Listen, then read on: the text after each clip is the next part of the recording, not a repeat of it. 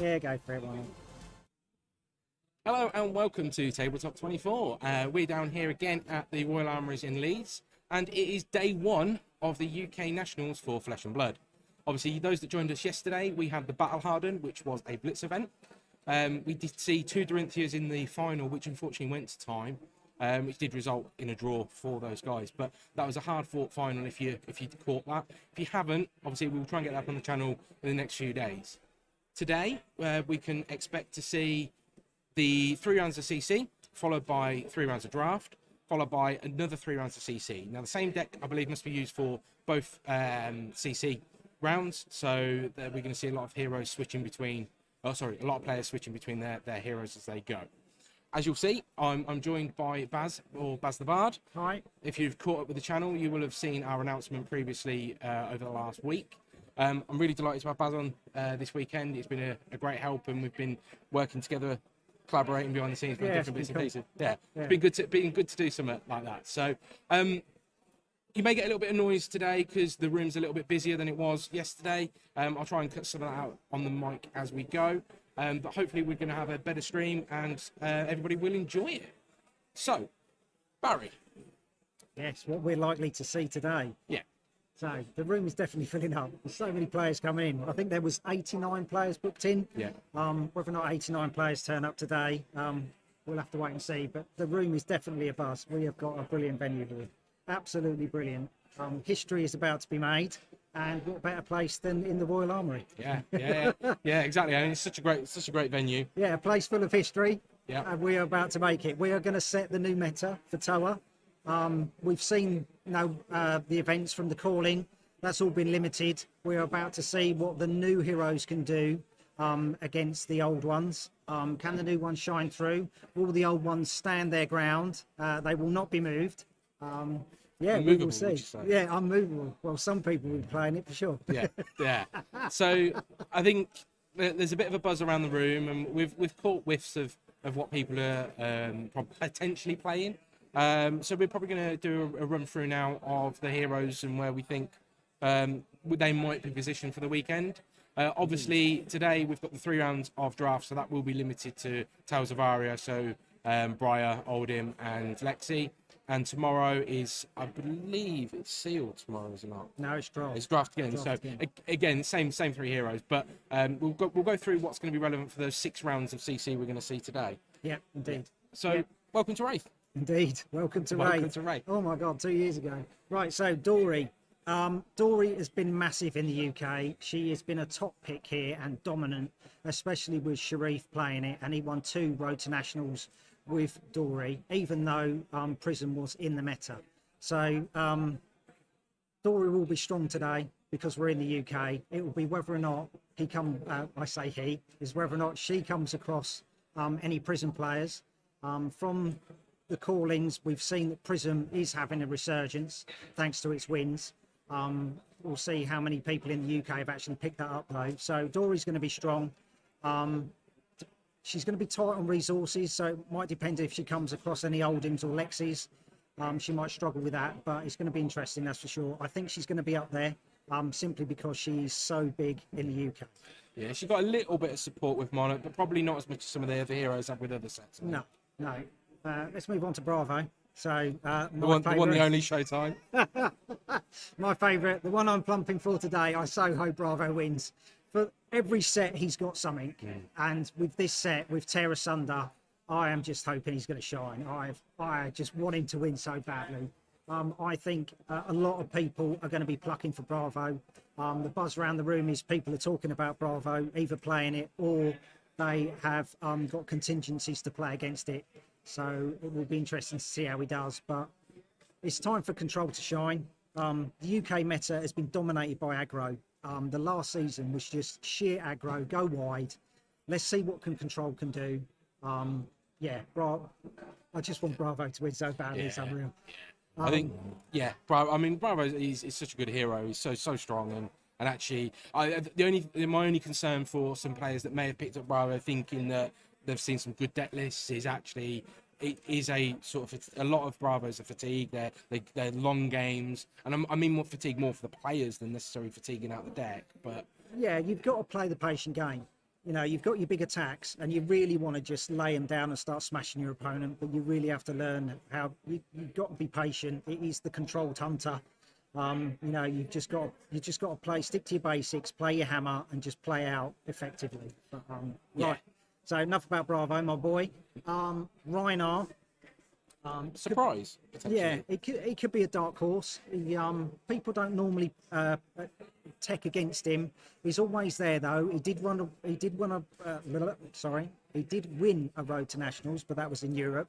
So he is a strong hero. It's just if you like gambling, and it could be a gambling day. Yeah, it could quite well come down to a Reiner high roll for the. Yeah. I wouldn't be amiss if we see a Reiner player get through to tomorrow. Yeah. Brute has got some amazing stuff. Thing is, it's that hit or miss. People either love it or hate it. He's a bit Marmite. But if you stick with him, it's learning the plays. You think he's easy because you are just smashing those cards and intimidating, but he's not an easy hero to play. You have to stick at him and take the good with the bad. Yeah. So probably get a bit more onto the good with the bad with Brute in a little while. But so Katsu rounds out our original 4 heroes. Yeah. Katsu, really strong. Always been strong. Won 3 road to nationals in the UK. I don't see any reason why he's not going to do well today. We've got some fantastic players playing it. Finbar, Simon Denning is an amazing Katsu player. Whether or not they are playing Katsu today is another story.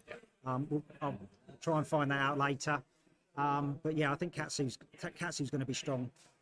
Again, there's no reason why not. Yeah, there's no reason why not, is there really? Not really. I wonder if potentially people have switched because of the fear of frostbite potentially, or that they want to see, they expect everybody to change, so they've changed just to go with it. So that's where everyone's been testing for the last sort of like few weeks, just to try and hone it down. Do I stick with my old hero? Do we move on? So let's move on. Arc Dash. People worried because of the new Rampart shield with Oldhim coming in. Will that make Bravo's matchup against Dash better?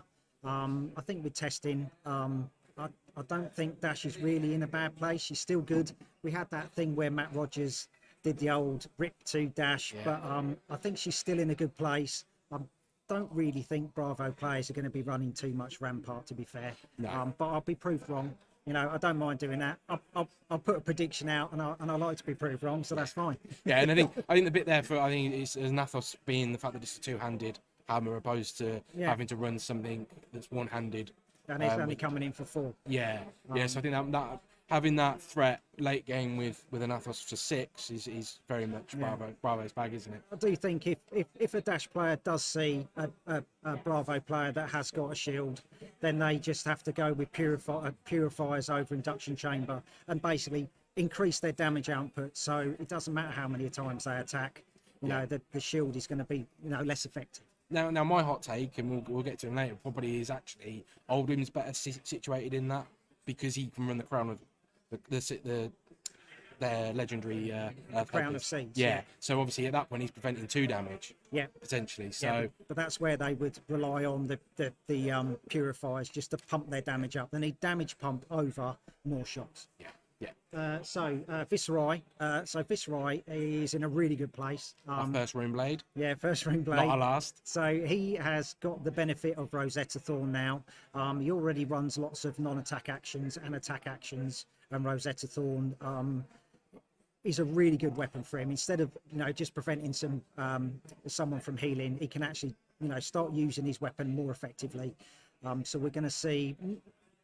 Not necessarily an OTK deck. From what I've seen now, it's more of multiple attacks with 3 to 4 rune chants being made in between attacks. So 1 or 2 attacks, 3 or 4 rune chants being made per attack as well. So it'll be good.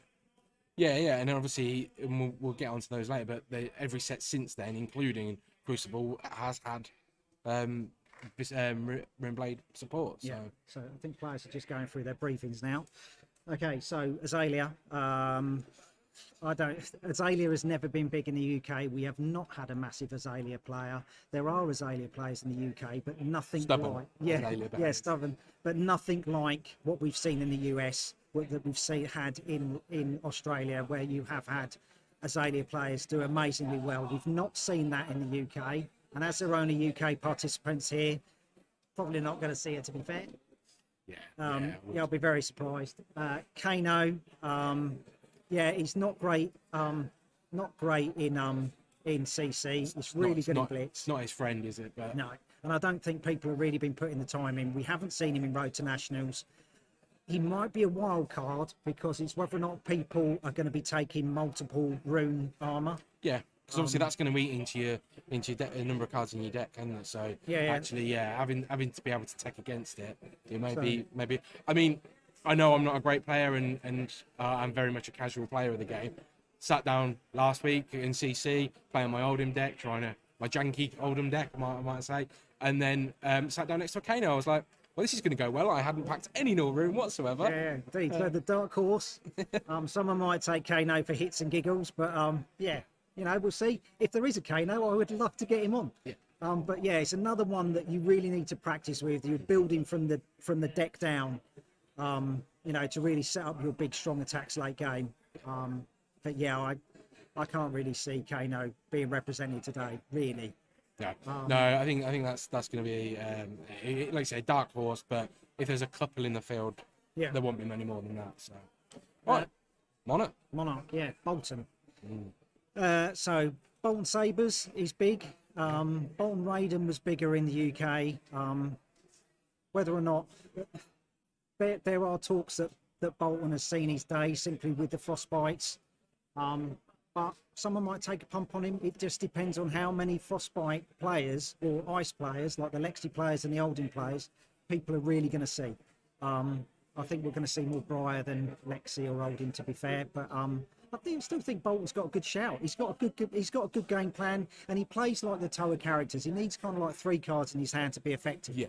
So, but there is that versatility. Yeah, it's just how people can pressure his resources. Yeah, I mean, I won't bring up our game, Bolton versus, but I'll bring up my game against George. Now, for those people that know George, he's a very good Bravo player. Yeah. He is. And my Bolton deck is janky as. It doesn't run half the cards it should do. But late game, being able to go, right, I'm going to charge, I'm just going to go in for 3. If you defend that with a sack action, which Bravo's mainly running, he then goes to 4. So it's stripping 2 cards out of hand. Late game, that's... Yeah, it was still... Killer. When you talk to George about the Bravo Bolton matchup, he would say it's 50-50. Yeah. It does depend on if he can get his defence reactions at the right time. I think with Bravo's new kit, Bolton is seriously going to struggle. You get a Terror Sunder turn off. He's stripping cards out of your hand. That's followed up by a crippling crush. Bolton's pretty much done. Yeah. And I will say, although I did win that game, it was very much unfortunate for Georgie. He pulled a hand of stuff he couldn't use. I mean, he dominated for 5, and that's a very low roll for Bravo. So, it would be nice to see Bolton still do well. I think people have jumped ship from Bolton, to be fair. Yeah. And moved on. We move on to Prism. She's going to be strong today. Mostly because of the call-in. She did well in the first call-in in the US. She did well in the ProQuest in Cincinnati. Really does mess with Dorinthia. I think we're going to see a lot of Prism. She's on the up. She's going to be good. Chain. Castrated Chain. The boogeyman. Yeah. Whether or not people use the list that was used in Cincinnati's calling, I don't know. Have they really had enough time to test? I don't know. I do think that most Chain players have probably jumped ship to Briar or gone back to Viserai, to be fair.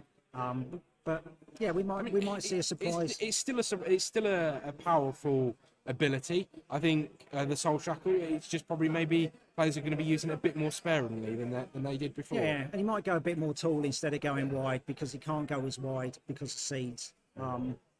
So yeah, it's a bit of a hard one to call. I do think a lot of the Chain players have jumped, to be fair. Yeah. But yeah, it'll be nice to see the breakdown on how many Chain players have stuck to their guns and they're playing it regardless. Yeah. Right, Levia. We mentioned coming back to high rolling brutes. I think if you're going to play Brute, you're going to play Reinhardt. You're not going to play Levia. But yeah, she hasn't done well in the UK. I know that Steel Fur has talked about her since, and he's had success. But I've not seen a high play from Levia in the UK. So yeah, I really don't think we're going to see her today. No, no. I mean, even someone from the Manuscrew crew thought about taking Levia, and and it was quickly shot down on what you're playing her for. Are you just playing to have a giggle, or are you playing to try and win? And that's the difference. Yeah, but he gave it a go in the Armouries, and it just didn't seem to work.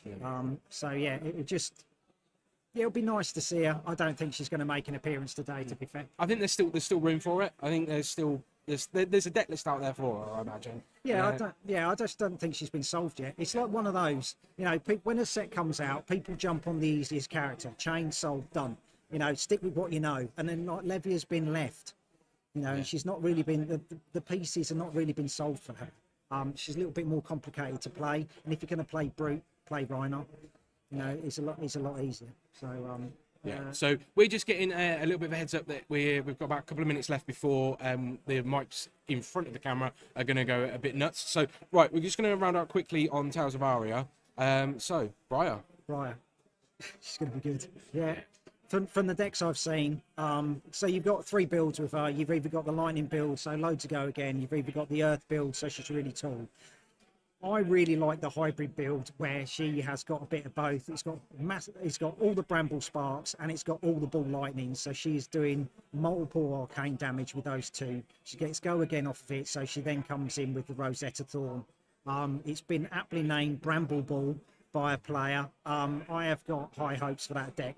That deck is going to be good, and it's going to be good to see what she can do in CC instead of seeing all the sealed and all the draft. Yes, we have got draft later. We are going to see Briar, and we'll get on to draft later. But Briar in CC, let's see what she can do.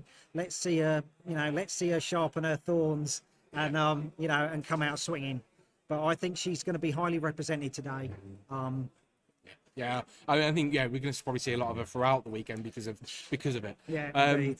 Sorry for all you people who don't like Briar.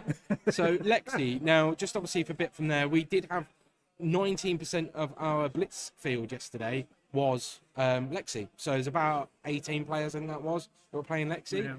I don't think any of them did very well. So is that probably a sign for today? I don't know. Thing is, it's like any Ranger player. All the Ranger players want Ranger to do really well. Yeah, it's kind of like Azalea's not firing on all guns. Let's go to Lexi. She has got a bit of a janky build that's out there at the minute with snapshots and Death Dealer. So Death Dealer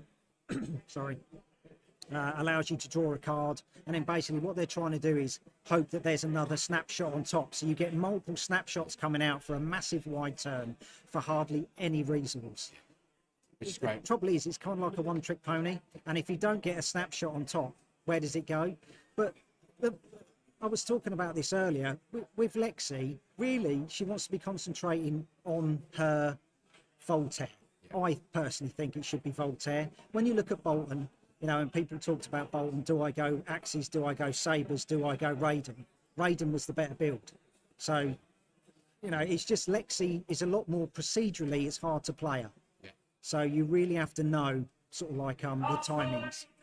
Right, just before we run out of time, Oldham, I don't think he's... you might get a few players, but realistically, do you want to be playing for time every time? 50 minutes. When he's a newer hero as well. Yeah, it's not been solved. We kind of like, if we go back to Monarch Quick and Levia, she hasn't been solved. Oldham hasn't been solved. He's only been out a month. I think it would be easier to solve, but I think... He's about deck construction, whether or not you want to go the old Guardian cards with a few sort of like ice cards, because the ice cards and the earth cards don't block for a lot. They've only got 2 armor. But he's a puzzle that's not been solved yet. I don't think people want to be going to time. And if you are going to time, how much time have you got left to recharge your brain? You know what I mean? You haven't got unwind time. You are literally 1 game finished, 1 game starting. It's just like, it's not 9 games today. You ain't going to make it. You're Yeah, not going to no. make it at all. Yeah. So I think our top picks there are Dory, Bravo, and Briar potentially. Dory, Bravo, Briar, Katsu. I reckon they're the ones. Maybe Rhinar getting in. Someone rides their luck and gets a Rhinar in. That is going to be brilliant. That is going to be absolutely And amazing. that could quite well shake up the top cuts. Yeah, totally. Yeah. So, right. So, if you've seen any of our live streams before, we always have a little bit of content that we put on in the background. Now, we will put that on. You will get a bit of transition, but we will be feeding in different content throughout the day. We'll keep you apprised of when things are going to go. Now, the first round is due to sort of commence any minute now. So we will put some on, and then we'll go and get that set up. Barry will be back throughout the day with a lot of different players. I will be popping in and out, and I'll be behind the scenes sorting out a few bits and pieces and doing a bit of work on the voice there. So yeah, we'll have a bit of a catch up later when draft starts. We'll talk about draft, a few things to look out for. We haven't got a camera on the tables for draft. I think that when draft begins, everyone is randomised into pods. So you haven't got all the top players basically drafting on one another. So we'll have a bit of a chat about that.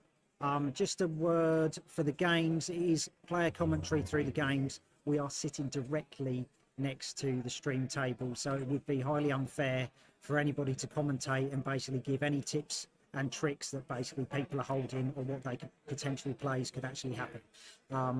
It's just unfortunate, but that's just the setup today. and those in the UK Discord, we've been quite clear about that. Our main bit is that the players that are here have a really good time. And whilst we're going to be streaming the games, that's stressful enough. Yeah. If you then can hear somebody out the corner going, well, that was a great play, or this is what they've got in that, it will be off-putting. And we don't want that. So, right, we're going to cut it there. We're just going to put that back on, and we'll be back soon, hopefully, with round one. All right, cheers. Nice.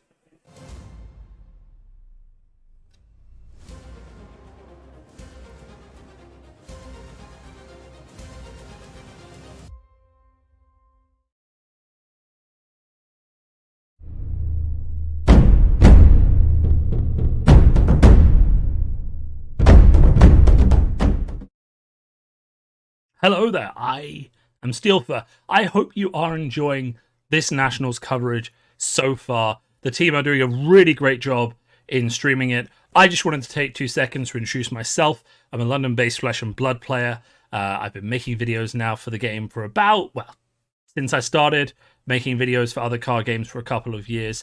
I have a YouTube channel. That's where I do most of my content. That is called Steelfer on YouTube. You can search for me there. I really, really just love the game of Flesh and Blood, and I love bringing content to all of you guys. I also have giant plants in my room. Everyone likes giant plants. Maybe come and give some of my videos a watch. I focus on strategy. I focus on talking about the game, talking about the market, the environment, and feedback around the game. I focus on... I have 2 playlists, basically. One is called Steel First Speaks, which is me just talking about the game, having a bit of a ramble, going in the ins and outs of things that are happening, what I think about them, what other people are saying. And I have Steel First Supremacy, which is a playlist that focuses more on strategy, competitive decks, deck techs, what you're seeing at Nationals, what decks are winning events, why they're winning, who's doing well, all those kind of questions. So if any of that stuff sounds interesting, please come along, give me a like, or if you see me around at the event, assuming you are watching from the event, which I know people often do, or you're just chiming in, or if you see me at an event in the future, please do come and say hello. I'm very friendly. Although I am a bear, I do not bite.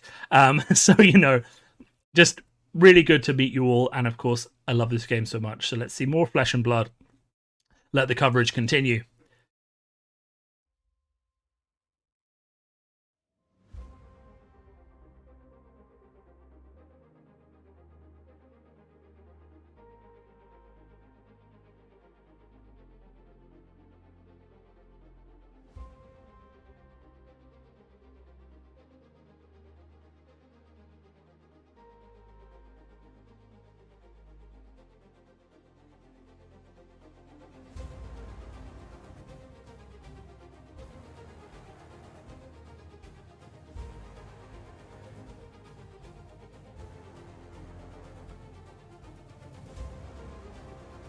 Whilst our players just get seated for round one, we will pop on another one of our content creators, Towering Titan.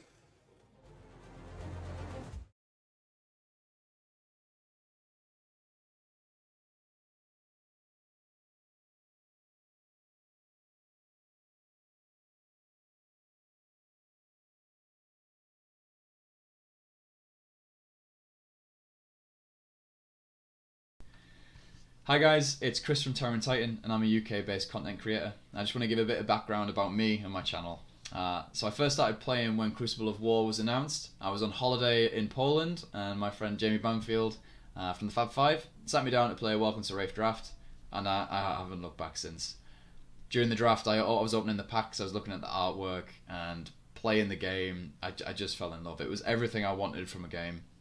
And when I got back from holiday, started doing more and more research on Flesh and Blood, and I just knew this was the game for me and the game that I wanted to devote most of my time for. I've always wanted to be a content creator and make content for the games that I play, and for Flesh and Blood I just thought, well, this is my chance. I'm going to go and do it. So I first started streaming my games from online skirmishes when the UK was in lockdown.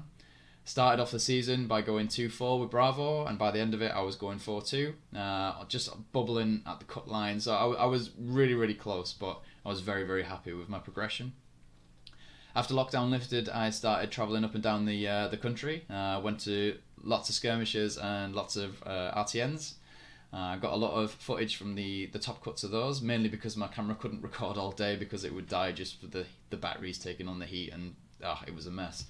But I normally record the top cuts of games in the finals, upload that footage to YouTube with a bit of commentary, which is a bit of entertainment for people who's listening, and also explaining why players did certain plays, mainly for the newer players who are watching the footage. And I've really, really enjoyed doing that. Started up a new interview series as well named Showtime, and I'm going to try and catch as many interviews as I can with people around the Fab community. And I've also started doing vlogs as well. So I did a vlog from the Tales of Aria pre-release weekend, where we did 4 events over 3 days, and I managed to live stream them all. Put together a little bit of footage afterwards and made my first ever vlog, which I love doing. So I'm going to hopefully carry that forward to any big events that I do. I'll try and record a vlog and upload that footage for afterwards as well to YouTube. So I have 3 accounts. I have Facebook, I have YouTube, and I have Twitch, which are all shown just below. Please feel free to check me out, and thanks very much for listening to this, and thank you very much for Tabletop 24 for streaming the event as well and putting this all together for us all. So a big thank you to you guys, and if hopefully I'll see you soon at a UK event. If not, hopefully in the future just an international event. It'd be great to catch up with people and just talk Fab. So I'll see you guys then. Catch you later now.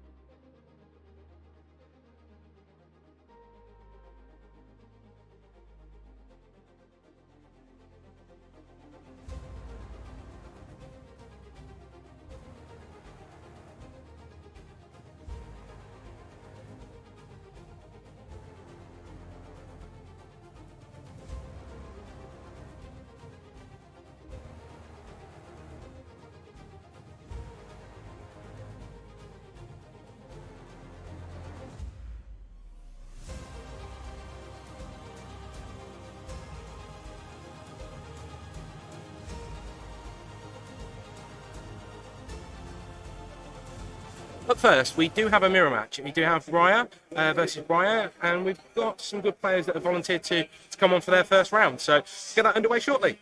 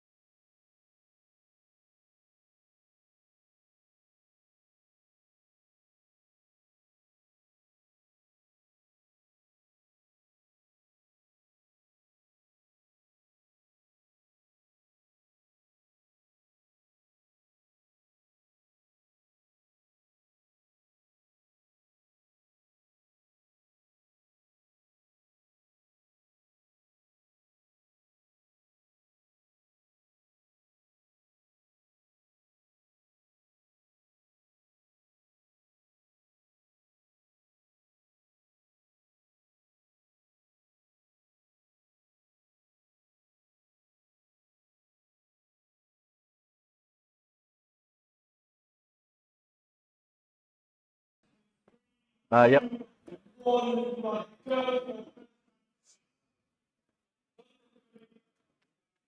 Ooh. 1, 2, 3, 4. We all good? Yeah. Awesome. Well,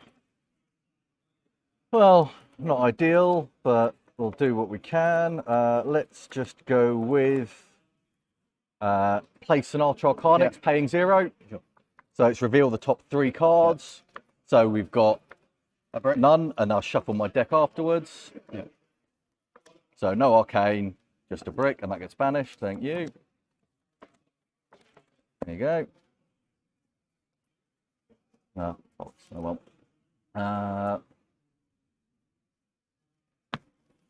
I will then just come in with a Ravenous Rabble, revealing the top card. It's a red pitch, it's coming in for 4.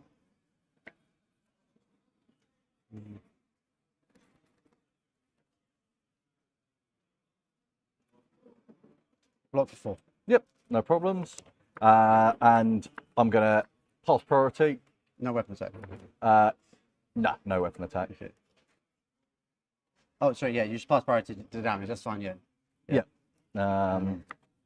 So no attack reactions, no Sure. defense reactions. I will then pitch 1 Rosetta Thorn for 2 and 2. I'll take 2, yeah. Are you blocking the physical? Oh, sorry, do the arcane first. Yeah. It's just 2. Non-attack attack. Oh shit, sorry, yeah. So 2 arcane comes in. Yeah. Hmm.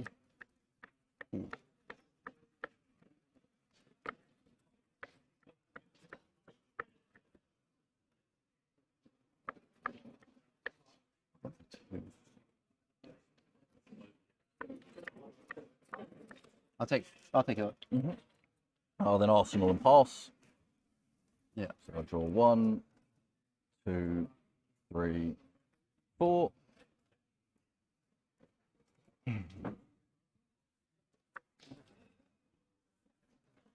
Scarf for 4.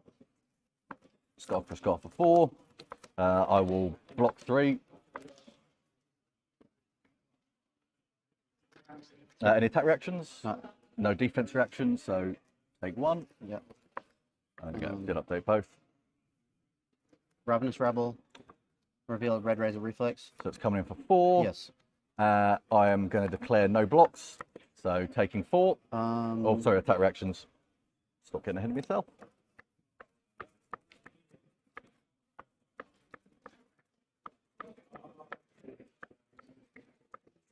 Lightning Press it. Yep. So I'm taking 4, 5, 6, 7. 1, 2, 3, 4, 5, 6, 7. Down to 32. That's it. That's it.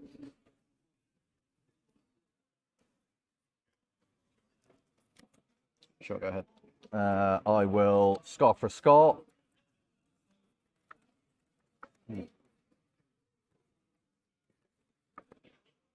Oh my god. Ugh.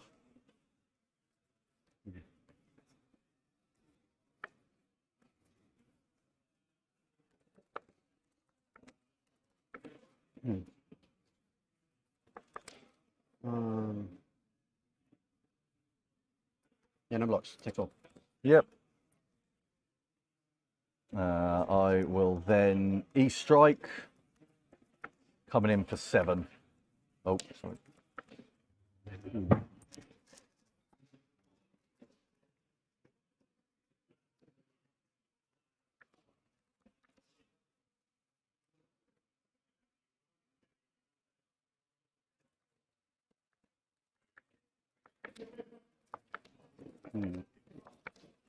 No blocks. Yep.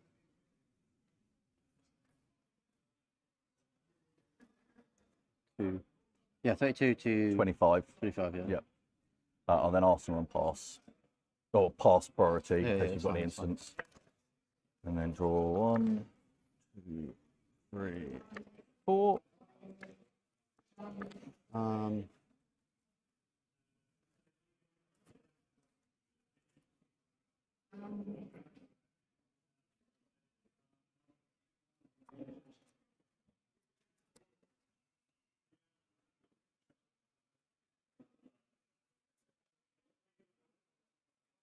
Snatch for 4. Yep. I am going to declare no blocks. I'll pitch a Red Weave Razor Reflex it. Oh, yep. So I'm taking how much? 4, 5, 6, 7. 7. 7. 25. Down to 25 as well.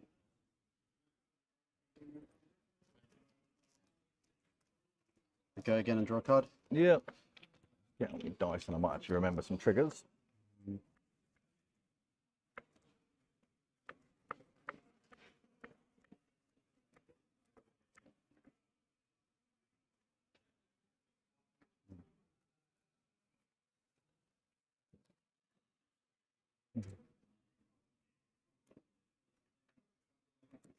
Lightning Surge in hand. Search for 4, yeah. Going to declare no blocks again. Yeah, I'll Lightning Press it. Yep, so I'm taking 7 again. 7 again. So down to 18. Yep. There we go, down to 18.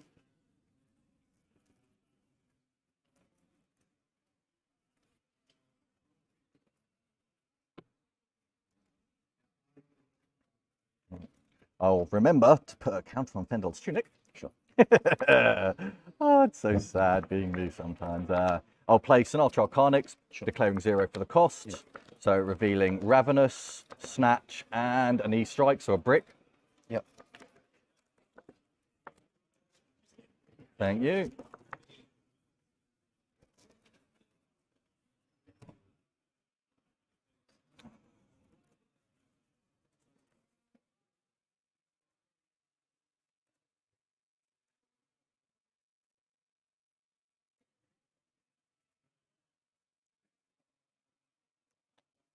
I will then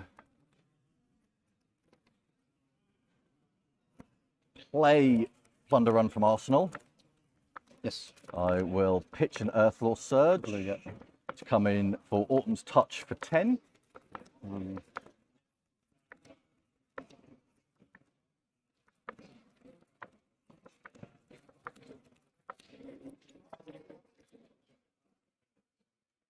Take it, yeah. Take it, yeah? Yeah, take it. So I get to draw a card. Yeah.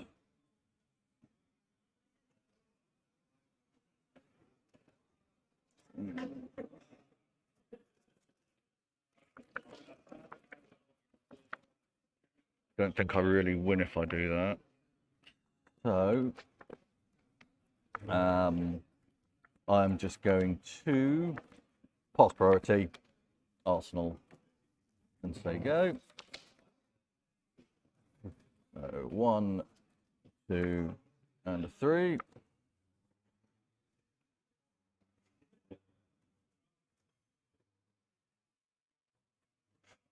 Thunder Run from Arsenal. Nice. Nimblism. Ooh. So I make an embodiment of lightning. Yep. I'll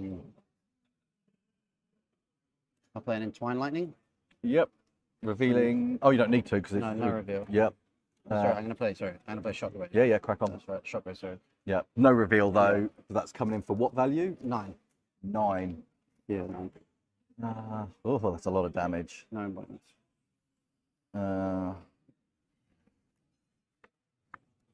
So my turn, I do that into that. I am not going to block. Yeah, sure. Take 9. Take 9 down to 9. Draw a card, make 1 embodiment. 8, 9.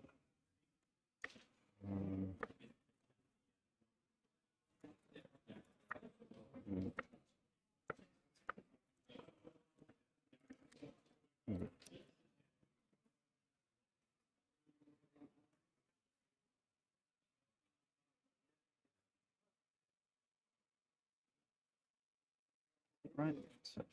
That's right, take your time. Wave Lightning. Entwine for 7. Yep. Any fuse? No fuse. Going to take 7. I'll give it a go again. Yep. I'll go down to 2 life.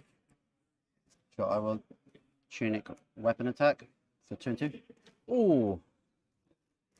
Right. So Arcane first. Yes.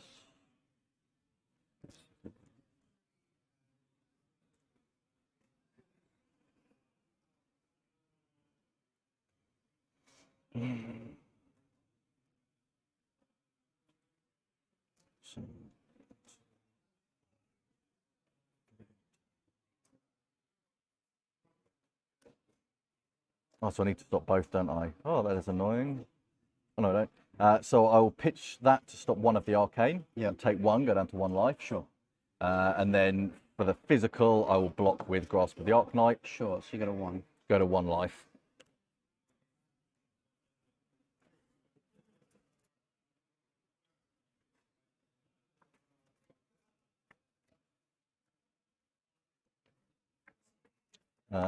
Right, that was more than a little bit painful.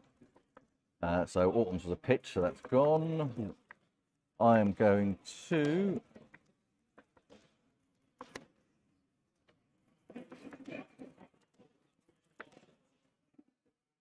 tick. My well thought out plan was not as well thought out as I thought it was.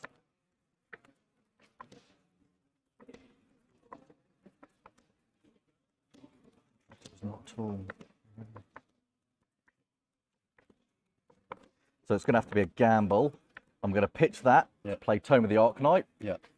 reveal the top 2. So we've got a non-attack and an attack. Yep. Put them both into hand. I will then Bramble Spark, Yep. revealing Autumn's Touch, Yep. into Bramble Spark, revealing Autumn's Touch. Yep. I will then, so that gives me an embodiment of lightning. I guess you technically missed the trigger, right? Because you played 2 Bramble Sparks. Oh, and yeah, then I tried to guess trigger so. Is it a May effect or is it it. just You whenever can- you? We can call a judge if you like. Yeah, yeah. Yeah, sure. Judge!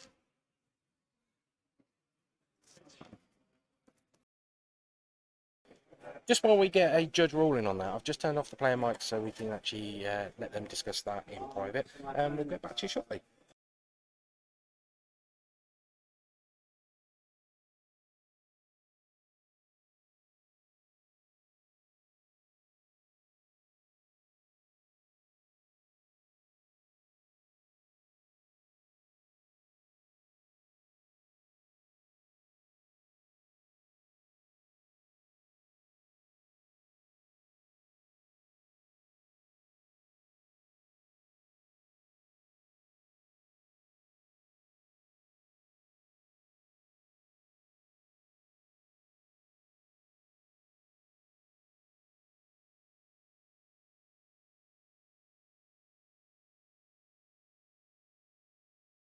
That was a embodiment lightning mist trigger. Arsenal. So it's coming for 7, 8, 9, 10, 11, 12, 13 with 2 arcane triggers.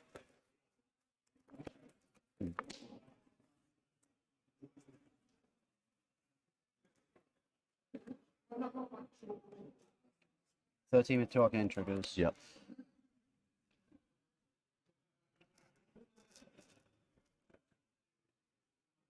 Oh no, you've got arcane barrier of 1. Block it like that, yeah. So the 2 arcane goes through first, Yeah. which will pump you down to 13. And then you're blocking 3 of its 7, 8, 9, 10, 11, 12, 13. So you're going down to 3 life. Go down to 10. Go down to 3, sorry. 3, sorry, Yeah. not 10. It gives me a 3rd embodiment token. Yep. And that will end my turn.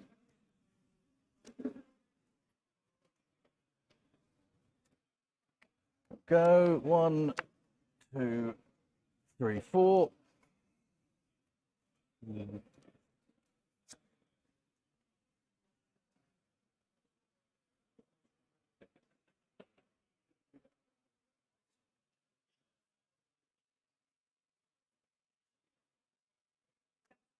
Oh, yep.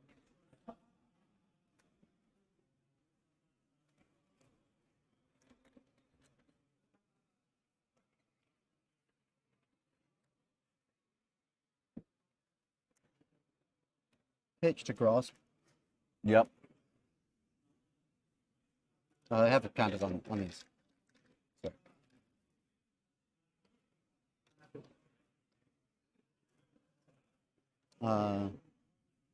So ball lightning ish. Fucking It's coming in for 6, isn't it? yeah. So I know if you've got a press or something, I'm just dead anyway. So let's block for 5, 6. 3 embodiment tokens. Yeah. It's fine.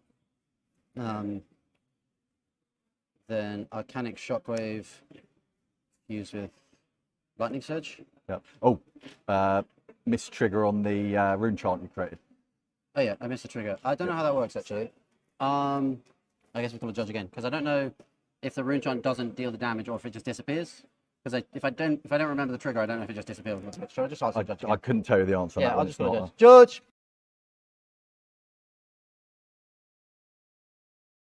Okay, we've been asked why we're giving the players some privacy in between judge calls. It's just to allow them to discuss in full with what the judge wants. And we don't actually want a pressure decision on that, so we want them to think through their process. We will always update you after the call about what that's going to be.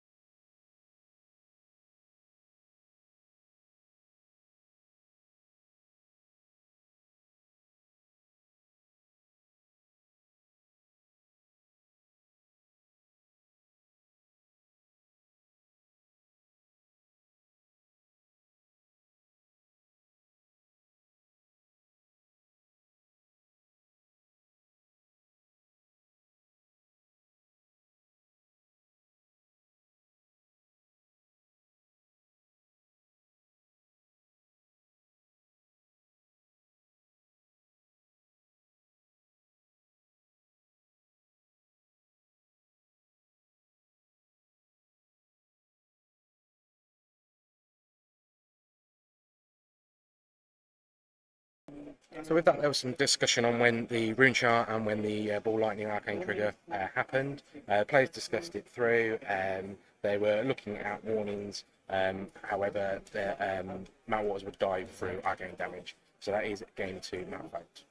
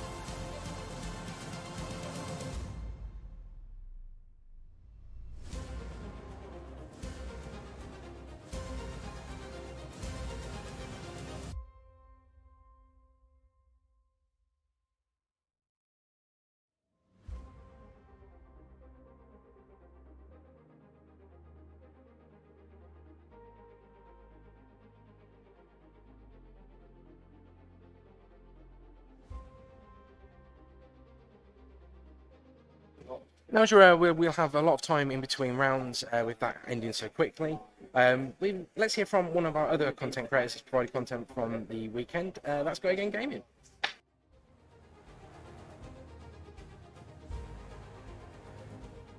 Hello to everybody here at the Flesh and Blood UK Nationals. Hope you're all having a fantastic time and I wish you all the best in your future rounds. So the folks that are sort of broadcasting and streaming this event, Tabletop 24, got in contact with me to just fill in some gaps with regards to the coverage here at the UK Nationals. And if you don't know me, if you haven't come across me before, my name is Az and I run the Go Again Gaming YouTube channel.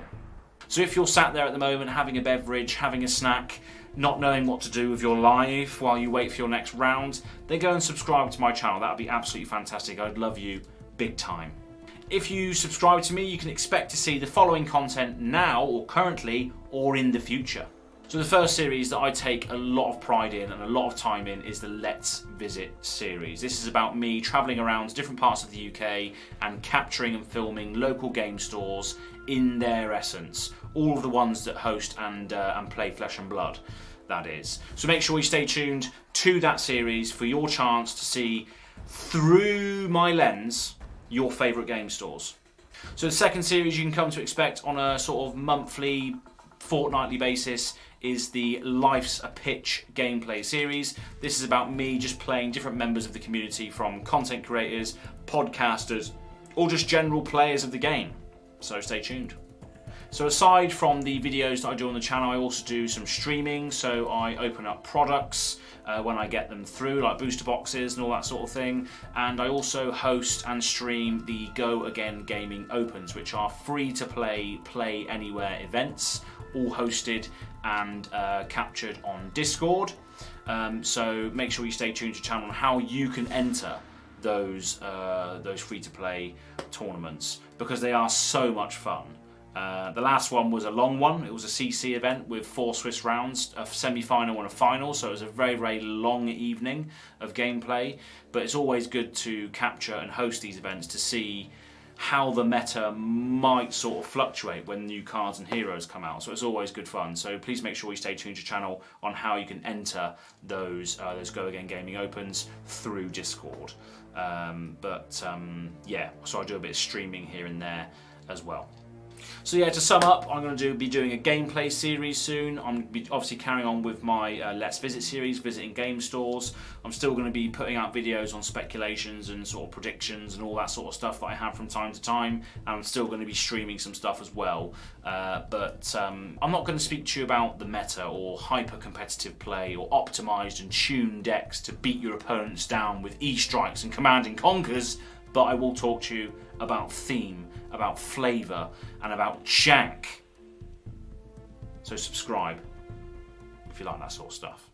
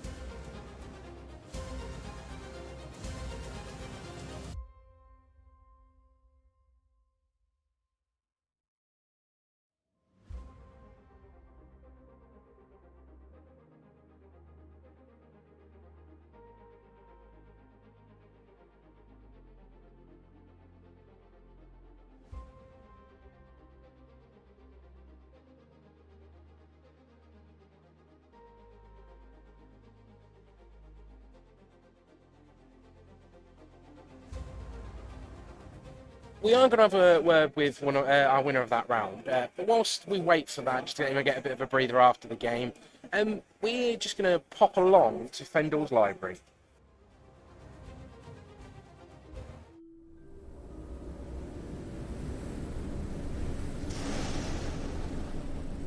Hello there, traveller, and welcome to Findel's Library. And not just Findel's Library, but the restricted section of Findel's Library.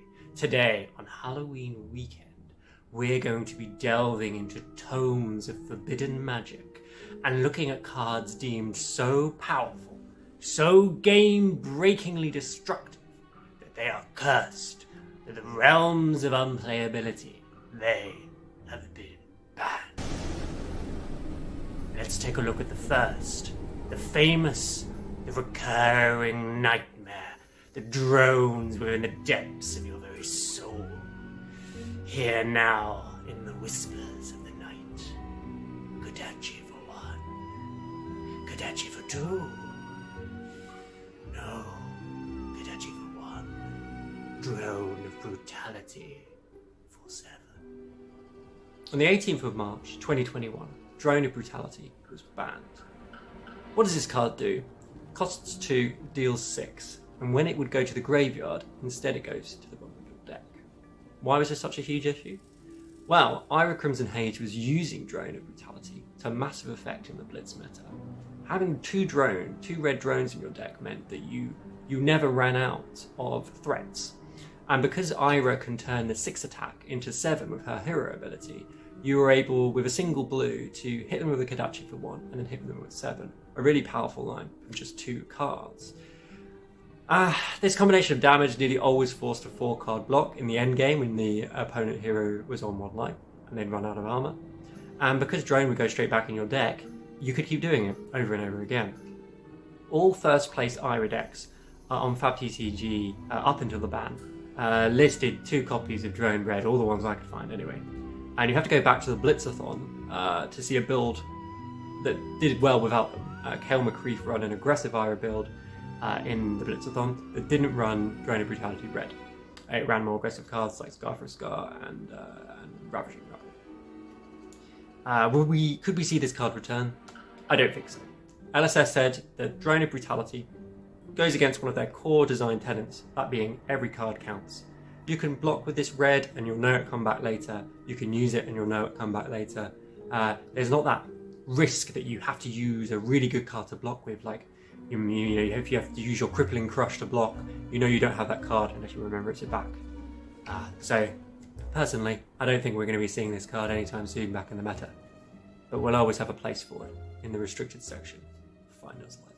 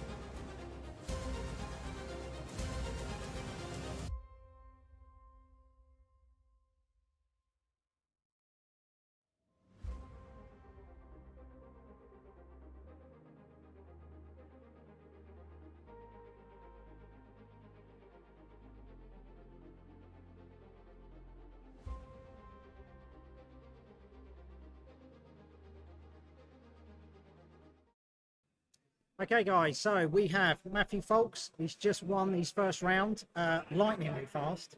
Yeah, very quickly. There's Not a whole lot of blocking in that matchup. No. No, not at all. So that was, hopefully we're settling the debate of Briar Lightning versus Briar Earth. I'm not sure actually. I haven't had the chance to see. It's Brendan Patrick from Arsenal Passes list, I believe. Okay. Who played it last week, and I haven't had the chance to see that much of their list played, and it can do some crazy things. We didn't see it in this game, but with Channel Mount Heroic and Force of Nature, they can have like 30 damage turns. And if he has one of those early, I can't. Me or no one can do anything to stop that. Like that, you just lose.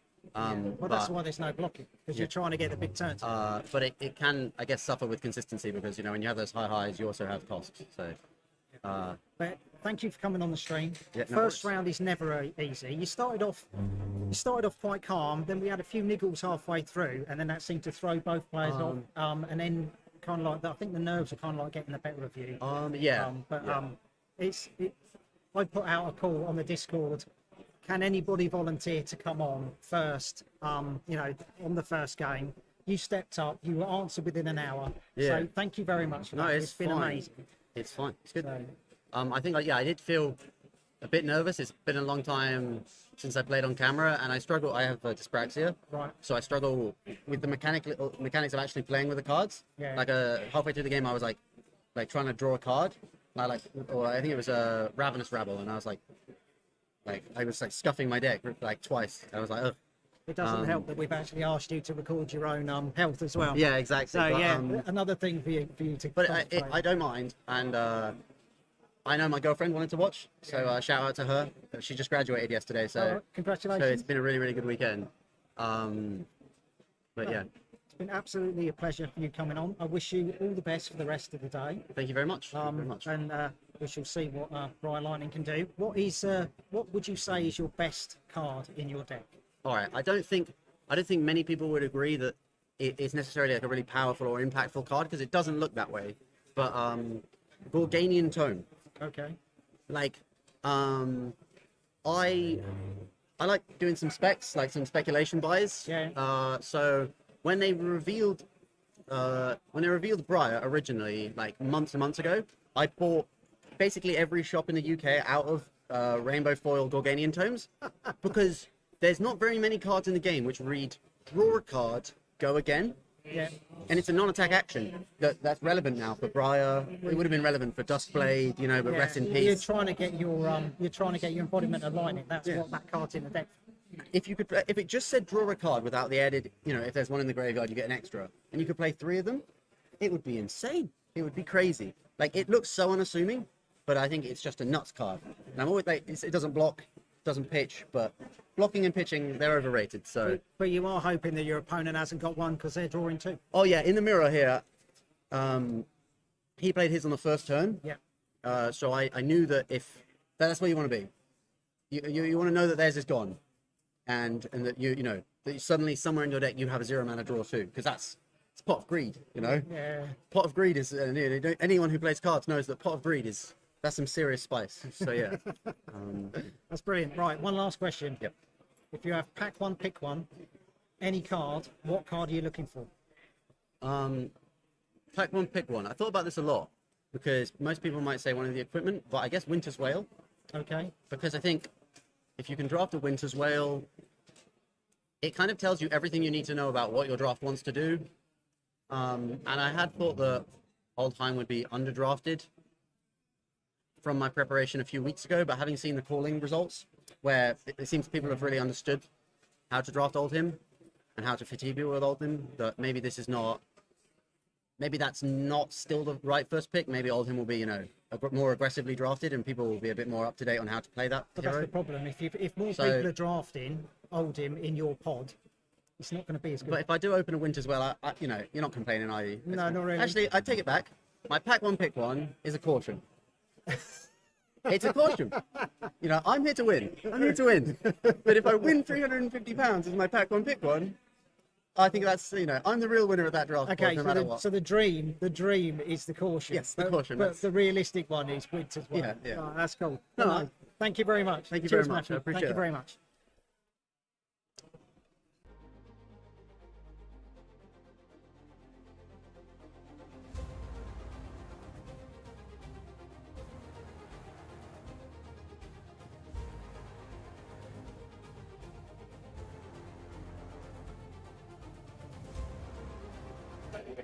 So thank you for Matt to jumping on there to speak with Barry. Heard a bit about his deck. So we've heard from Steel Fur already once and his content, but he's kind of put a video together for us of what type of decks you may be seeing over there this weekend. So let's put that through for you now. Hello and welcome to this special UK Nationals stream coverage interlude episode of Steel Fur Supremacy.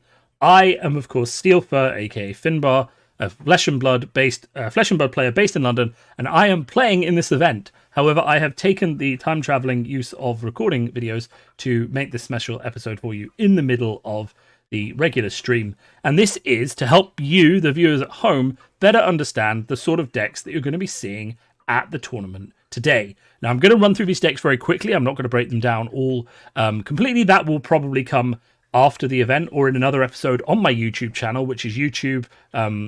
Basically Steel Fur, just search for Steel Fur, you'll find me. I'm the dude with the bear avatar. And yeah, we're just going to run through quickly the decks that you are very likely to see on this stream to give you all basically a better understanding of what could be going on. We're going to use as our format the decks that have recently been doing very well at the callings. I imagine a lot of people will be playing these decks or decks similar to that. We have, of course, the Prism deck that won the calling in Dallas. We have, we'll have a look at the Bravo deck that won the calling there. The Chain deck, we'll have a look at both of these Briar decks, of course. We'll have a look at the Lexi deck, and we'll have a look at the Katsu deck. These are what people are dubbing as our meta heroes. Let's also have a quick look at Oldhim and a look at Dash. So there's a lot of heroes to get through in a very short time. So let's start off with Prism.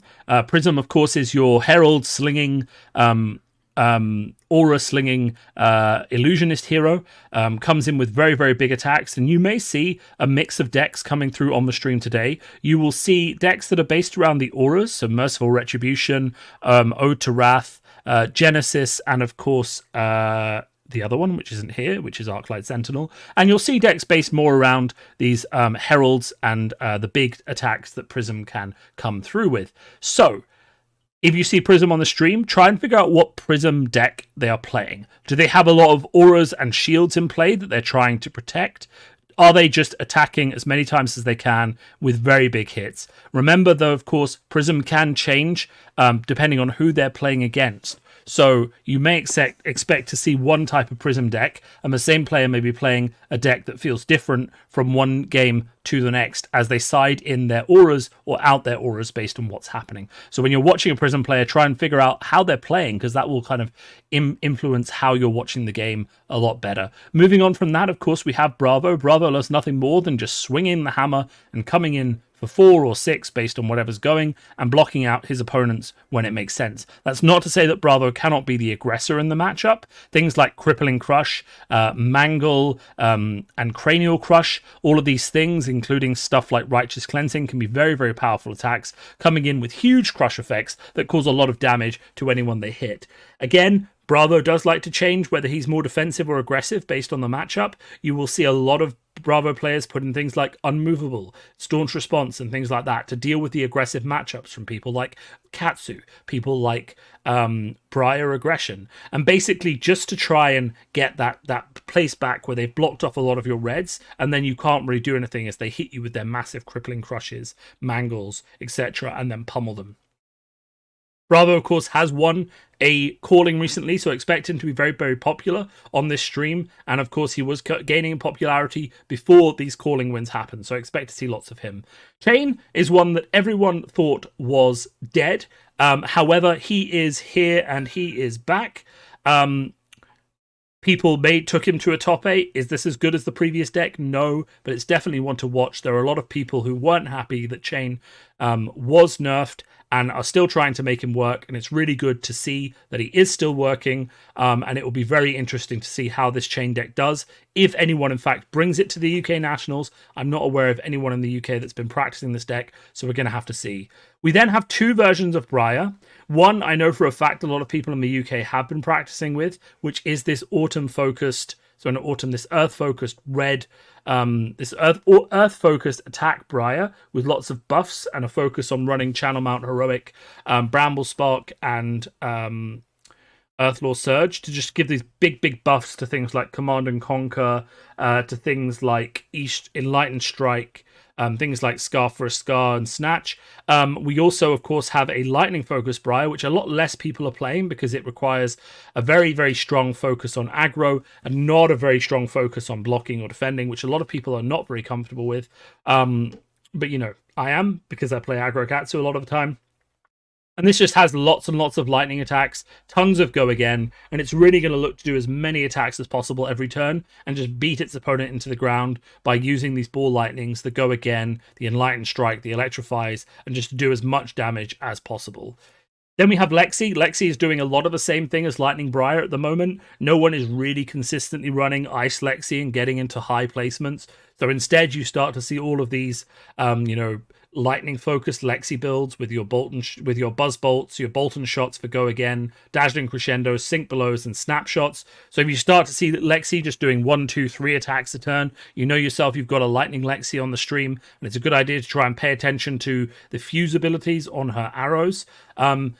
And whether or not she's fusing something like Snapshot and can therefore use her bow 3 times again, 3 times, not a 3 times again, instead of 2, is a really important thing to notice. It's also worth noticing very carefully whether, of course, they have fused any of their other cards like Buzzbolt, whether they're going to get that extra damage if it hits, whether Bolton Shot is blocked or not, because that can allow a reload, which can lead to a much bigger turn. And of course, when they play their 3 of a kind, which this deck is not running, but most Lexi decks are going to run 3 of a kind because that is a huge card. But remember, when someone plays 3 of a kind, they cannot play cards from Arsenal. Then we have, of course, my own personal favorite, which is Katsu. This is a much more defensive version of Katsu than I expect we will see at the UK meta, because we tend to have a lot more aggressive Katsus. You can see this has snatches, more flick flacks, and more defensive options in it. I think it's running 9 or so defense reactions, which makes it more of a mid-range Katsu, whereas you can see a lot more aggressive Katsus cut those defense reactions, except on the sideboard they might have unmovables for the Bravo matchup and maybe some Sink Belows for the Bravo matchup as well. Still, this is still a very aggressive Katsu list, so I'm not really surprised to see it see it run the cards it does, but we will definitely see Katsu on the stream. Remember, when you're watching Katsu, it's about understanding how many times they've Kodachi'd, what they pitch to blue, is it a 0 cost? Are they going to stab? How many resources do they have floating? What is the next combo piece in the chain that they could play? Because that will let you understand at a greater level how their opponent is blocking and what that means for the rest of the turn. Then we have Bolton. Bolton loves running the sabers. Bolton loves comboing. If you're watching Bolton on the stream, the main thing I want you to understand is the difference between the two weapons. If he is running the sabers, that means that he is building up to a combo turn. If he is running Raiden, then he is building more of a mid-range steady damage build. Okay? What that looks like and why that's important for the stream is that you may think the Bolton player is losing if they're taking damage and just going through their deck, charging, putting cards in their soul, but not really doing massive turns, just, blocking a lot and letting a bit of damage leak through, but making sure to charge their soul every turn. If they have a sabers on the table, don't worry. Everything is actually going according to plan when that happens. And really all they're looking for is a turn where they get double Luminous Ascension, and they're going to come straight forward in with a really powerful aggressive attack where they could do upwards of 20, 30, 40 damage in a turn. So don't worry if they've got sabers on the table and they're blocking a lot. Things haven't gone badly. They're just biding their time until they can get their combo off. If they have Raiden on, then of course they should probably be a bit closer to that. So Dash. Dash is our pistol swinging, boosting, aggressive hero.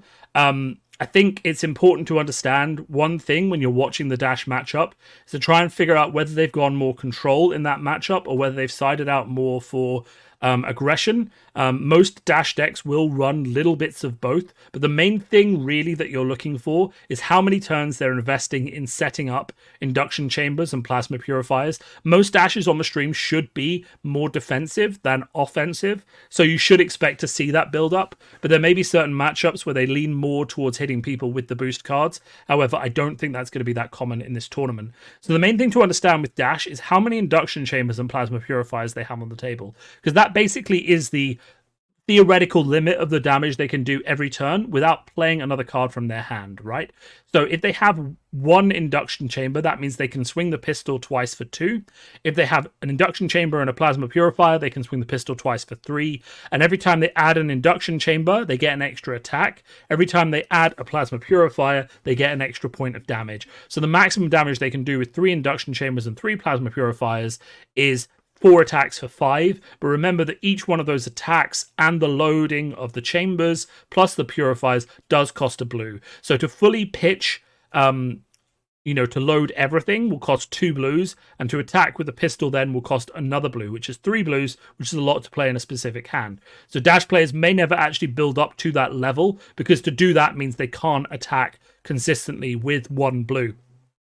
Remember that 1 card in hand, 1 blue, can get dash a maximum of 6 damage, right? So that's 1 plasma purifier charge, 1 induction chamber charge, and 1... Oh no, actually not even. They basically have to choose, right? So if 1 blue can get dash a maximum of 4 damage, right? Because they have induction chamber once, the pistol twice, and that's basically what they've got. 2 blues, however, can get dash a maximum of... and it kind of depends on what the board state they have is, but you add in a plasma purifier and an induction chamber and another shot of the pistol, which basically means you're going up to 3 shots of 3, so 9 damage. So it's a good idea to just keep an understanding of how many items Dash has on the table. And that is it for the main deck overview of this. So hopefully you're watching this fairly early on in the stream, as I've sent it in a bit early as a kind of like prepared video. And I really think this would be a good one for you guys all to watch early. So if you're watching this at home, I really hope this has helped you understand just briefly 1 or 2 of the things you should be looking for when certain decks are on the stream and when certain people are playing. And hopefully that will give you a better understanding of what's going on the table and how you can take that home into your own games when you're playing against these decks. Remember, these aren't the only decks you'll see on the stream. There are people playing Viserai, there are people playing Levia, there are people playing other heroes that aren't included in this list, but this I just thought was a really good way to get an overview based on the calling we've just seen and give you guys a bit of a head start on understanding the decks you're going to see at the Nationals on this stream that's happening. Thank you very much and have a great day.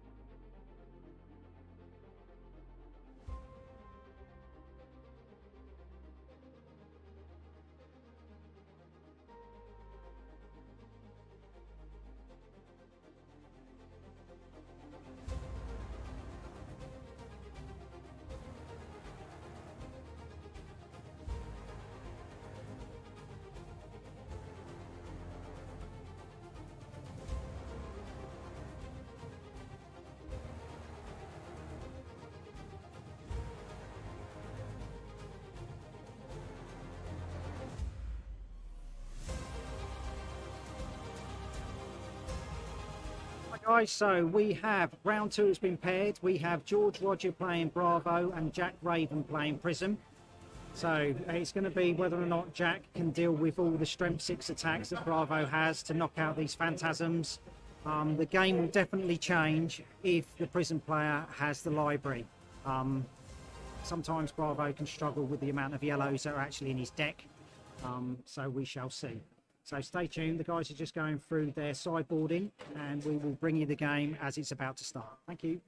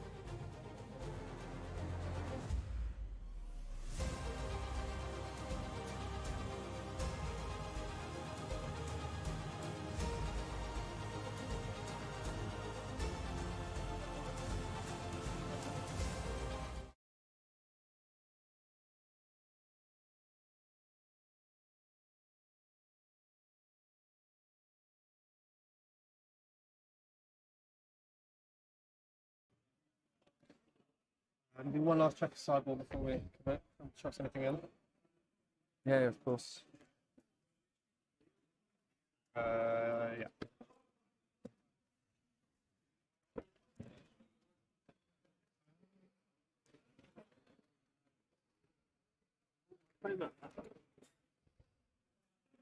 Oh yeah, I guess use the playmats.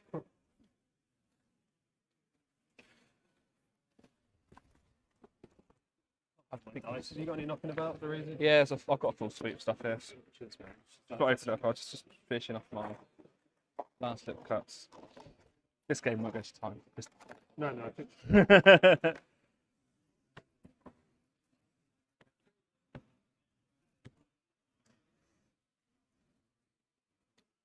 Well, how do you want to do first player? Just high roll? Yeah, sure. 4. 3. Ooh. I'll go first. Is that all right? Sure. Good luck. Thank you. I'll just put a load of counters and stuff here if you need any of them. Perfect, mate.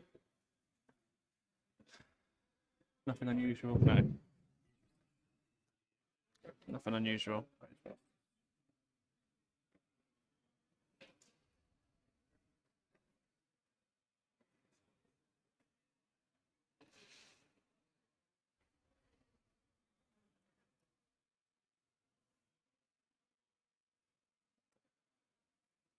Crit surge. Oh.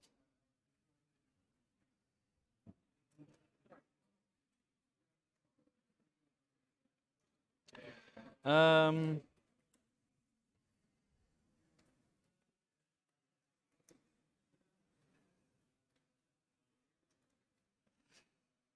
I'll end my turn. Do you have any instance before I end my turn? No. No? Okay, so it's fine. I will put this. Where am I asked?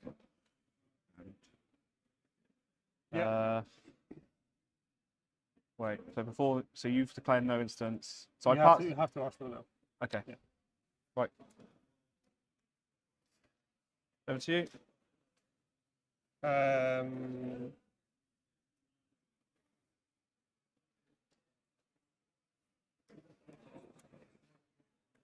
One floater. No go again. Oh. Moment. Righteous cleansing. Block.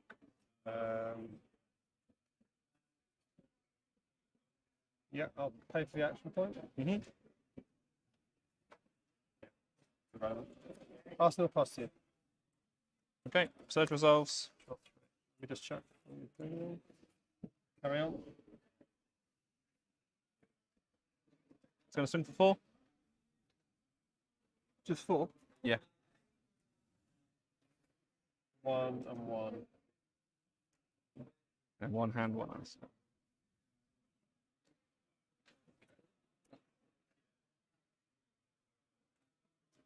No block. Reaction.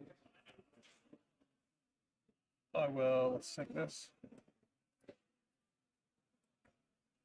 Okay. Sigil.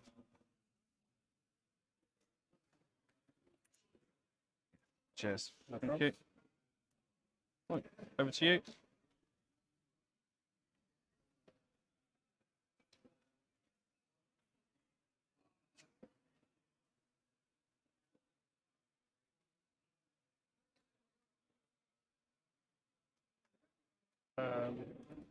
Pitch 5 for no to wrath. Yep. For 1, if it hits, you take 2.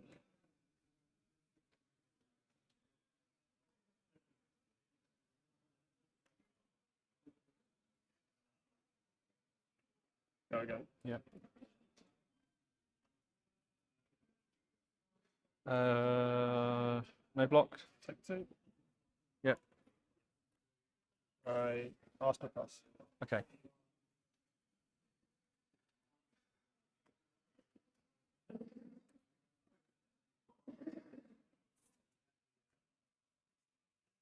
Crit surge. 4 go again.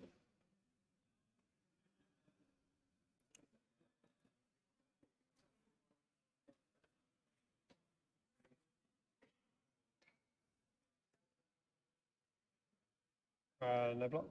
Yep. 6. Checklist. It's slow. And then I will break your Otraf. Yeah, I won't do anything. Okay. Your turn. I'll pay 6 for an Arclight. Yep. Play an energy potion. Okay. And then my turn.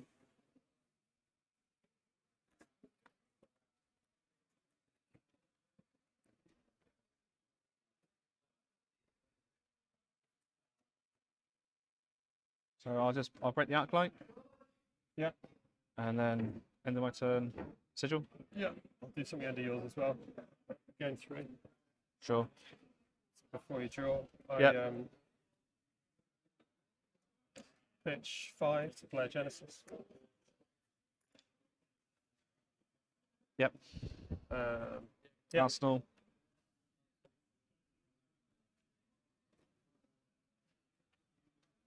Surge. Over to you then. Start turn, Genesis. I put Yeah. 1 in and make the shield. On pile. So 37. Oh no, you don't heal for this one, just goes in. Nope.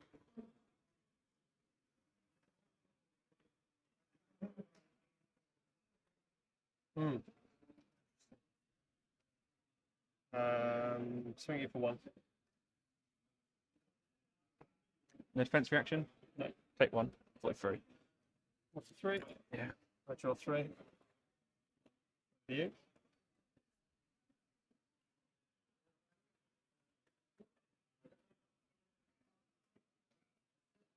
Crit surge.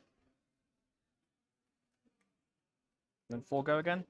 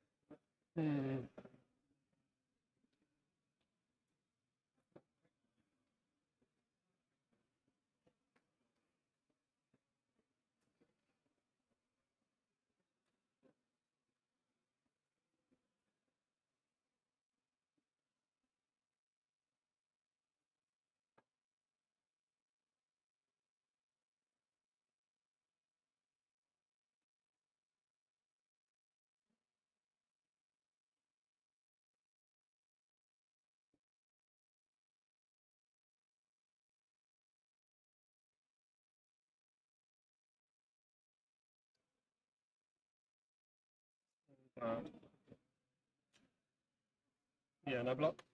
Okay. Lose a shield and lose 3 health. 33. And I'll break Genesis. Okay, over to you.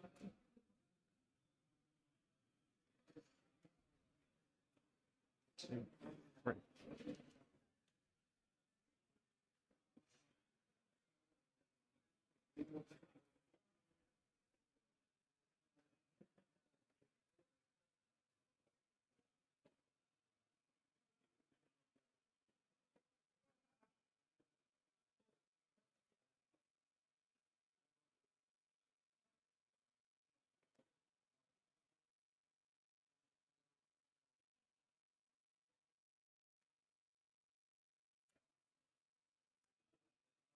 Ravages. 5. I'll break it. Yep. Pay 1 for the action point. Yep. I'm floating.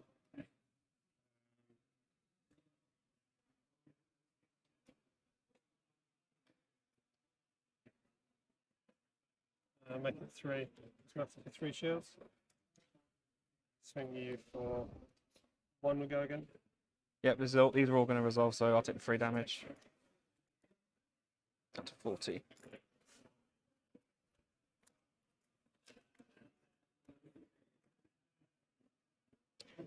This resolves.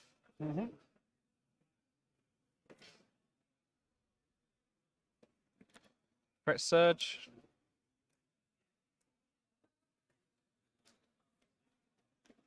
And 6. 2 floating, 1 hand, 1 arsenal.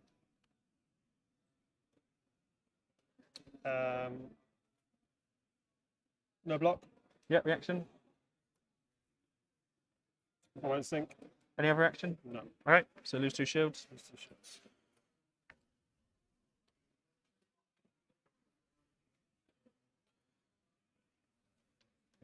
I'll pitch 2 for shield. Yep. Swing you for 1 will go again.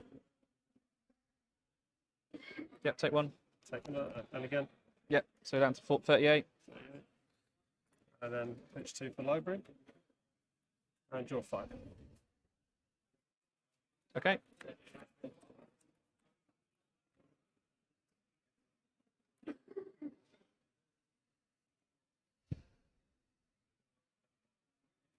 Surge resolves.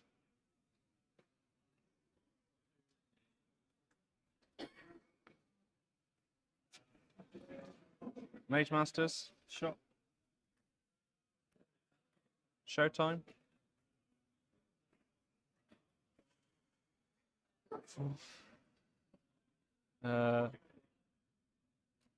Smile. Yeah.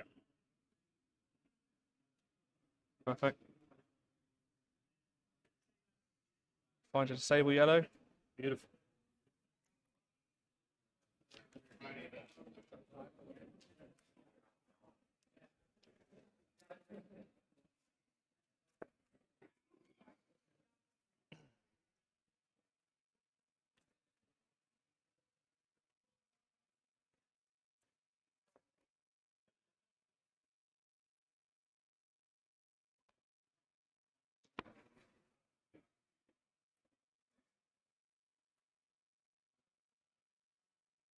And break library. Yep, discard 2. And this needs to resolve. This does not resolve. This one has to. Yeah. And then I will create Surge, I guess. Pass over to you. Unfortunately, I do nothing. Mhm.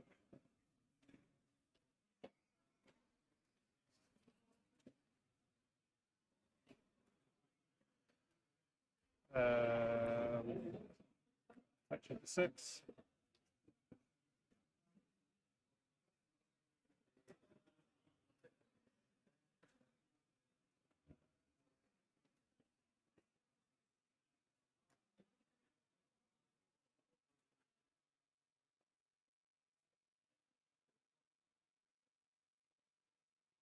Reactions. No reactions. Box 6. Okay.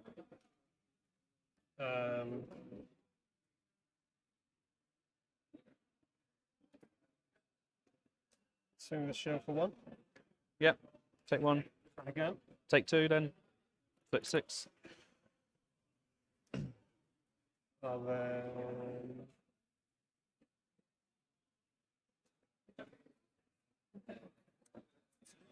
addition for 5 dominate.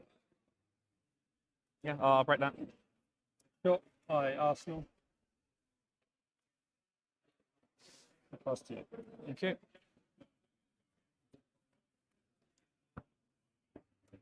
Surge breaks. Yeah. Showtime resolves. Sure. Draws me a card.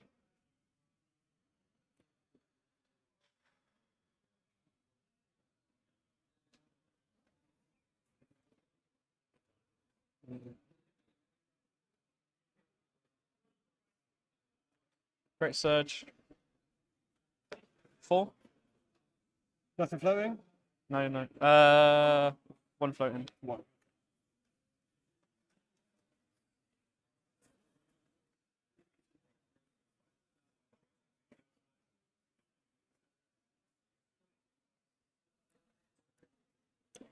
No block. Reaction. Sink. I won't resolve. That's fine. Ask my last card. Over to you. Pay 5 for Merciful. Swing you for 1. This is the one that's destroyed goes to your soul one, yeah? Yep.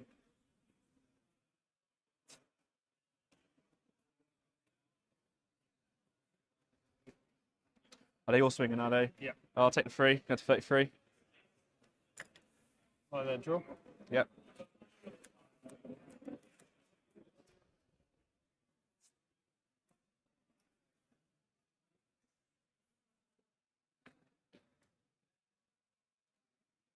Search resolves.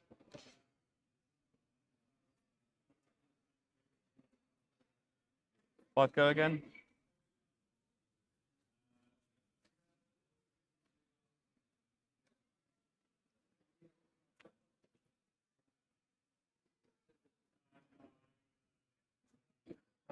No block. Reaction. No. +4. Reaction. Maybe. Coming in for 9, yeah? Yes.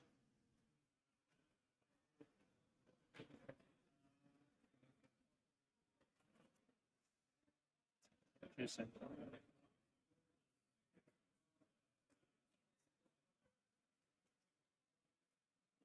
You got 1 card in hand? Yep.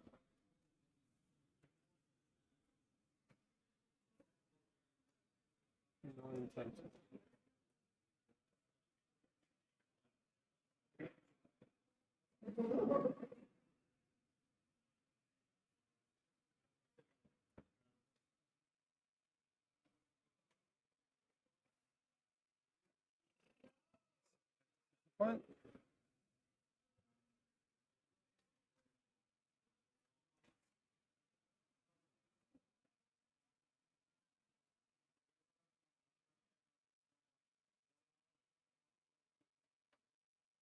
Okay. I still don't block. Okay. Don't do anything. So I lose 2 shields, you take 2. Yep. Down to 31. Yep. And you're coming in for how much total? 9. So I take 7. Yep. 26. 26. I discard a card of my choice, yeah? Yes, your choice.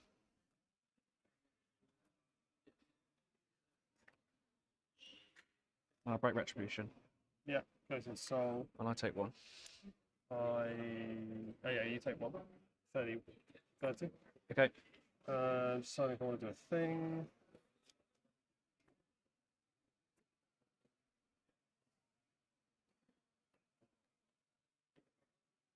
Over to you.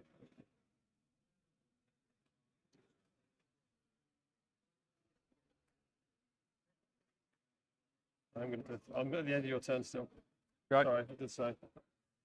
So I can pitch that for 3. Yeah. Vestige turned on. My turn. I'm swinging for 1. Take 1. I draw. Okay.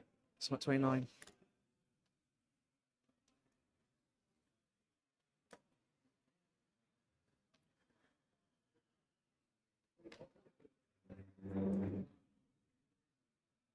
Crit surge. Okay, just wait a minute.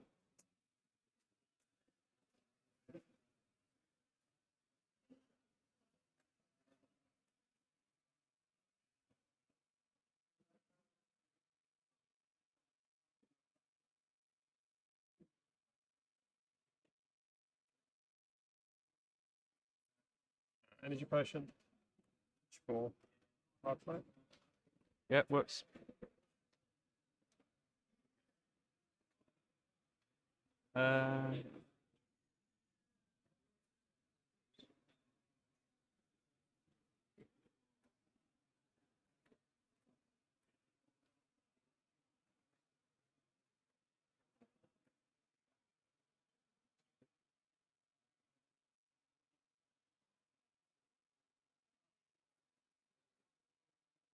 I'll just crush the weak. I'll just crush the weak to do it.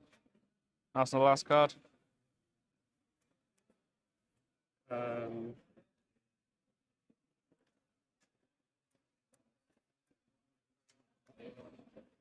Five dominate.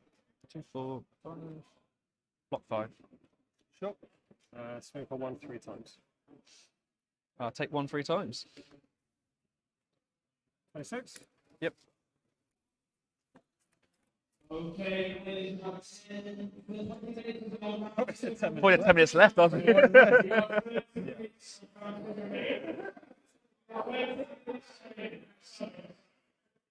That's 30 minutes on the round. Sure. The surge is also in there. What's the number you need? 15. Yeah. So 7 go again. 2 blues.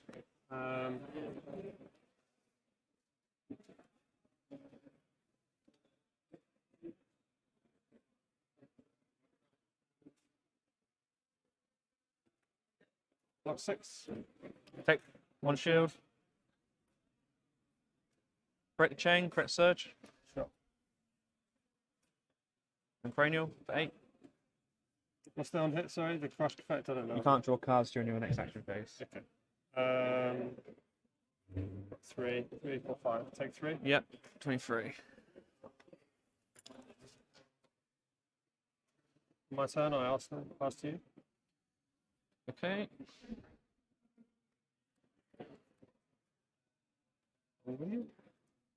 Surge resolves.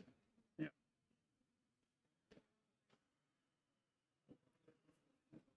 Great surge.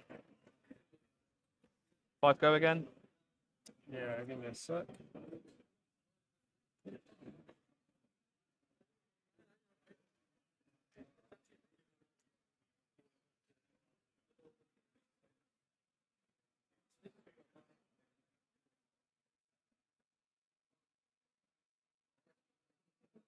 5, go again? Yes. No block. Reaction? No. Okay. 18. And then 6.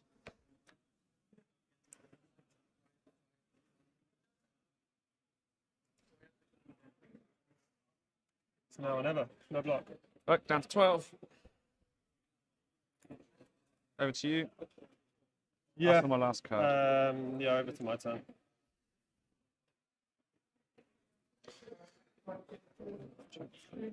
Okay. So I'm going to use the halo. Yeah. Chain 3, 2 floating. Yeah. Put a light card in and draw.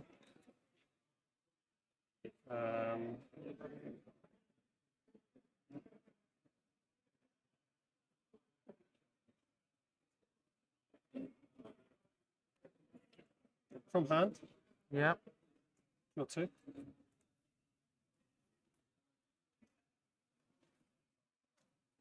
Vestige makes it 4. Yeah. By time, draw 3. Yep.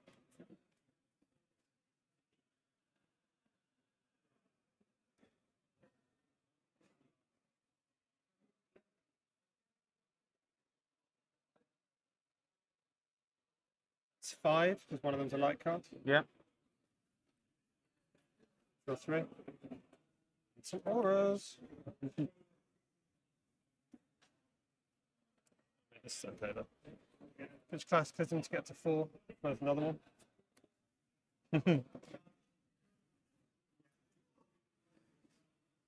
Okay, let me decide what I'm going to play then.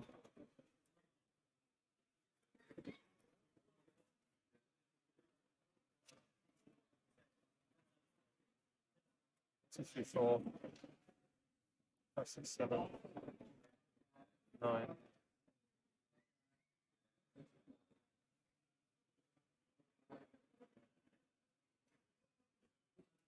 Yeah, pitch 4. Genesis. Yeah.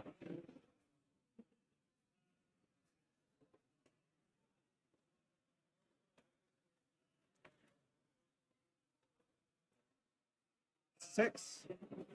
Yeah. Genesis 2 floating. And another yellow for 2 to play Merciful. Okay. It's fairly wild.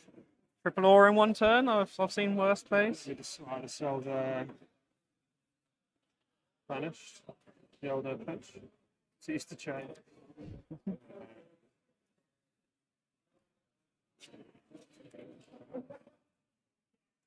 Sorry, it's a lot of pitch to fix.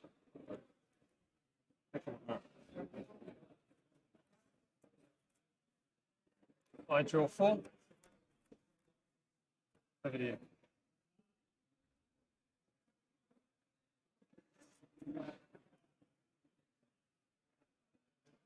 Surge resolves. Spinal Crush.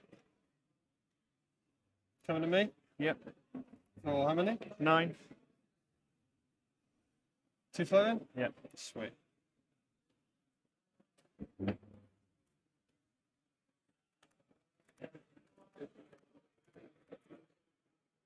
It's good. No, go again, yeah? We'll crush. No, go again on Crush.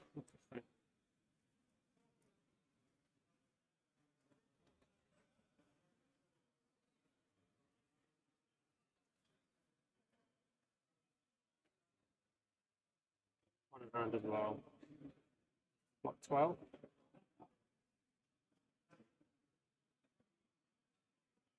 I'll do it. I swing you for 1 for this one. Is this the one that's going to deal 2 or just deal No, 1? it just does 1. I will take 1 then. 25. I draw 4.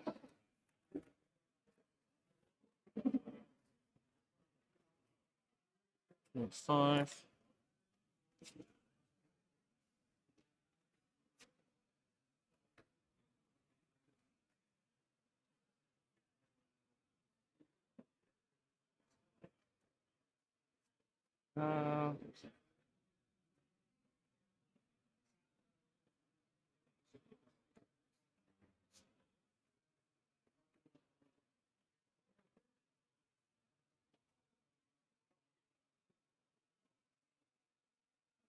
Come in for 10.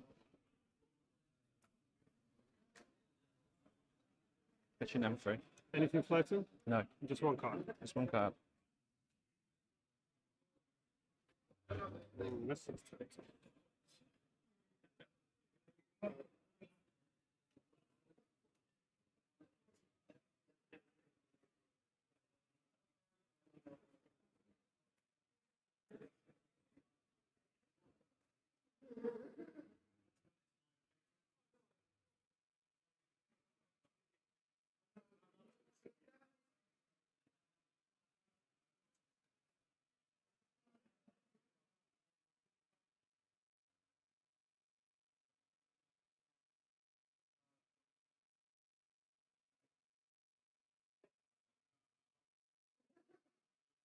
six. Okay, take 4, so crush.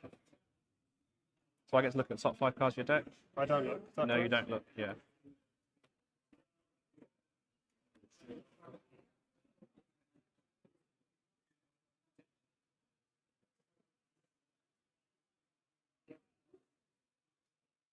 You banished M3. Wow. Wild. Sure. There you are. Okay, my turn. Ask my last card. So, Genesis 1. Yep.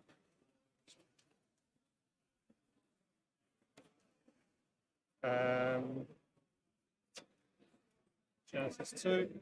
Mm-hmm.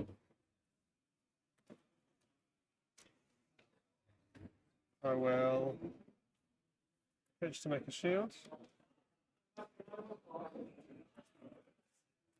Swing at you for 1 with this shield.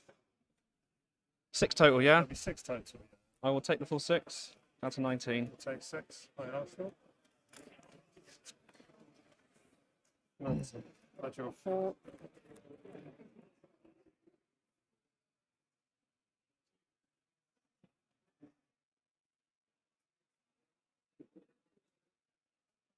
Correct surge. Wait. Yep. Sure.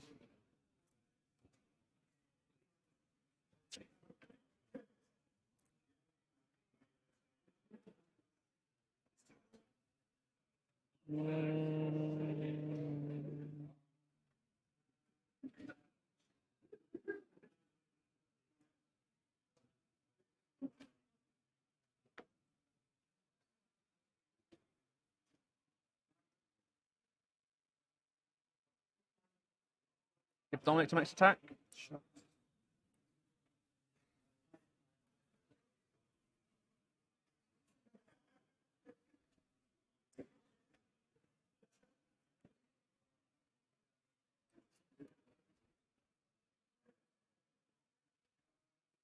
And straight into the outflight. So I take 1. There's a soul, you take 1. Yep. I won't do anything at the end of your turn.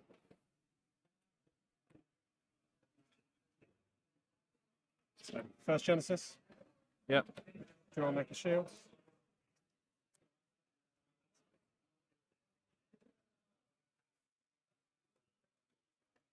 Is this May? Yeah, I won't trigger the second one. I'll pitch to make a shield. Swing for 1. There's 8 total. So 8 put total. block where you want to put block or not.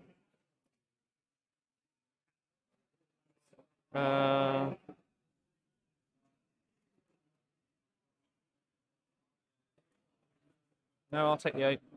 That's 10. Arsenal, draw. Surge resolves.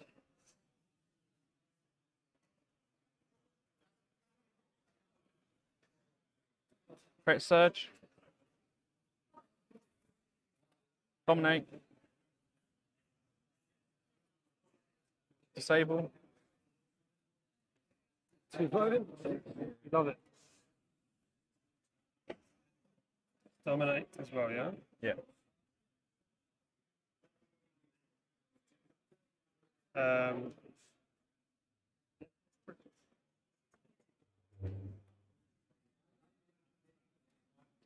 Block 3.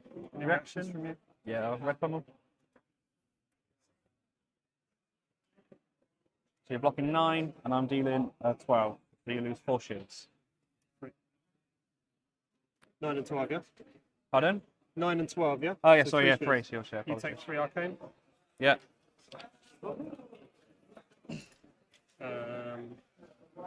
Social goes in, goes there. I will not do a thing. Okay. You're on 7, yeah? Is that right? Yeah.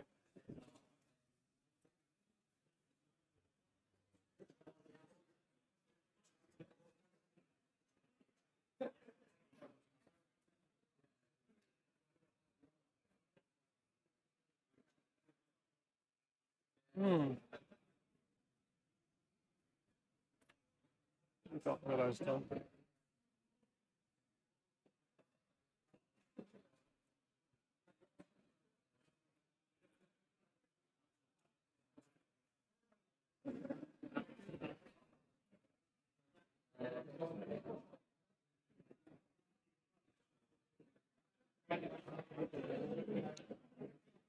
I'm thinking about my Genesis trigger. I'm not going to use the Genesis. I'm going to pitch 2 for shield. Yeah. Swing you for 1 6 times. So I'm going to block 3 of them with armor. Yeah. And then I take 3. Damage for 4. So Arsenal, draw 4. Okay, so that's gone. This is destroyed. Surge resolves.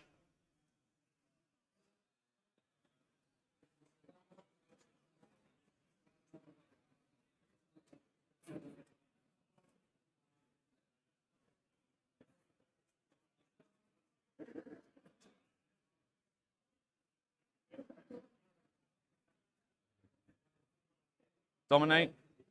Sure.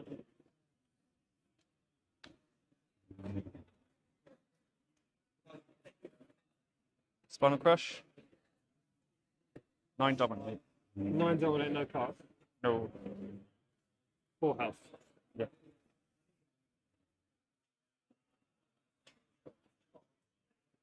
Nine. I'm on 8. Check on my maths.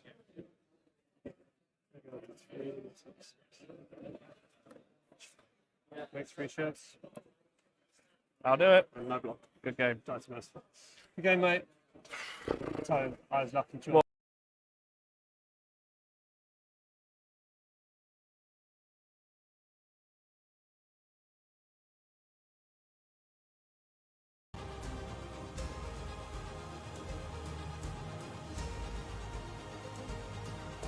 And there we have it, a very tough game between 2 hard-hitting heroes.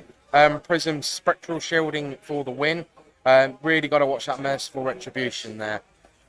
We've just got about 15 minutes left on the round for everyone else, so we're going to try and pop some content or maybe get a conversation with one of our players. All right, stay tuned.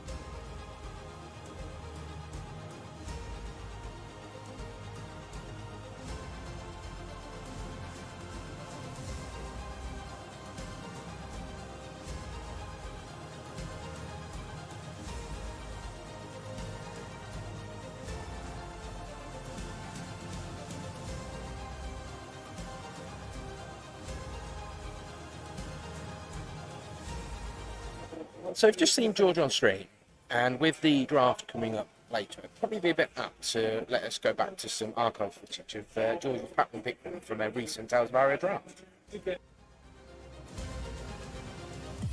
Hello and welcome to this special UK Nationals. All right. So this is my pack.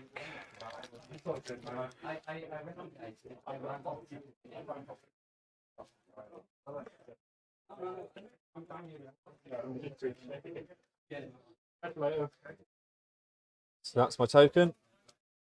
So looking at these,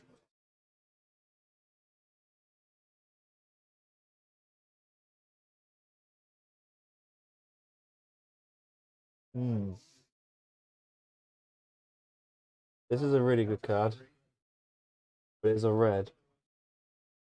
So you want to go for an elemental card first, because elemental gives you two options effectively. So you want to look for a strong elemental. Frostfang is looking quite likely at the moment due to it being a blue ice attack. Gives me more flexibility in my choices. The other option here that I'm looking at potentially be Glacial, just because of the raw damage that comes out with it. It comes out for 9 damage. But I think I'm going to go for the Frostfang because the Frostfang gives me the most options between getting Guardian and Ranger. Yep.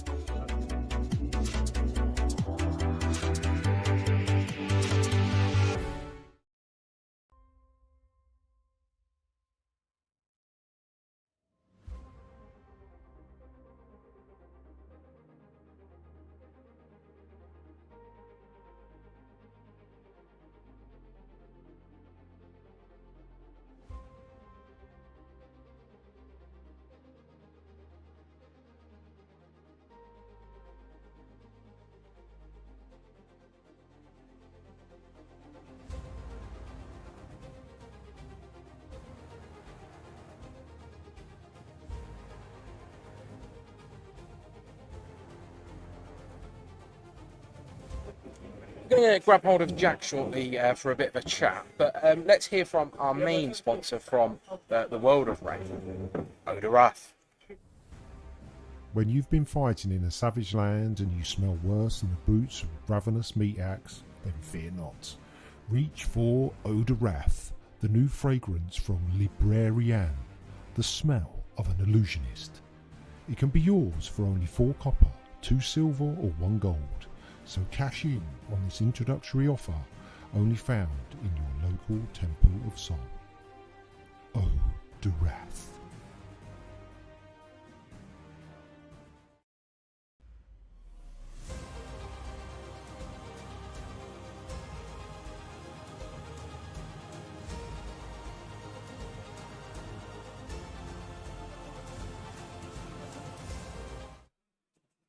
Hi, welcome back. Congratulations, Jack, for winning that round 2. It was very nail biting at the beginning. Yeah. It was very tit for tat. That round, you got Library out quite early, Yeah. and Library's always difficult for Bravo. Until he killed it, yeah. It lasted one. I got 1 draw of 5, yeah. Yeah. The thing is, I mean, George played really well. He played Showtime to get 2 yellows in his hand. I've actually never seen anyone do that. Maybe the brothers I play against don't know that trick. Right. They always Mage Master the time of Fyendel, but that was nice, yeah. Yeah, I see that he had the boots in his hand, and I was just like, all right, he's not going to be healing off it. When he played that Showtime, that was brilliant to get rid of it.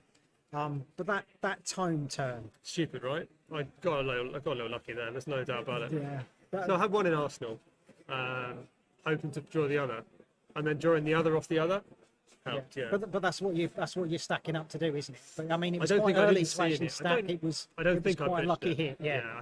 I think the third one was obvious luck. I mean, I got halfway through without seeing any, so they were close together, as it were. But then, and I think I had to play the other time. I wanted to get really greedy and try to heal off the Tome of Fyendel. Yeah. But just had to hope I hit auras, and fortunately hit some really good ones. Yeah, he did. After that turn with the 2 Genesis play on the tomes, then it was the Sentinel. And he was just like, oh my god, how many more obstacles are you putting in his way? I mean, he just couldn't get through everything that you had there. No, I was running out of deck as well, actually. But yeah, That's what I think Bravo he does. made the right call, just trying to hit me. Trying to dominate. Just trying to reduce- hit me, yeah. 'Cause, you can't kill 3 auras You can't No, leave not him with at all. 4 cards as But, well. but he also used a lot of his go again prior to that, like his zealous belting had been used. So he needs a zealous belting to do a bit of damage to then come in with the hammer to take off a Genesis. Yeah, and if I just draw auras, he just goes over the top and wins. Yeah, Yeah. so it's tough. That was a brilliant game. Well done. Cheers, mate. See you later. Thank you. Hopefully.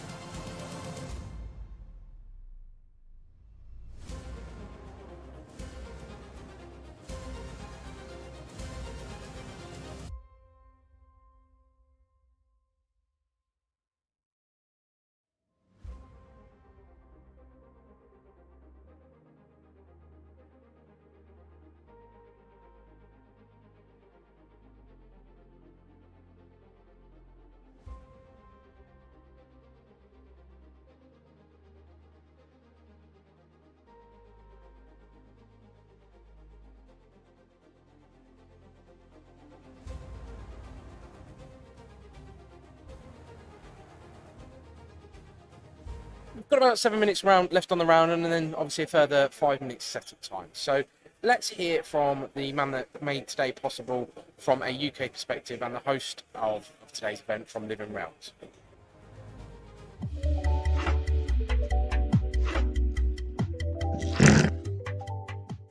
Hello and welcome to Tabletop 24. Thank you for joining us. I'm down here at Living Realms, so a bit different change of scenery for me. And thank you to Fabio for letting me in the building to do some coverage for their events down here and also some preparations for the Nationals for Flesh and Blood. And I thought it'd be a really good idea to get hold of Fabio to go through how Flesh and Blood and Living Realms relationship started and some bits about the community and everything down here. So Fabio, why Flesh and Blood, first of all? Why Flesh and Blood? Yeah. Well, Flesh and Blood released it really close to us opening the shop. So I was back in November 2020, I believe, was the release of Crucible of War. We already had some boxes before from New Zealand. We ordered some boxes, me and Ryan, my business partner. And we were completely in love with the game and the way the mechanics of the game worked. And to be honest, my favorite hero is still the same, the warrior Dorinthia from Welcome to Raid. And I can just tell enough good things about the game. Yeah, during the execution of the business plan to open Living Realms, we always had Flesh and Blood in our minds. And we wanted to do something, a shop, and something that was about the experience, about playing great games. And we look at the core of Flesh and Blood, playing in the flesh and blood, makes perfectly sense to be one of our most recognized games in the United Kingdom. Yeah. So obviously there's a lot of space down here at Living Realms and some nice space as well. Hopefully you will catch that on one of our other videos throughout the stream or on our YouTube channel. But for Living Realms, this Nationals isn't the only event. You've done several armories, several casual events, but also you did the Road to Nationals as well. Yes. So we run a more casual event on Tuesdays, Forge of War. It kicked 1 or 2 weeks ago. We used to do just learn to play and a little bit more casual, but we felt like the community needed another day to play Blitz, Constructed, Draft. We are also running our army Thursdays. As it stands, it's still Saturday. We're going to change it to Thursdays. We run, I think, I would like to think that we run a very successful Road to Nationals. We had the biggest in the UK. We run in 2 floors. Was quite insane, but was successful. I think people enjoy it, and we did the max we could to do it. Yeah, and we've been running Flesh and Blood since really the beginning in the United Kingdom. Armories since day one. Trying to push the game was really hard in the beginning. Most people needed to be convinced that the game deserved some trust. But I think we passed the message and we were able to do it. Yeah, brilliant. So obviously there's a lot on that organised play spectrum, and then so why nationals then? So how did that come about? Well, I'm not 100% sure how this came to be reality. We put a lot of effort in the community. We support a lot of our local players and also nationwide. We try for Flesh and Blood to be a balanced and healthy game community-wise. We run the Facebook group. I don't know if you know. Since the beginning, we did the Facebook group, and we tried to get the masses around Flesh and Blood in the United Kingdom. And pretty much that's it. It was a roll of things that happened. We went from one season of the skirmish to we run the first skirmish, and then we run the first skirmish online because we were in lockdown. Then season 2, we managed to do it almost outside restrictions. We had to limit people, but still we were able. We did Road to Nationals. Some of our locals and some of the players in the community reached out to me, told me that we should be the ones running the Nationals. We should be the ones putting forwards. They also had a word. They know who they are. They had a word with LSS also pushing us forwards. And that's it. We got the invitation, and we told Legendary Story Studios, let's go. There's no way for us to say no to something like this, and we want to make the first European National, the biggest one, and kick the season well, so the other nationals go with the momentum, and we have an amazing professional scene in Europe for Flesh and Blood. Yeah. So obviously this video has been pre-recorded before the Nationals event because Fabio's going to be extremely busy on the day, and I'll be behind the camera for most of it myself. So what are you hoping for the Nationals event? Just people having fun and enjoying themselves. It's a massive opportunity for them to experience a more complex series of events on a professional level. Really is going to be the biggest Flesh and Blood event in the UK to date. I hope there's more big events to come everywhere in the country. But I just hope that all that energy from 100 people together playing the game will show the world and show everyone that Flesh and Blood is a game to stay, and just brings joy to people to play it. Good. So it's not just the Nationals at the weekend. You've really been a bit of a glutton for punishment, aren't you? So we've got the Battle Hardened on the Friday. So that's the Blitz event. So how many players have we got down for that? So we're going to have Friday 64 players playing Blitz. Then we go into Saturday with the National happening, 96 people invited. Alongside with that is going to have fire drafts. So we're going to have drafts on demand if anyone wants to join us. There's a welcome event also going on in the venue. We have enough space to have an open area to show what is Flesh and Blood. Actually, the banner is what is Flesh and Blood. It's going to be fun. We're going to have a dedicated person there helping out. After that, we go into Sunday. Will be the heaviest day because we're going to run the Pro Quest, and there's a PTI and a Gold Skull Cup, Arknight Skull Cup in game, so people will get competitive about it. And of course, the top 24 will be playing an intricacy of draft constructed in the series of events. It's going to be a full weekend, Friday to Sunday. And I'm really looking forward to it, and it's going to be nice to see some of the community. So obviously with the ProQuest on Sunday, we've also got the top 24, isn't it, for the Nationals? So same time. We'd probably expect a lot of the players that were playing on the Saturday that were unfortunate to make the cut probably going into that ProQuest, as well as people that wasn't able to get in for the top cut for either invites or for top 96 on the leaderboard. So hopefully we're going to see some really good games over the weekend. I'd like to take the opportunity to thank Fabio for getting me involved. You're welcome. And hopefully we're going to produce some amazing content for the weekend, and we've got some things lined up for you. So with that, take care, and we'll catch you next time. Cheers.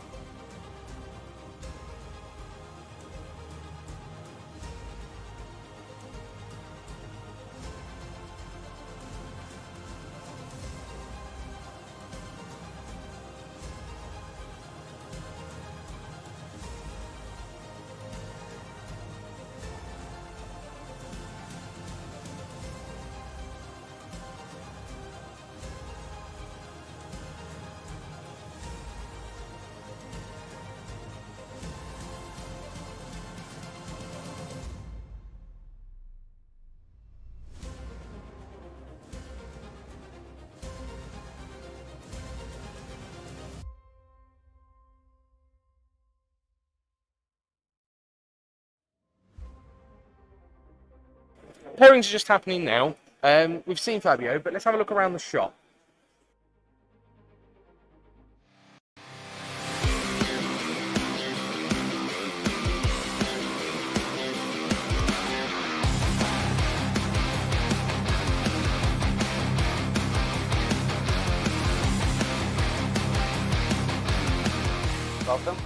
Welcome to Living Realms.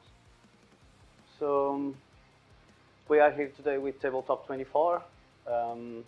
It's an honor to have you. Thank you for covering the shop, and thank you for doing the nationals as well. It's going to be a wild ride. That's it. Let's show a little bit of what Living Realms does.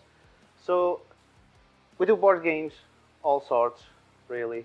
There's wargaming, painting. We have the shop divided by areas, so we don't mix everything up. We also have a workshop here, so people can have paint nights, can enjoy themselves in the evening. There's a game library. People are free to browse through it, play games, come with their families. There's all ages here.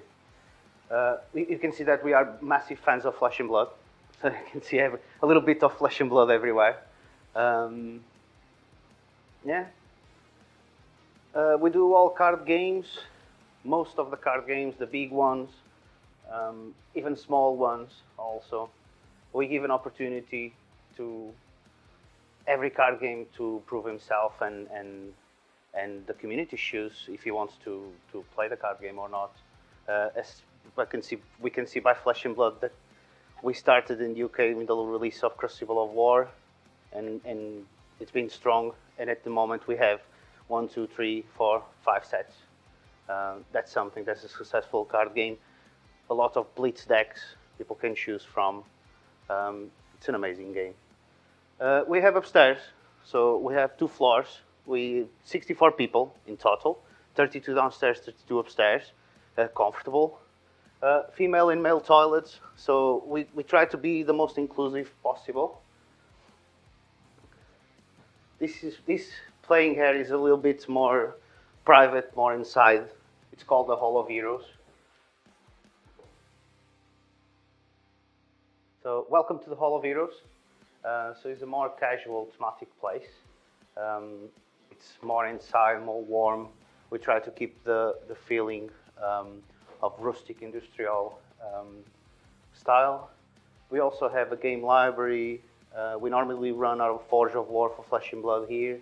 Most of the big events happen here, also with the support of downstairs. We also have here a very cool piece of art. This was born from the partnership we have with Dragon Shield. So it's a piece of lore. We were introduced to the world of Dragon Shield in the Rhodinian lore, with Living Realms of Arcania.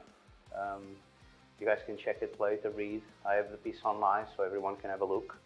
And then this side, we have the Rhodinian, the big continent dragon. It's also a piece provided by Dragon Shield directly.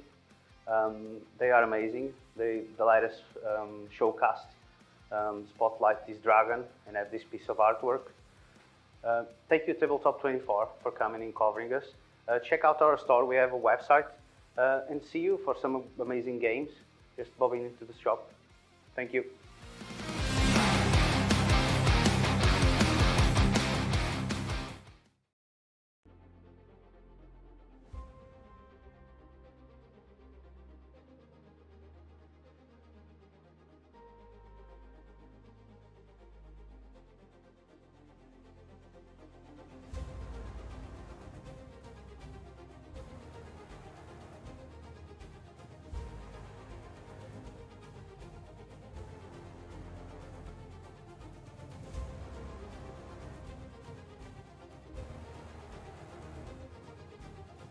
Well, our players are just getting set up now, and we will be seeing Prism versus Dash.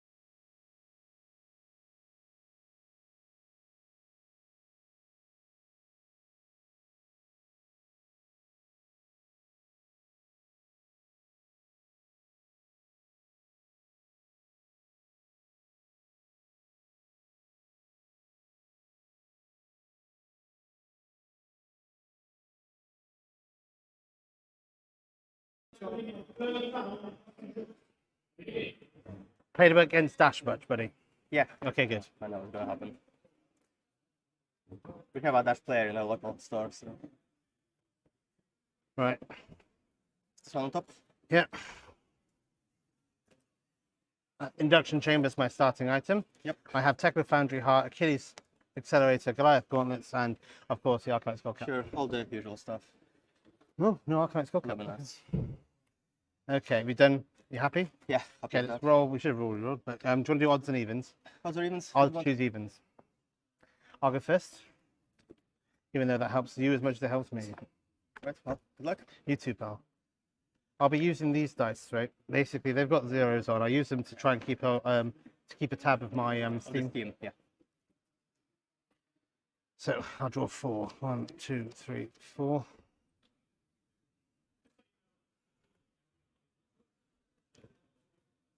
Okay, first turn for me will involve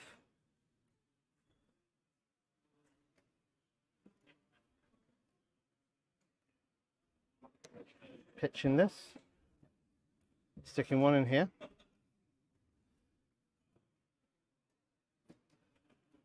leaving 2 floating. I'm then going to pitch this. Oh, I'm not going to pitch this. I'm going to put 1 in here, leaving 1 here. Up to 2. Up to 2. And then I'm going to pitch this to play a Plasma Purifier. And then I'm going to Arsenal and pass. So before your turn ends? Happy? Auto rough? Yep. That's my pitch? Yep. At least it's not Generouses. That's all I can tell you. I wish. Okay, cool. So I'm going to put this on the bottom. We both draw up. Yep. 4, 3, 4.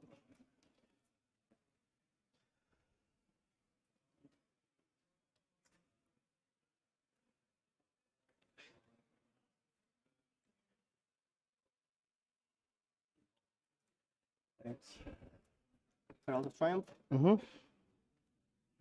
My pitch will be here. Those. Last turn, sorry. Pitch 2. What did you put under? Sorry. Is that? That's from the last turn from Auto. Okay.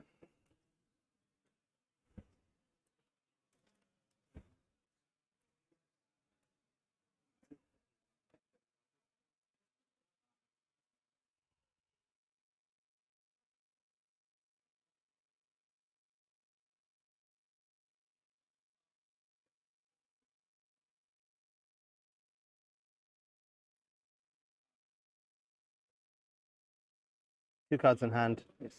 No resources floating. But you have the opportunity for a double thingy turn.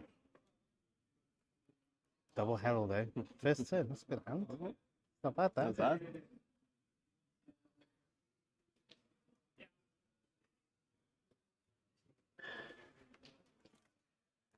Take 7. Take 7.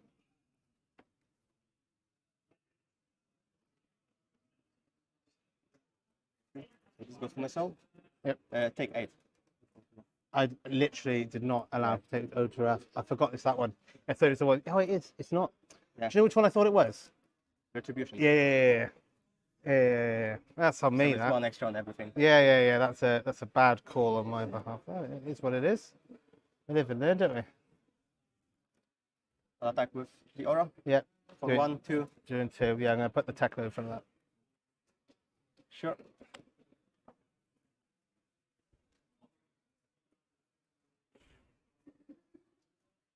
One with the other Herald of Triumph. Which of this?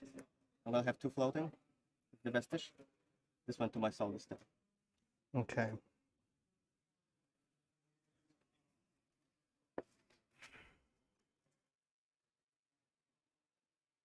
Another 2. This should still be out, so I apologize for that.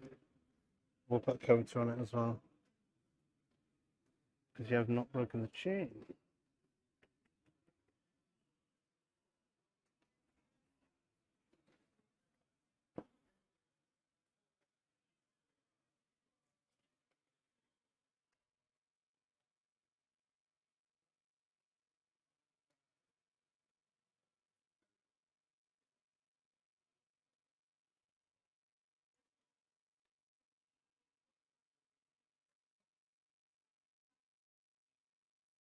Take 6.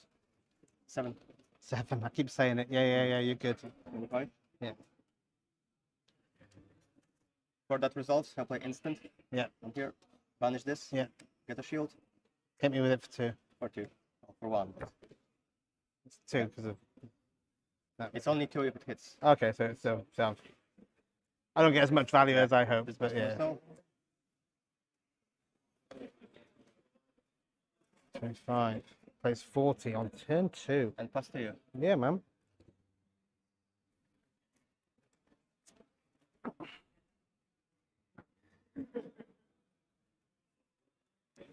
Pitch 3. Playing high octane from Arsenal. Giving 2 resources floating, drawing a card. I'll stick 1 in here.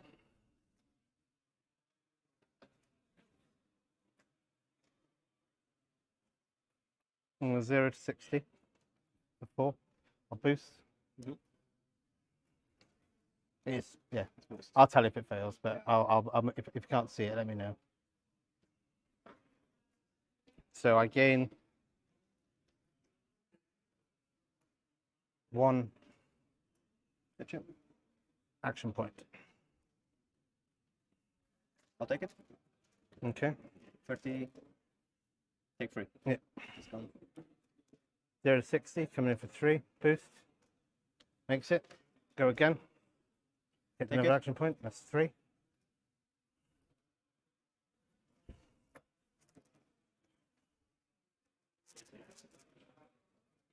Nice speed impact. 4.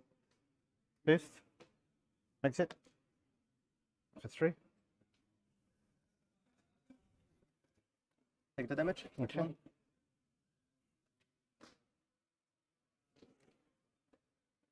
Break this. Yeah, it's gonna make them 3 damage, right? Yep.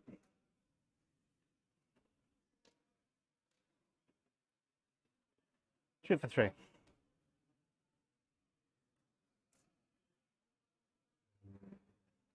Look this one. Okay. Tap reaction. Go again. Breaks the chain. Yeah. I'm going to keep that there, just so we know where it's at. Use 1. Put 1 in there. Shoot for Again. 3. Shooting this. Well, I can stop it. Comes back.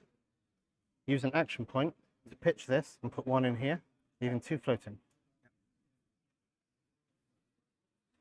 Shoot for 3.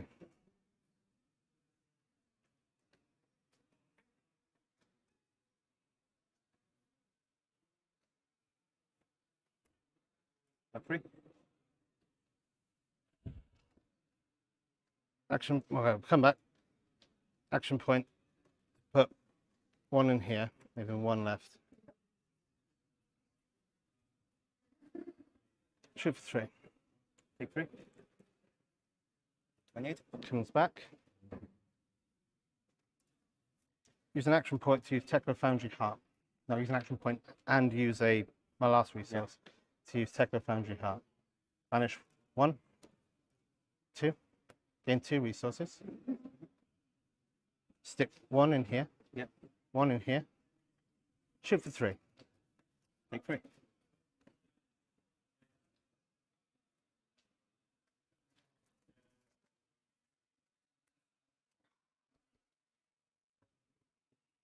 I've got another 3. All good. So passing turn. Not a bad turn either. Pardon? Not a bad turn either. Not a bad turn either.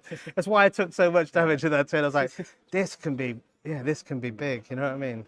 So, draw up 4. Yeah. Right. I'll play Roll Protection. That's my pitch. Pop. Enter.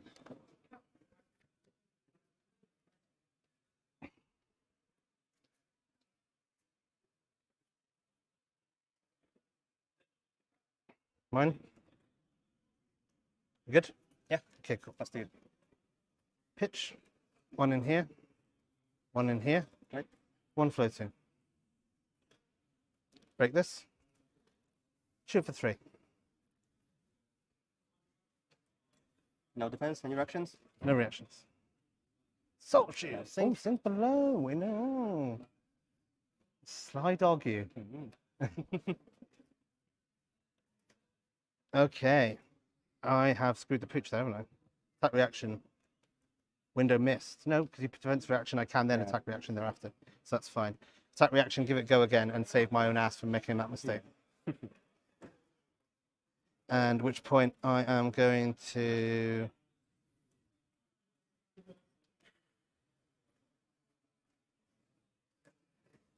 Zipper hit for 1. Boost. Goes off. Take 1. Take 1. You got it.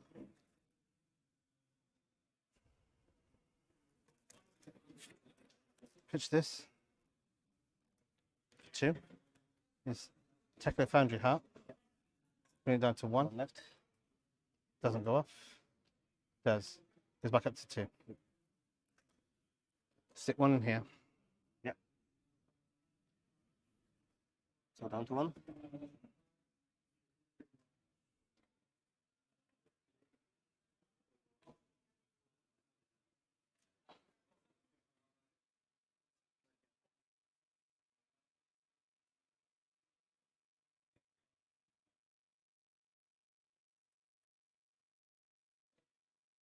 I am just going to take a moment.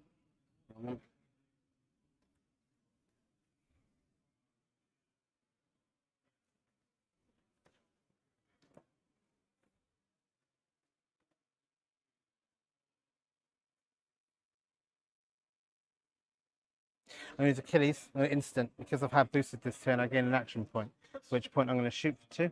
I have 1 action point remaining. Shoot for 3. Sorry, shoot for 3. Yep. This comes back. Use that extra action point. Use the 1 on zipper hits. Put another 1 into Technoplasma Core and shoot for 3. Go to 18.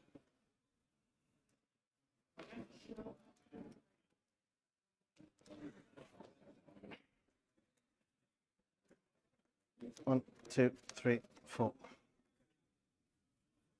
My turn. It is your turn.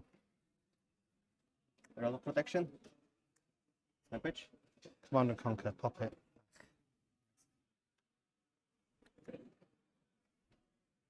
Pass to you. Okay.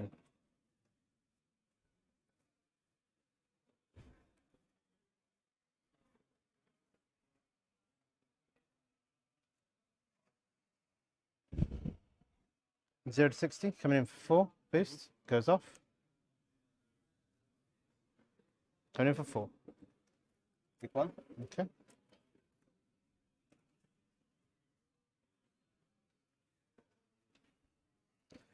Zipper hit for 1, coming in for 5. Take 2. Okay. Drawing up, passing turn.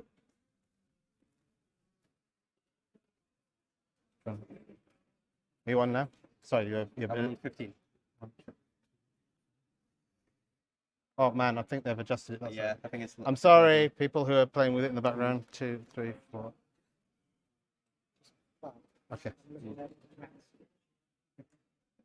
Right, my turn. It is your turn, pal. I'll pop Dreamweavers. Yep. Oh, good call. Erudition. That's my pitch.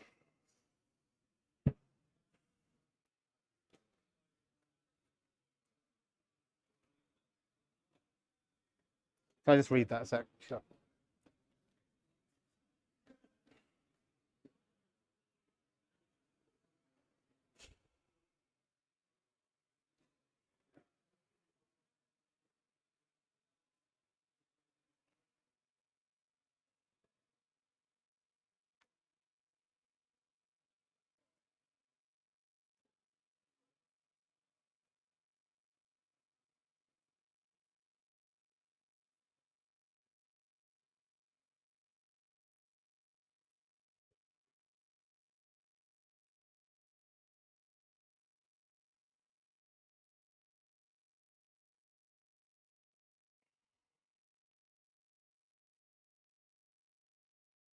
What, 3? Pick 2. Draw 2 cards.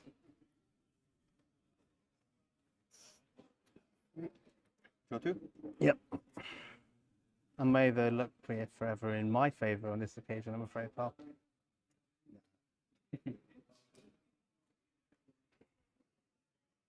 I'll play instant. Yep. Do this. Yep. So that puts me to 2. Yep. I get 1 more Vestige. Yep. Manage this. Yep. Get a shield. Hit me for 1. Hit me. Do you know what? I'll take the 1, pal. Press F. I've got a 2. I got a 2. Herald of Rebirth. For 2.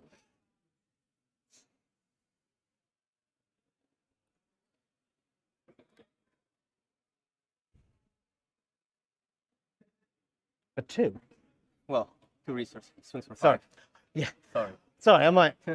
Since when is there a herald that hits for 2? That's new on me. I'm going to block some of it, but not all of it, unfortunately.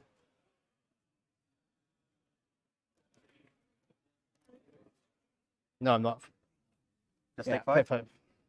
18. Yep. So they're both in my soul. Yep. Plus 2. Cool.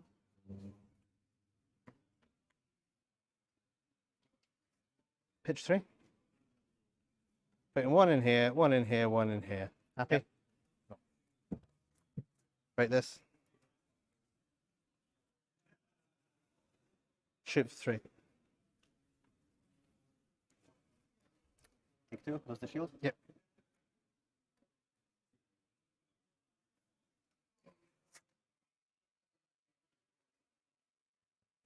That reaction. If you can give it, keep me in the window for that pal rather than a thing. Sorry.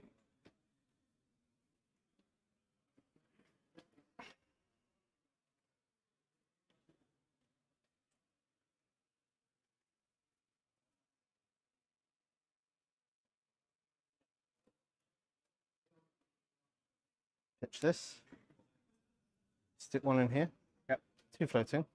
Break Goliath Gauntlet. Throttle for 8. Boost. Break goes off.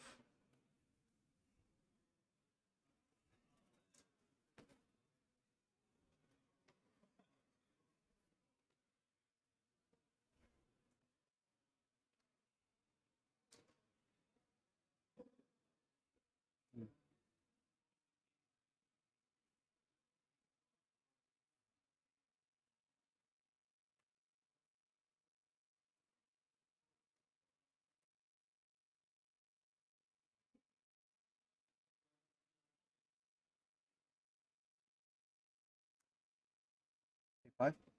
Take 5. Shoot for 3. Sure. Go to 5. Last turn.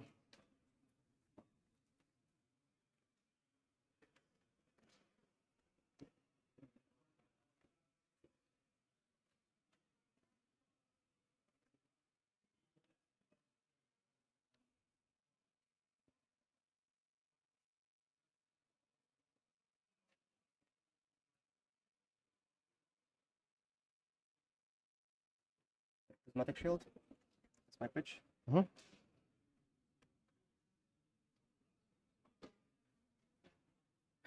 And for 1.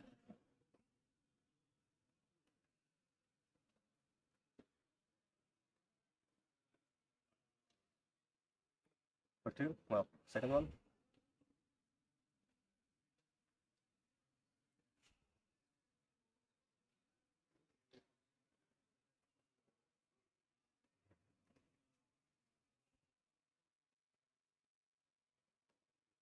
And third one. Pick it.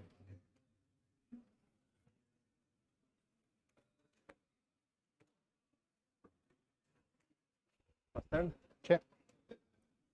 Pitch 3. Stick 1 in here, 1 in here, 1 in here. Break this one. Get +1. Shoot for 3.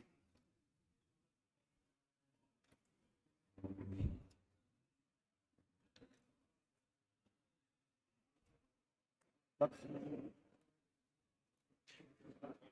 Go again. Comes back here. Pitch this. Blue. Blue, yeah. 1, 2, 3. Shoot for 3. 3. Oh, not Arsenal.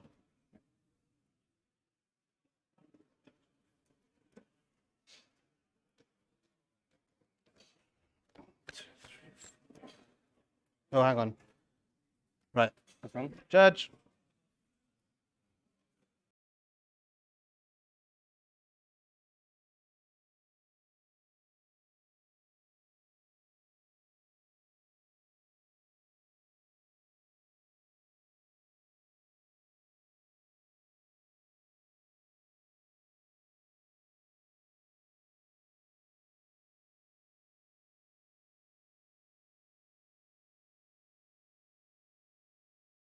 Just checking on a judge warning for pulling too many cards. We'll get back to you shortly.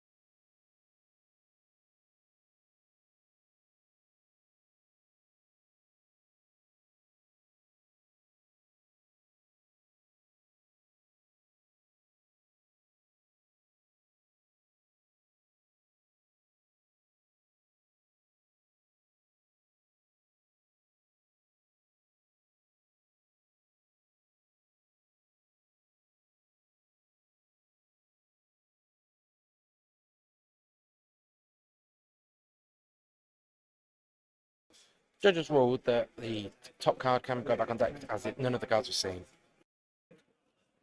Right, we're good to go? Yes, pal. Sorry. No problem. A bit of a moment there. Herald, that's my pitch. Pop in? Pop. No, of course. That's my turn. Okay. What was your pitch? Why didn't you hit me with a shield? It's pops, right? So Yeah. this was action point. Oh, of course. No, sorry, the other way around. Yeah. My bad. I thought I was really confused. I was trying to help you out there because of the whole thing that just happened. I'm going to pitch this. Gotcha. Put one in there. Yep. Break this. Shoot for 3.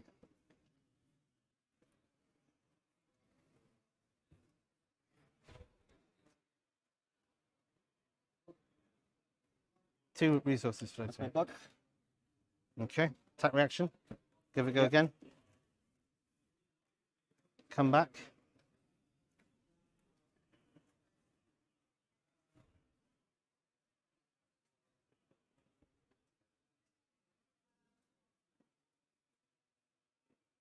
Use Seclo Foundry Heart. Take me down to 1. Banish 1, 2. Game go up to 3. Play this. Takes me to 1. Boost. Going in for 3 boost. Going to 3. Attacking for 3. Yeah, attacking for 3, pal, yeah.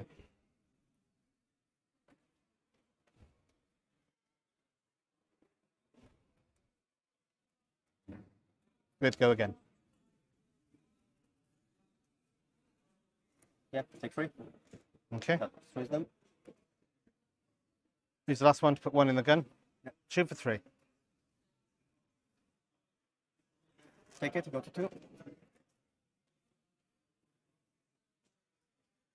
Right, let's do this slowly. This goes here. This is going here. I have 1 card remaining in my hand. Yeah. I'm going to take 3 cards and I'm going to place them in here. I have 4 cards in my hand and I'm not going to screw the pooch on that one again.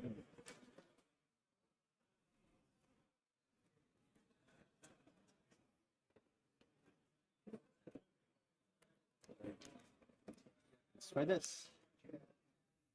Which one's that one? Is that the -1? Protection. Okay. Pop. Ah, nice. Arsenal pass. Pitch this.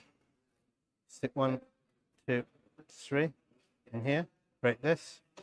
Come here. Shoot for 3.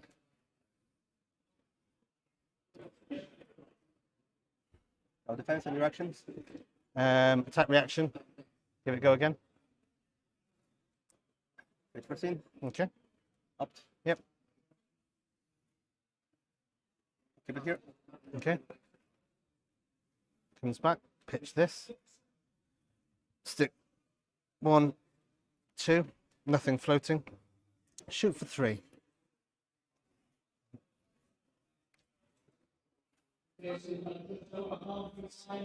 Not 3. Cool. That's in hand. That goes under here. 1 in the induction chamber. They get pitched. I draw 3 off the top. 3. Draw into my hand for 4.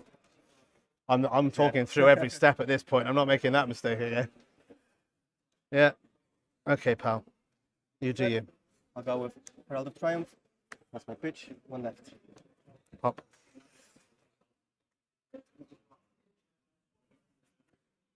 That's my turn.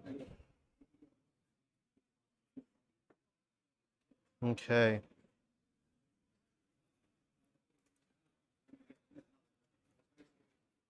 Pitch this. Yep. To put 1 in here.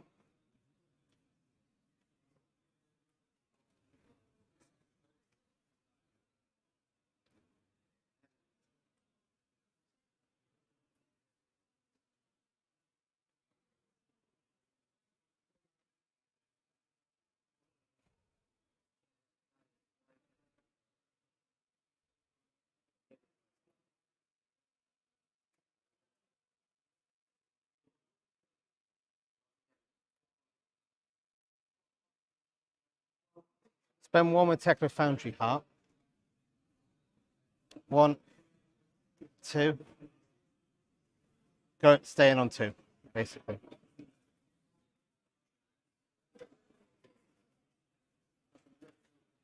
Zero to 60 for 3. Boost. Doesn't go off. That's gonna end your turn, right? Yeah.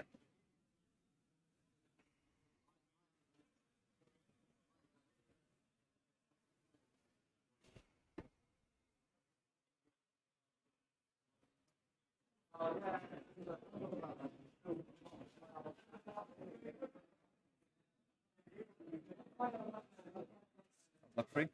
Okay. Arsenal. Yep. And pass. 1, 2, 3, 4.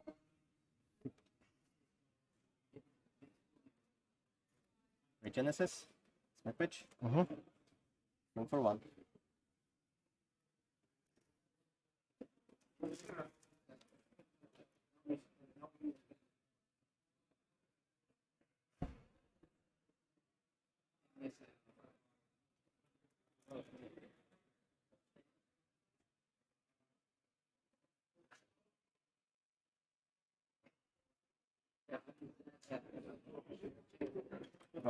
Take 1. Throw my pencil across the room.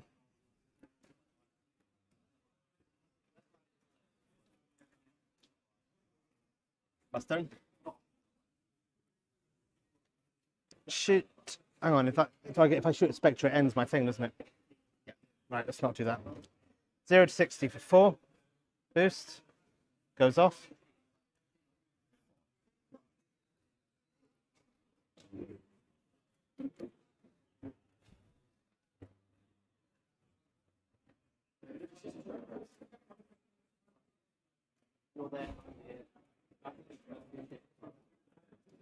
Take 1.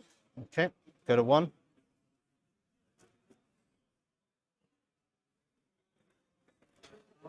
Throttle for 6. Yeah. Pitching 2. Boost. Goes off. No defense. Soul Shield. Pitching.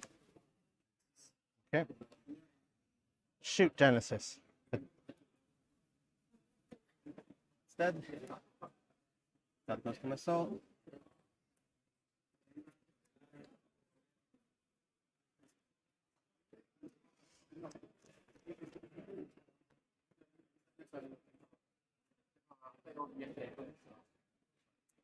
Herald. Protection.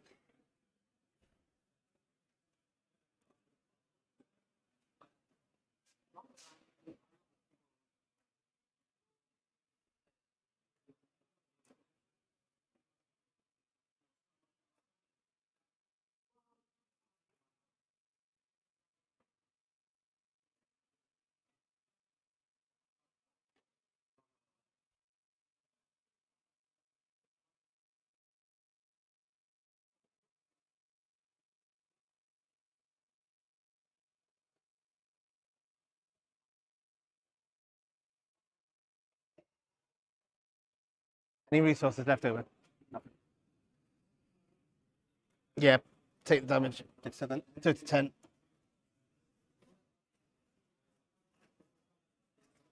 It goes to myself and I get a shield. Yeah. First turn. Okay.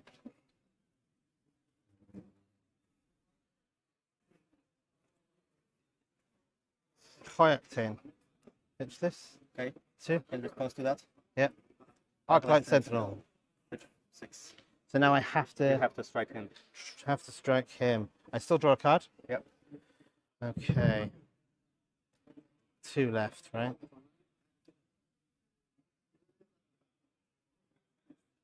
Ugh.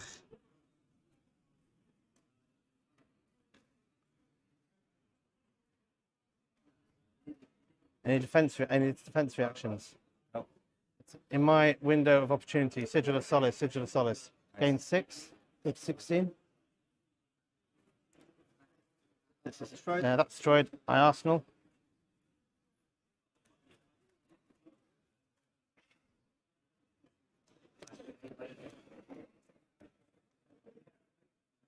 I draw it.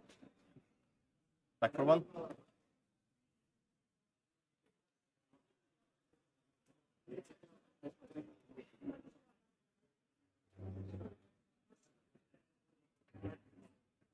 No more cards in hand. No. I'm looking for anything. I've got I know you nothing. got your sleeves are rolled up. I'm just checking. You know what I mean?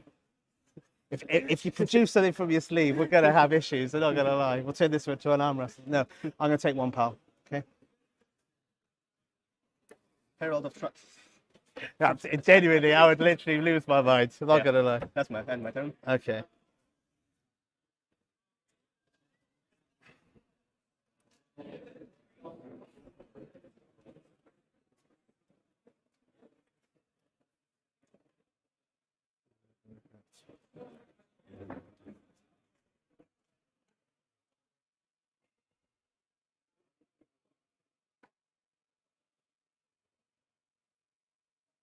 Pitch this. Stick 1, 2, leaving 1 floating in here.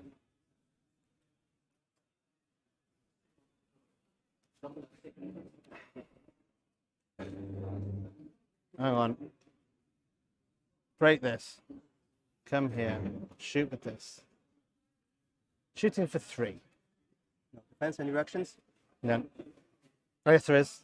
Attack reaction from this, but I can defense reaction to that window anyway, so either one will still get a point in there to do it. Single This one on bottom? Yep.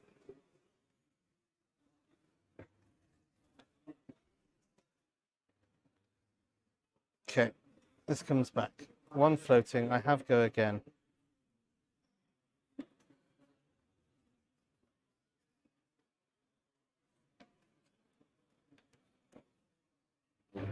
Throttle. Pitching this. Leaving 2 remaining. I will boost. Goes off. Go again. Coming in for 4. Any reactions? Currently no, bud. Proceed. Okay. Opt. Keep it here. Okay. I'm going to put 1 into the gun. Yep. Leave me on 1. I'm going to put 1 into the induction chamber. Take that away. I'm going to pitch Arc of Genius, leaving 1 in there. And final turn, Tome of Finder. Draw 2 cards. Gain 2 life. Arsenal. Because there is no go again from that.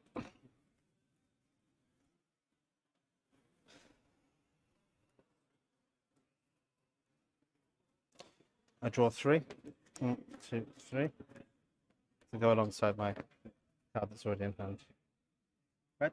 Play instant. That's my pitch. Yep. Pitch this. Get the second shield. Yep. Attack with the shield.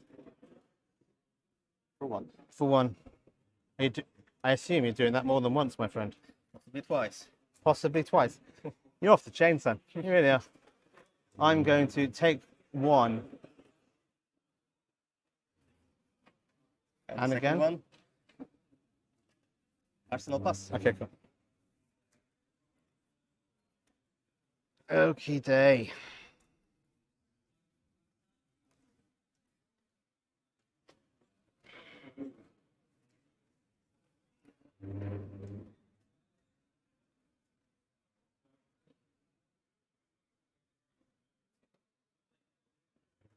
pitch this. Yep. Come in for 5. You're in 2. Boost. Goes off. Go again. No defense reactions. None. Soul Field. Yep.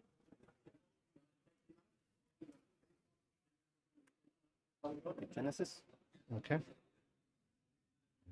I'm going to break this. Shoot for 3.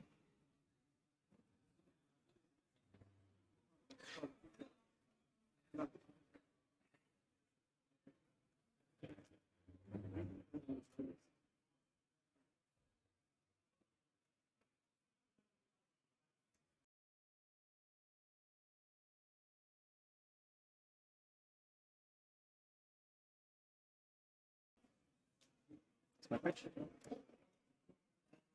This went to myself, right? Yes, mate. Yeah. So how many do you have now? 5. Okay.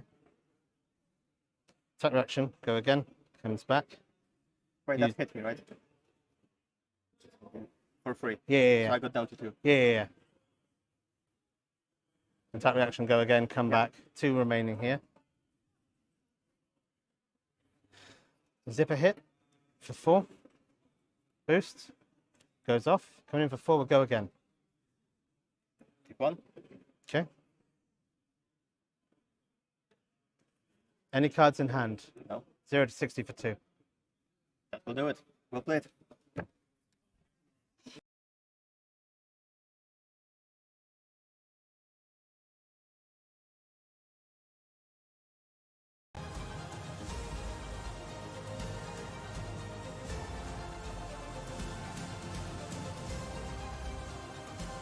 Okay guys, so we do have Dash winning out there. So apologies for the live totals throughout. I was trying to get you the hero matchups for the CC today.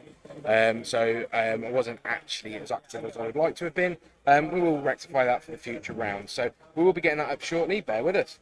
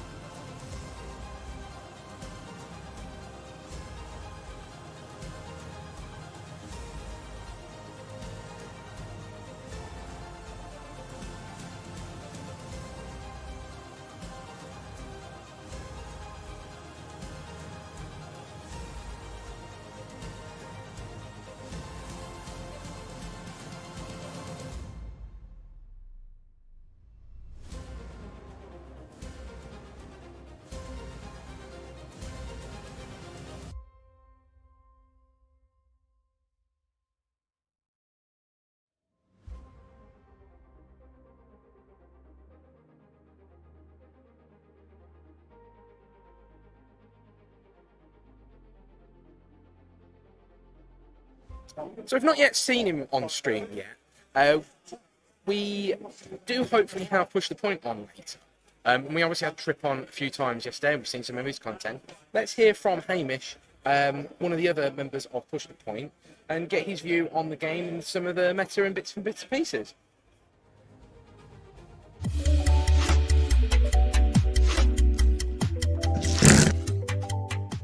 Hello and welcome to Tabletop 24. I'm down with Hamish from Push the Point podcast. Yo! And I thought I'd get him on to talk a little bit about the podcast, a little bit about what you can find from the guys there, and also some of the bits and pieces that he's going to be get his ideas on what's going to be going on for the Nationals. Hopefully so. So yeah, Push the Point is a Flesh and Blood UK podcast that is focused around Flesh and Blood, the TCG game, and the community behind that. And it kind of evolves basically around me, Simon, and Dan Tripp meeting up, having a chat with a beer, and getting interviews with different people around in the UK community. From different sort of backgrounds, from collectors, stores. We even had a company that does grading as well. Content community creators, all sorts really. It's kind of like a new little journey that we're on, and yeah, it's just three dudes chatting flesh and blood, and other people want to join in and have a laugh, basically. in the small version of it. Although out of all the three people that you've brought on the waffler, people like a bit. Simon will be the guy with the notepad. I'll be like, yeah, okay, these are the points. Dan Tripp will probably just talk all the way through it, and then me, I don't know. Crap. You give us the I'm the crap talk. And hopefully, like I say, if you may not have heard, we will hopefully be getting all of the guys on over the course of the weekend, and hopefully something special as well. Lucky you, because you can see what we're like when I haven't edited it all day. Exactly, yeah. So we're going to be live, so that's going to be great for these guys. It'll be good fun, I'm sure. It'll be good fun. Good. Get genuine reactions, and that's what we like on the channel. So. Obviously, where can we find the podcast? So you can find this on Spotify, Apple, Google. It's pretty much most of wherever you normally would find your podcast stuff. You get it from there. We also upload it onto YouTube as well. But yeah, most of the time we get a lot. It's Apple and Spotify. But wherever you want to listen to it. So obviously, this will be going out in the Nationals. Mm-hmm. So what has your specific preparations for Nationals been? So basically been testing. I've got an awesome group of guys that I've met throughout playing Flesh and Blood.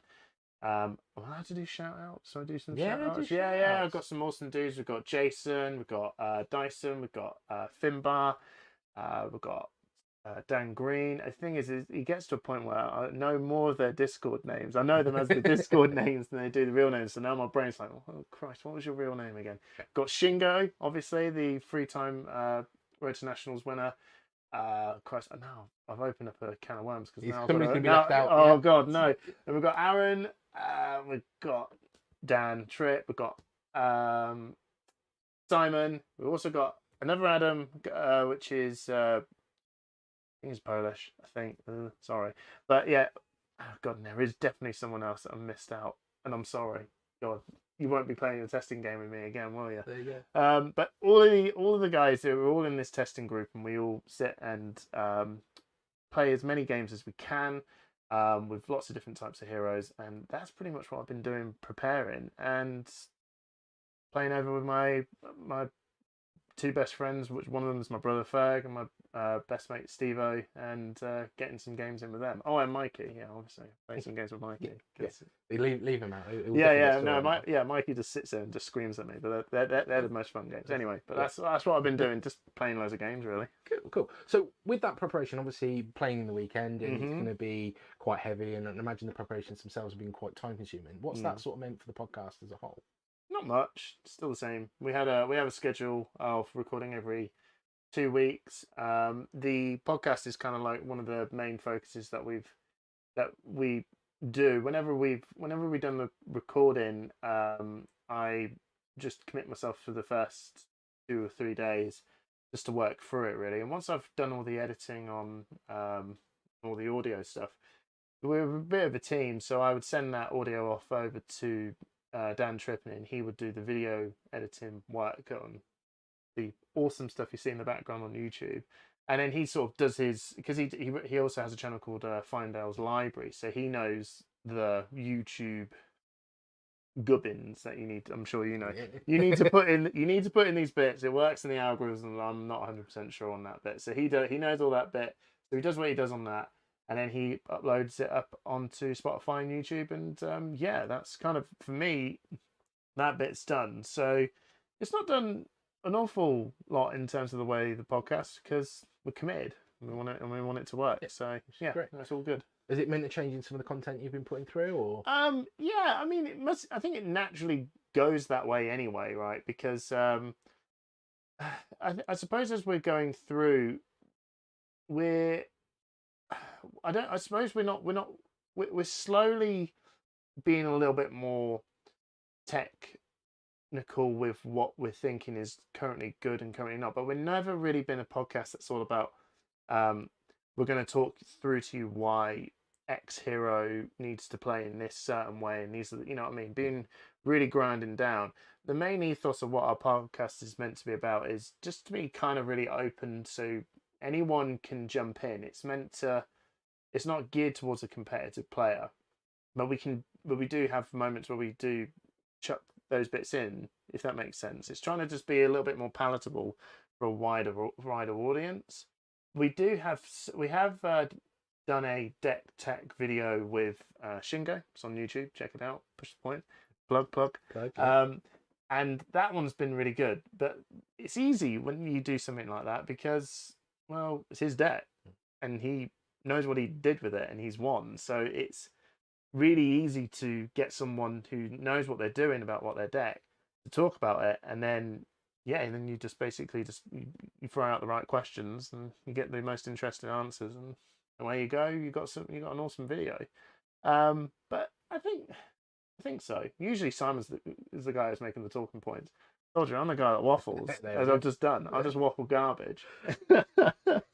So, obviously, what we'll do is the people that know Push the Point will know there's a couple of segments in there that are quite infamous. Oh no, it'd be and polarizing to a point. Yeah, good, right? Yeah. If you don't agree, leave a comment because it does well on YouTube. Exactly. Yeah. So, what is going to be your first drink at the bar? Oh, okay. I wasn't expecting that one. Probably some really garbage lager, which is, I don't know, Carling or something, Carlsberg. I'm not like Simon, right? Who is a brewdog man. You know, he's the twirling mustache and the nice little, trendy ale or IPA bar or whatever it is, mate. I'm just trash from Kettering, mate. You know, Carlsberg or Foster's in the park, mate. You know, White Lightning, whatever. I'm easy. Yeah. So for me, it'll probably just be any old lager, really. Yeah. I can imagine Dan Tripp. I don't know. He's a wild card, man. Who knows what he's going to do? Exactly. You can bring anything. He'd probably just end up just going lager. Yeah, it's quite possible. Anyway, yeah, so probably some really boring lager. Yeah, fine, fair enough. So that was obviously one of the segments that you guys do on the podcast, which is pretty much what you're drinking that evening when you're we get a drink. We don't, because the whole point of where that sort of little idea started is that whenever I did podcasts or other content stuff before, you always had the hi, welcome to Thing Me, my name is Hamish, say your name, and then they say their name, and then they say their name, and I always thought, I don't really like that. It was boring. It's really so forced on. It's like so I kind of envisioned when I was editing this up, I wanted to have something that was just more like you walked into a room and you just saw three dudes chatting and you're just earwigging. So you don't know their names, you don't know who they are, you just came into the room. But how are we going to introduce these guys into you to know who they are? And that's when you just come up with Simon, what are you drinking? And then Simon starts talking. So you're Simon. What are you drinking, Hamish? Oh, yeah. So now you're already getting the characters' names by just talking about what you do, and that was how that whole idea started up. And now grown legs and got its beast, isn't it? Yeah, now it's the drinking bit. So it's you can't not do it now, essentially. No, we can't not do it. And I have had some criticism saying that bit's boring. And I'm like, whatever, man. I'm always quite intrigued to see what you're drinking. Everyone, it gets to a bit. It's just a bit, It's just a bit. It's just a bit that people like, and I like the drinking bit. So there you go. Although it does actually get quite hard to find because every week when it comes up, you're like, oh man. Yeah, I've got 2 kids. I've got to go run around and find a beer. And I always end up going to Tesco's and getting some garbage lager. But the fact that I didn't one day did born the Comfortizer. Yeah. If you haven't, I think go watch episode 11. I think if it's on Spotify, I can always actually tell by the pictures. So the picture is Exude Confidence, which if you haven't seen the cut, it's basically a woman with two big blades. And Dan Tripp has did all the Photoshop to make her outfit look like it says loads of something comfort, and then the blades have appetizer on it. If you haven't seen it, go check these little Easter eggs out. They're awesome. Check out that one, and yeah, that's the Comfortizer. It's pretty stupid. Hey. Yeah, it's unique and it's ingenious. Those little things are pretty fun, and I'm pretty tempted to probably remake a drink, and I might show off the jungle. Well, I think I might have explained what the Jungle Meister is. Yeah. I'll try and make some more drinks up. Who knows? So there we go. If you're ever looking for an interesting mix, hit Hamish up. Yeah, I can't promise you won't get a headache anyway. That's it. So one of the other points that the guys do on the channel is they do hot or not. Oh, have I got to do the voice? Because I'm the voice. You don't have to do the voice. No, I don't have to do the voice. They make me do the pressure. voice every single time because I'm the voice that has to go, what's hot and what's not. I think we might even take that as the soundbite. That'll do. There we go. There you go. There's your voice. Yeah. Yeah. What's hot? What's not? Yeah. That's Tripp's idea, man. Didn't really know it was meant to be a teen magazine idea of you open up the who is hot and Brad Pitt, whatever, and then who's not. I don't know who. I don't know. Boris Johnson. There you go. I don't know. Could be. And then you get weird. We could do Weird Crush one day. Oh, Weirdest Crush, like they're garbage, but I kind of like them. Yeah. I don't know. Anyway, I'm talking garbage. So, what's hot? What's not? What what we want to do here for the video, and obviously for the guys on the stream, is just get your what's hottest and what's nottest. No. So who would you put at the top of the hotness at the moment? Do you want to start with what's hottest? Because that's the hardest. Okay. Well, what's nottest? I think that might be easy, and I probably could. Yeah, that's the easiest. I'm sorry, Zalia fans. Garbage, right? Pure garbage. Even Kano, right, he's not positioned very well in this, I think. And we're going to be doing this little bit, right? And Nats is going to be going on. At this point, Kano's top 6 8 at or the whatever. moment. Yeah. So then you can all laugh at me now on stream, go, whatever, this guy don't know what he's on about. But Zaria is not that good. And even Kano, I think, is just loads better, but he's not positioned very well in the meta either. So the nottest is Azalea very easily. And then you're going to ask And me now who's you've had time to who's- think about the hottest. Yeah. Oh no. Do I have to pick one? I'll give you two. I'll give you two. Two? Yeah. Based on what I think is going to be popular, or well, I don't know. It's the same thing, isn't it? It is. Okay, right, fine. I will go with Prism. I think she's going to be one of the hottest, purely because she is a very popular hero. She is pretty well balanced overall. She wasn't a very good matchup against Chain, but Chain's been massively nerfed. And she's got a very simple game plan. She can get a little bit complicated, but I think a lot of people really wanted her to work, and I think she's going to be one of the hottest heroes. Super weird one as well, I think Dash. I don't think I think there's a lot of people. I think on the latest episode you were saying that sort of. I think Dash is nuts. I think Dash. It's all good now because we're national, so we're not giving any crazy tech away. So we're already deep in. Dash, I think, is going to be one of the really strongest heroes overall because she's not got crazy matchups against lots of different people, like something so polarizing, for example, like Bolton versus Prism is so easily Bolton's game.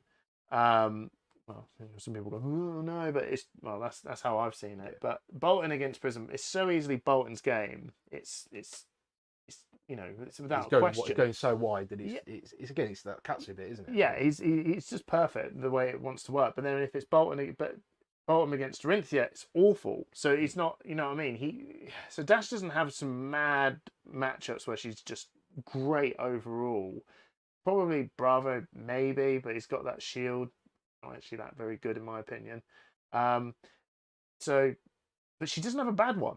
That's the bit that makes it so good. That Dash just does not have a really bad matchup against really anyone. If you construct your deck well and you play really well, she could kind of beat any of the heroes. Yeah, I think the thing is with Dash, and this is my little insight, is the person she's got to beat is herself and her own deck. Because if she most of them that are looking for that, the Purifier, Induction Chamber combo, and if you're not pulling them through. Well, no, I mean that's true. If you're struggling to find them, I'd say that's pretty slightly unlucky because she does have tutor cards as well that can help pull it through. You can run some Tome of Findales as well to help with card draw. I think it's a fine art to it. There's a fine art to it. She's actually a really, really difficult hero to play. But yeah, I think she's really good. Although I will give you some secret spice. I think Viscerai is. That might be coming from personal. Yeah, I mean, you're such a Viscerai fanboy, aren't you? I am. Such a Viscerai fanboy. But yeah, I think I don't know when this video is coming out. Yeah, so we're gonna put this out throughout the stream. So throughout the stream, wicked. So Viscerai is my boy, and I will be. And if you haven't seen me on the stream yet, I am taking Viscerai over to Nationals. Been working on that deck for a long time, and right now I think he is. Well, whatever he is going to be, for me, I think it's going to catch a hell of a lot of people out. Yeah, Moonblades has so much support across the sets. I think big time. Yeah, big time. Rosetta Thorns and Creepers have been huge boons to the Moonblade class. I know that Chain's got a huge nerf, but even him using Rosetta Thorns has just been great. And Briar's is a really, really good Moonblade player character as well. But I think a lot of people are sleeping on Viscerai massively. He's always had the tech to be really, like, the potential was always there, but it was always just one or two things missing. And I generally think now, and most of the time I think that was actually mainly his weapon. His weapon has always been okay, but this weapon. Yeah, that Rosetta Thorn just pushing through the 2 arcane, the 2 damage. You're pulling cards, whatever happens. Yeah, exactly. So yeah. That's my hottest and nottest. So yeah, there you go. That's brilliant. So thanks, Hamish, for popping along and putting this content together for us that we'll get out across the stream. We hope you're enjoying the content that's coming out over the weekend, and we'll catch you on the next video. See you later. Take care.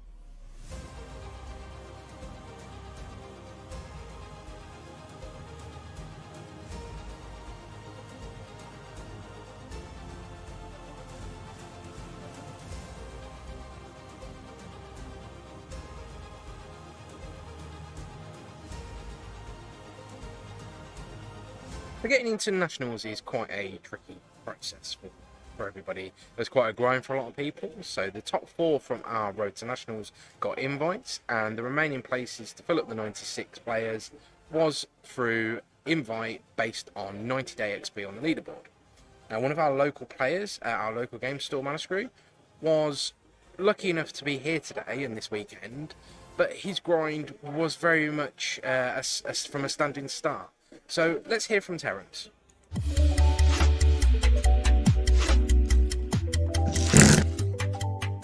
Hello and welcome to Tabletop 24. I'm down here with Terence, local to the Manascrew and Manascrew Crazy Brew Crew. I thought it'd be really good to get Terence on the channel. You may have seen him previously before, and actually get his story on how he got into Flesh and Blood, and also his journey to be here at Nationals this weekend, because I think it's quite a special one, and it's quite unique to Flesh and Blood. So, Terence, when did you get into Flesh and Blood?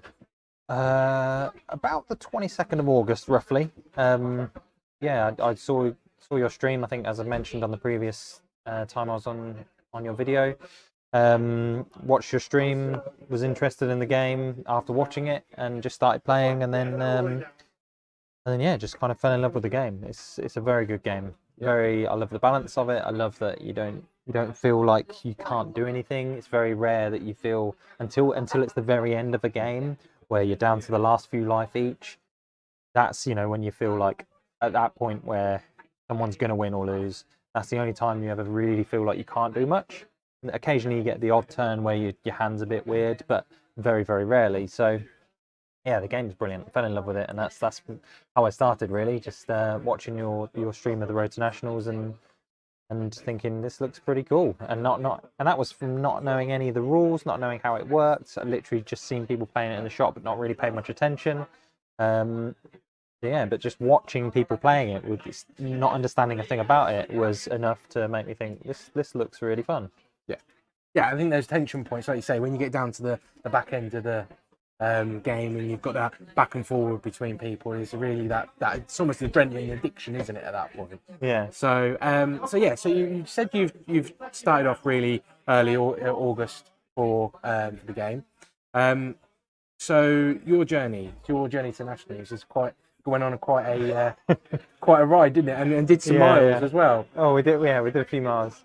Yeah. So people were talking about nationals in the group chat that I got invited into, and they were talking about qualifying for nationals, and I was like, oh, okay, what's the requirements? And then a few people helped out and told me, and so I looked up on the website, looked at the current XP that was needed, which was like 31 or 33 XP, wasn't much, and I thought, okay, maybe I can do this. Let's just see, as a new player, can I do it?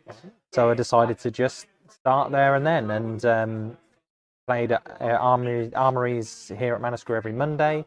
Then as it was getting closer to the cut-off and more information was being found out, I realised that the XP was growing and growing. I was like, am I going to make the grind commenced fully? And so yeah, I was just going to as many events as I could in the last 2 weeks leading up, and then just before that, all the Road to Nationals were all pretty much done. There was 2 left. There was one in Living Realms, and another one up in Glasgow. And the one in Living Realms was completely booked up. The one in Glasgow had spaces, but driving from Northampton to Glasgow is a bit of a mission. But then, in a last-minute decision, I said to my partner, I said, would you mind if I disappeared on Sunday to drive to Glasgow and back? She was like, have I got anything you need me to be here for or whatever? And she said no, and so I messaged some of the guys, said, does anybody want to come to Glasgow with me? And Dimitri said, yeah, okay, let's go. So we both drove up there. 4 o'clock in the morning we left. I had an hour's sleep the night before because my dog was up awake in the middle of the night, and had a power nap on the way there, half-hour power nap. Got there for it took us about 6.5 hours to get there, so about 10:30. Had the event, went 3 and 2. Should have been 5-0 because of I was new to the game, so I didn't realise I could ask a judge to come and ask the players to hurry up. There was a couple of draws I had where the players were quite slow because they just getting used to playing against my Prism deck, which was a very defensive, control-y deck. So the players' turns were just taking ages, which caused 2 draws, and obviously draws are much worse than losses in this game. And then yeah, so we did that. I got myself 3 wins, which was, for me, I was more than happy with either way. And then drove back the same night and got back at about quarter to midnight. So your actual your grind didn't really stop there though, did it? So we were updating our group. We got quite a few players on the cusp that were in and out, sort of the top sort of 96 for the cut off for the UK nationals. And we were updating pretty much bi-daily on the lead in, and I was like, "Oh, Terence, what are you doing this week?" And I think it turned out to most nights of the week you were at some event somewhere, doing something to gain those XP. The last 2 weeks it was Mana Screw Monday, a local Wargamers event on Tuesday. I think I was doing something on Wednesday. I was trying to find something on Wednesday. I'm struggling. Thursday was at Kingdom, and then Friday was an online ProTech event. So yeah, it was those last 2 weeks was just non-stop, and then anything I could attend at weekends where possible as well. So yeah, my partner has been absolutely amazing throughout the whole thing, because she hadn't seen me for a good few months just in the lead up, but especially the last 2 weeks where it was just endless. Yeah, so you've got some brownie points to be making up after nationals. Then I've done that, so which is good. Okay. Yeah. Which is so, good. So yeah, so obviously that was a grind. I think there was probably a bit of toll that's taken. I think. How do you feel about the game at the minute? Are you a bit burnt out with it, or are you just still joining on that? Not at all. Absolutely love it. Yeah, like I've not been playing in many events since just the Monday Armouries, but because of making things up to my partner. But no, the main thing is I love the game. I'm very much looking forward to nationals this weekend. I'm very confident with my deck, and yeah, it's been one hell of a journey, and I've thoroughly enjoyed every single aspect of it. I've played against some amazing players from all different skill levels, from top 10 in the country all the way down, and learned absolute tons along the way, which has been fantastic. It's like I've had this kind of years of knowledge from when the game started, fast forwarded into from the 22nd of August to present day, or until leading up to now. All that knowledge has just kind of been crammed into my brain. Yeah, so, and I take it, obviously, so you've got a lot of card game experience before, so a long time Magic player. Yeah. Anything else? No, just Magic. I played some Keyforge, enjoyed the game, but it wasn't for me. Magic, like I play a lot of Commander. I love Commander. I love the social aspect of card games, but I'm a very competitive person, so Flesh and Blood is kind of scratching my competitive itch, and Magic Commander scratches my social itch. So yeah, which is great. Yeah, that's great, and everybody needs that sort of that balance between that competitive bit and the stuff that you can play casually and things like that. So which is great. So obviously, nationals going to be a long weekend. I think you're up all 3 days, like a lot of people are, for the Battle Hard. And going up first thing Friday morning. Yeah. Looking forward to it. Yeah, so that's going to be good. So what are you hoping to see at nationals? What sort of heroes were you hoping to come up against, or what do you think the environment's going to be like? Interesting question. I think there's going to be a lot of OG heroes, a lot of Warrior, Dories, Bravos. Bravo OG? Yep. Yeah, so Bravo, Katsu, Dorinthia, very solid heroes. They've had some good support with certain sets, and they're just good, strong heroes because they've been around for so long. The people that play them know them inside and out. They're very intimate with their decks, and they fully understand them. That being said, you've got Lexi, which I think can be powerful, but is not quite there, not quite tier 0 or tier 1. You've got Oldhim, which is a great deck if played well, but very hard to. I think Bravo's stronger in some ways. And then you've got Briar, who's pretty nuts. Briar's quite strong in terms of, I mean, it's just Runeblade, right? Yeah. I mean, Runeblade's strong. Yeah. And then other heroes. I think Dash. We might see some Dash. Dash is quite good. Like every hero has got a chance, apart from poor Azalea and poor Kano. Although I did play Kano in CC last week, which was a lot of fun. Now I understand the game more. And a little bit of history. My very first game of Flesh and Blood was with a Kano CC deck because I wanted to play the hardest deck to play, and it was mind-boggling at that time. And now I understand it more. It's much more fun. And I got one win with it last week. against someone. Yeah, that might well have been me. Forgot to completely and utterly pack any Norrune into my Oldham deck. So that was good. But it was a good game, and it was a learning thing for me to remember to pack my Norrune. Yeah. It's nice to see that there's a lot of variety in the heroes.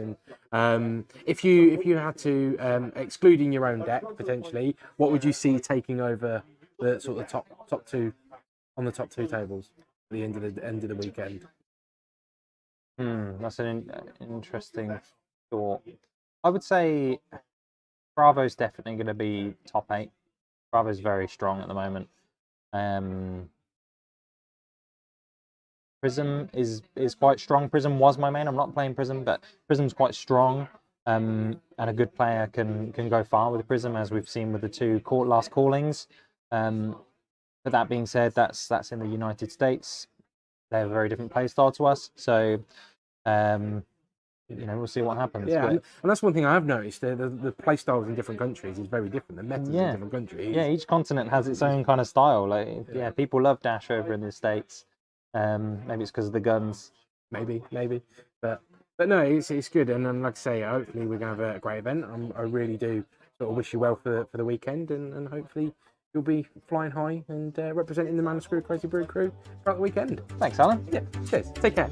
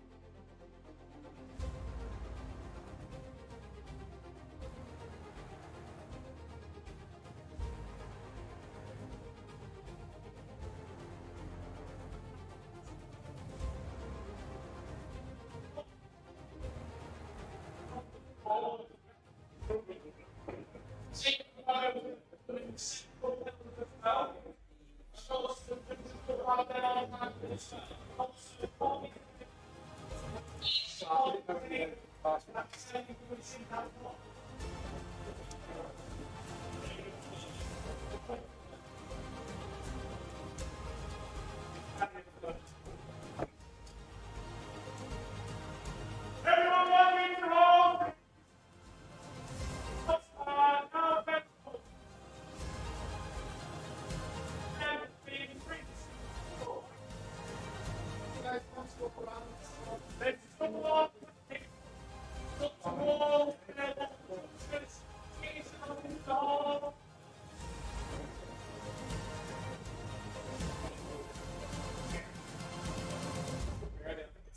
I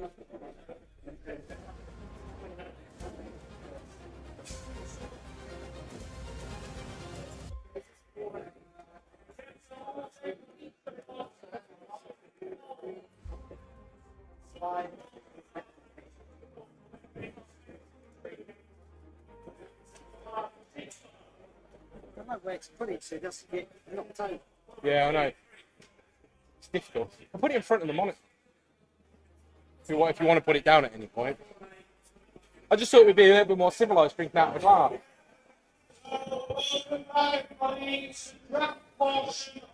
Saturday game of the championship. There are pots, players' names available on the walls. Standings. If you please kindly please stay without speaking with pushing down the pot. Are you dedicated to the seat? The seats are as follows. If you are looking at me, put left hand. One, 2, 3, 4. Those seats will be high. So one faces high, 4 faces down, top 6, 9 faces.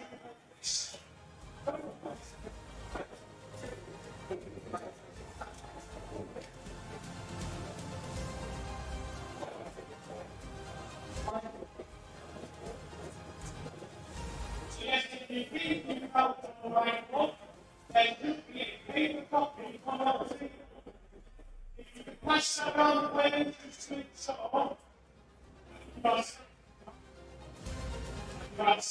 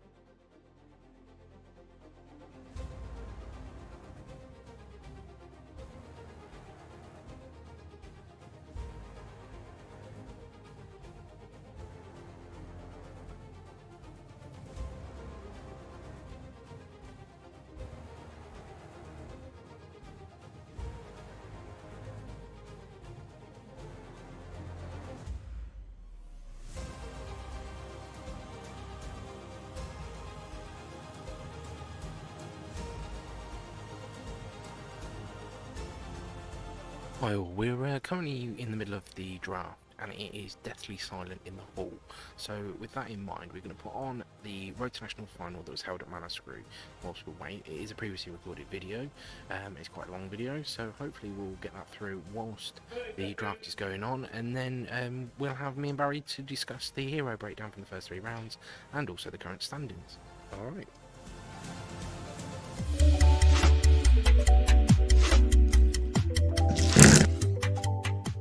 So, hello everybody. Whilst we wait for the final to go ahead, I thought I'd come and show my face.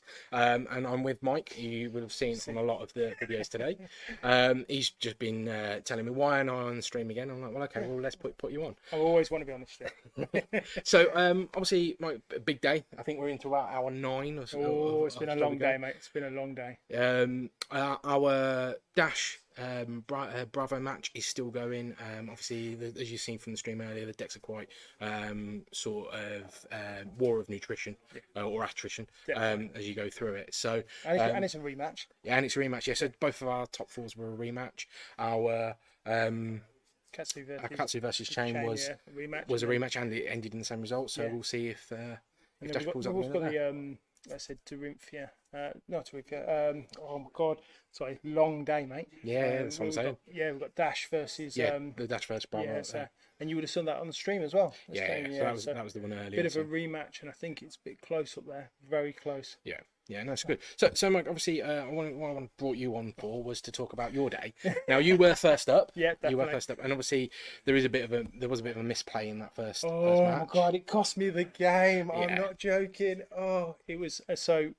As if you've tuned in throughout the whole day, pretty much I was playing along and it's chain mirror match. Yeah, chain mirror match, and it's against a guy called Scott, and he's pretty much built a 1-turn kill chain game, and nobody at this club has got close to beating it. And I got to that point where in my head I saw the win, and I played. I rushed. I should have slowed down, and I played Chains of Chains of Elements from the one that you name a card, they can't play it, pitch it. And I knew he'd have to fire his Sakana Arcanix to come in with a 6. I was like, and he's like, "Are you playing that?" And I'm like, oh, forgot to snap scalers, and I was like. In my head, I had because I was coming with Rift Bite, and I saw it. I saw the win. First time ever. I'm going to beat Scott with his chain deck, and it was just. And he was quite, we get on. We're very good. It means I brought him breakfast this morning, and that's how he repays you. Yeah, exactly. But it was, and he was honest. He said to me, he said, "Look, Mike, usually I'd let you take it back, but I will die if you play that card." And I was like, no, you've got to do what's due. We're all here to try and win a spot to Road to Nationals. And as you say, obviously, in the way Strengths of Schedule has been working, is taking that loss in that first round can really affect your result throughout the day. It's definitely been an interesting day. So the rest of the games after that, so literally I picked myself up, dust myself off after that. I went, in the end, I went 4-2. I've played a variety. I played a couple more chain. I played against one ninja. I played against Finbar with his ninja. And I'm not joking, that was my other loss where he just absolutely spanked me. I did not know what was coming. He was like boom, boom, boom. I was like, whew. Because we've got a couple of good ninja players, but not on the same level as Finbar. And then pretty much I played Rhinar in the last. I played a Rhinar control deck. That was interesting. Literally I was like playing chain. I'm like, you just block thing. And then literally I got to the end, and it was literally I had 2 cards in my deck, in my hand, nothing in my deck, and nothing in my banish. I had Ursha out, and it was pitch down to create a rune chant token. He had 1 health. Pitch down to create a rune chant token. Come in with Reaping Blade, so it's coming in for 3 and 1 arcane, and then Ursha for 6. And literally it just took probably about 30 turns of just stripping all these cards out of his hand, and eventually I won because he just ran out of cards to defend with. But yeah, it's been a fantastic day, hasn't it? Yeah, so what was the result for you in the end? So total 4-2. So 4 wins, 2 losses, 1 against Scott and 1 against Finbar. So just missing out on that top cup then. Yeah, that's where strength of schedule works in it. But for me, buzzing, absolutely buzzing. What an event we've had here today. With the atmosphere's been great. The sportsmanship's been absolutely fantastic. The stream has been fantastic. So for me, I just want to say thank you for all your hard work. Oh, no, thank you. And it's been great being down here with all the players and obviously getting the stream. It has been a sort of a test of sorts. It's our first big live stream, so I'm glad for everybody that's tuned in. We'll have some sort of closing words before we get to the final with Mark, the organizer proprietor here. But no, it's been great, and I know you've had a big smile on your face most of the day. All day. Like I said, there's behind the scenes, like I said, what we've done, the little videos, the little interviews, the talks, it's just all come together and shown what, Man of Screw and what we all want and how much we all love this game. It's been absolutely fantastic. So once again, thank you, Alan. No, by any means. So, like I say, we'll have Mark on in a little bit. I'm just gonna stick you back on the cycle. A little bit. Oh, he's lurking. He's lurking. I've done stuff. He's lurking. You gonna come sit down? You gonna stop moving me? Oh, come on, sit on my lap. Right. Yeah. Thank you, Mark. Get on this. Yeah. Let me just check over. So, Mark. Long day. Yes. Long night last night. Yeah, it certainly was. Well, I was here until 10:15 last night, and you, what time did you Probably get? another couple of hours on from that one. Lots of pieces of paper needing written on for all of the stuff from the sponsors with the very kind setup that we've had today. So, yeah. No, so, and you was in well early before everyone else this morning? Yeah, about 6:30 this morning as well. So, opening at 9, so that was 2.5 hours of emptying bins and emptying more bins and more bins. More bins, yeah. more tables and stuff. Yeah. So, so how have you found today? Been absolutely fantastic. It's been great to meet a lot of players again that we've had with the online sessions where we've recognised voices, but we've now been able to put faces, albeit some within masks, onto the setup, and no, just great. No, it's been good. I mean, you feed off this type of energy, and you've been seeing you've been running around like a headless chicken most of the day because it's been a stressful day for any organiser with this sort of event. But it's been good as you had a smile on your face, and I know everybody's been down here that's been happy to sort of sit. So. It's been brilliant. Been really good. So yeah, we want to do a big shout out, obviously, to LSS for the OP kit. It's a lovely OP kit, but more importantly to us is obviously the sponsors of today and the organisers of today's sponsorship. So big shout out to Jeff Carter of Safe Albums, Piri Games, and obviously Dragon Shield, Arcane Tinman, that have done a lot of our additional prizes that you'll have seen the video for earlier today. And then obviously we've picked up a big bit of the fact that how many people have watched this stream, and for our first stream and Mark's first, I mean, Mark's just let me get on with it today, so I hope everybody's been fine with that. So yeah, it's been great. We've seen the numbers that people have been watching. Hopefully we're going to get some more on there. We'll put all this content out in bite-sized chunks. Just one moment though, from one angle. Okay. And the big thing for us is obviously what's next. Mark said this after an hour of being here is the what's next for us. So it's kind of a watch this space. And one thing that we do get, this is another thing from Legend Story Studios, which they give us every single month in the Armoury kits, is this rather fancy looking playmat. This is Bolton, and not only is this Bolton, but this is Alan's Bolton, because I would like to say, Alan, today the job and the stream and everything, this man here has done an absolutely marvellous effort with everything, so congratulations with that. Thank you very much, mate. And there is the map, the People Champions map for Alan there. That's lovely. I mean, and that just shows obviously what we're down here for. We're for a community. And I really appreciate that. I've had no end of people coming up to me throughout the day saying, "Well, we've got a good setup, we've got a good thing there," and that just means the world for it. What started as a bit of a lockdown project to reinvigorate Tabletop 24 has turned into what you've seen today, and just getting the enjoyment that people have seen from it, and obviously some of the comments that have been going around. So that's great. And like we said before, we'll see what's coming next. Yeah, obviously, I don't know whether Alan may have mentioned before, but after maybe the first hour of all this, the conversation was already started of, well, what's next on this. So we definitely do intend with other events and getting this set up with the streaming on more often basis here at Manuscript. Yeah, so on that note, obviously anybody that is watching, drop a comment in there if there's anything we can improve on, anything we can change. There has been some technical difficulties with the stream here and there. Appreciate everybody bearing with. Hopefully that hasn't interrupted it too much. We will be looking into that to rectify, but as you can appreciate on a day like today, trying to fix those on the fly has been a bit of a challenge, so we'll be trying to prepare that. And like I say, this is our first live stream, so we can only get better from here. We can only get better from there. So thank you to players. Thank you for Mark. Thank you for everybody watching. We will be getting into our final shortly. So yeah, stay tuned for that. And then obviously we'll get hopefully, if they are not too fatigued from the day, we will try and get the winner on for a brief couple of minutes just to see how their day went as well. All right, cheers. So as promised, our players are just getting ready for the final. So we will be seeing Katsu versus Dash. So this is going to be quite an interesting matchup, given what I've seen from these guys today. I'd like to wish both players good luck and all the best.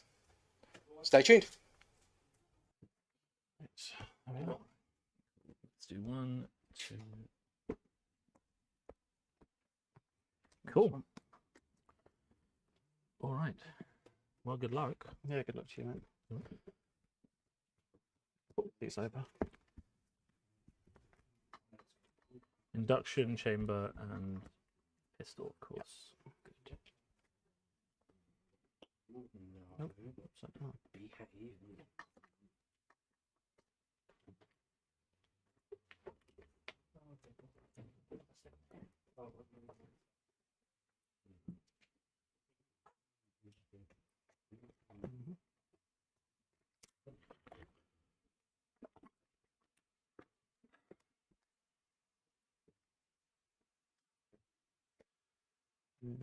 Right.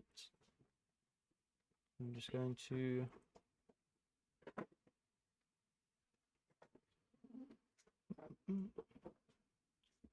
pitch 2. Sure. To box of tokens. Oh, I don't know my dice either, actually. That would be good.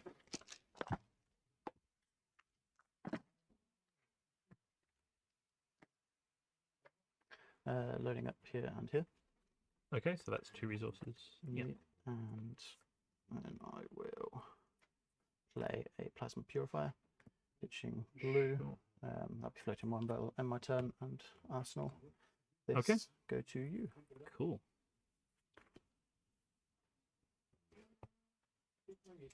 Counter on my tunic. Swing with the Harmonized Kodachi, pitching a blue Lord of Wind, 2 resources. No blocks. 39. Swing with the second Kodachi.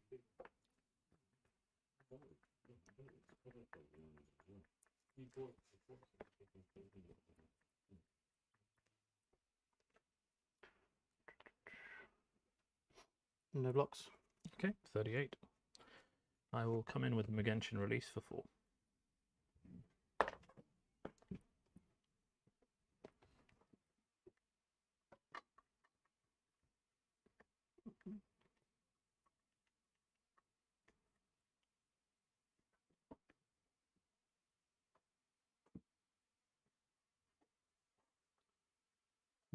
I will block 6. Block 6. Okay, cool. Arsenal, and pass it to you. So 1 card in hand, draw 3.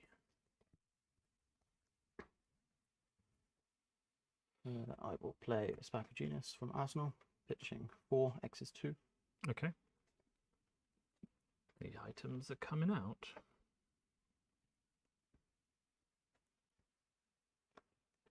And you're searching for? I'm searching for another induction chamber. Okay. Just there.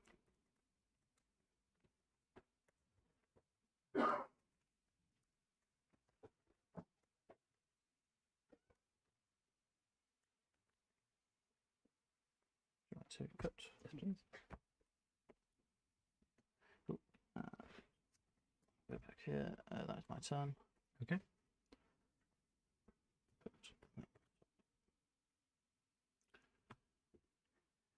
All yours. Tunic to 2. Kodachi 4. No blocks. Okay. 39. No, not 39. 37. Leg tap for 4. And I have 1 resource floating. No blocks. I will sink. Okay. I'll raise a reflex. Yep. No reaction. Okay. You take 3. 34. Cats will trigger. I'll discard a head jab. Search my deck for a rising knee thrust.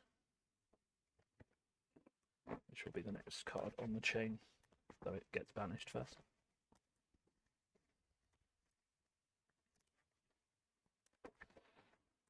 So coming in for 5 with go again.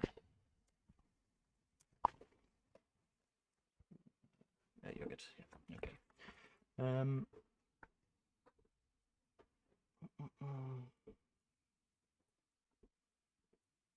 Go again. No blocks. Okay. So Defense reactions? No. 29. 29. Mask of Momentum will trigger. Yep. Draw a card. Got that. And I'll come in for 3 with a Whelming Gust Wave. This has go again because it's part of the combo. Will. No blocks. 26. Arsenal card. And pass to you.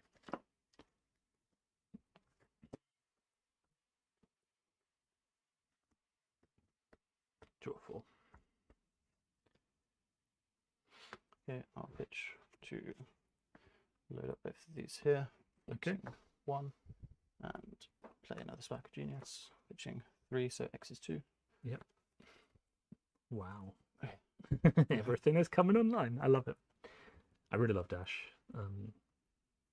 I've been having a lot of success with it today. And it's served me well. It's just a really nice design. Pleasant Purifier.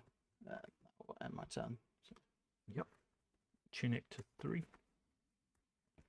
There's a 3 here somewhere.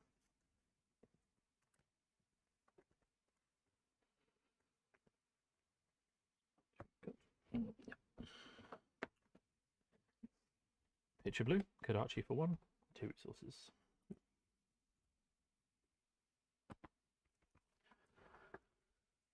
No blocks. 25. Kodachi again.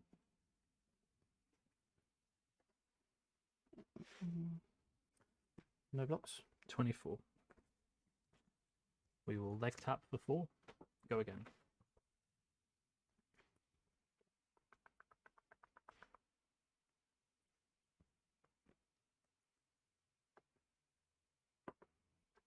Block 6. Block 6. Okay. I will rising knee thrust for 5. Go again.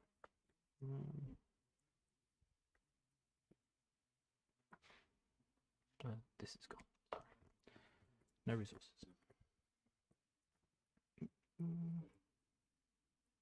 Block 3.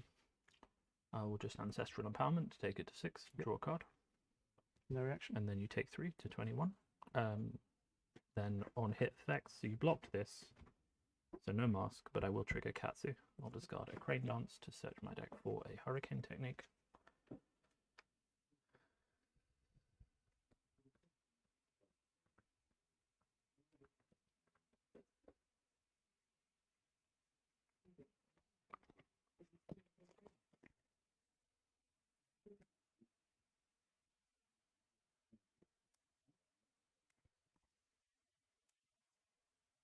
Cards left in hand?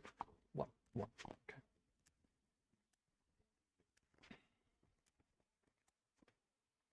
So banished. Would you like to cut? No. I'm shuffling a lot, but you know, if you want to cut, just say. I'll pitch an Art of War to Hurricane Technique for 5 with go again. If it hits, it comes back to my hand.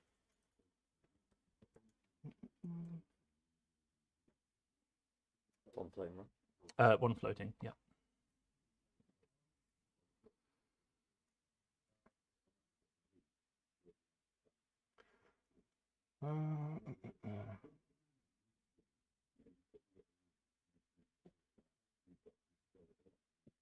No mask draw on there, is there? This is not a mask draw, so they're turned sideways, which means mask is. Yeah. Does that have go again, the Hurricane Technique? It does, yes. 5. 5. Block 5. I will break my scales to give it plus yeah. 1 for 6. Yep. 20.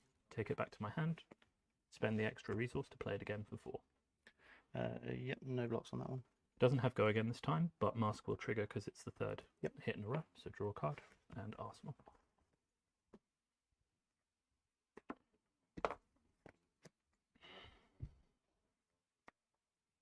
No cards in hand, 1 card in Arsenal, so I draw. I've started saying it to myself because I made a mistake earlier in this tournament, so it became very relevant. I will shoot for 2. No reactions. Okay. 38. Started. Leave it there and draw it.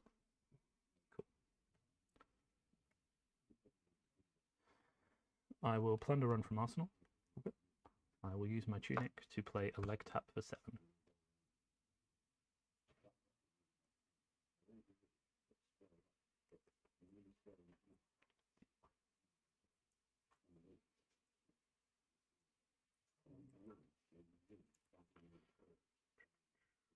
So go again.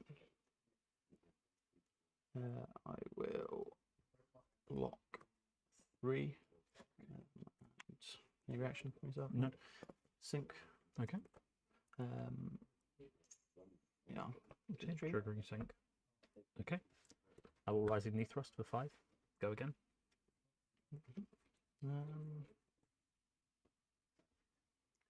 Block 5. Cards left in hand. Just 1. Okay. So this is blocked. This was blocked. You strike for 7.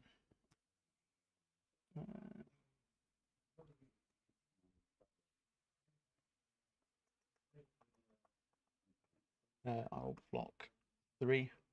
Take 4. 4. Yep. 12. Draw a card from Plunder Run. And Arsenal. And pass. No cards in hand, so draw 4. I will be drawing up. Okay.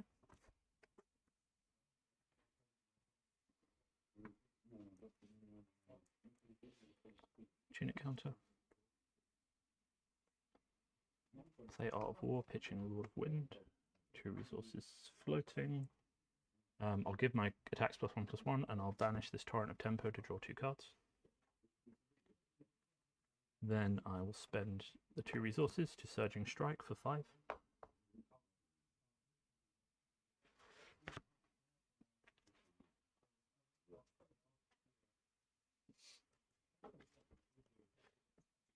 Block 6. Okay. Then I will Whelming Gustwave for 5. We'd go again. Block 6. Okay. Then I will pitch a blue and Kadachi once. Check 1. And twice. Go to 10. 10. Arsenal and pass. Just draw up. Okay. 1, 2, 3, 4. Tunic to 2. Plunder Run from Arsenal.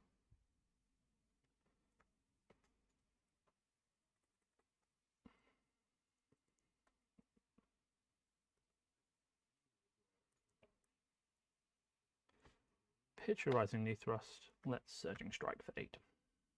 1 resource.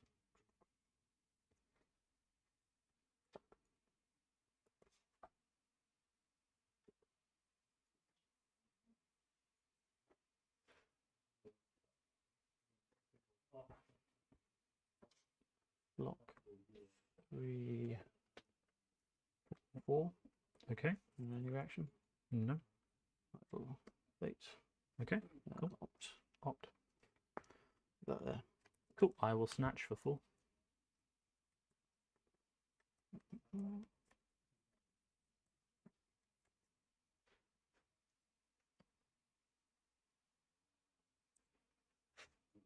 Block 4.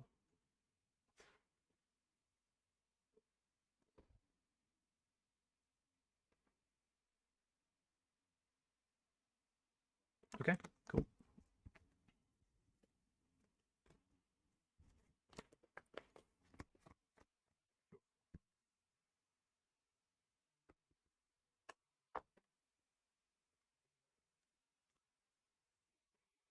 Arsenal pass. Okay. Tunic to 3. Pitch a red flick black. Tunic, Surging Strike for 5.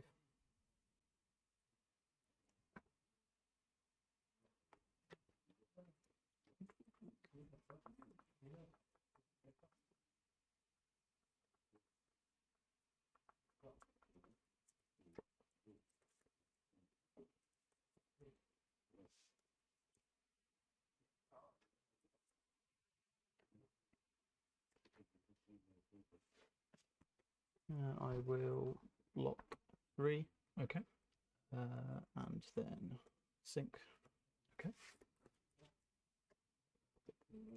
7. Yep, absolutely. I will Scarf his Scarf for 4.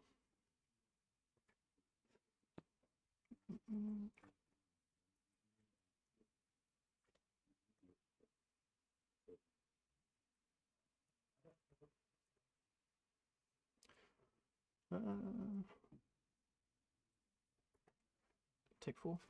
6. I won't trigger Katsu. Okay. 1 card in hand, so draw 1, 2, 3.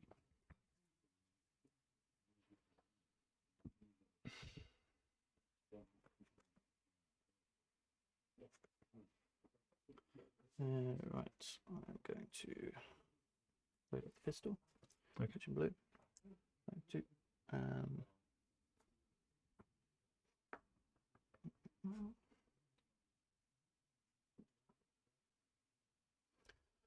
Spin the counter here, so I'm at 3. And shoot for 3. Take 3. 35.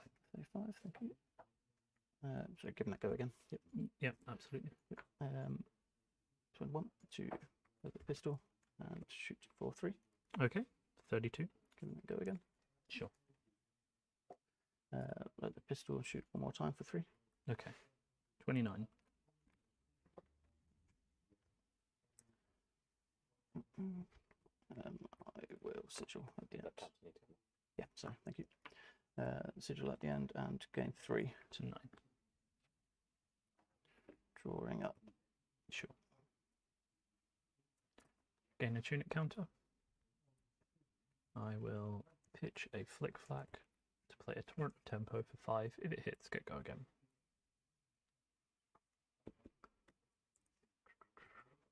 Lock 6. Cool, I'll razor that. Snag. Okay, cool.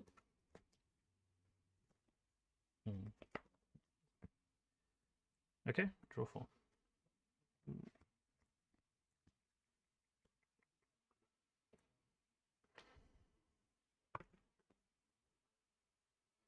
I will pitch blue, loading up 3 counters. Sure. And pass turn, arsenaling this. Okay. Unit to 2.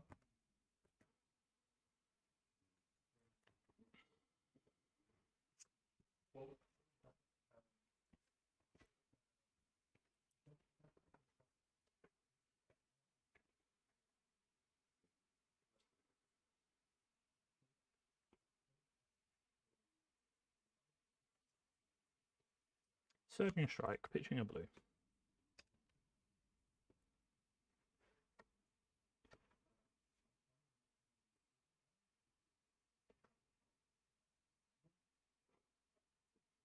Lock 6. Okay, cool. Let's snatch for 4.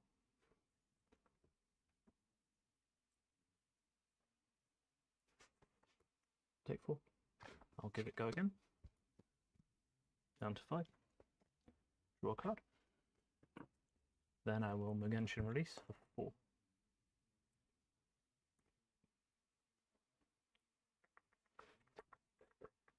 Okay. 2. No blocks. Okay. So I will Ancestral Empowerment and draw a card. Okay, I will sigil. Okay. So So you go to 8 and then down to 3. Yep. And I will Arsenal and pass to you.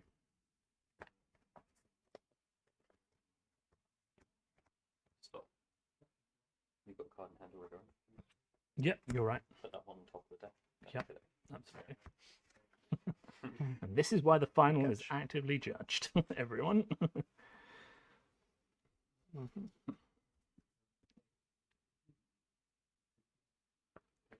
Pitch.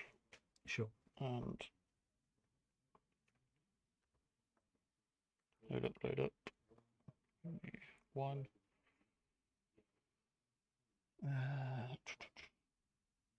Shoot for 2. I'll block for 3. I will give it a go again. Okay. And then load up the pistol. Didn't you load up? Yeah. Oh, shooting is free. and then Yeah, get never remove mind. Shooting is cancel free. load. Yep. Yeah, that's fine. And then pass 2. Okay, cool. Tunic to 3. Then let's go Kodachi, pitching a blue.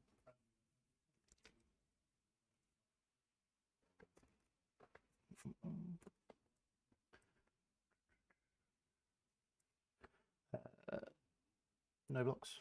Okay, 2. Kodachi again. No blocks. 1. And then Mugenshun release for 4.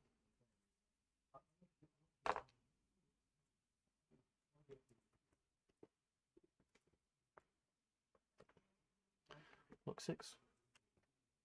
Okay, cool. Arsenal. And this time I will remember, Jake. 1, 2, 3.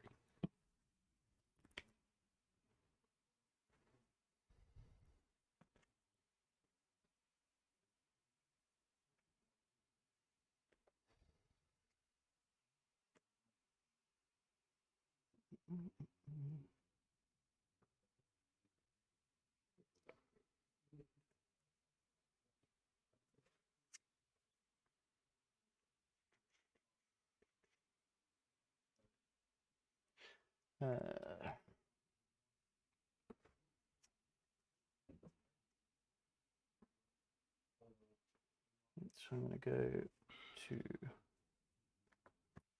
spend both of these. Okay. And then shoot for 4.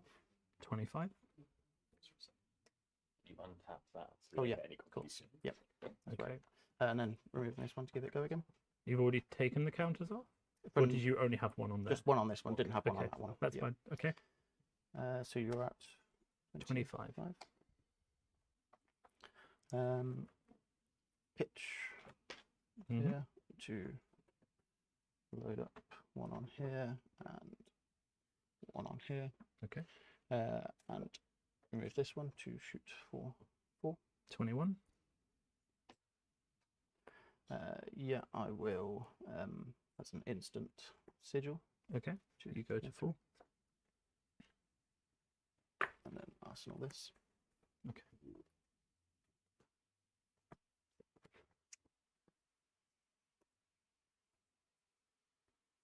Kodachi for 1. Pitching a blue.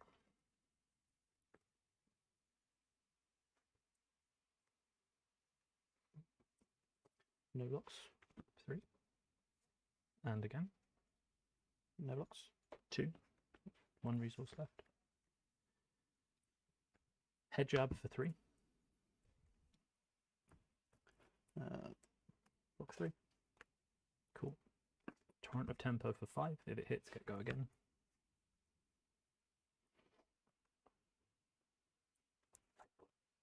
Yeah. No blocks and removal from arsenal. For 7. 8. 8. Okay, seems good. Also, so when you draw up, don't flip your deck over. So far, I've been watching you haven't flashed anything to anyone, but just before a disaster happens, just make sure you don't flip. Okay, sure.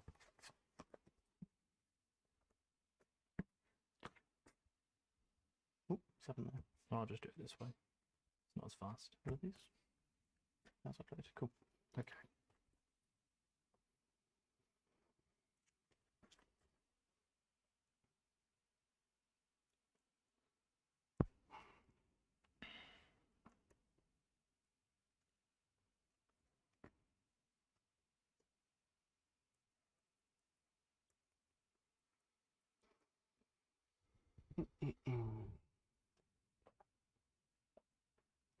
Okay, I'm going to pitch. Should I?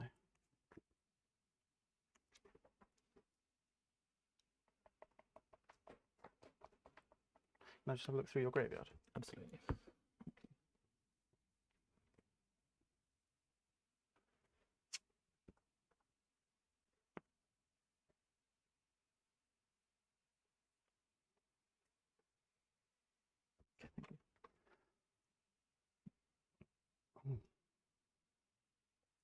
I'm going to Arsenal and past you. Okay.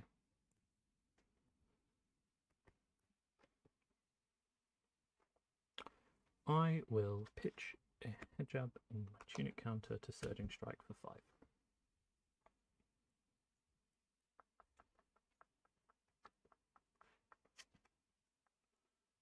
Look 6. Whelming Gustwave for 4. Go again. If it hits, draw a card.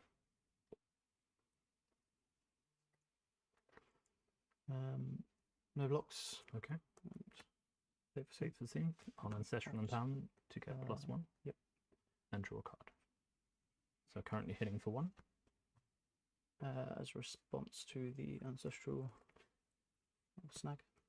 Okay. So no attacks in game bonuses. Sorry, just oh, that remind me. doesn't. Yeah, the attack reactions don't give the plus. It doesn't give it the plus. Yeah, no, I get that. Is it? Just let me have a quick read. Sorry, Attack action that's cards easier. can't gain. Yeah, it's for the whole turn. Is what I was Yeah, saying. sorry. Okay, so this actually is only hitting for 3. That's fine. Okay, and you have 1 card left in hand, and you're on 2 life.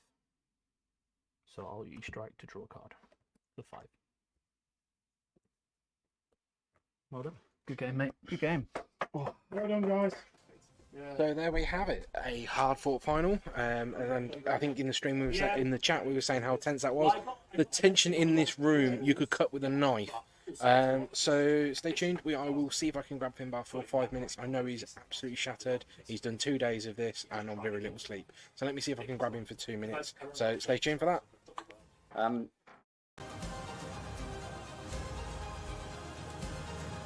So apologies there for cutting that video a little bit short. If you wish, you can check it out on the channel later, but stay with us for now. The guys have all just finished drafting. They're now just sitting with some random opponents, and they are deck building now. So we've got a little while for deck building, but I thought it'd be good if me and Barry sort of run you through their heroes charts and see what the standings are. So bear with us for a second, and then we'll be on.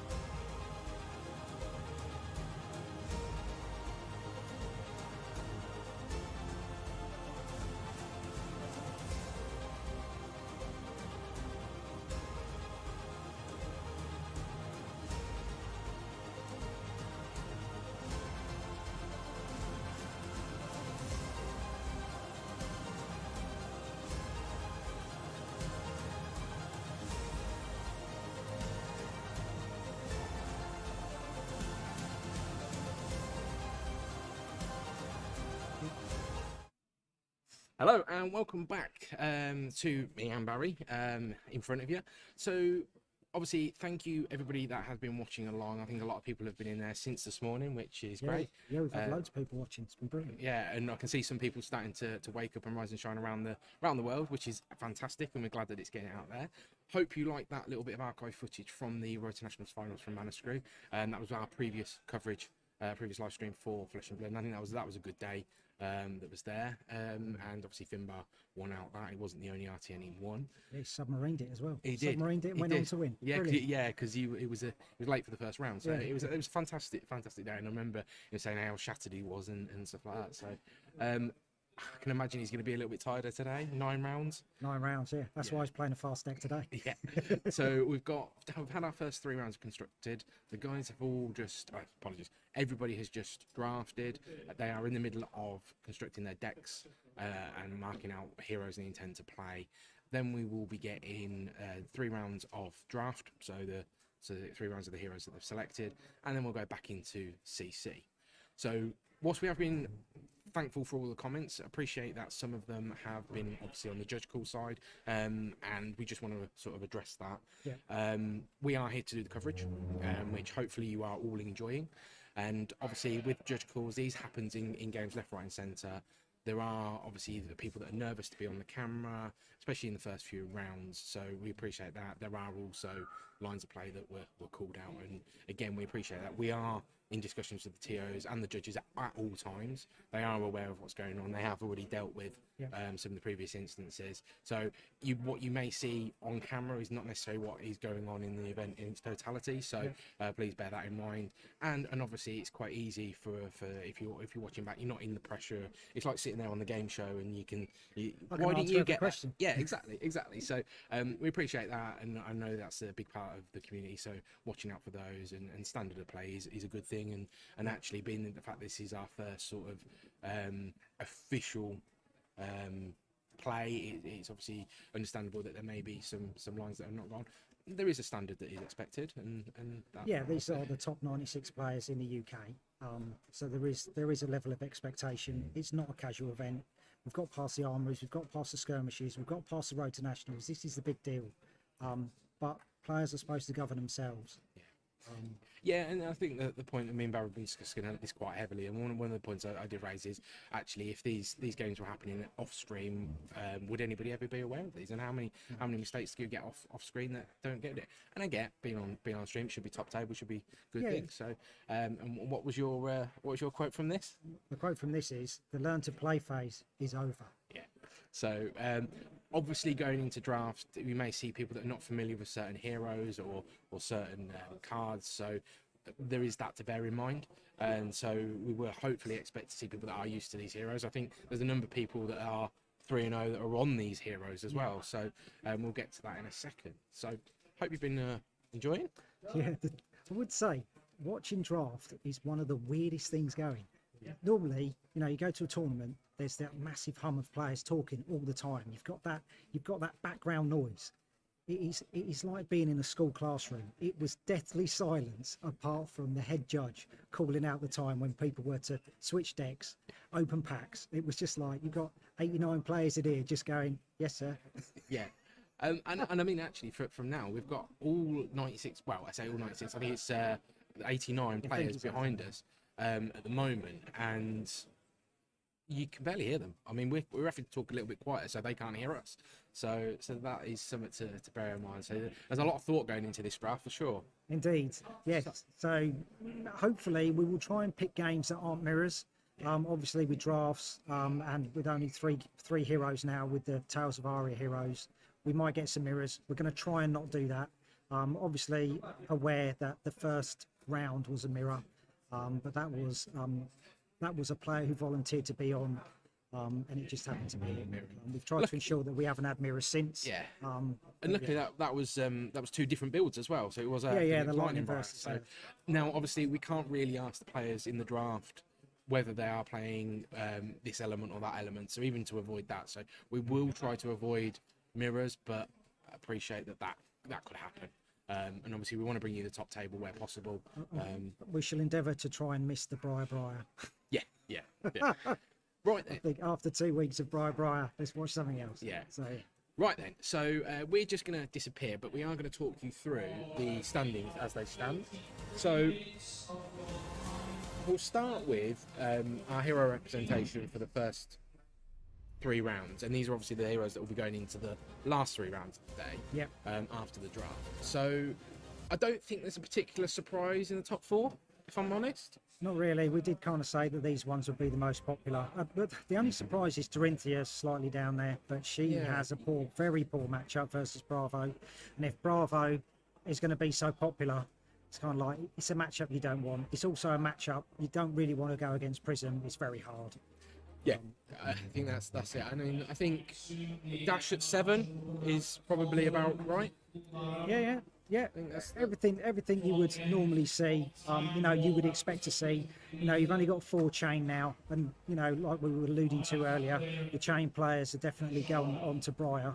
One of the big surprises, or 2 of the big surprises, is Sharif is not playing Dorinthia. He is now playing Briar. He is he's keeping things quite close to his chest on which one he's playing, but he switched to Briar. And Simon Denning, who also won a Road to Nationals with Katsu, he has switched to Briar. And again, he won't tell me which one he's playing. He doesn't want that information out yet. So hopefully we'll get them up here during the CC section, and we can see exactly what they're playing. One of the things that I've probably picked up on, I spoke to quite a few players over the weekend, is a lot of them have had mains that they've had through the RTN season, and that. Yeah. They've looked at some of the new heroes, looked at some of the meta, and actually I think a lot of those deck calls have come down to last minutes for a few players. Yeah, Sharif said that he was either going to be playing Dorinthia or Briar, and he basically made that decision at 7 o'clock this morning and plumped for Briar. He's doing quite well. He's not quite in the top 8, but we'll get to that in a minute. Yeah. So that's the hero battle breakdown. Obviously, the only hero missing is Rhino's Surprise Kano. So I don't think it's obviously good in CC. Yeah. I'm surprised there isn't one really. I think maybe somebody trying to break the meta, but yeah, it is what it is. So the fact there's only one Oldhim, maybe it comes back to the point we said not many people have figured it out. I think people have taken Bravo over Oldhim. Yeah, nobody really wants to be going to time. A lot of the Bravo players that we've seen during the first 3 rounds have been going to time. They're not getting much rest in between. Which can be a factor for mental tiredness, and it's exactly why people aren't picking up Oldhim yet, because they're going to be going to time. They don't want to pick up those draws, and you need to rest. Yeah. No, it's a long day. Yeah. So, one Bolton, I haven't seen yet what build that is. I'd be interested to see whether that's Saber or Raiden, or even Axes. I mean, it could well be Axes, probably not, but yeah, it could well be. Sort of like they're 2 Viscerai, so. Yeah, it's nice that he's represented. I know that one of the Viscerai are in the top 8, so that's been good to see. Hopefully we might see him later. So yeah, there's a good mix this time. Bravo is the out-and-out favourite. We knew that coming in, and it certainly showed by the amount of players that are rocking up with and using him today. But yeah, let's see how Briar cuts her teeth against Bravo. Yeah, 4 chains. Yeah. I might have expected to see a couple less, but yeah, people have just jumped ship, haven't they? Jumped ship to Briar. I would have thought so. 4 Rhinos. I mean, like we said before, Rhino rolling high could work out. Yeah, it'd be nice to see where they are. They're living the brute life somewhere. So yeah, exactly.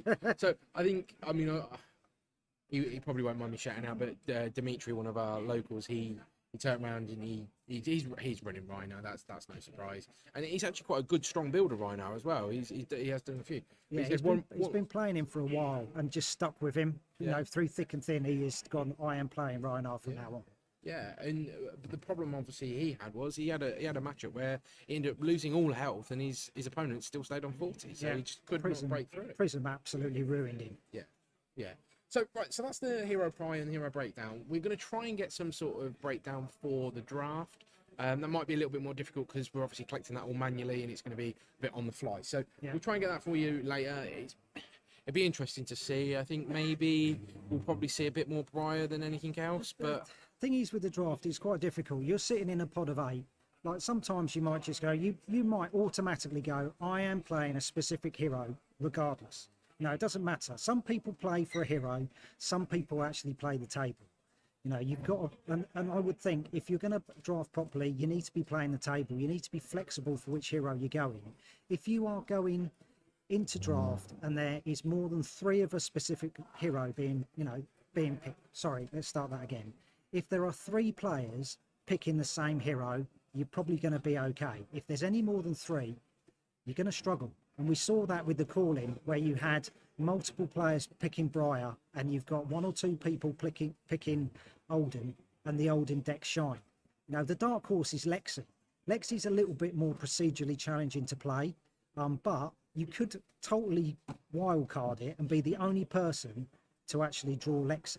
And we saw Lexi do quite well in Cincinnati as well. So, you know, because no one's really drafting her. So it'd be interesting to see the breakdown of that. Very much so, very much so. Right, so looking at standings. So these are the standings. That's not the standings, so apologies. Bear with me a second. Just going to go and fix that. Bear with me. So while Alan goes and sorts that out, so if we go back to draft, the important thing to see is the breakdown of the cards, knowing how many of a certain element is still in the deck, knowing sort of like what class cards are still in there. That's a good indication of basically what the person on your left or right is actually collecting. Through testing, if you need to pivot, it's probably best to pivot before turn 7 or before pick 7 to go into somebody else after you've seen pretty much half of the cards go from the first pack.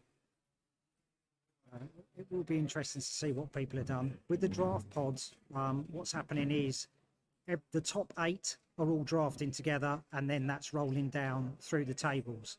So it's going to be good to see how the top 8 can cope with having poor picks.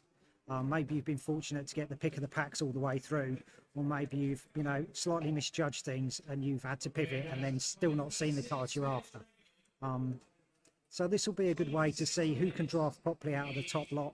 It gives a chance for maybe someone who's had some poor round pairings to pick up some places. You might be really good at draft, and then you can certainly climb up the ladder through the draft period. So yeah, people who don't particularly play well in the draft might be able to pick up some extra places when we go back to CC for round 7 through to 9.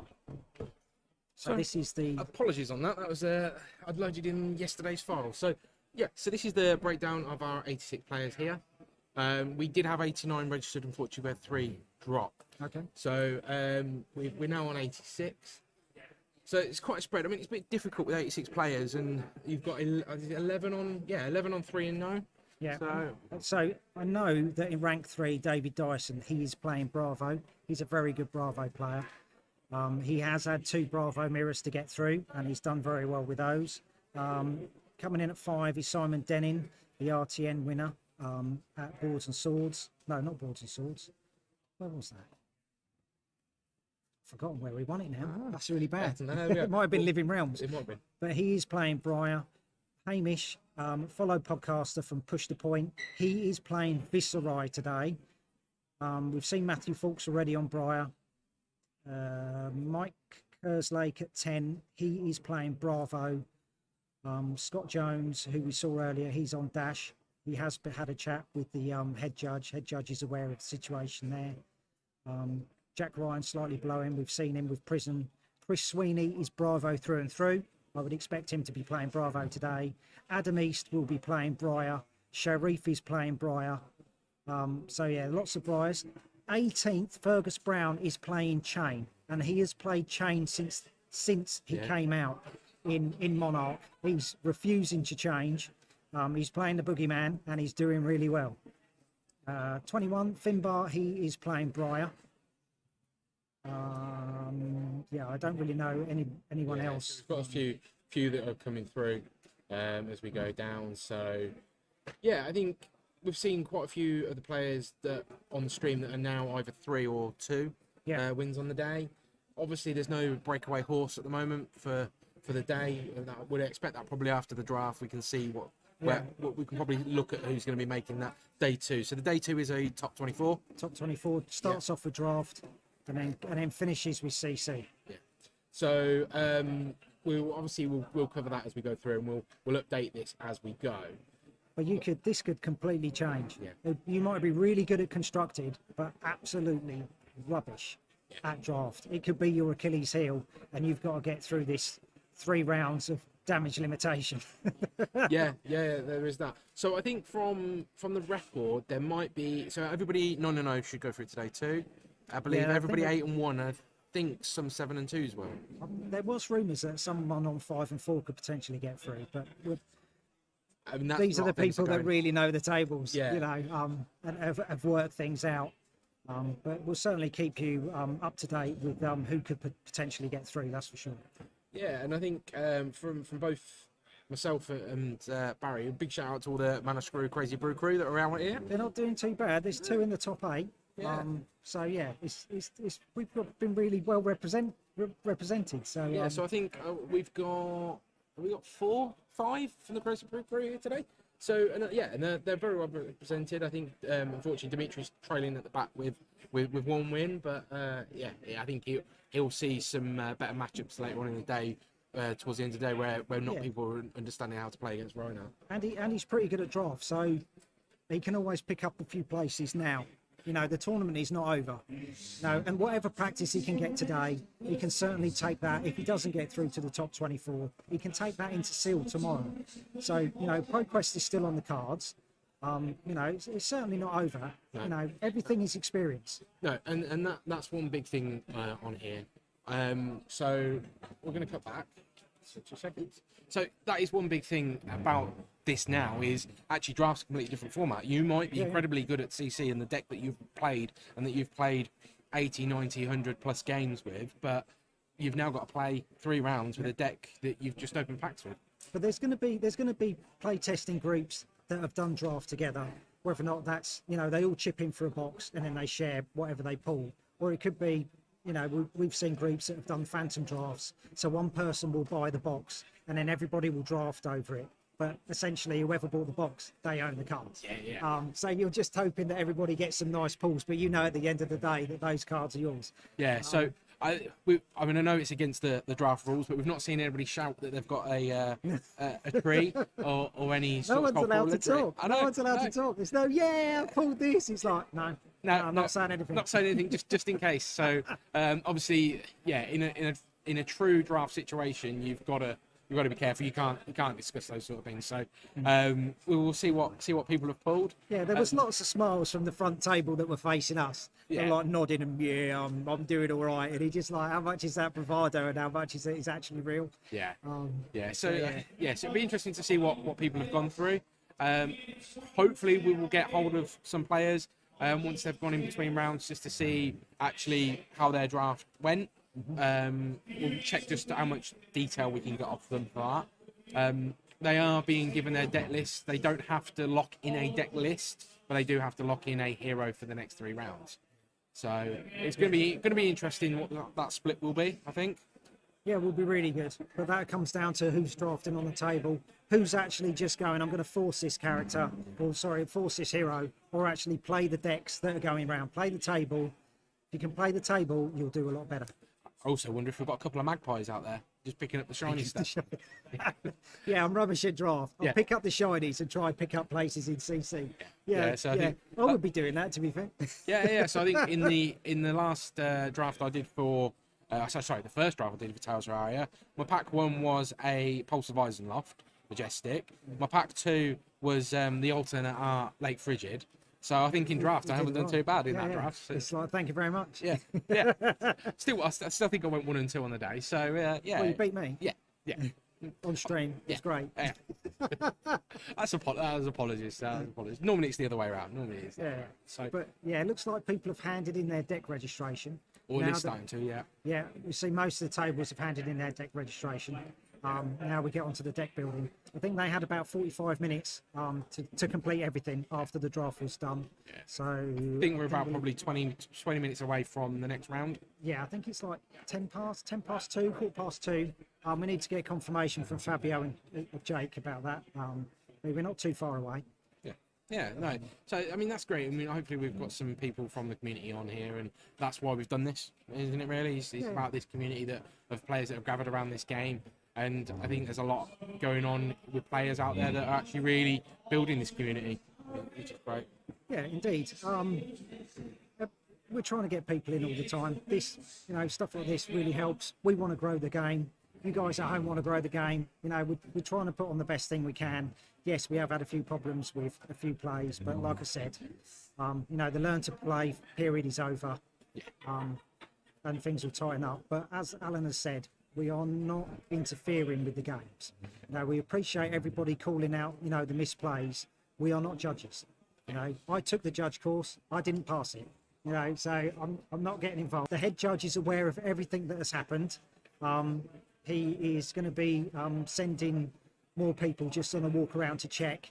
It's going to be more stringent on stream. We are the top table, but as that goes through the rounds, that cream of the crop will rise, and we will get tighter and tighter play as it comes through. No, definitely. So this has been a great weekend. I mean, what time was you up this morning, Murray, to get here? 2:30 I woke up. Yeah, so that's after in the morning, not yesterday afternoon. So I think there's a lot of people that have travelled a lot of distance. There's a lot of people come up just today, haven't there? So Mike, who drove, he said, Barry, you could get some sleep. But I was like, but you're playing. He was like, no, you get some sleep. So I was like, okay. Yeah. Yes, and so he's playing. He's currently 3-0. So which is great. He's going to crash straight after round 9. He's going to crash. Yeah. But the good thing is, the facilities here are amazing, absolutely amazing. The Royal Armouries in Leeds is a fantastic place, and the hotel is literally opposite. Yeah. So we haven't got very far to go when the players are really exhausted. We're right in the heart of Leeds. It is a fantastic place. I've been blown away. When I walked through the door, I was like, wow, this is amazing. Yeah, I mean, it's a shame I've not actually managed to get round the Armouries, but I think a few people actually, some of the players they've popped out and seen the actual museum that's here. Yeah, some people have got mementos already from it. So it's been really cool. I've popped to the cafe. That's about it. Yeah, and that's it. We're kind of chained to the desk on that. Yeah. But how have you found it so far today, Rory? It's been really good. I'm so glad I am not playing. The pressure that these guys must be on. I mean, when I entered the Road to Nationals, I did the warm up to the Road to Nationals. I was really calm. I was not, I was like, it's just another day. Got to the Road to Nationals. I was really, really nervous. I can't even imagine what I would be like if I was entered into the day. Especially with the draft. The nerves must be, really up here for it. But some people cope more than others. And that's what you want to see. Some people relish being really nervous. I particularly don't. Yeah, some people thrive under the pressure of it. Yeah, but like we said on our little run through, in our little video prior to this, you reached out a hand, I jumped at you, took it, and just went, yes, please. Yeah, no, and it's been great. I mean, yesterday I was here. It's tough doing this. I've had help from a lot of the Crazy Brew crew and some of the Living Realms crew, but yesterday was pretty much me. Hence why there wasn't much of this, because it's always handy to have a second pair of hands. Yeah. And like I said, Barry does some great content that he puts out on the Baz the Bard channel. And it's good to just actually need to collaborate. increase that amount of content. Yeah, we've got plans for that. Yeah, indeed. But I'm go for today. Alan is running the stream, making sure everything's okay. I'm kind of like standing by the table, just making sure they're pushing the buttons. But like I said, we're not interfering with the game at all. Yeah. And anything that Alan needs doing, I'll run off and get it done. And it's greatly appreciated. A lot of the work that goes into this is prep. So I'd like to thank Fabio for his help and Living Realms for their help with setting up some of the graphic work. It's not my main forte, but it's been great. So hopefully you've enjoyed some of that. Obviously, setting up this tech isn't always easy. I do this as a hobby. This is very much me giving back to the community to put this content out, and it was all about Tabletop 24, which is an event I run a couple of years back pre-COVID that I'm looking to get back up again, which will incorporate all tabletop gaming, and hopefully we can get a armory or even something like a level of a skirmish when we do the next one. But between us, we can show what the Midlands has to offer, for the UK, for Flesh and Blood. I travel to more stores like Boards and Swords, to Kingdom Gaming. I cover a bit of mana screw. You're the main mana screw guy. I don't get it. Why is the old man running around more than you? Well, this is it. Well, because I've got 4 or 5 duffel bags of equipment, and I had 4 people in my car on the way up here. It's quite a large saloon. Those people that are familiar, it's a Skoda Superb, and I picked these 3 people up, but they went, well, where are we going to put our stuff? Yeah. And it's got a big boot. I could easily get a good 4 or 5 bodies in there. Maybe 6 if you chopped a couple up. But yeah, so there's a lot of equipment that goes into this, and traveling around with it's not always the easiest. No. But it's greatly appreciated. If you can show the game off, brings in more people, and that's what we want.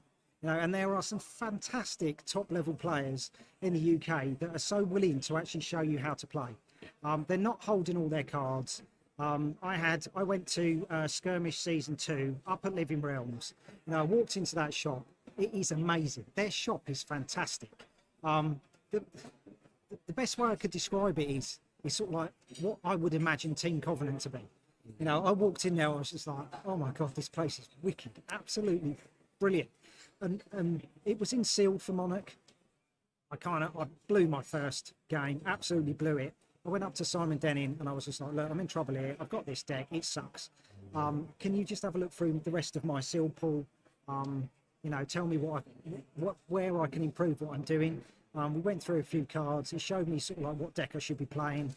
I managed to basically win every other game. I was lucky on a casino roll to get into the top 8. We started again on sealed. I remember what Simon Denning told me, and then I pulled him on the second round and I beat him. And that's the only time I've actually beat Simon. And I was just like, I can just retire now. I'm quite happy. But Simon and Finbar Stilfer, they want to share.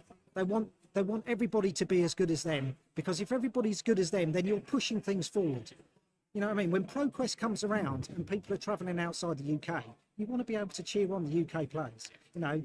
People at home, you'll be cheering on your country players because you want those guys to do well. But you need the players like Simon, you need the players like Finbar that really do help push people's play forward and help grow the community and are willing to share. And that's what we need. Yeah, I mean, I've made no qualms over it. I'm a very much a casual player. I will not probably play in any nationals for the game.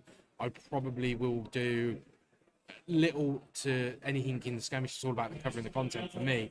But I sat down with George the other week. I was running my Oldham deck in CT, and he's like, "Oh, you got a shield and crown?" I was like, "No, I don't, because I buy the cards, but I don't go out and purchase. So whatever I pull, I use." Yeah. And so he's like, "Oh no, borrow these, and this is how you need to use them." I was like, and that's it, and that's what this community is about, and that's what. Well, that's what our club mentality is about as well.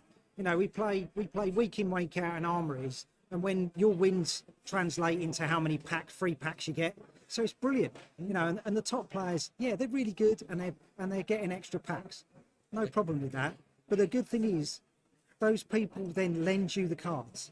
They don't cash them in, they don't store them, they just go, look, I want you to be able to get better. I want to play against someone who's actually got like this equipment. I really need to practice, and they are willing to lend you that equipment to simply for them to get better and for you to get better, so you know what cards you want to invest in. Like we've got ProTech cards here today, and they're selling singles. Fantastic reseller of singles. He's got loads in stock, cold foils, rainbow foils. He's got fables over there if you want to buy a fable. Lee Dalton, top-notch guy. He even does like little trades. He's absolutely brilliant. Yeah, and then that's what it's about. It's a community, isn't it? Yeah, totally. Right then, so we are I'm just looking around at some of the tables. Well, I think we're getting roughly back to the point where we're going to start corralling players back to get into the round 4. So can't be too far away. No, sure. it's past 2. We're going to duck out now. You've probably heard enough from us, but we will be back. We will be back, or at least heard enough from me, should I say? So we're going to duck out now, and then we will be back later. Us two, but round 4 should be coming up shortly. Obviously, as always, if you watch any content from the Tabletop 24, I do like to fill the stream out with some additional stuff that we've had from other content creators. So what I'm going to do now is I'm going to put through some of the videos that we may have played earlier, you may have seen earlier, but they are about some of the content creators in this community in the UK. All right, we'll catch you in a bit. Brilliant. Let's go see what.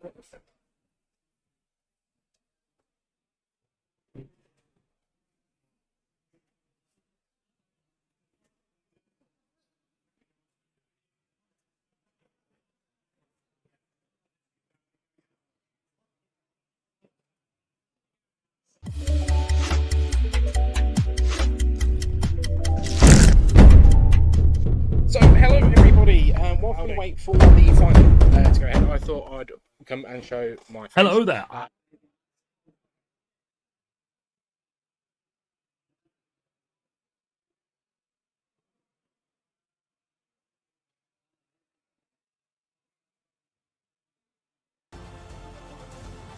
Apologies, this is what happened when I try to multitask, and I'll get you onto Still Fur again now.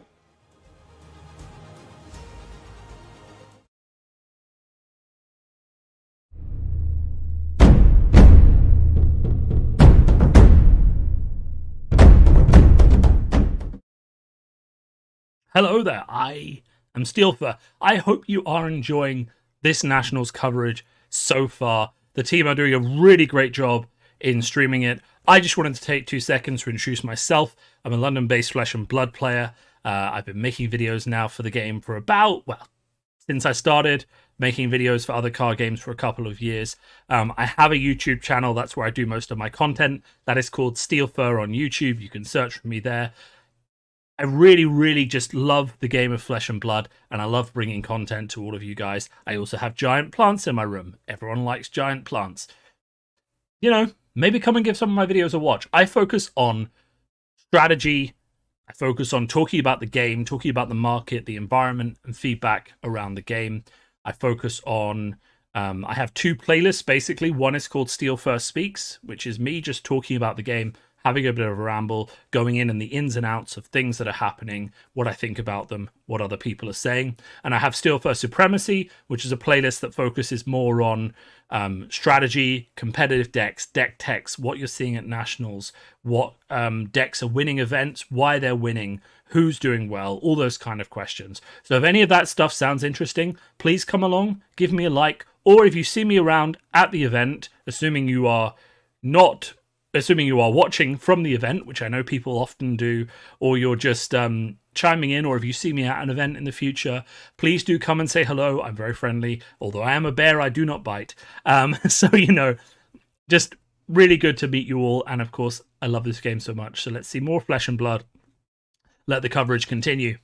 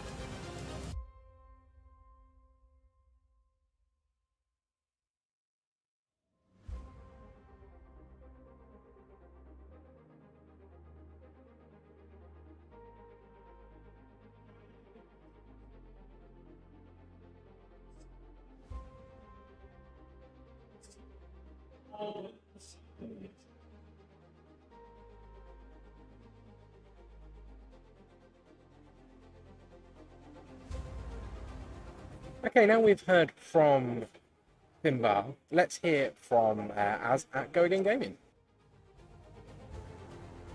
Hello to everybody here at the Flesh and Blood UK Nationals. Hope you're all having a fantastic time, and I wish you all the best in your future rounds. So the folks that are sort of broadcasting and streaming this event, Tabletop 24, got in contact with me to just fill in some gaps with regards to the coverage here at the UK Nationals. And if you don't know me, if you haven't come across me before, my name is Az, and I run the Go Again Gaming YouTube channel. So if you're sat there at the moment having a beverage, having a snack, not knowing what to do with your life while you wait for your next round, then go and subscribe to my channel. That would be absolutely fantastic. I'd love you big time. If you subscribe to me, you can expect to see the following content now, or currently, or in the future. So the first series that I take a lot of pride in and a lot of time in is the Let's Visit series. This is about me travelling around to different parts of the UK and capturing and filming local game stores in their essence. All of the ones that host and play Flesh and Blood, that is. So make sure you stay tuned to that series for your chance to see, through my lens, your favourite game stores. So the second series you can come to expect on a sort of monthly fortnightly basis is the Life's a Pitch gameplay series. This is about me just playing different members of the community, from content creators, podcasters, or just general players of the game. So stay tuned. So aside from the videos that I do on the channel, I also do some streaming. So I open up products when I get them through, like booster boxes and all that sort of thing. And I also host and stream the Go Again Gaming Opens, which are free to play anywhere events, all hosted and captured on Discord. So make sure you stay tuned to the channel on how you can enter those free-to-play tournaments, because they are so much fun. The last one was a long one. It was a CC event with 4 Swiss rounds, a semi-final and a final, so it was a very, very long evening of gameplay. But it's always good to capture and host these events to see how the meta might sort of fluctuate when new cards and heroes come out. So it's always good fun. So please make sure you stay tuned to the channel on how you can enter those Go Again Gaming Opens through Discord. Yeah, so I do a bit of streaming here and there as well. So yeah, to sum up, I'm going to be doing a gameplay series soon. I'm going to be obviously carrying on with my Let's Visit series, visiting game stores. I'm still going to be putting out videos on speculations and sort of predictions and all that sort of stuff that I have from time to time. And I'm still going to be streaming some stuff as well. I'm not going to speak to you about the meta or hyper-competitive play or optimised and tuned decks to beat your opponents down with E-strikes and command and conquers, but I will talk to you about theme, about flavour, and about jank. So subscribe if you like that sort of stuff.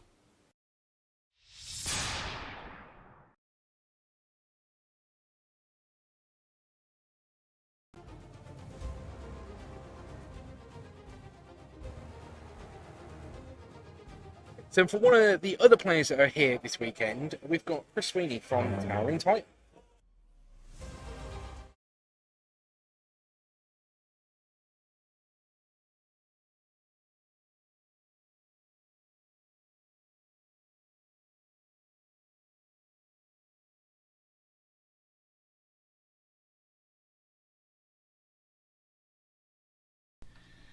Hi guys, it's Chris from Tyrant Titan, and I'm a UK based content creator. I just want to give a bit of background about me and my channel. So I first started playing when Crucible of War was announced. I was on holiday in Poland, and my friend Jamie Banfield from the Fab Five sat me down to play a Welcome to Wraith draft, and I haven't looked back since. During the draft, I was opening the packs, I was looking at the artwork and playing the game. I just fell in love. It was everything I wanted from a game. And when I got back from holiday, started doing more and more research on Flesh and Blood, and I just knew this was the game for me and the game that I wanted to devote most of my time for. I've always wanted to be a content creator and make content for the games that I play, and for Flesh and Blood I just thought, well, this is my chance. I'm going to go and do it. So I first started streaming my games from online skirmishes when the UK was in lockdown. Started off the season by going 2-4 with Bravo, and by the end of it I was going 4-2, just bubbling at the cut line. So I was really, really close, but I was very, very happy with my progression. After lockdown lifted, I started travelling up and down the country. Went to lots of skirmishes and lots of RTNs. I got a lot of footage from the top cuts of those, mainly because my camera couldn't record all day because it would die just for the batteries taking on the heat, and it was a mess. But I normally record the top cuts of games and the finals, upload that footage to YouTube with a bit of commentary, which is a bit of entertainment for people who's listening, and also explaining why players did certain plays, mainly for the newer players who are watching the footage. And I've really, really enjoyed doing that. Started up a new interview series as well named Showtime, and I'm going to try and catch as many interviews as I can with people around the Fab community. And I've also started doing vlogs as well. So I did a vlog from the Tales of Aria pre-release weekend, where we did 4 events over 3 days, and I managed to live stream them all. Put together a little bit of footage afterwards and made my first ever vlog, which I love doing. So I'm going to hopefully carry that forward to any big events that I do. I'll try and record a vlog and upload that footage for afterwards as well to YouTube. So I have 3 accounts. I have Facebook, I have YouTube, and I have Twitch, which are all shown just below. Please feel free to check me out, and thanks very much for listening to this. And thank you very much for Tabletop 24 for streaming the event as well and putting this all together for us all. So a big thank you to you guys. And hopefully I'll see you soon at a UK event. If not, hopefully in the future just an international event would be great to catch up with people and just talk Fab. So I'll see you guys then. Catch you later now.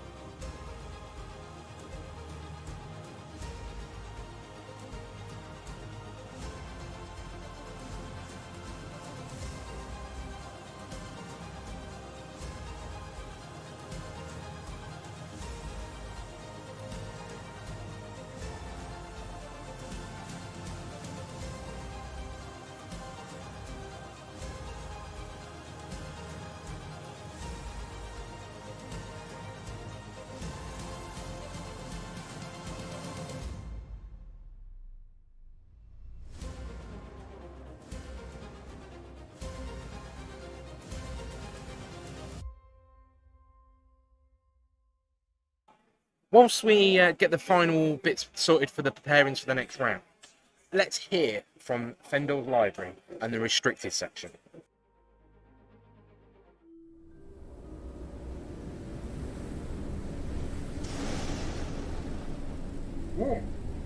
Oh, hello. Hello there. Come and stay a while in the library and learn more of the forbidden arts of flesh and blood. A long time ago, 2 months, a young disciple of pain ravaged the land of Wraith, slaying warriors and wizards, alike with his onslaught of powerful cards and seemingly game-breaking hero ability. But he did one thing that was subtle. One simple card that he drew upon, that fueled and powered his entire deck.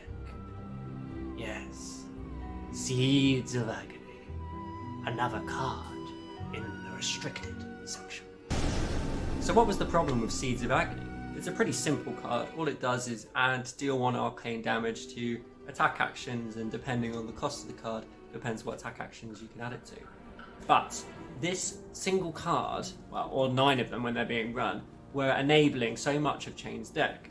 So the seeds could be stacked to play out a huge Riftbind, and because it could be played from the Banish Zone, it's just so easy to utilise in a game. You just have to banish it, you can even leave it there and save them up for a big turn. The non-attack actions mean that you can play your Unhallowed Rites and your Bounding Demagon, which require a non-attack action before you can play it.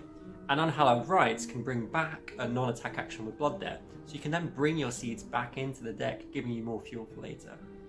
You could banish it with Shadow of Assur, giving you an easy card to play out of the Banish Zone so you don't take any Blood Debt. And just in general, these cards were dinking the opponent's hero for little bits of arcane damage, which was really adding up over a whole game. So what happened was LSS banned it.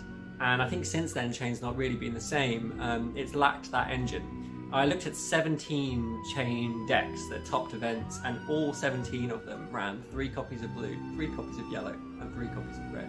It's such a critical card for the Chain deck, and now it's been taken away. It's very difficult for Chain players to find a new build that works with the same amount of blood density that you require to successfully banish good cards each time. Chain's still doing well. It got a 2nd place recently at a calling event, but it's fair to say it's not the dominant force it was before. Could Seeds come back? I honestly don't know.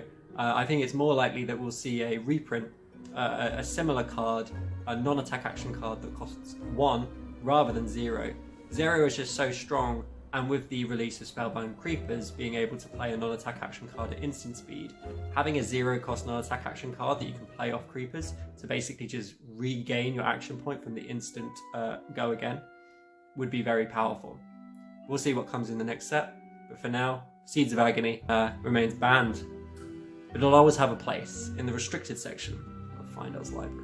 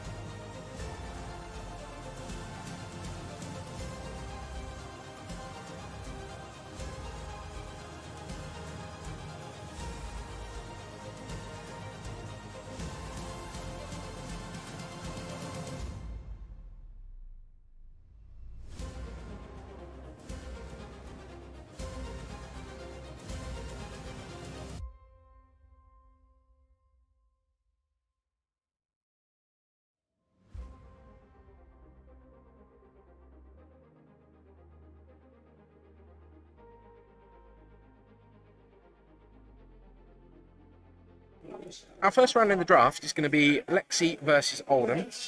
We do have Finbar through Adam East as well. So hopefully we'll get that underway shortly. See you in a bit.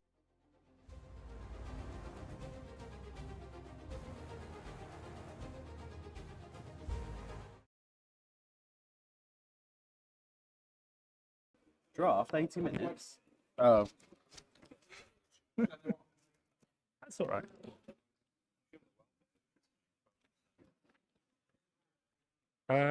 What? Stop internet dorks. Hmm. Let me keep shuffling and I'll keep track. Yeah. 2020. Adam. Lexi. Daddy. Come on, mate. Yeah, we go. I'll call you anything. 4, 5, 5, 8. Your call, mate. You can go first. Okay. Start with 20, man. Missed the days. Sorry, let me put it that way. No Pokemon logos on stream, please. Yeah. Should I get my Kingdom Gaming map that I don't own out? Yeah, that would be I was good. going to have my Good Wrestling map, but it's really dirty. Goodwrestling.com, kingdomgaming.co.uk, check it. Yeah, I was going to have my YouTube map, but when I made the logo look big, it looked very rude, so I got rid of it. Yeah. It is a bit phallic. Anyway, children. Us. We are the children. Us, we are the children, yeah.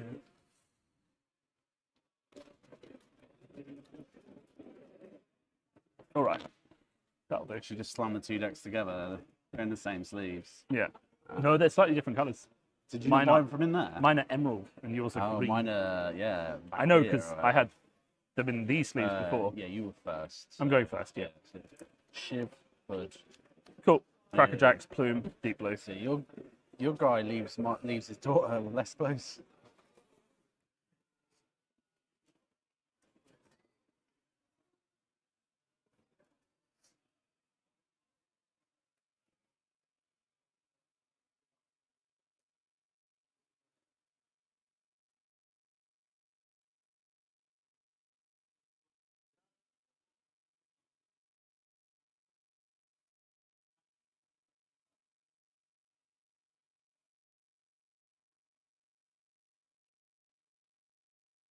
I'm going to play an Emerging Avalanche, pitching a Glacial Footsteps. No fusion. No fusion. And then You're going to pass priority before you close. I will pass priority to you, correct. Thank you. Playing this properly, son. True, if you want an arrow.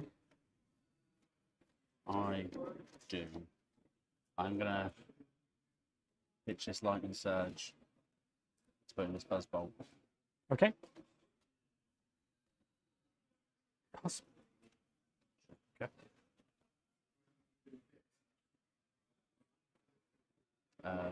What's it? Yep. You done that?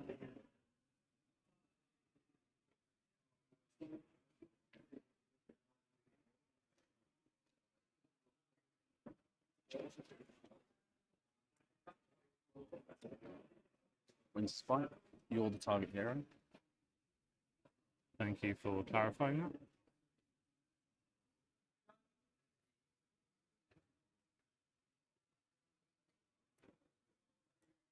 Discard a card.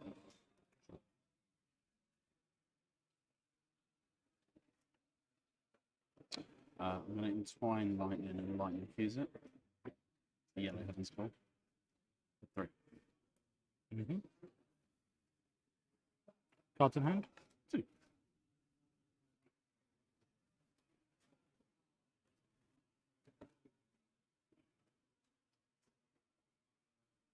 Block 3.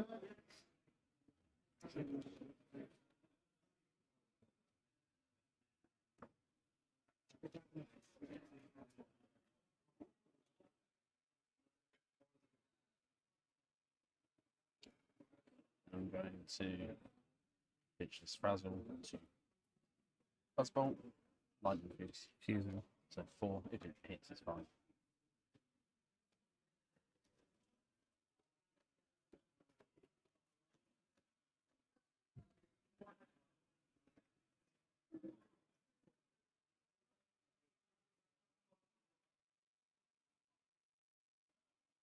Block 4. I'll ask him pass. That breaks. I'll pass and draw back up.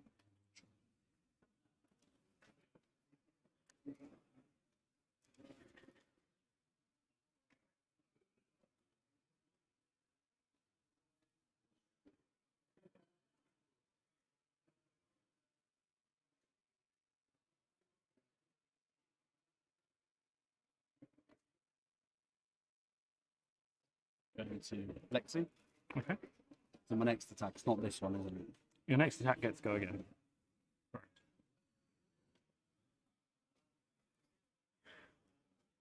The Honing Hood. Okay. So I return it to my hand. Yep. And I put a card from my hand into Arsenal. Face down. Yep.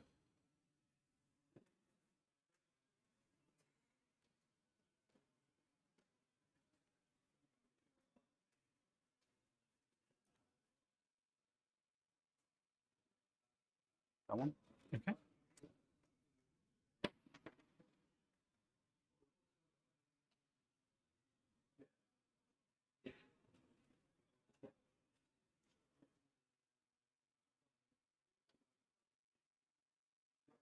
And pitch this Blizzard Bolt. Okay. To play Buzz Bolt from Arsenal. Sure. We go again. And Cheers. on. Sure. Block 6.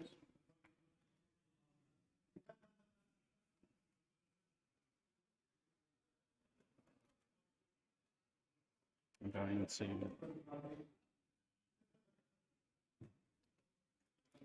I've got money.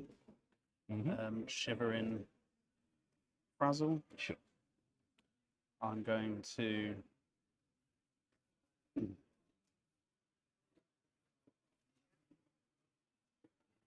choose +1. Okay. Sure.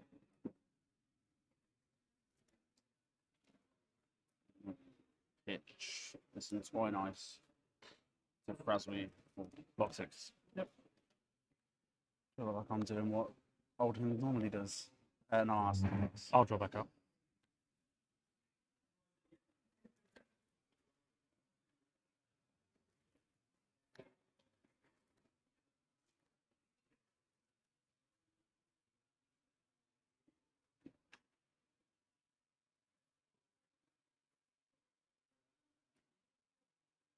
I'll trigger Lexi. Yep. Go again. Lots of value from that. My next attack. Your next attack gets go again. Didn't know if there's next arrow attack. No. I'm getting value out of it, aren't I?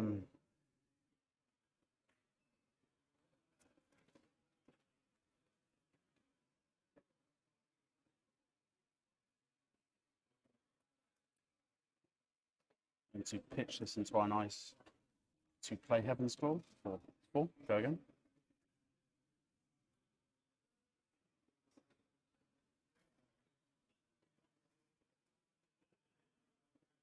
Block 3. Take 1. So you're down to 19. Yeah. I'm so used to being like, grab all these tokens. Yeah. Then I will Twine Lightning fusing. Sure.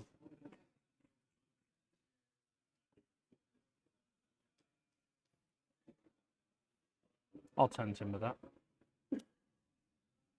Yep. Then I will got one card in hand. Yep. Play that to shiver in this Dazzling Crescendo. Yep. You do +1. Yep. Play Dazzling Crescendo for 4 Lightning Fuse. Yeah.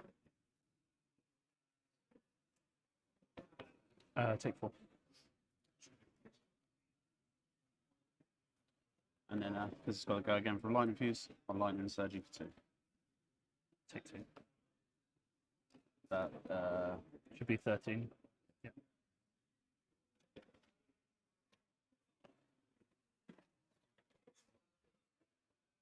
Yeah, I gave the +1 on Shiver.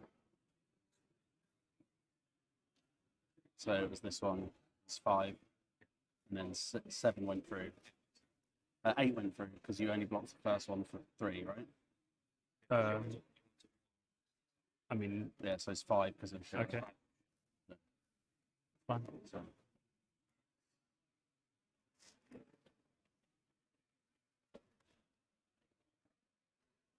I'll play out this emerging avalanche. Pitch that. And then I'll pass.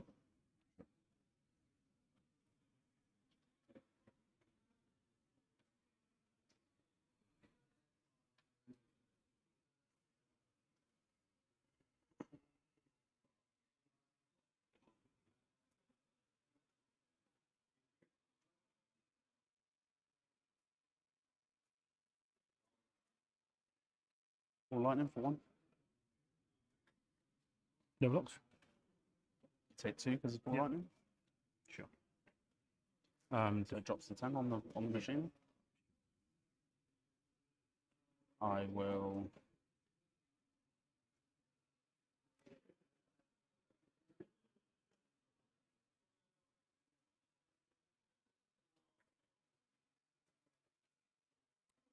Pitch does in crescendo to shiver.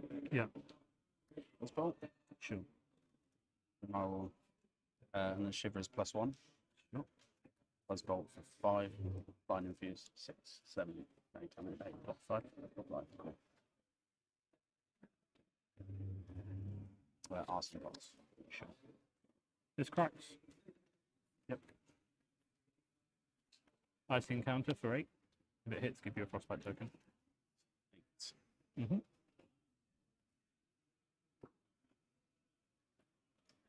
Take an 8. Okay. Going to 12, I take frostbite. Here's a frostbite token.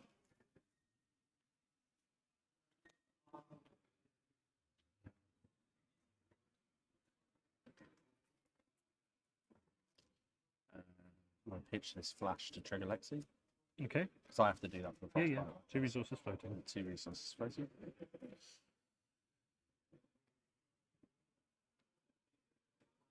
And then so that's gone now. Yep. I'll play this electrify in Arsenal. Draw a card.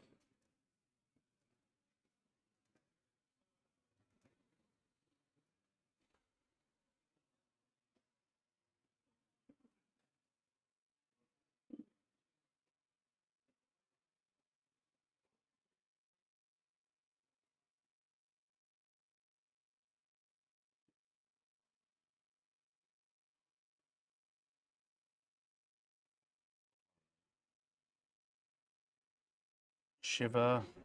Mm-hmm. Snapshot with dominate. Okay.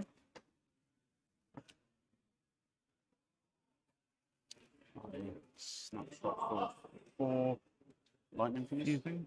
Okay. So you can use shiver again. Coming in for 4 with dominate. That's interesting. Block 2. +3. Yep. So I can shiver again. Yeah.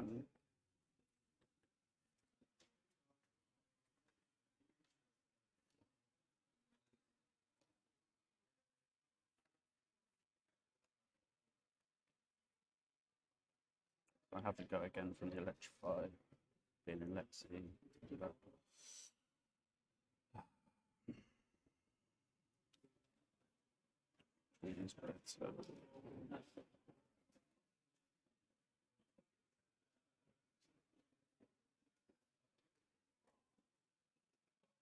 Probably want that one later.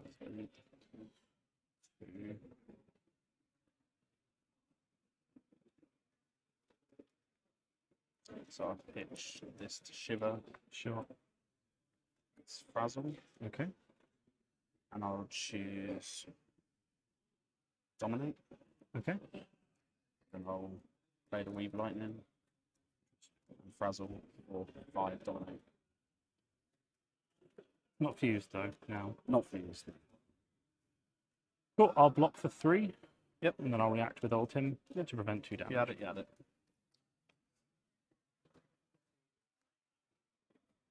Draw back up and pass you.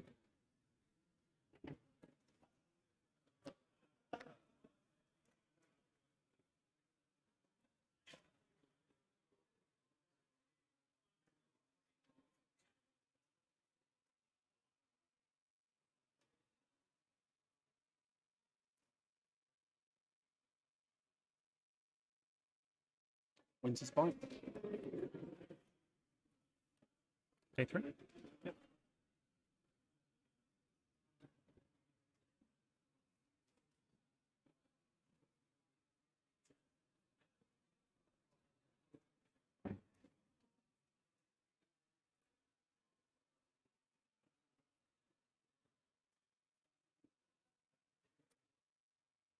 To electrify. Yep. To shiver. Yep. This bolt and shot with +1. Okay.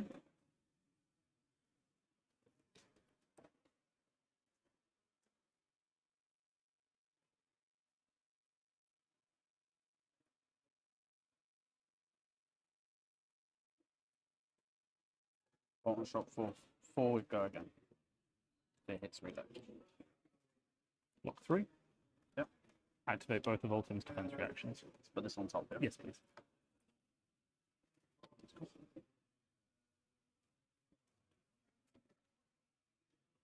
On my turn, I'll draw back up.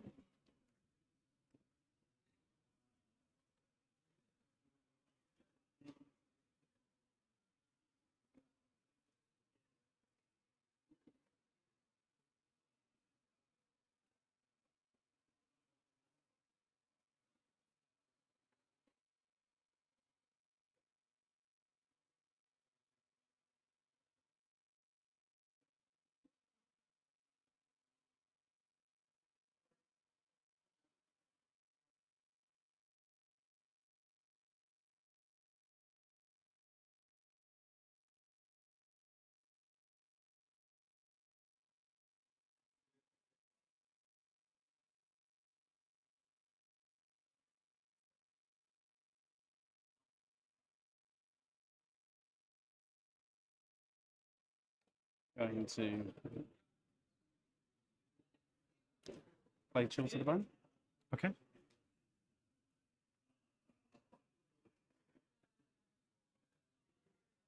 Going to pitch a Lightning Press. Sure. To shiver Frazzle with Dominate. Okay. And I'm going to Overflex. Okay. I'm going to Frazzle you for 8. 8 with Dominate. Yep. Seems pretty good. And then I'll have 2 Frostbite tokens. Yep.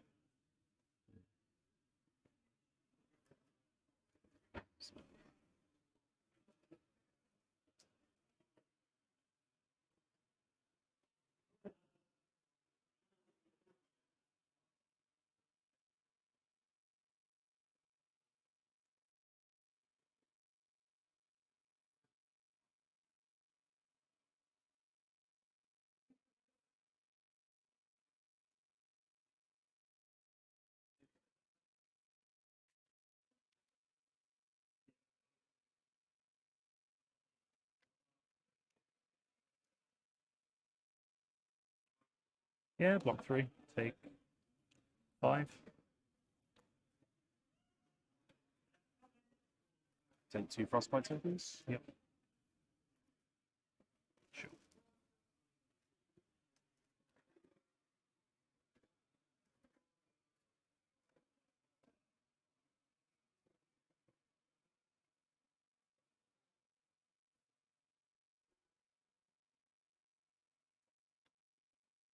Pitch 4 twice the encounter you. 5. The 5. 1 Frostbite, I'll take. Yeah.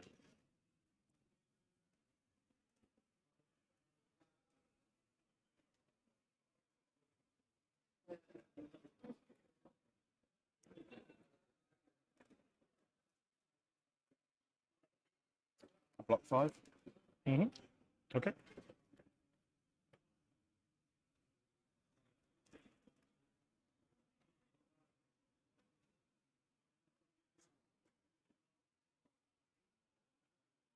Pitch Snapshot.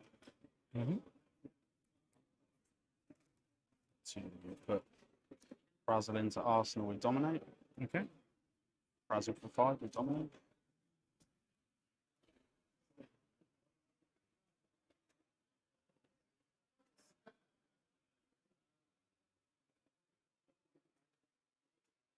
No blocks. Turn Timber. You fusing it? No. So I take one. Yep.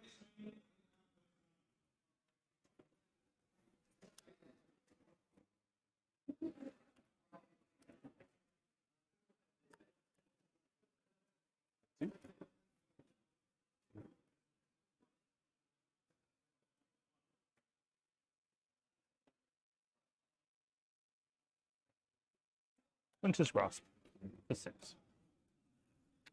Straight 6, yeah? Yeah.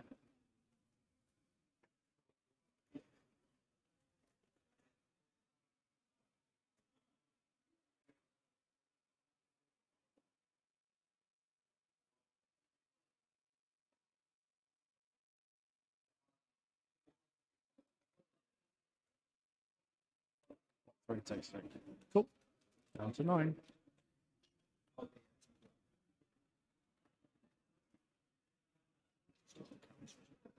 Oh yeah, sorry, so 9. Sorry. Oh, thank It's you. already done. Oh, I turned it to 8. Sorry, I don't know what I'm doing. All right, thank you.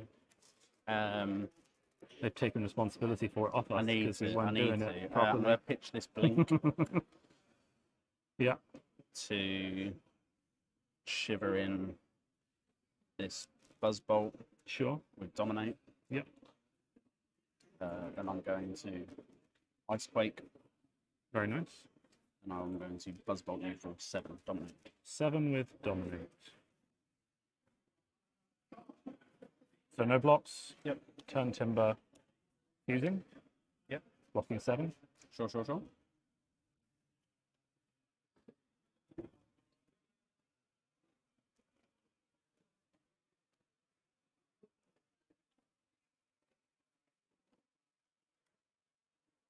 Swing the hammer. Coming in for 3.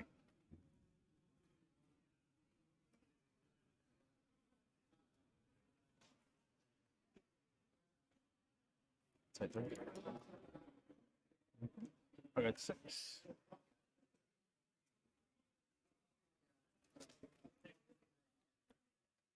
Passing all that. Past D.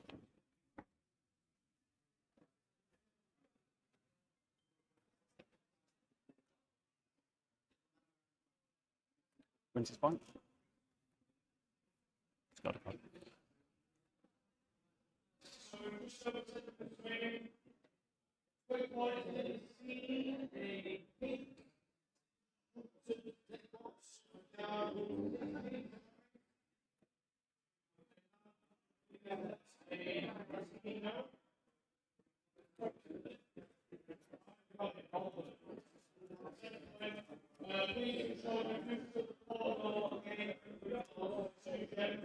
Pitch and Swine Lightning. Sure. To shiver in Dazzling Crescendo. Okay. With +1. Okay. Now Dazzling Crescendo fuse with Lightning Surge. Fusing with the Lightning Surge yellow. Okay, so you're coming in for 5 now. And another 3 after that.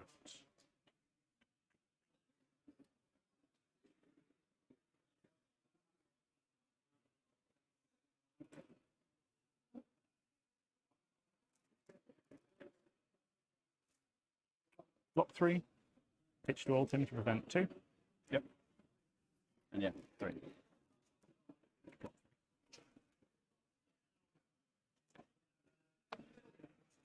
My turn, I'll drop.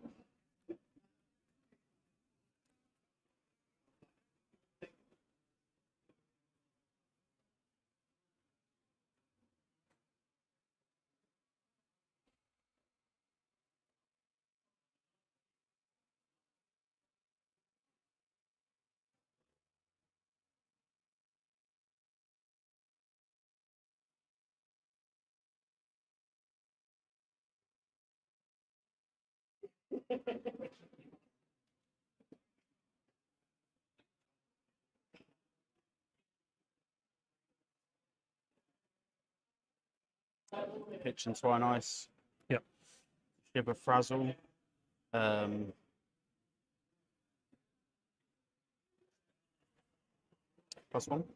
Okay.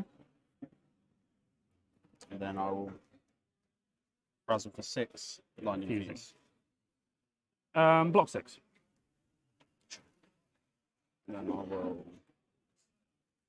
pass and pass. Okay.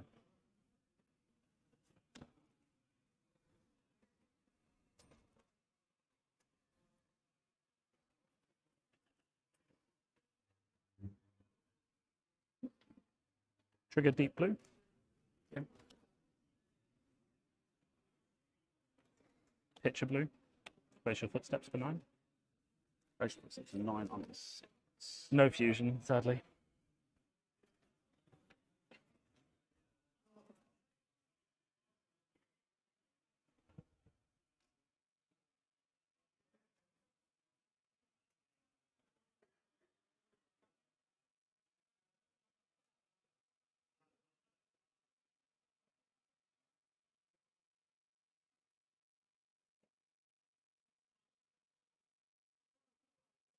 How many cards do you need that?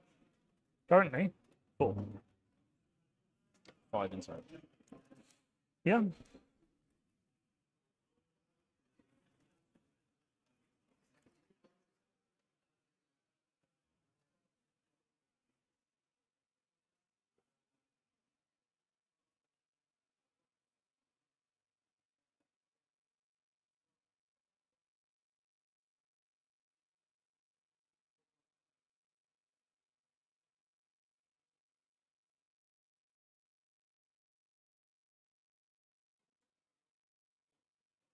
Block 8, take 1, 3, 3, Sure. 2. Down to 5.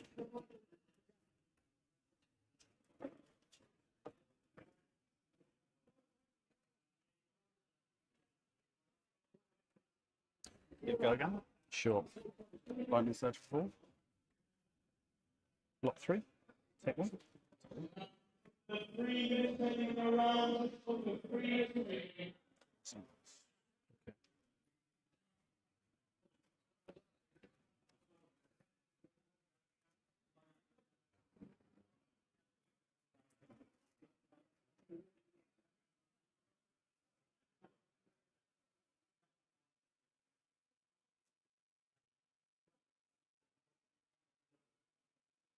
So you have how many cards left in your deck, sorry?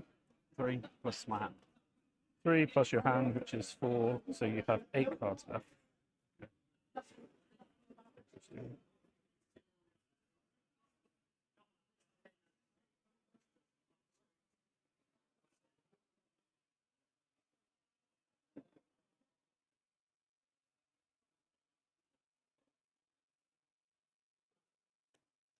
Boom.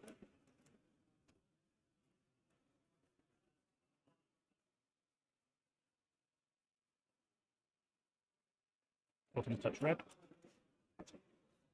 Come in for 7.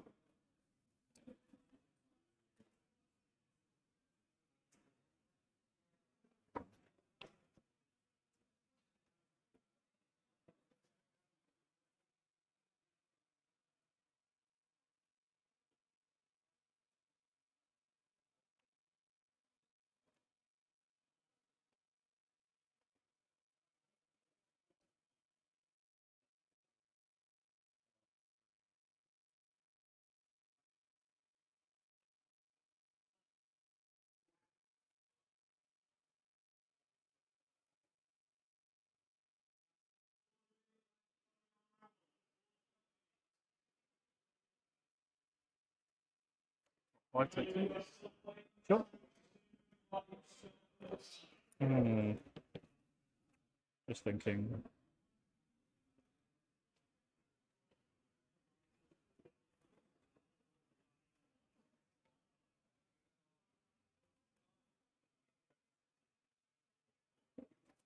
I won't pitch this.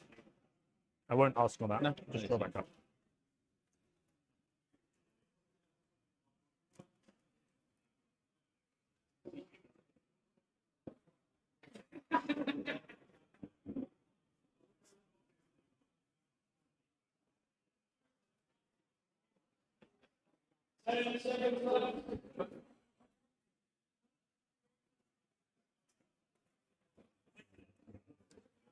Next tag ends go again. Yeah.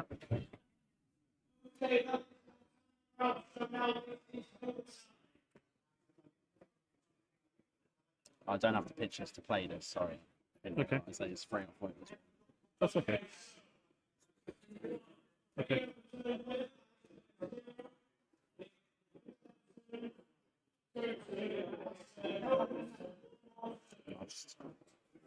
Oh. 5, basically. 5 to 7. I can block it out. We're gonna draw. Let's just keep playing that. Okay, that's fine.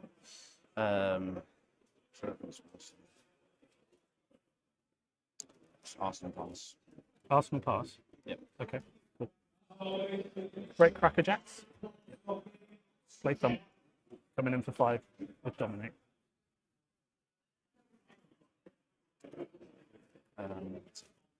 I mean, this is the last turn. Yeah. So, yeah.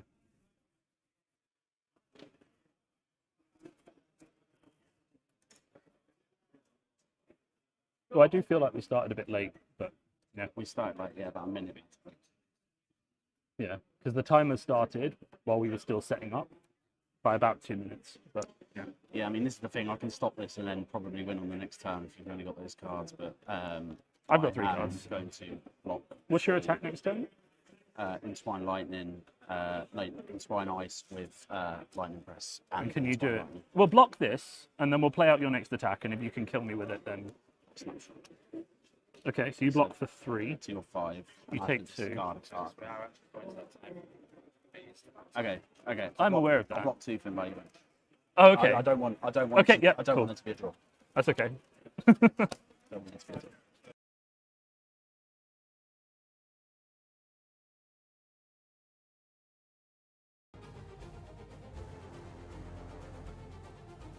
Okay, on there, that was Oldham winning out. A very tough, slow drawn out match for that. So we will hopefully get the pairings for round 5 shortly.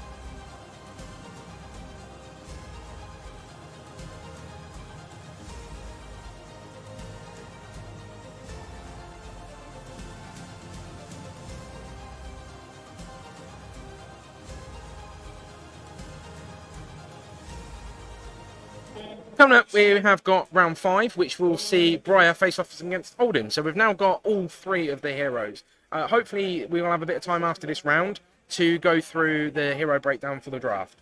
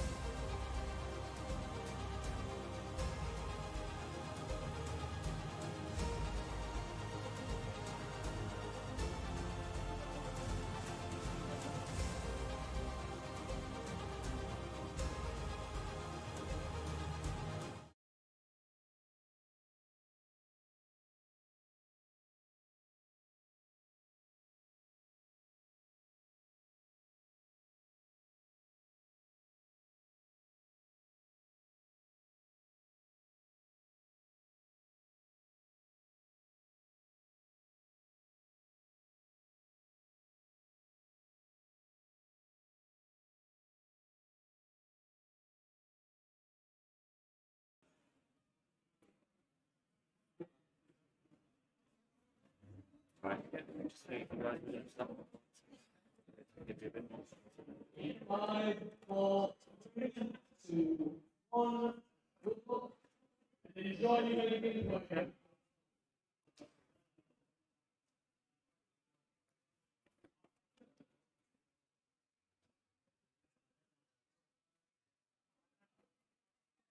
The timer's on, by the way. Is it on? Okay. Yeah, yeah. Sorry, my bad. Still good? Alrighty ho. Let's just go break ground. Pitch in 3, 5.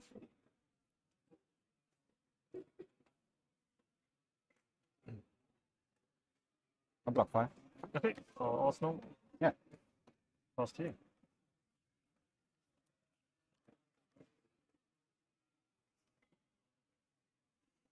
you.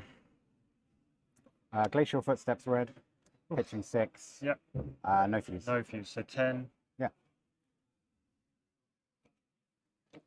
I heard the right place to take it all.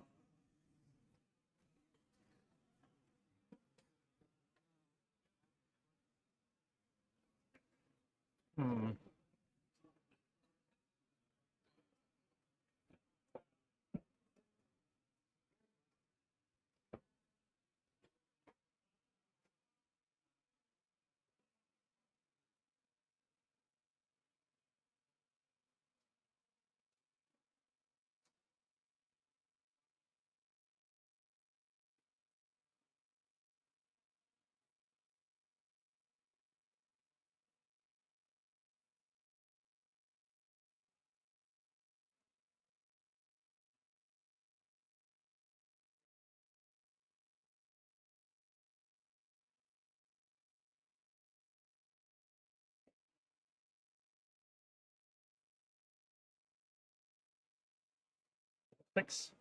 Take 4. I'll activate Ragamuffin's hat. Yep. Yeah. Take 4. Arsenal S.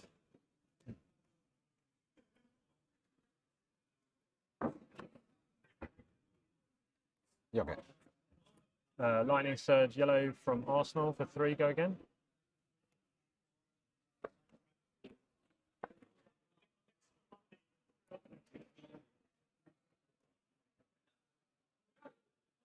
Block 3.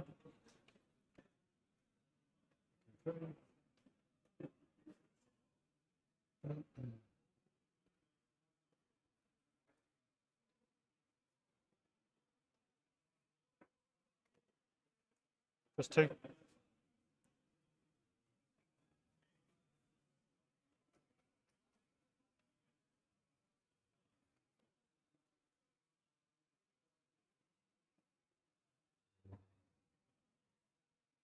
Block 2. Okay. Arsenal? Yeah. Pass to you.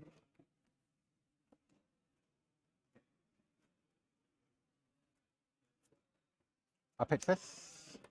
I will icy encounter you for 5. And if it hits, create a frostbite. Yeah.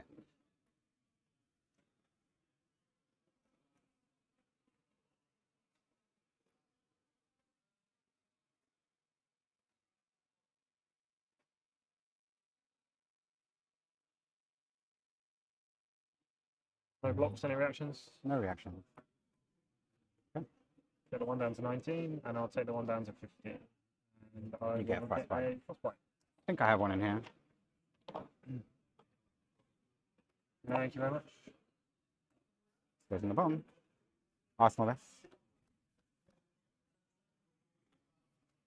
You're okay. Thank you very much. I'll play a So Tomorrow, pitching a blue Autumn's Touch, so paying 2 for that. Yeah. I'll draw a card because it's... I think you put the card on the bottom first, then you draw. I don't know the wording. Yeah. Break down, going on the bottom. Draw a card. Yeah. Still one floating.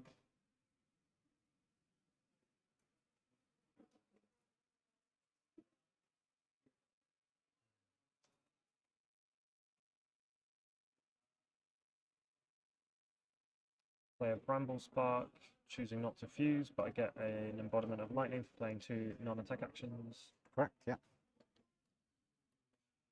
And then we'll play Lightning Surge for 1 arcane and 4 physical. Go again.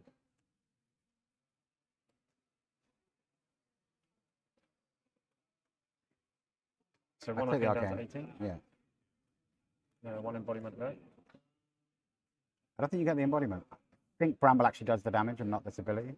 No, it says Did it make the the next thing? attack action card you play this turn gains when you attack with this card, deal 1 arcane damage. So I'll block for 4. Blocking for 4. Okay. And then I will 2 and 2. I'll take the 2 arcane and I'll block 3. Okay, down to 16.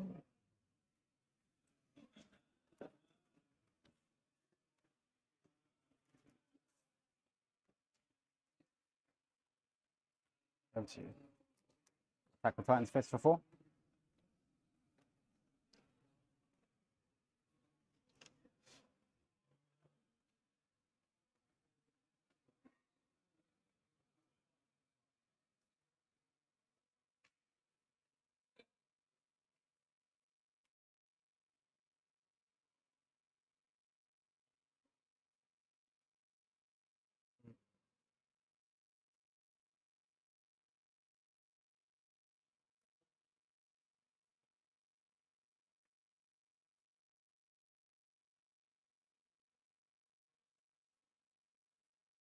Block 3, take 1.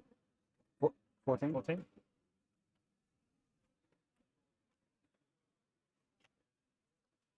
Okay.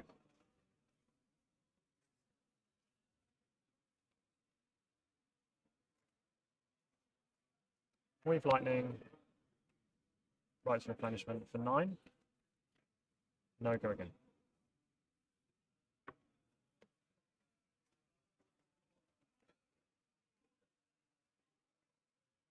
No cards now.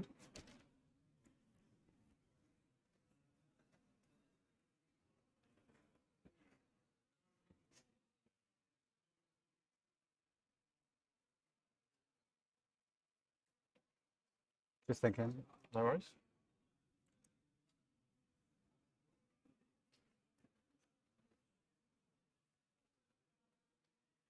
I'll block 3. React. Block another 5. I'm blocking 8 currently. Yeah, take 1. I'm going to activate the Mark of Lightning because you've defended with cards from hand. So 1 from there, 1 from there. Yeah, so I take 14. Yeah, and I get 2 embodiments. Cool.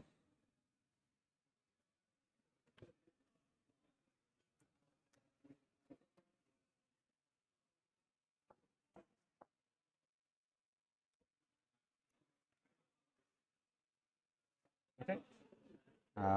Icy encounter red for 6.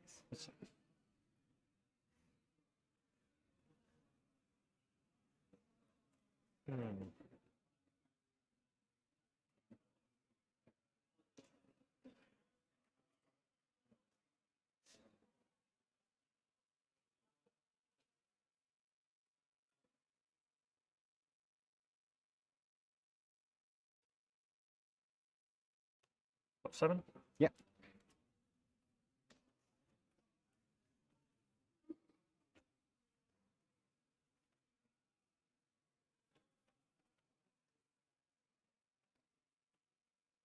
Singeing Steel Blade for 1 arcane plus 3 physical.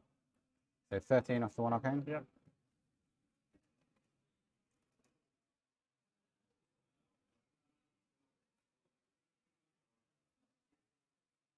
I'll block the 3 physical. Okay. Draw 4, over to you.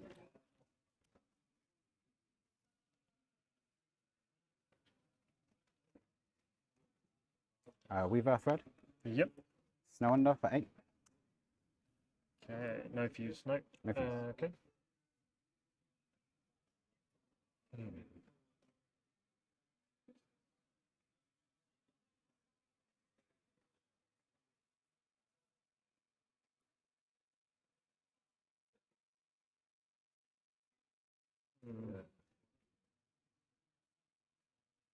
Okay, if I look for you to scalp up. Okay.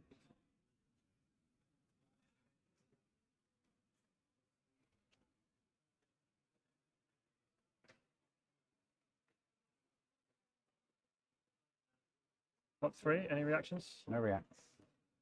Block another 3. Okay, so I go to 12. I go to 12. 12.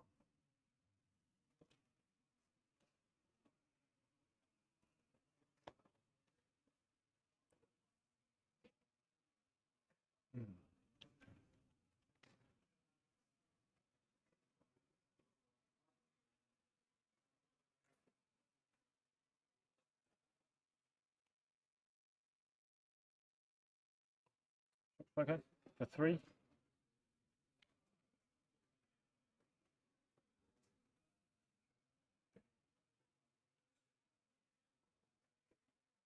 Yeah, no, sorry, I know it does. I'm just thinking about how this is going to play out. Block for 2.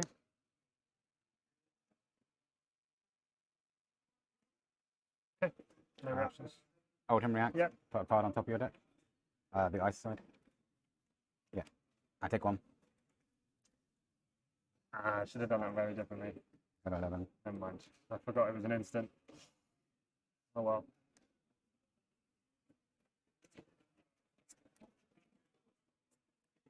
Okay, that's you. Winter's Bite, discard a card or pay 1.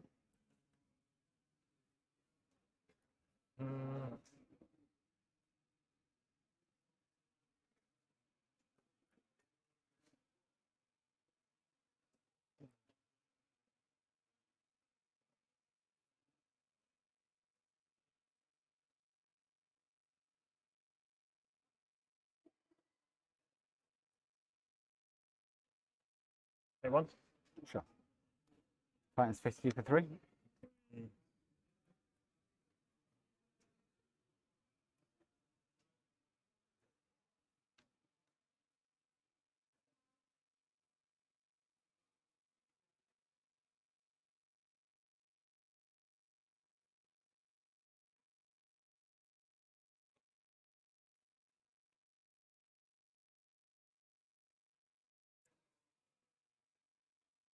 Take 3. Go to 9. Sorry, let's discard this on the bottom.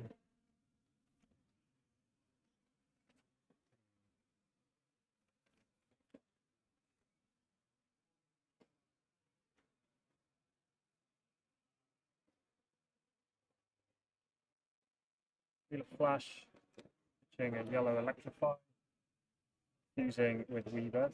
Okay, so if it shoots, it does 1 arcane, right? No, if I fuse it, I can play my next non-attack action card as though it were an instant. Can I read with Reblind?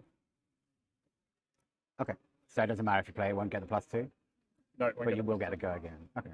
So coming in for 4. I'll block 3 and take 1. Got a 10. Down to 11. Uh, Oh, yeah. you took one on the last turn, and you said Yeah. 10. Okay, that gives me one of those. Yeah. And as an instant, then I'll play Weave Lightning. Gets to go again. 2 and 2. Yeah. I got a 6.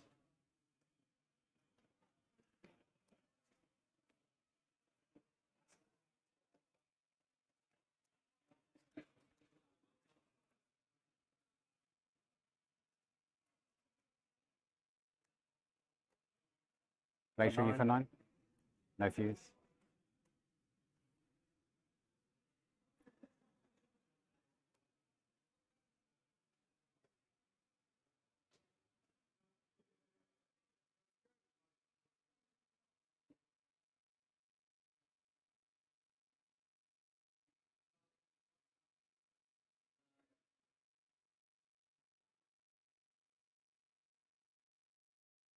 Think about that one.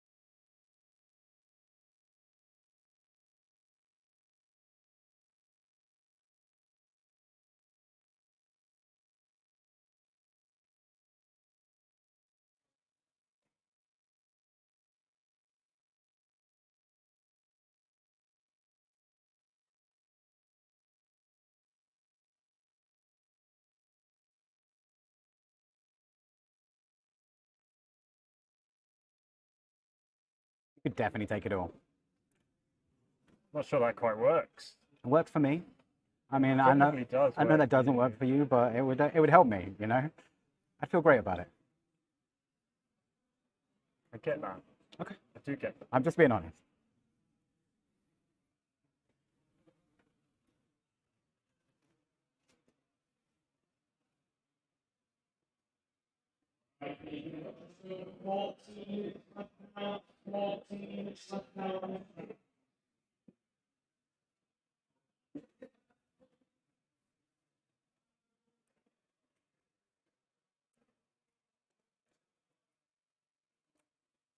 Six. Yep. Take 3.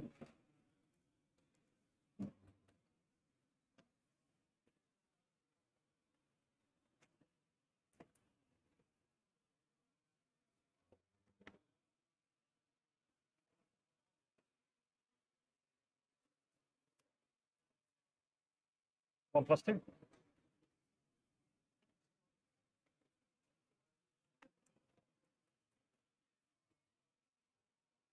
I take the 1. Yep. Go to 5.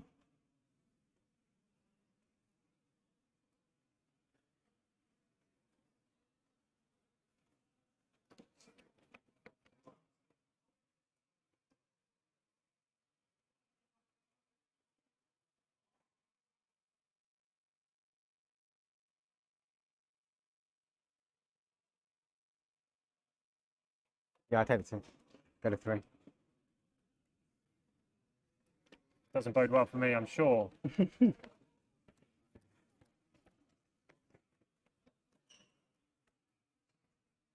Glacial for 8. Okay.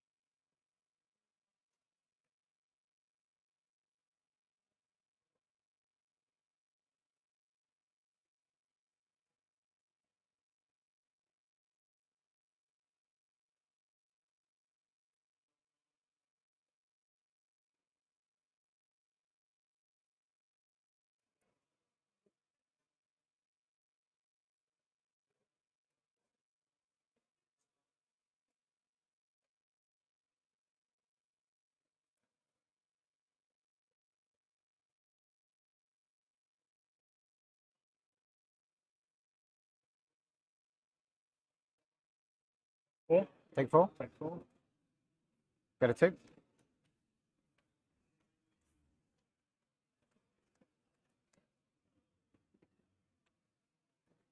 Break round for 6.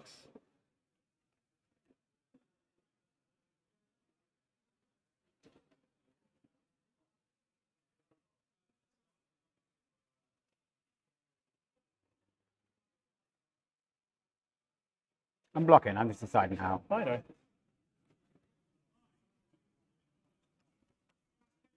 I wouldn't be so crass as to suggest you take it all. I'll block 6. Block 6. Draw 4. Yeah.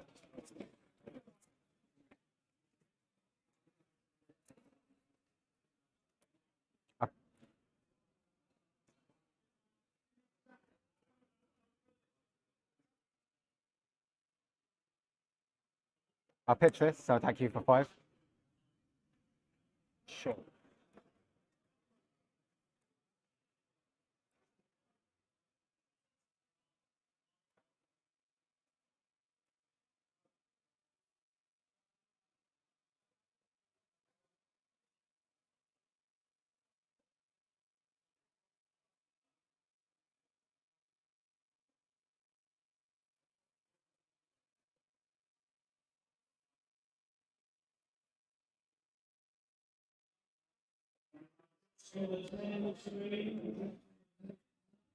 So that's plus 4.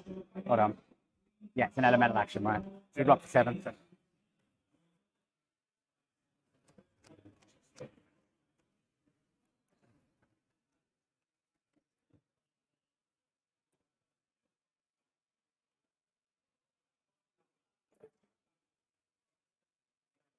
Coming at you for 4 with Heaven's Claw.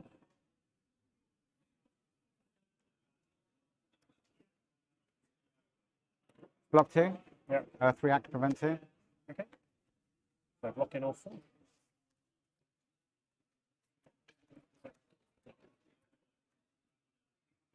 Pitch this. Hammer for 4.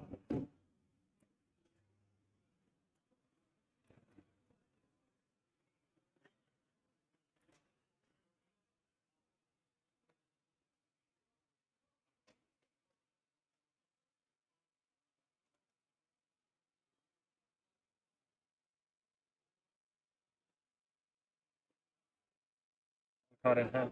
Yeah.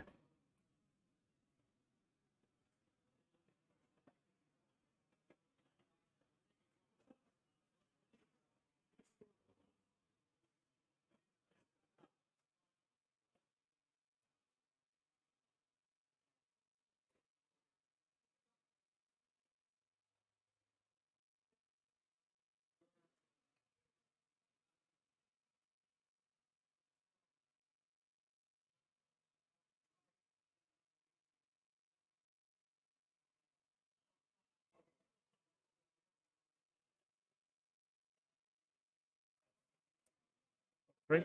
Yep. Got a 1.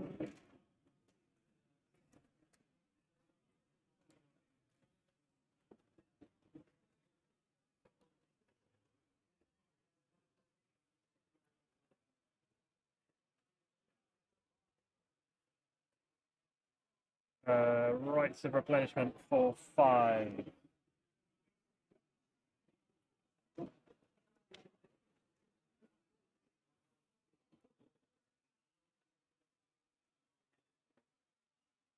One card in hand. One card in hand.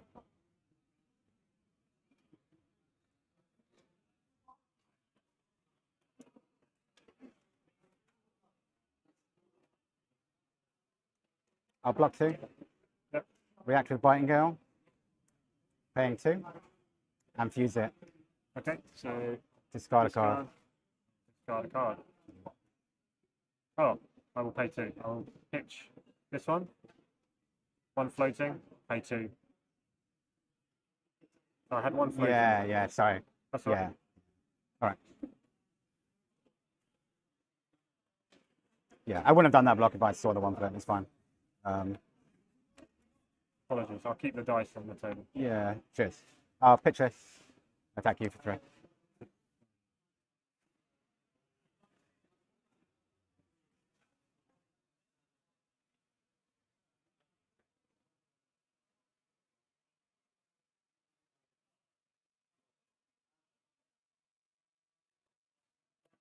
3? Sure.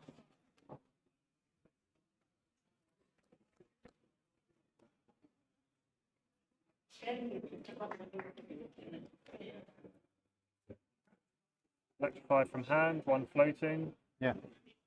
All lightning for 1, go again.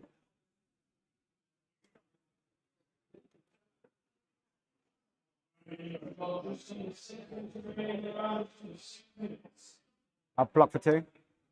3 act. Yeah. Prevent the next 2 damage I get dealt. Okay. And then 2 and 2. Prevent the arcane.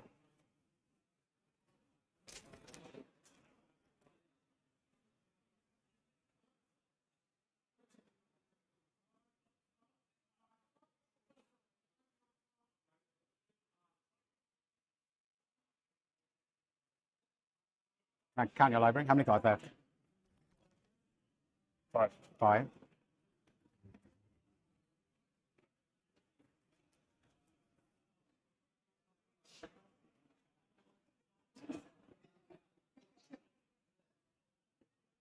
I really shouldn't go to 1. It'll be real bad for me.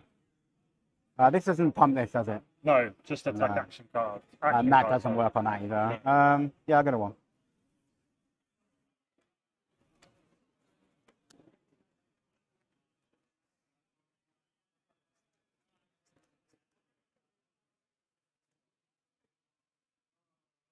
Pitch this? Yeah. For you? For 4, sorry. Yeah. Yeah.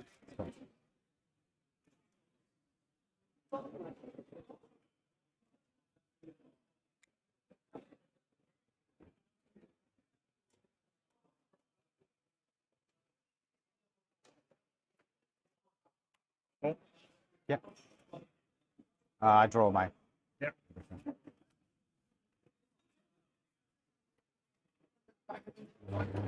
Break ground for 5.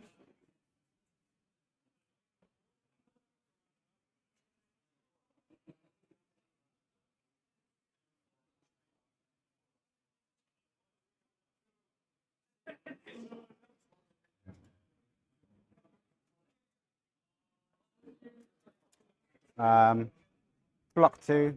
Defense react. Turn timber.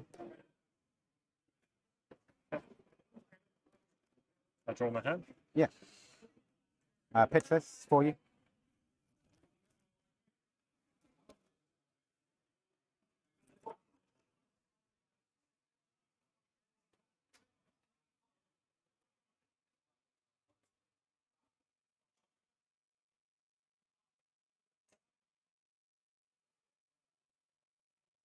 And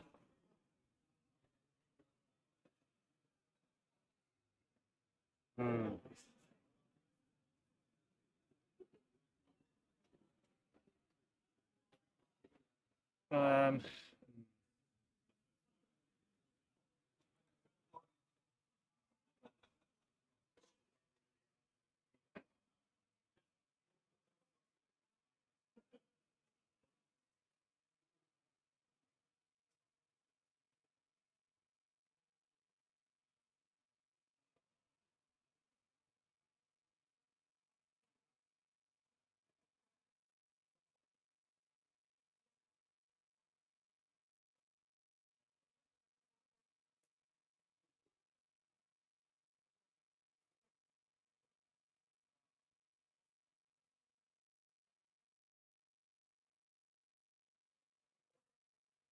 Right, plume.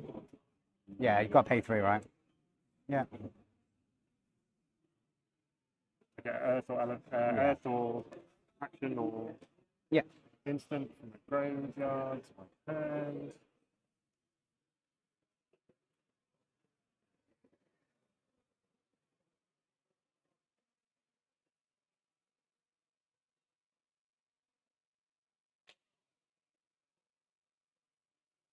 Yeah.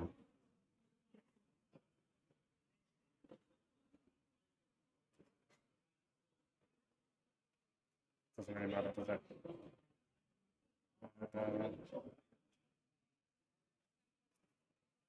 Sorry. Yeah, sure. Let's go to your library, I think. Goes to my hand. Oh, it goes to your hand? Sure.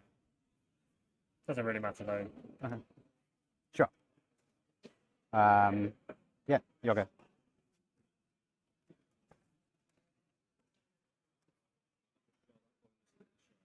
Say that again. Sorry, yeah. One card left. You pitch that. It's a mark of lightning. So yeah, block that. And then pitch this, swing for 3 and kill you. Yeah, you got Yeah. it. Oh, good game, Simon. What I should have done is actually blocked with that, and then I would have had that. Had that.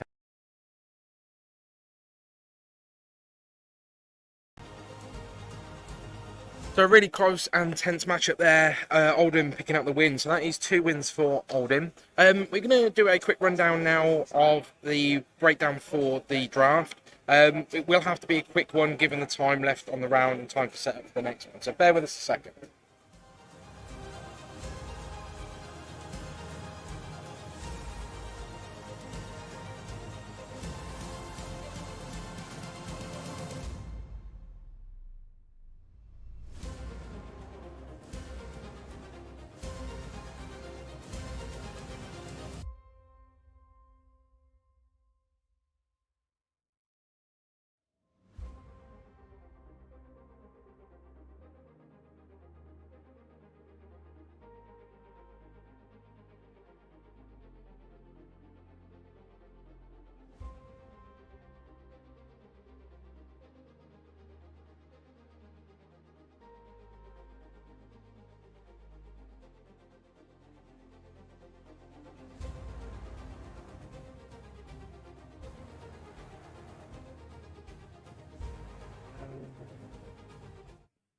Right then all, obviously like I said, this will be a very quick run through of the breakdown of the hero split. We've seen a couple of close matchups. Having 30 minutes on a round is a bit tight. Turning everybody around and getting everybody set up is also quite tight when it's just the 2 of us. Yeah, So they're trying to catch up a bit of time. They were slightly behind schedule, so the turnarounds are slightly quicker. yeah. So without further ado, let's get on to the standings. So, I mean, it's quite simple. 3 heroes. It's quite an even split, actually. It's quite surprising. Yeah. How even it was. I think that the last 2 call-ins are probably are in people's minds. They, we've seen Oldham win due to draft. And I think that's why we've probably got a greater amount of Oldham players slightly. Lexi's always going to be the wild card. Are you going to be the only one on the table drafting it? Obviously, by the amount of players that have drafted into Lexi, that is not happening. People are quite happy with going into it. But I had to look at the breakdown for the top table. So this is the top 8 players that are on 3-0. So their breakdown was 4 Oldham, 3 Briar, and 1 Lexi. So what's quite important to point out there is our players are all broken down into pods. Yep. So 8 pods where possible, 8 player pods where possible, Yep. and obviously lower count towards the end. And then they draft in those pods. So although we've got quite a fair representation across the board, it might not be a fair representation of individual pods. Correct. Our first game was from our second pod, and our second game, so the one you've just seen, was from this pod of 4 Oldhams. Yeah, we were trying not to get mirror matches, so that's why we had to go to the second. So, Okay. right then. So that's the breakdown of what we've got so far. Yeah. We're going to try and get you into round 6 quite shortly, and that will hopefully not be a mirror match, but I can't guarantee anything at this point of the day. Yeah, so indeed. we've seen all 3 heroes, so it's either going to be a matchup you've previously seen, or, I mean, ideally, if we could, a Lexi Briar matchup, but Yeah, would hey. be quite nice. But thing is, we would love to do interviews in between rounds, but like I said, they're trying to do a quick turnaround in between games, and the games for draft are only 30 minutes. They are pretty much going to time, which doesn't leave a lot of time in between the rounds for players just to chill out a bit and not be bombarded by questions from me, really. So, yeah, we want to try and keep the players concentrating on the game, and if they can spare some time to come and see us. Yeah. Right, guys, we're going to try and get you back into round 6 as soon as we can. Just waiting on the last few pairings, so just bear with us for the next couple of minutes.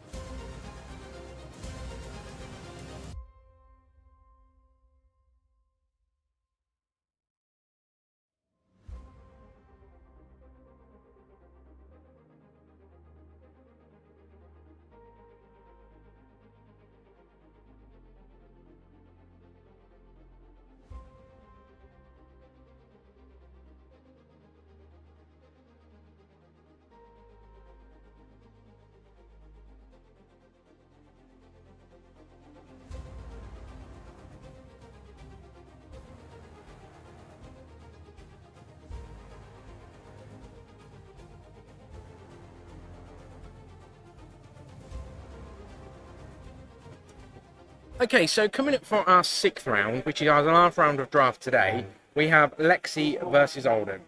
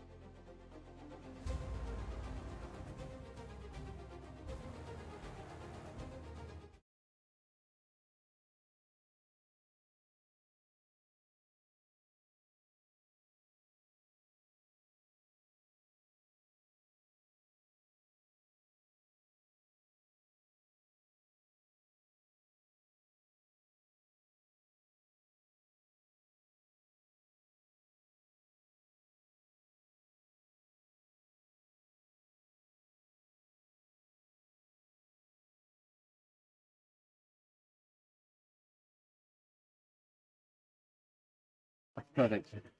Okay. Yeah, we're good. Time's on. Best of luck, Aaron. Good luck, mate. I roll? Yeah. I go first. Sure.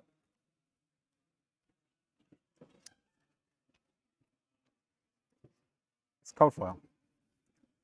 Cha-ching! Not only am I going to beat you, I'm going to take the cash. Wow. Big baller buoyant. That's it. Let's see. I've got to feed my family. I've told you enough times already. Right. Just to feed the family. That's why we're all here. I'm not going to play anything. Go to Arsenal. Thinking.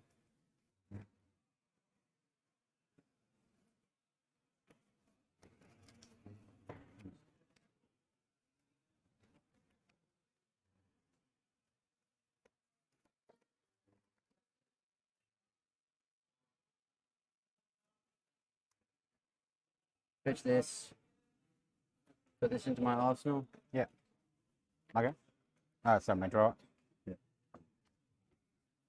Oh, this bot.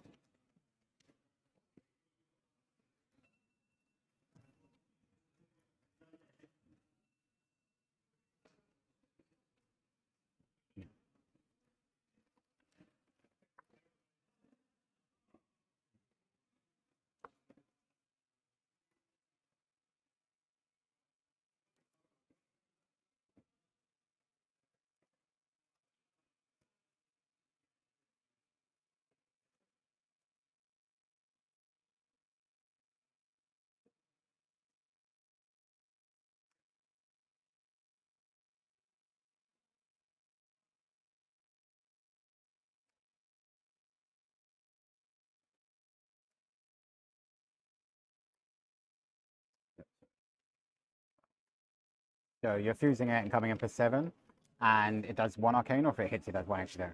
Deals 1 arcane. Deals 1, not arcane, just deals 1. Go again. Block 6. Take 2. Oldham reacts. Yep. Block 2. We'll block the next 2 damage I would take this turn.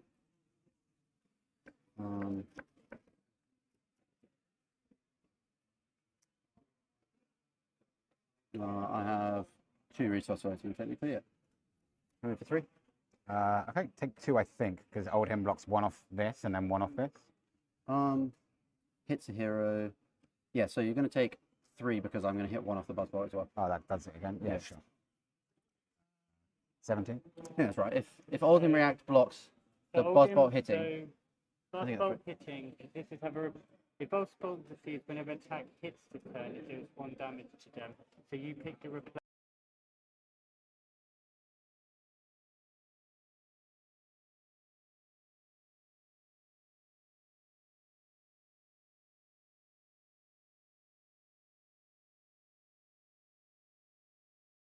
Just the 3. Yeah, 17. Oh, it's also the card you pitch to Odin is in your pitch zone, not Yeah. your... Thank you. Cheers. Good spot.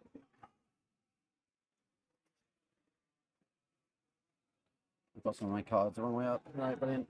Are they the ones you sideboarded in? I don't know. Maybe I suppose so. It's okay. You can check, yeah. Yeah. They're all the worst cards on my deck. I'll pitch this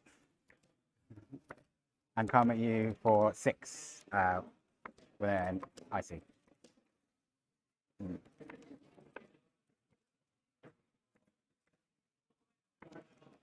got to draw another card last night. I got this guy. Yeah, sorry. You were a pro Magic player once, right? No, definitely not. Surely not.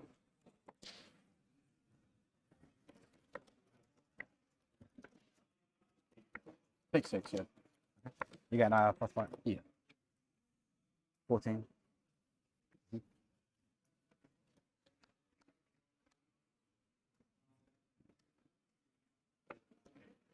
You're good, buddy.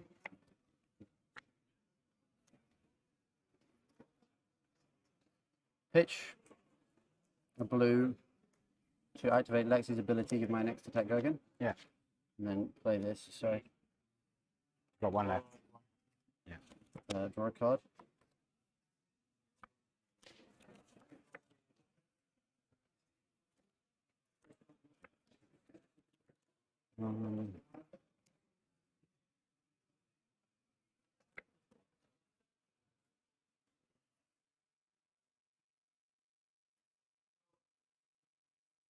Oh, here we go.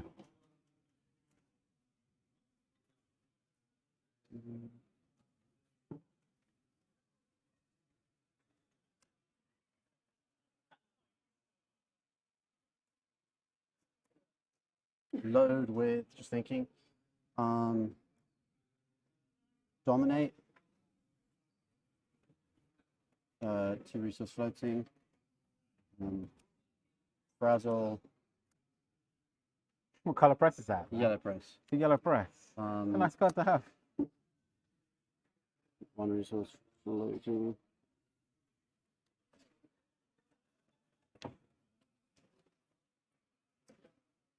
Coming in for 8.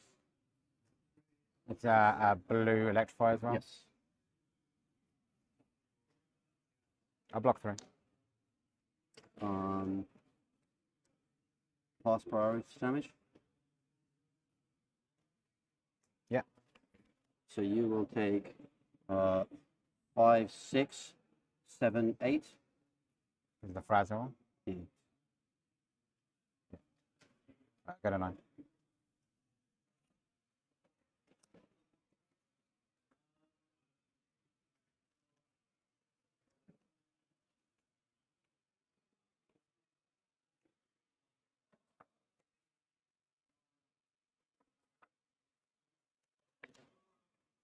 Good.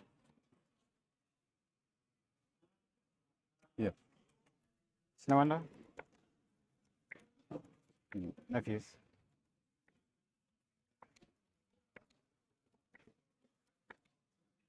No fuse, just for 5. My life is 14. 14. It's not here. Yeah.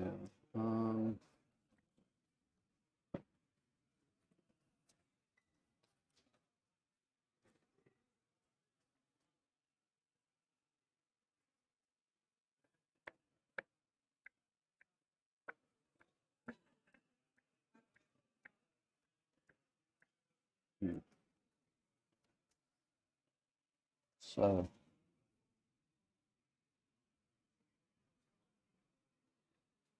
3 Oldhams, I drafted this. Oh. No luck. It's just a scoop, mate. So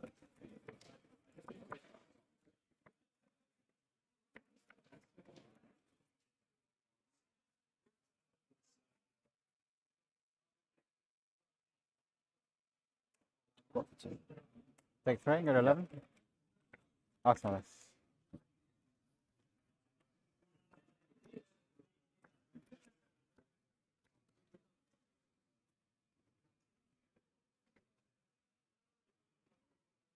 Entwine Lightning, reveal a Lightning Surge.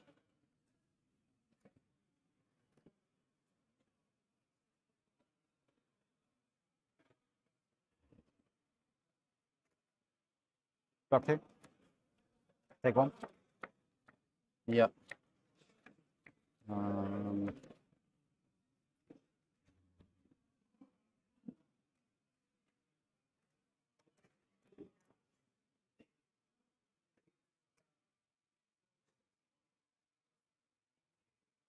Lightning Surge. Without go again? Yeah.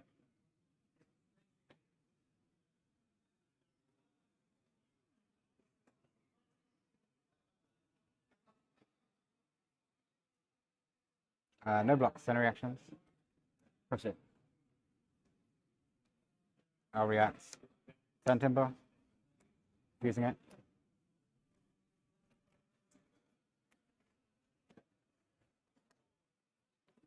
What did you pitch? It's a yellow invigorate. And you fused? I fused a red weaver.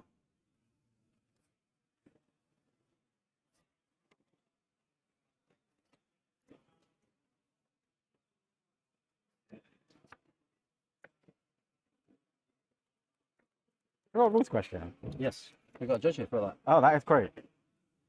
Do I Arsenal and then there's a step before I draw that I can activate the hat in? There is no instant window. Yeah, cool. When you go to the end phase to do that, there is no instant window to do that. I'll Arsenal and draw back up. All right.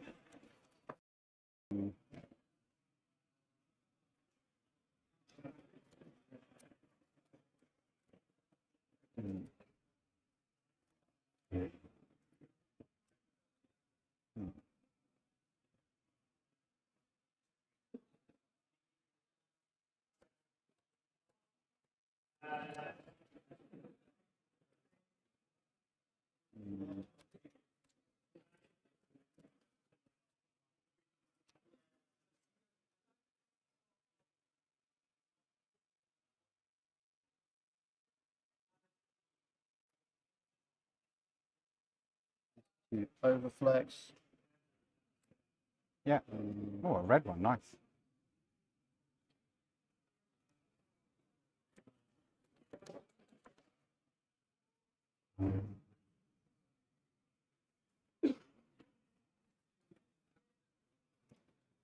I will load with dominate. Yeah.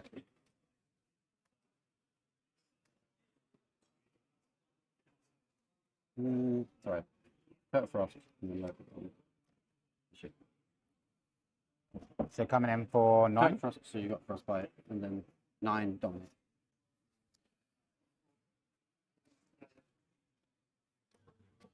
Block 3. Yeah. And I'll pitch to hold him, breaking this to prevent 2. So I take 5 in total. Yeah. So I would take 4, but 5 because of the frazzle.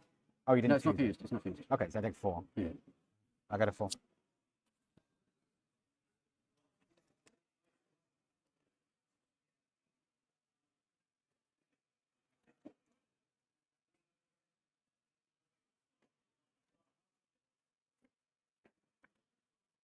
Okay.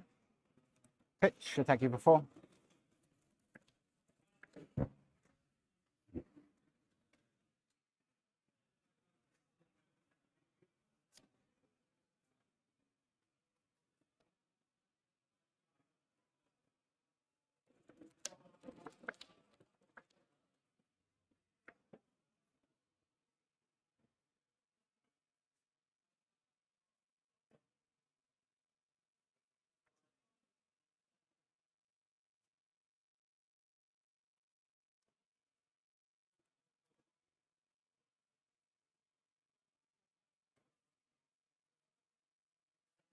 Take 1.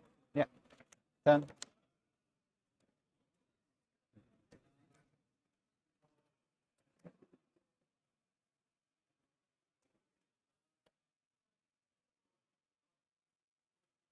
Frostbite you.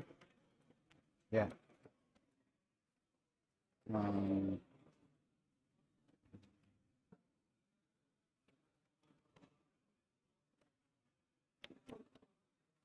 Full line in red. I'll block 3.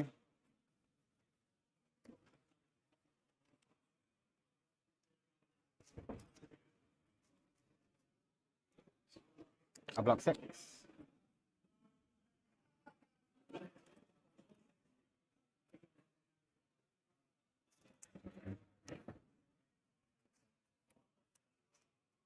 Yoga again.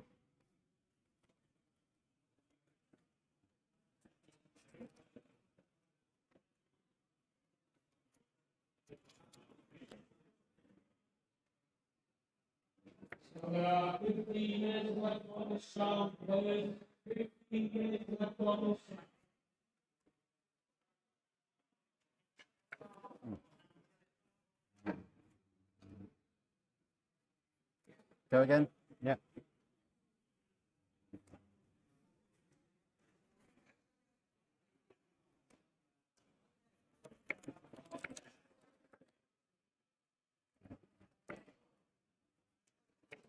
Block 5.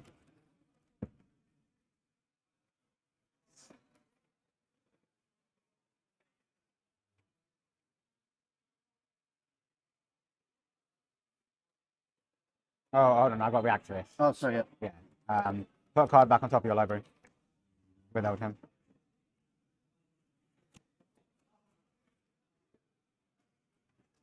How much? 4. What? You're on 4. Yeah, I'm on 4. Alright.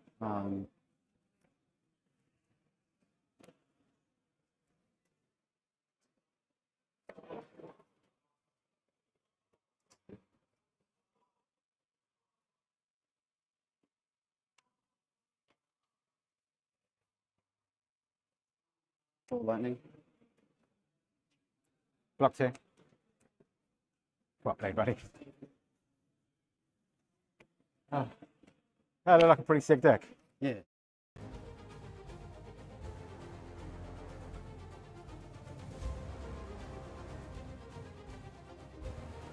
There we have Lexi outpacing Oldham, I think, for that win. That does conclude our draft rounds. There is some time left on the round, so hopefully we're going to try and see if we can grab some players and maybe have a bit of a chat with them whilst they're in between rounds. I think most of our top pod have actually finished playing, so yeah, we'll be back to you shortly.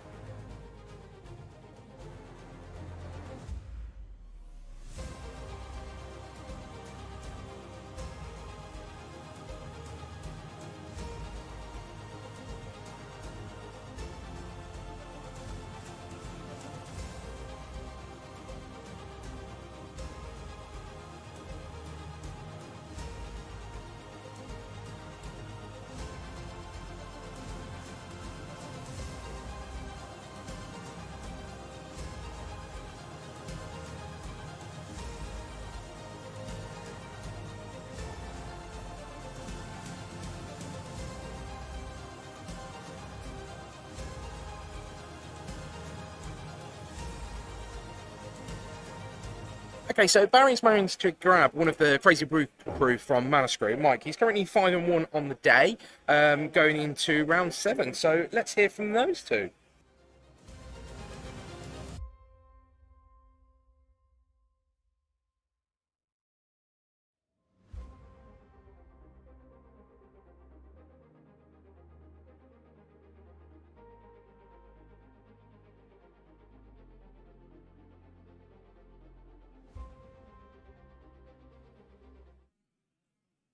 Hi, welcome back. I'm joined by one of my very best friends, my club mate, Mike Kerslake. Thank you very much, Barry. Yeah, how's it going today? Somehow really well, mate. I am 5-1.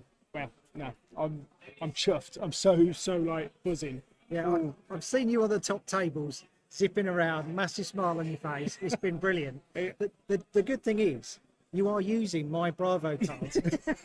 Yes, I agree. Yeah. So originally I was Chain. I was literally locked in for Chain. I was quite happy with Chain because we played in the Road to Nax. I was playing Chain. I was quite happy. And then of course what happened with Seeds, and he's like, oh, what do I play? What do I play? And then I spent a lot of time with George Rogers, who's a very good friend of mine as well. He's a very good friend of ours. Yeah. We've known him through previous games, and he's been playing Bravo since the start, really. Yeah, well, he did have a little spell with Reinhard, didn't he? Yeah, that's because I lent all my cards to him. But then, so he moved over to Bravo, and he's done really well with Bravo. Yeah. And then literally 2 weeks, because unfortunately with what happened, like I said, with not Right, making things it happen. exactly. I said to him, I said, oh, 2 weeks ago, I was like, all right, if I copy your deck, and he went, yeah, go on then. And then pretty much the last 2 weeks, I went, Barry, give me all the cards. Give me these cards. Yeah. And then George pretty much has gone through his deck with me over the last 2 weeks at Armouries. We were up till what was it? We ended up going to bed at half 11 this last night. Had to be back up at 4 a.m. this morning to drive all the way. Pick yourself up. Drove all the way down, and then the result so far, I am buzzing. I couldn't ask for a better result, and I've loved every game.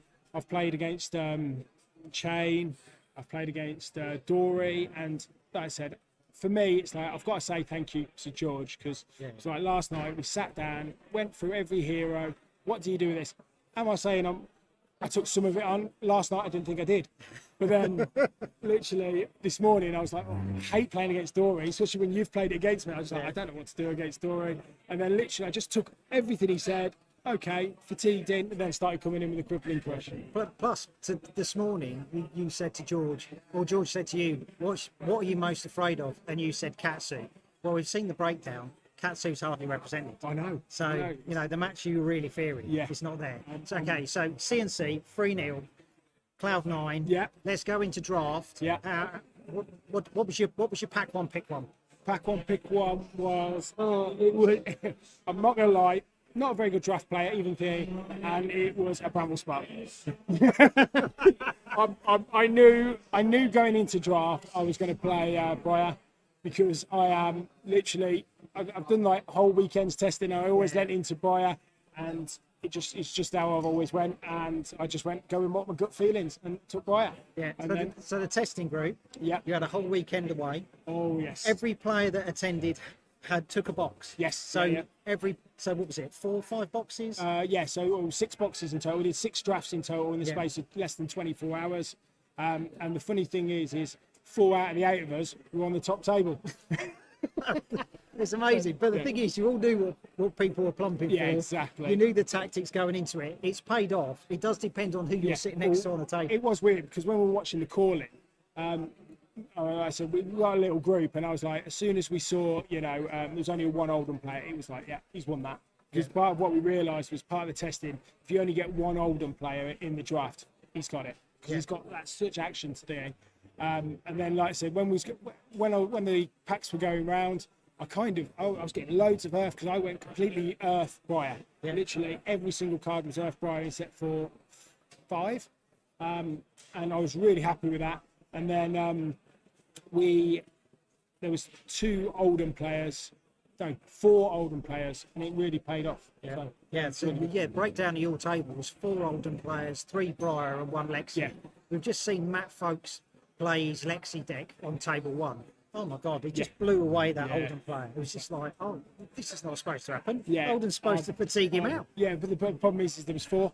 Yeah, So, yeah, totally. So, So, right, so you need to prepare. Yes, So let's do a couple of questions before you go. Go on then. All right. Best card in your deck, in your CC deck. I'm telling what everybody I'm playing. No. Well, everyone knows you're playing Bravo. It's pretty much Oh, then what card do you think it is? Rippling Crush. There we go. I think everybody would agree, wouldn't they? Best set from Fab. So, is it Welcome to Rave? Is it Arc? Is it Mon? Is it Monarch's my favourite. Monarch's your favourite. Monarch is Is my that because favourite. of Chain? Before the nerf. Like I said, me and Barry share sets, and Yeah, I've always. Yeah, we have a unique relationship. So we share our collection. Yeah. So we buy cases together. We generally split 50-50. Yeah. We choose which heroes we want to play, and then we split it. And that goes for armories, it goes for skirmishes, it goes for prizes. So Mike in the past has won cold foil hatchets, which you automatically gave for me. I won a cold foil chain, which I automatically gave to you. It is brilliant. It's quite a unique relationship in card games, but it is fantastic. It was definitely Monarch. Have you got any more questions? I think you need a rest. Oh, I think I do. Thank you very much, Barry. Catch you in a bit. I look forward to you on the stream, mate. Have a good time, guys. Thank you.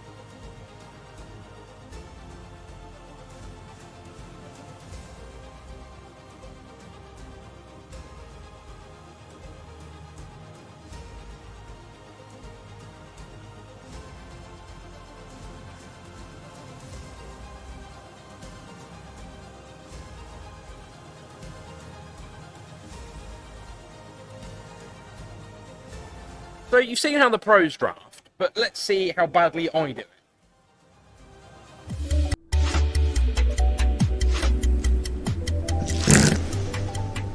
So I ended up going with Oldham mainly because hello. there was. Hello there. I'll pop that up there. Come, Mainly because stay a there. while in the library. And learn more of the forbidden arts of flesh and blood. A long time ago, 2 months, a young disciple of pain ravaged the land of Wraith, slaying warriors and wizards, alike with his onslaught of powerful cards and seemingly game-breaking hero ability. But he did one thing that was subtle. One simple card that he drew upon that fueled and powered his entire deck. Yes, Seeds of Agony. Another card in the restricted section. So what was the problem with Seeds of Agony? It's a pretty simple card. All it does is deal 1 arcane damage to attack actions, and depending on the cost of the card, depends what attack actions you can add it to. But this single card, or 9 of them when they're being run, were enabling so much of Chain's deck. So the seeds could be stacked to play out a huge Riftbind, and because it could be played from the banish zone, it's just so easy to utilise in a game. You just have to banish it, you can even leave it there and save them up for a big turn. The non-attack actions mean that you can play your Unhallowed Rites and your Bounding Demagon, which require a non-attack action before you can play it. And Unhallowed Rites can bring back a non-attack action with Blood Debt, so you can then bring your seeds back into the deck, giving you more fuel for later. You could banish it with Shadow of Assur.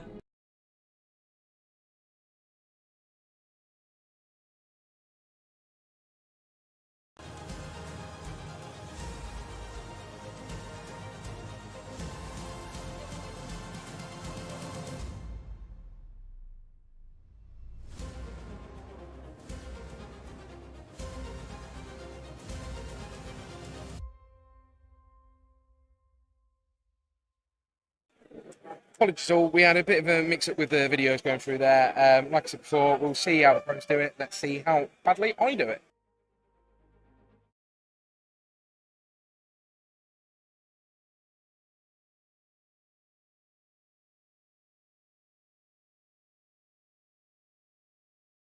Mainly because there was a lot of cards being passed around that I just couldn't afford to lose. I started off drafting some element cards, so I started off in ice, and then quite quickly it was clear that Guardian was being left in my end of the table. So we've got Oldham, we've got Titan's Fist. Unfortunately, the only piece of equipment that I was able to pick up was Coat of Frost. Now, hopefully I would have got a bit more, but being the fact that there's not much equipment that blocks and some of their abilities in the set, I kind of sort of held out for some of the cards that would do a bit more damage, hopefully to build those up. Now, I did pass on a Buckler, which would have come in handy in several of the games. That's just the way of it. So you will have seen very first off, the pull on the stream was the Pulse of Eisenloft. So that was nice and majestic to start off the day with. And again, at that point, Ice Earth, you probably are going to go into Oldham. So I think I gave the signal away with that one quite quickly. So now we have a few Earth actions, not many in there, mainly because of the defense reaction, but also it was a lot of what was left. I was hoping I'm going to get mainly an Ice build. So we have got 1 copy of Autumn's Touch in blue, Earthlorn Surge in blue, 3 So Tomorrows, 2 blues and 1 yellow.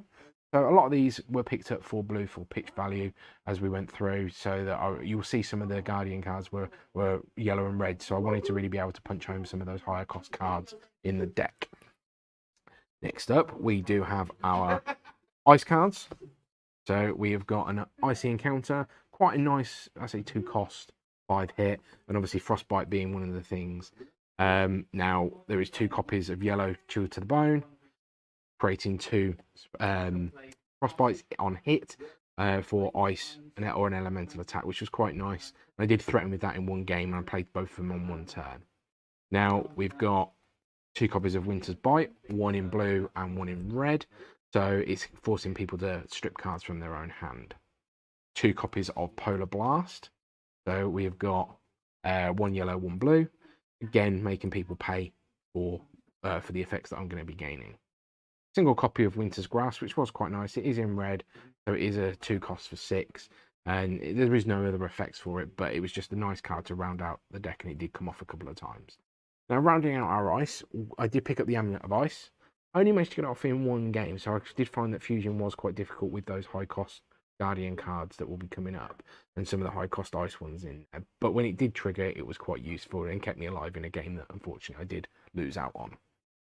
Now, we've got the Elemental cards. We'll get those. But not many of these. I wanted to try and focus on getting the Fusion from the ice, but there are a couple in there. We've got a single Yellow Invigorate, pumping up an attack, a Rejuvenate in blue and in yellow, gaining those that health on there. The only benefit that I really want, I picked up the blue because I wanted that extra resource cost. Now we've got 3 copies of Entwine Ice, 1 in each colour.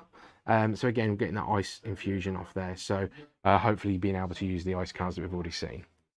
Now there are only 2 pure Guardian cards, one of which is a rare. The first one being Thump, which is quite nice if you've got some stuff to give it a buff, to give that Dominate, and it was a 6. So it is going to come in for quite heavy on there. Now you will see that when we get through some of the Guardian cards, I picked up quite a few Arias, and the reason that we don't have a Buckler is because I picked up Embolden. Problem with that being is I only managed to get it off once, so probably in a constructed format might be a little bit better, but in the sealed draft it was a bit tough to pull off. Okay, so that rounds out our Guardian cards. Next up we have our Elemental Guardians. So we've got a single copy of Entangle, which is quite nice for 3 costs for 5. 2 copies of Sequoia, Strength of Sequoia, which creates the auras. Again, leading into the Embolden. 2 defense reactions in turn Timber, which is quite nice to have those big, strong defense reactions there. 3 copies of Emerging Avalanche, 1 in each colour. Again, building those auras up for that Embolden.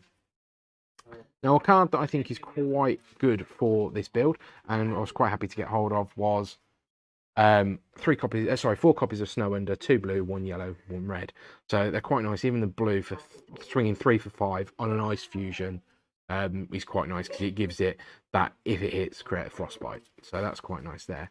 And then I rounded that out with actually 4 copies of Glacial Footsteps. Now there was a couple running around, one of which I did take for to pump up the actual resource cost in the deck, and also give that better chance to be able to circle through and keep hold of one for when I've got that ice card to fuse with, and paying off the 2 for there.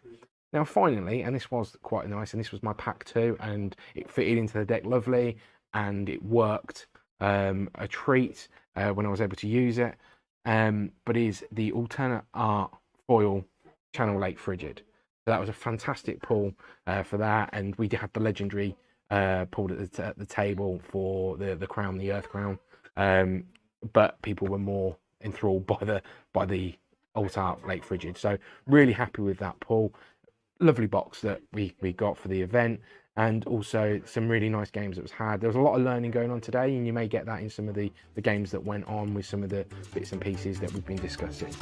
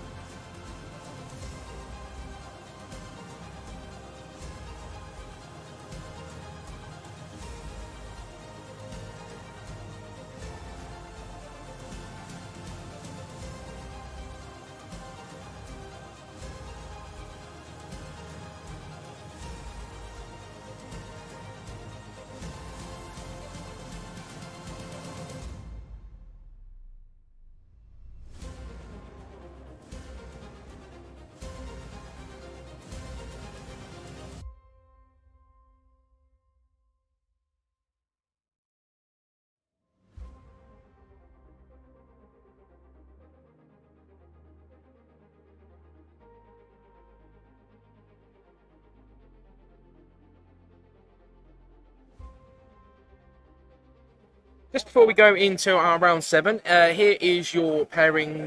Here is your standings as of now.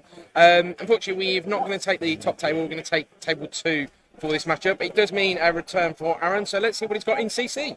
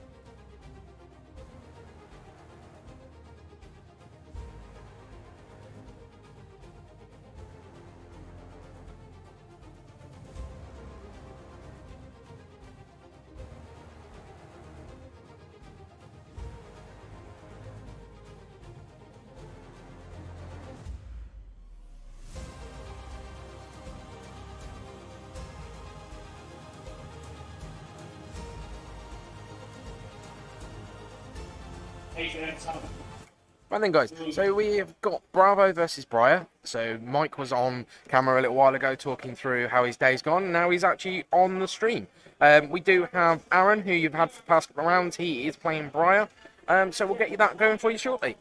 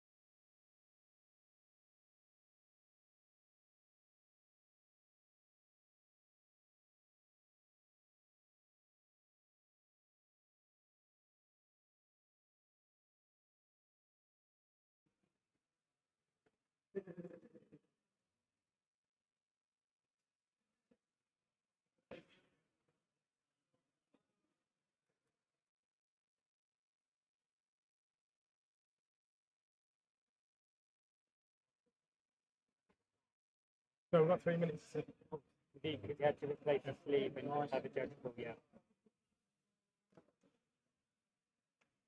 Don't normally last 3 minutes, do you, Mike?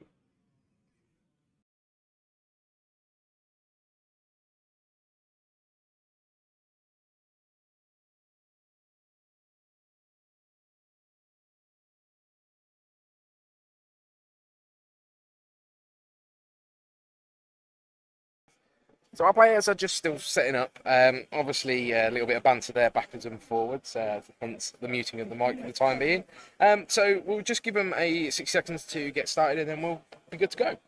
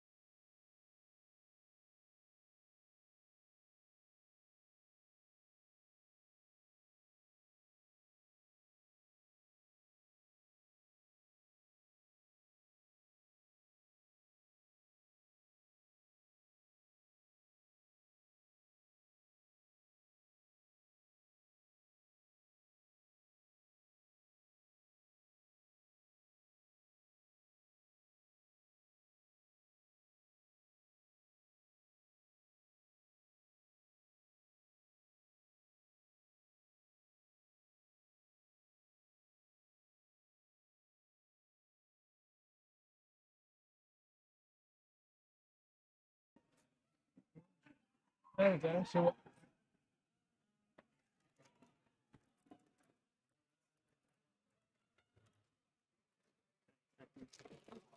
Yeah, let's get some dice up.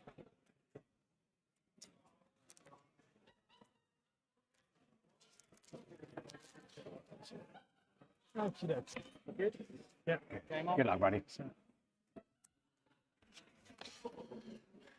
I'm playing Athos, Crater Fist, Tectonic Plating, Northern Boots, and Arcanine Skullcat.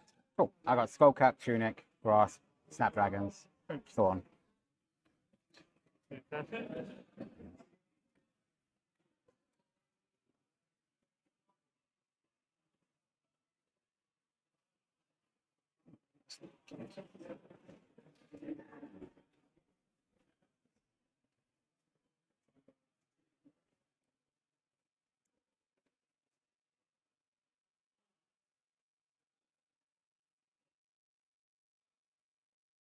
Right, first turn, correct seismic search. Yeah.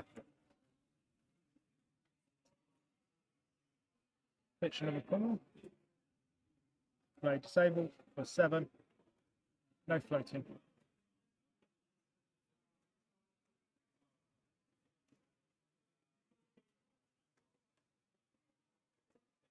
Block 7. And then I got Arsenal.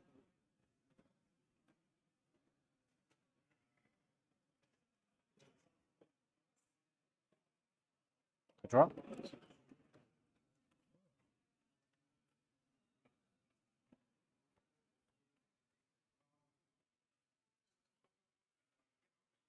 Count on my Tunic.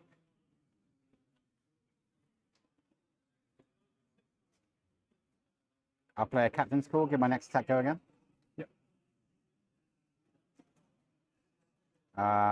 Arcane Crackle use, so 1 Arcane and then 3.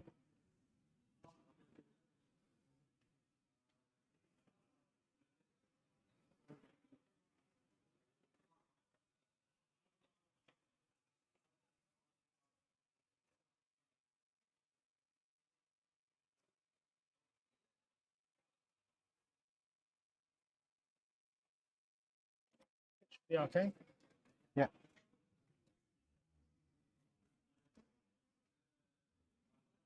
Spent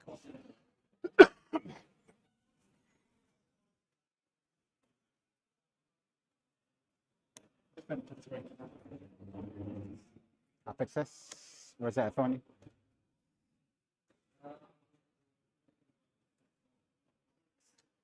I'm going to reduce by 1. Yeah.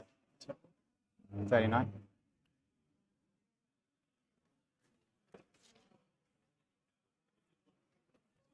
Yeah. Arsenal less.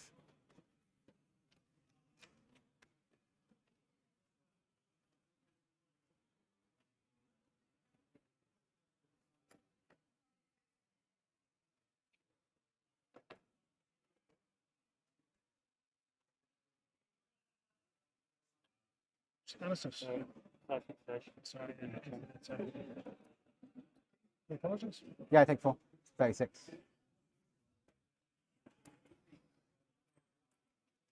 Sky. That's the bottom of the deck. This goes back. Over to you. Junior Conti. Thunder on yellow from Arsenal. Ravenous Rebel. Coming in for 6.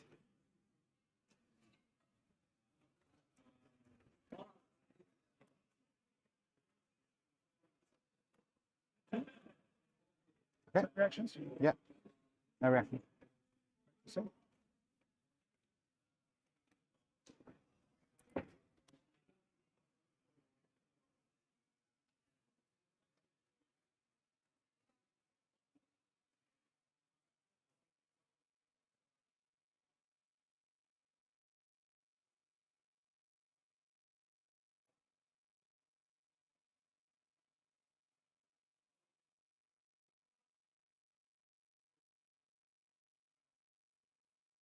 Ball lightning for 2. Pitch this. Rosetta Thorn for 2 and 2.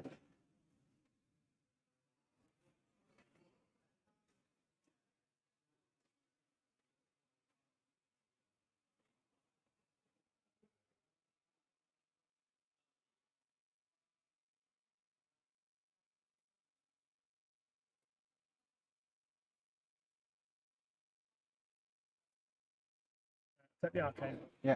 37. Sure. Arsenal this.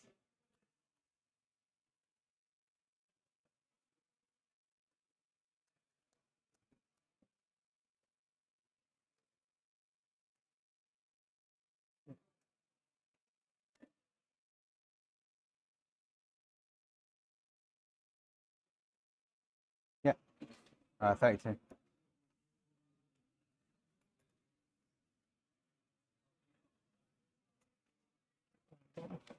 Okay.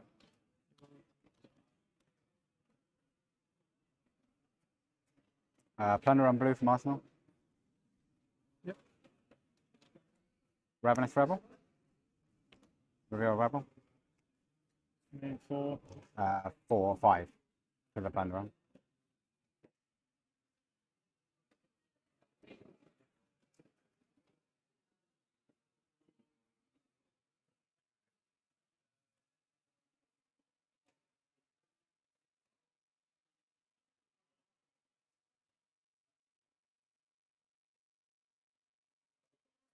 No defense.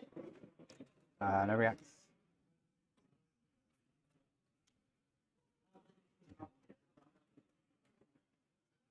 Entwine Lightning. Reveal Entwine Lightning to give it a go again.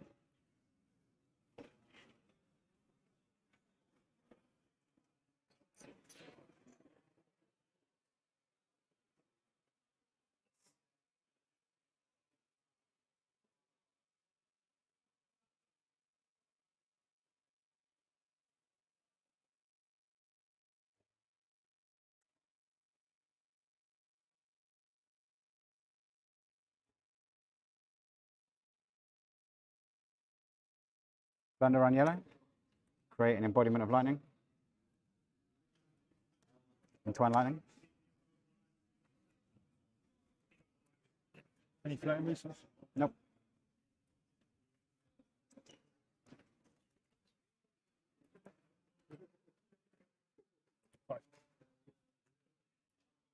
Rosetta Thorn. 33.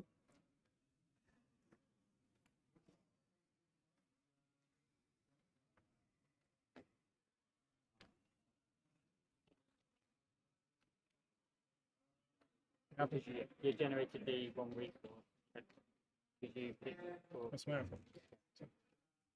Nationals. Off the top. I'm not.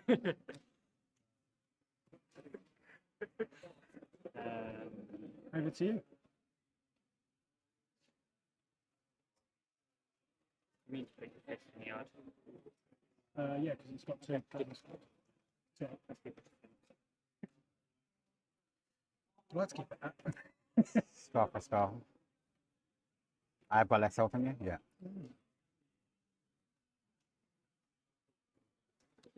Okay, no reacts. 32. Again, embodiment. Yeah. Minimalism.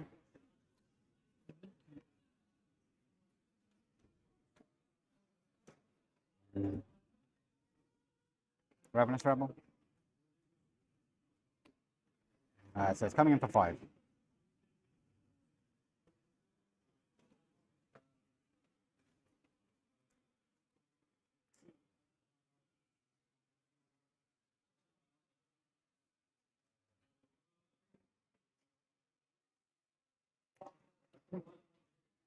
So you take 2. No reactions. No reaction here. 30. I'll pitch this 2 and 2.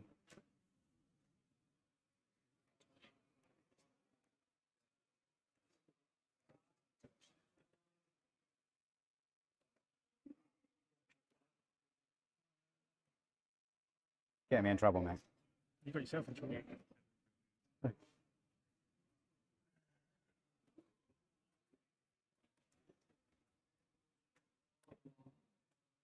Set the arcane. Yeah. 28. Just defend from 2. Sure. 28.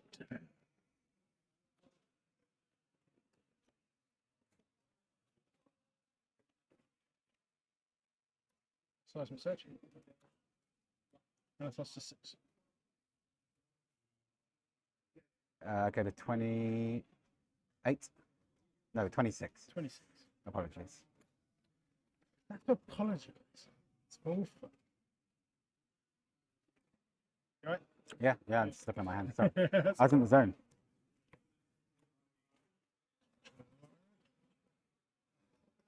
It's all about the tower, mate. It's all about the tower. These go. This goes up to 2. Oh, okay. So.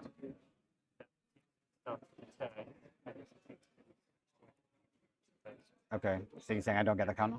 Sure. Weak lightning. Entwine lightning. Reveal this.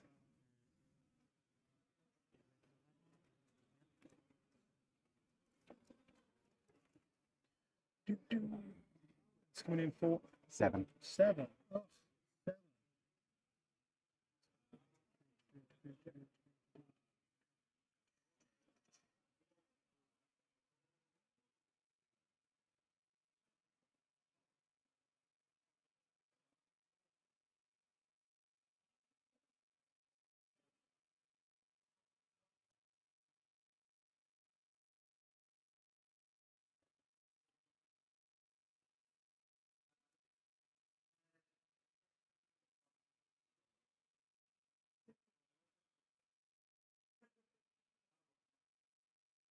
No defense.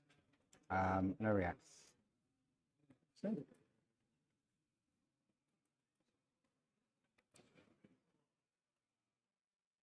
Reacts. No reacts. Same again. 8. Yeah. Then I will pitch this, make a ruin chant, and then I'll use the last one to swing at you with this. I've got one here. So ruin chant, Rosetta Thorn. Right, I'm just going to pitch this to it's 2 in the thing.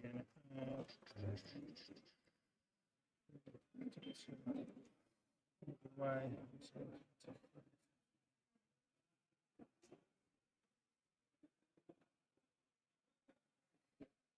I'm going to remove 2. Okay. So take the 1. So take 3. Yeah. 25. Arsenal this.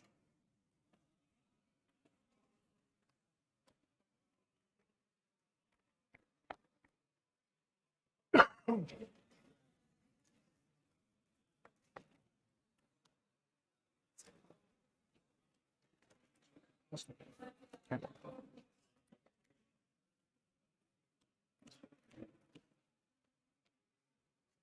Tunic.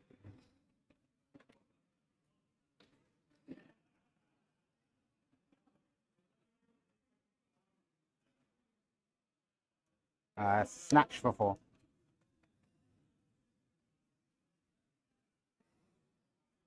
No defense. Okay. Reaction, so I'll give it a go again. I'll press.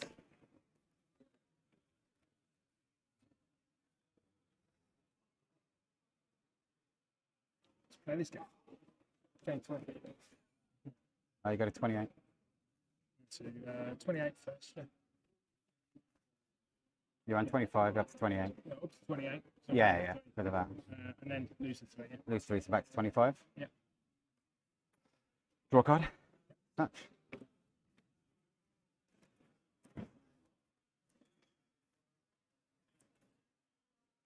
Turn. Draw a card. Yep.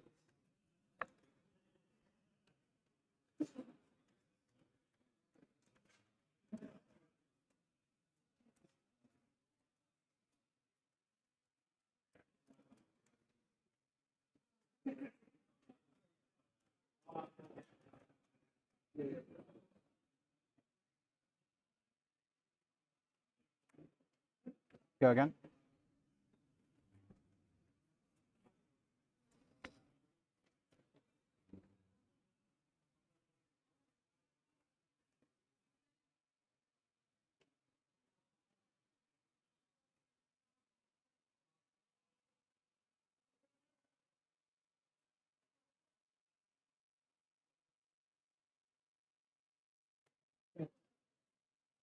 I get embodiment. Take 2. 23. Yeah. Or is that a thorn? 2 and 2.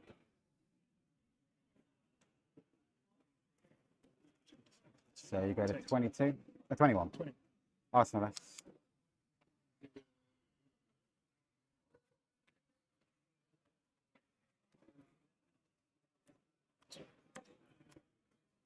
Pass over. Tunic.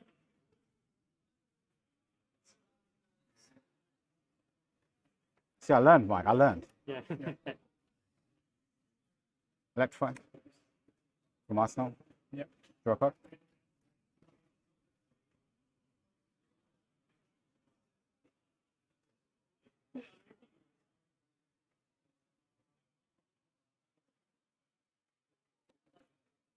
Ball lightning for 3.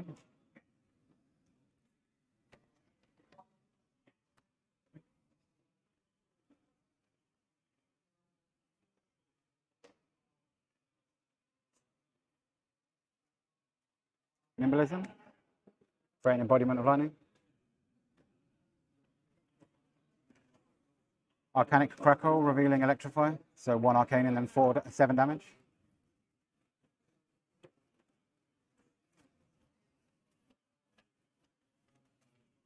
This is no longer on the chain though, because I broke it here.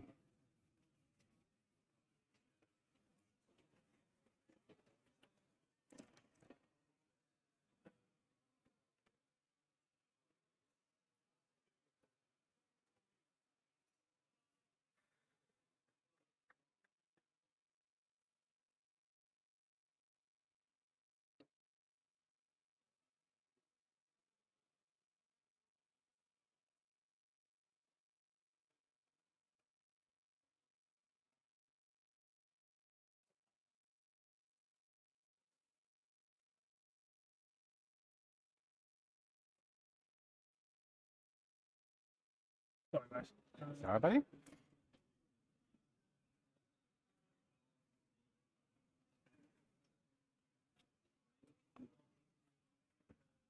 Eight. I set the 1 arcane. Yeah. No. So 20.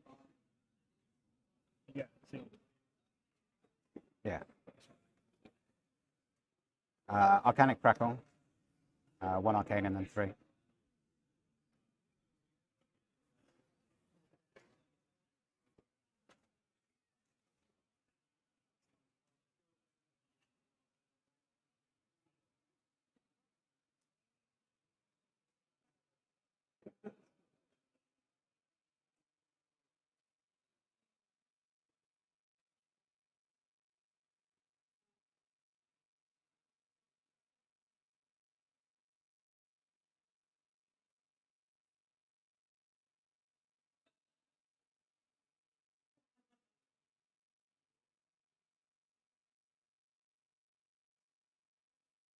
That's the arcane. Let's take 1 arcane. So 19. Spend 3. Sure. Arsenal.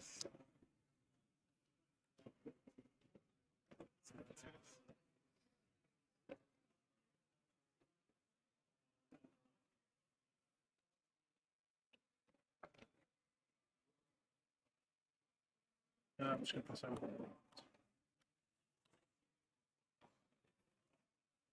Tunic counter.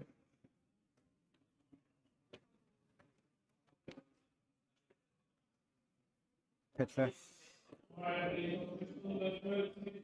X5. Draw a card.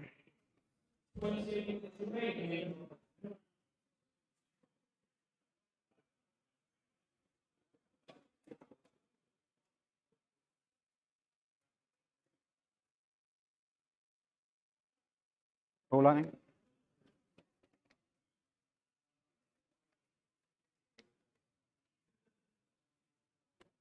Right.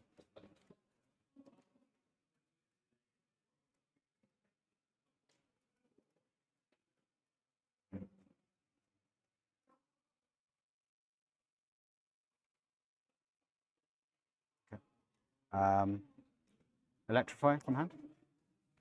Create an embodiment of lightning. Lightning surge. It's coming in for 4.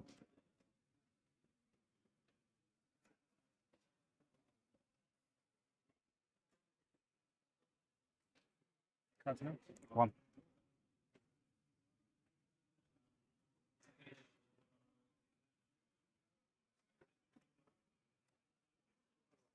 Move moves reaction, unless I. No, that's fine.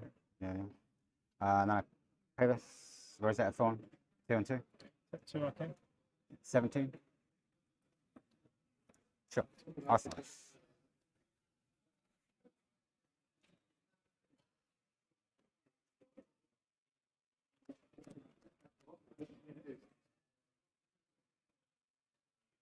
Over 2.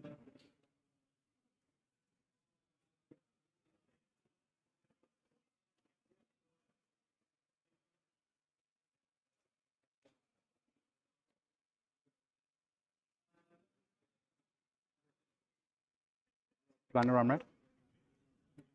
Weave lightning. Lightning surge for 10.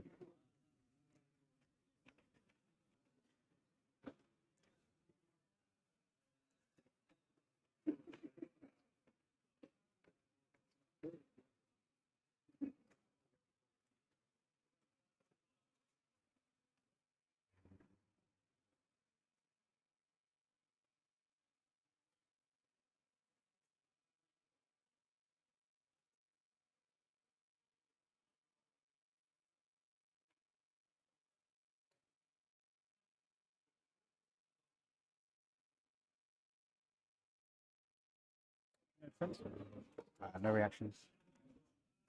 Move with 5. Blocking 5 of it. Yeah. So you take 5. Go to 12. Draw a card of Plunder Run. Create an embodiment.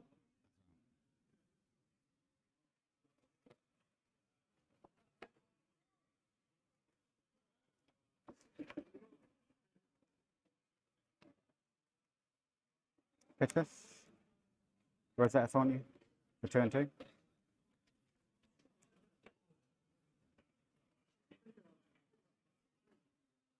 Take it. So you go to 8.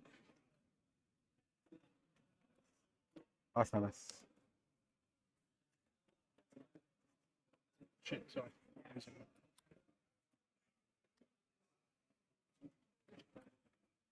Sigil. Sure. 11.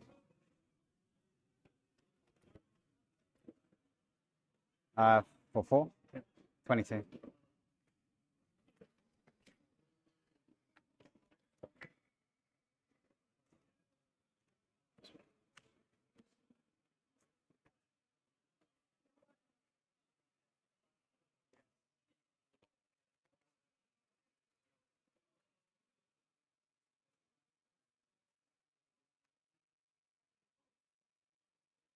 Enlightened Strike. Go again.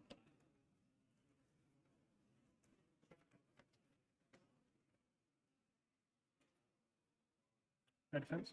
No reacts. Single. Yep. Can I sink anything? Singles. Yep. Okay. Yep. Take 1. Take 1. Go to 10. I make an embodiment.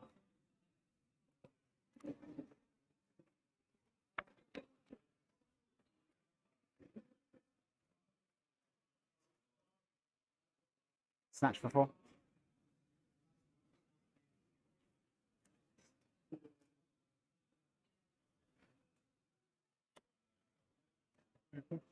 Blocking for 5. Razor reflexes.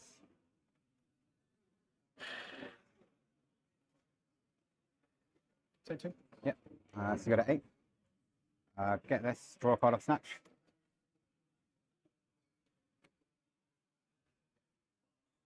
Exude Confidence for 4. You go to 7. Arsenal this.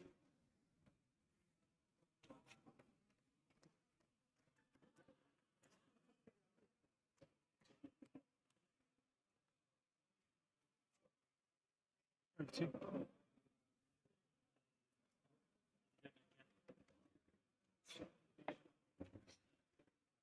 That's all right. It's all right for you. I know, yeah. Take it. So, Nimblism. Yep. Ball Lightning for 5.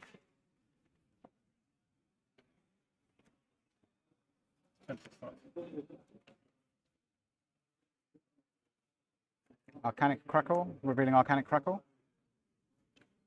It's not a lightning. Oh, yeah. Yeah, it's Arcanic Crackle. Good point.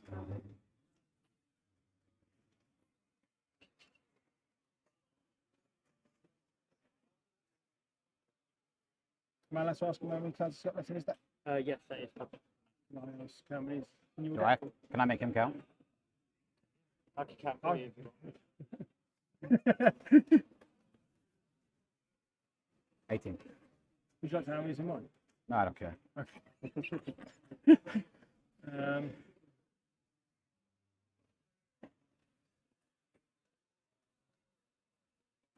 Sure. Drop them. Cool. 18. Right, over to you.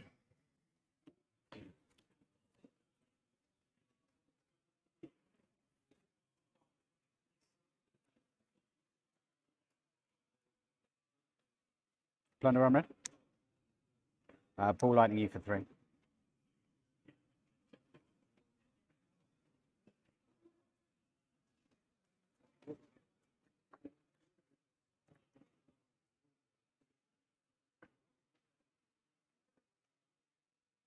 My favorite, can you do this one?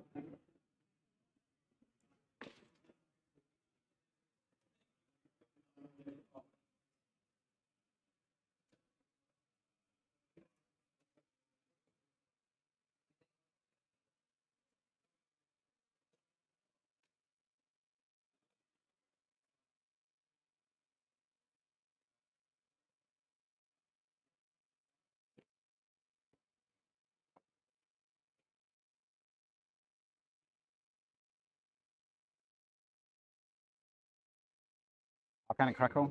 Shockwave, sorry. Revealing this. That's a lightning card. Yeah. No, it's not bad. There's some lightning.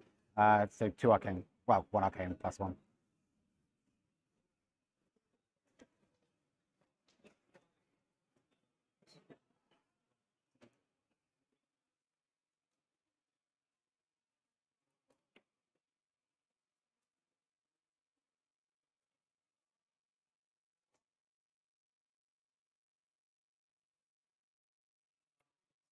Take the arcane, sorry. So you go to 5. Yep. And you block for 6, but I'm going to press it. So it's 7, 8. So you go to 3. And I've got 2 of these. You're good, buddy.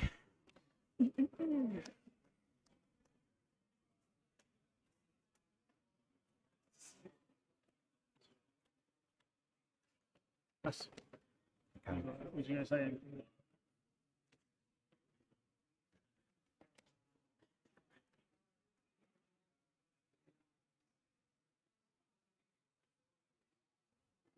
Resonance 4. Just drew them up. It's a nice light. It is. Enlightened Strike for 7.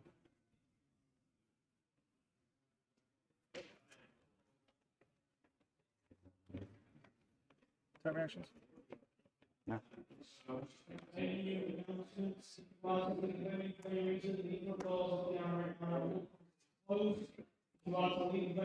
Okay. So you got a 6-5. Got a 6-5. And then you're blocking 7, and I'm doing 10. You got a 3. I get one of these. 1 card, 2 cards in hand.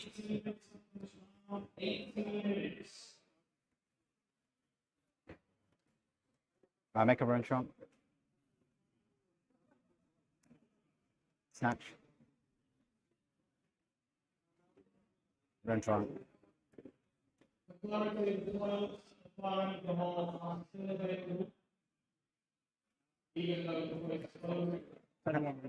Got a 2. It's not going well.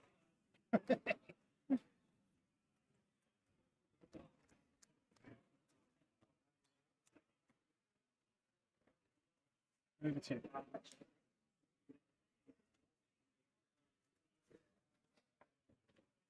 Should have stopped making the embodiments so I don't have to think about it. Just pass it. Just pass.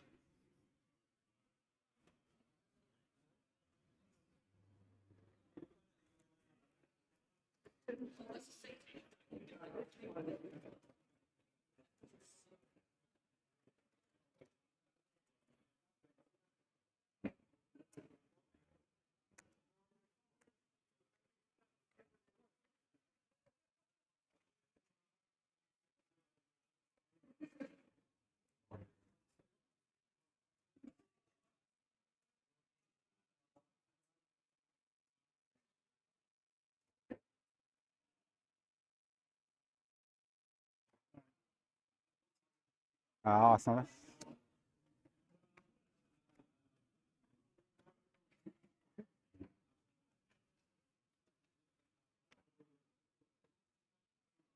Yep, 14.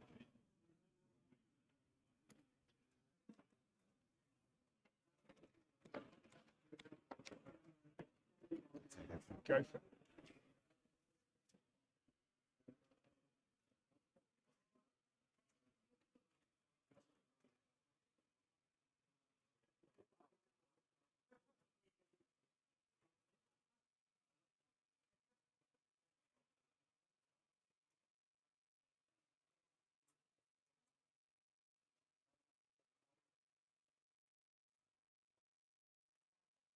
Tuna counter. Red plunder run from Arsenal. Plunder run. Embodiment.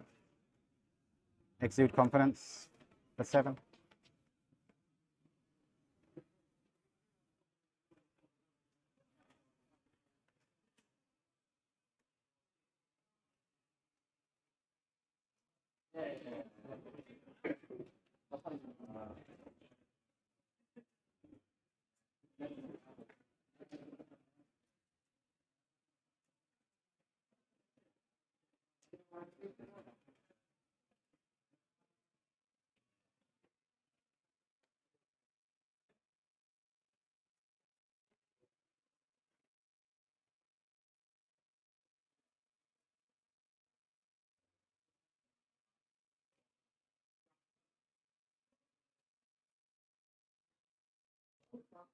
Three. Yeah, I'm not going to react.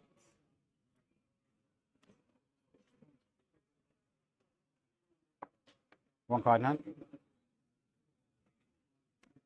2 and 2.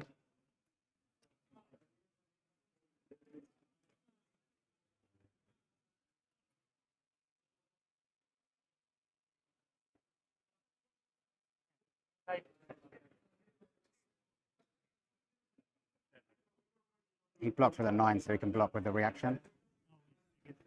Yeah.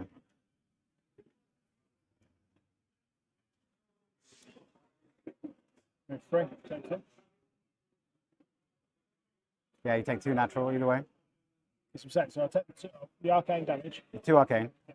You So block in remove there. all that. And then you take the 2 normal. Yeah. Nice game. Good game, right? Oof. It's getting real sketchy. Yeah. I was like, I don't actually have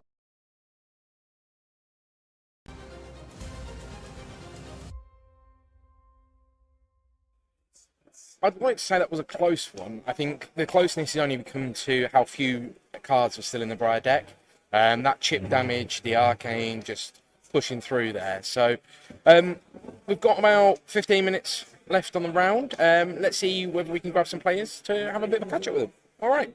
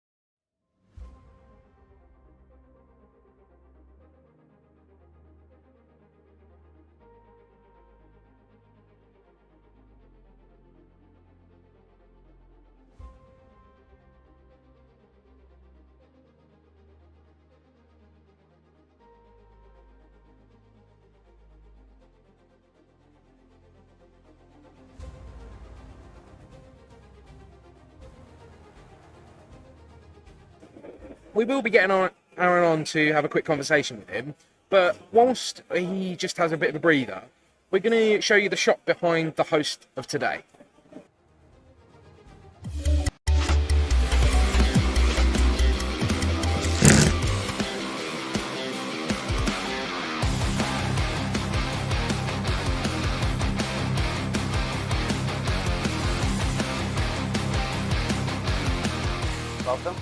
Welcome to Living Realms. So we are here today with Tabletop 24. It's an honor to have you. Thank you for covering the shop, and thank you for doing the nationals as well. It's going to be a wild ride. That's it. Let's show a little bit of what Living Realms does. So we do board games, all sorts, really. There's wargaming, painting. We have the shop divided by areas, so we don't mix everything up. We also have a workshop here, so people can have paint nights, can enjoy themselves in the evening. There's a game library. People are free to browse through it, play games, come with their families. There's all ages here. You can see that we are massive fans of Flesh and Blood. So you can see a little bit of Flesh and Blood everywhere. Yeah. We do all card games. Most of the card games, the big ones, even small ones also. We give an opportunity to every card game to prove himself, and the community choose if he wants to play the card game or not. As we can see.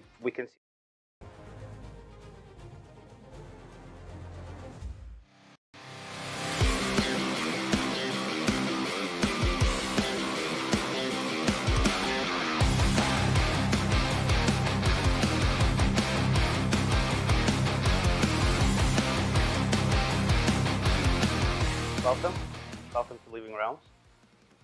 So we are here today with Tabletop 24. It's an honor to have you. Thank you for covering the shop, and thank you for doing the nationals as well. It's going to be a wild ride. That's it. Let's show a little bit of what Living Realms does. So we do board games, all sorts, really. There's wargaming, painting. We have the shop divided by areas, so we don't mix everything up. We also have a workshop here, so people can have paint nights, can enjoy themselves in the evening.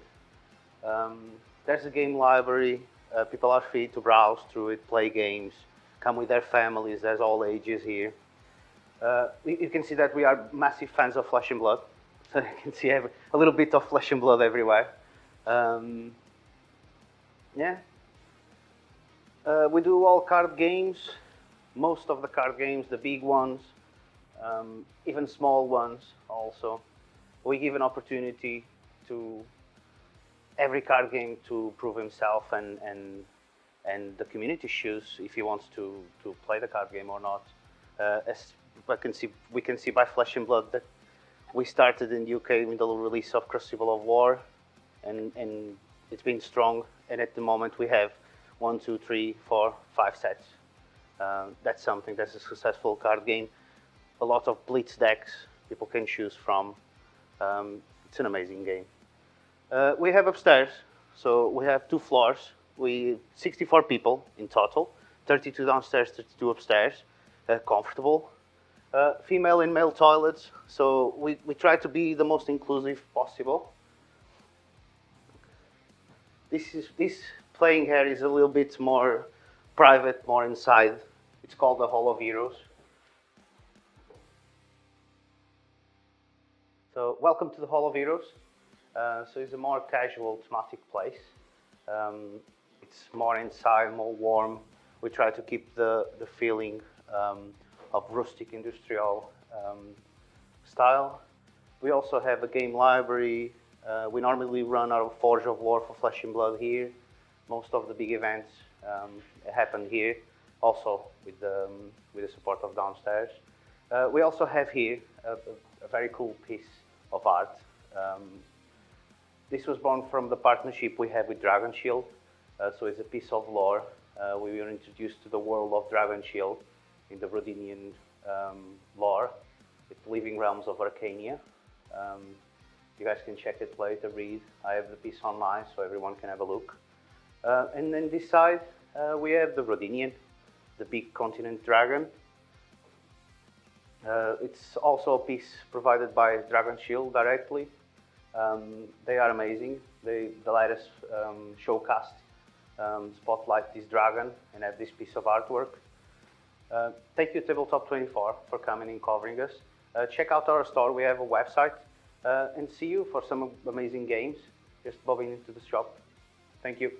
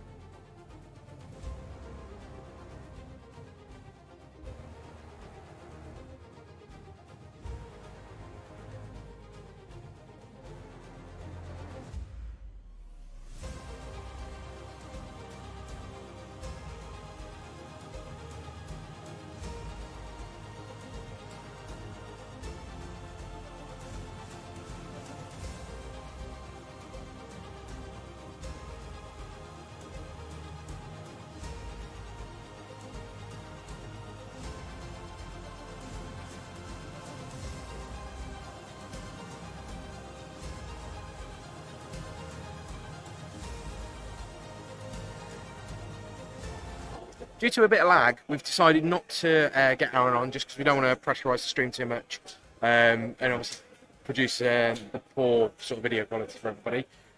We have just finished round 7, so we will be going into round 8, getting the pairings and everybody moved around. So hopefully that'll be up soon.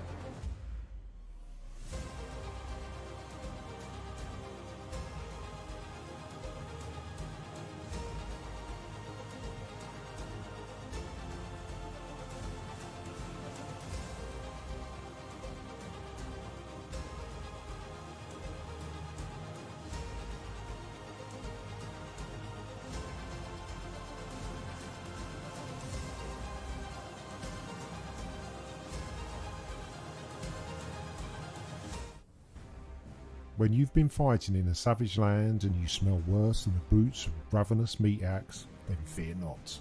Reach for Eau de Wrath, the new fragrance from Librarian, the smell of an illusionist.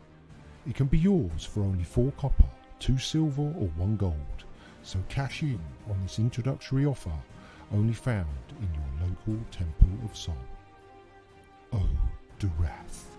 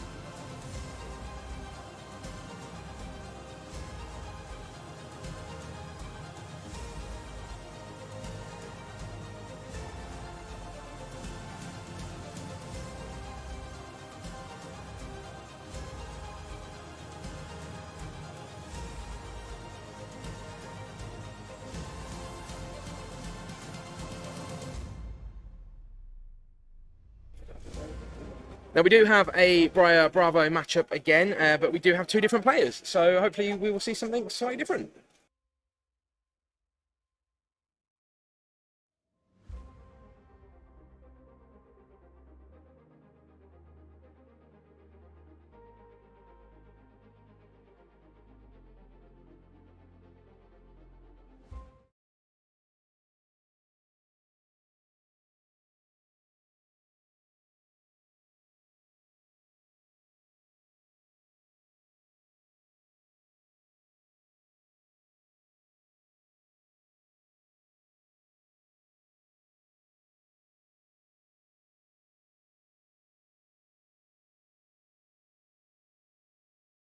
Cool.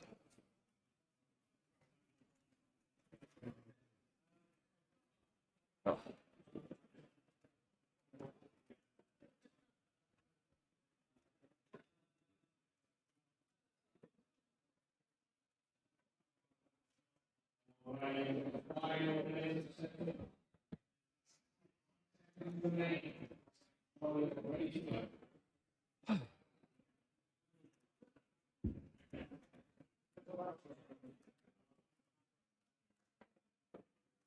You played against many Briars today? One. I just played Finbar.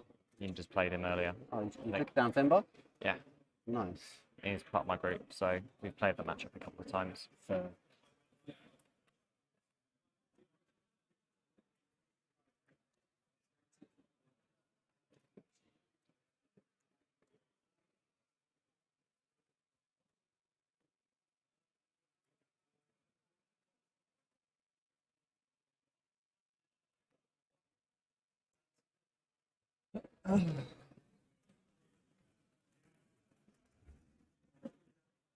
You'll be going first. Yes.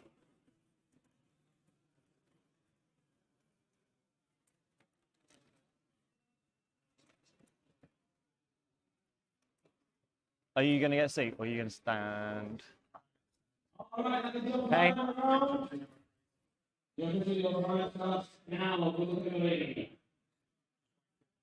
Yeah, if you, that's okay. I'm just giving it a good shuffle. How many cards in your deck? 69, I think. Okay.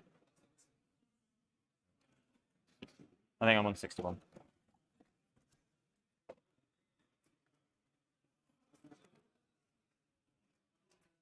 Ah, yes, Magic players looking away whilst they're shuffling.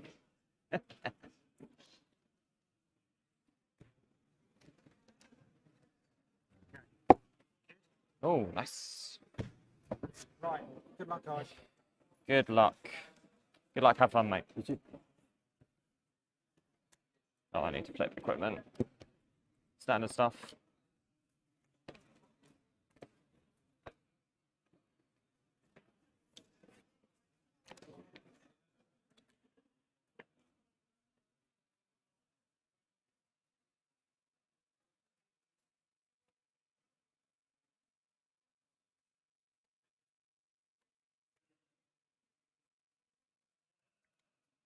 Okay. I'll pitch Fate for Scene to activate Tectonic Plate. Yeah. And then I will play Showtime. And I will search for a Crippling Crush. A crippling? Yeah. Alright. Deal.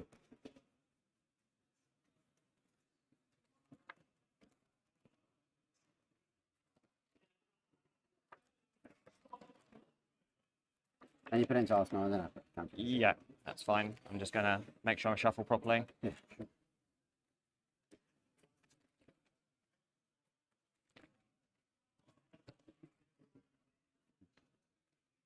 Oh, shit. Thank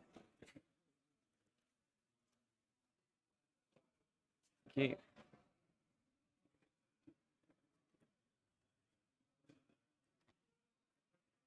So, shooting counter. Yep.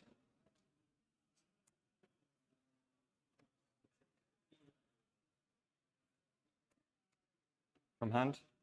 Yeah, obviously, sorry.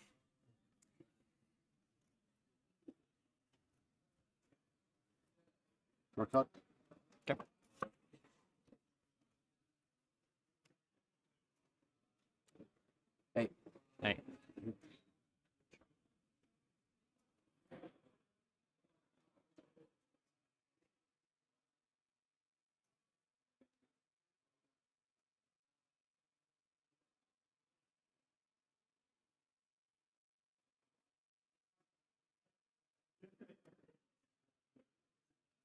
Got 5. Any attack reactions? Sink. Choosing sink a card. Yeah.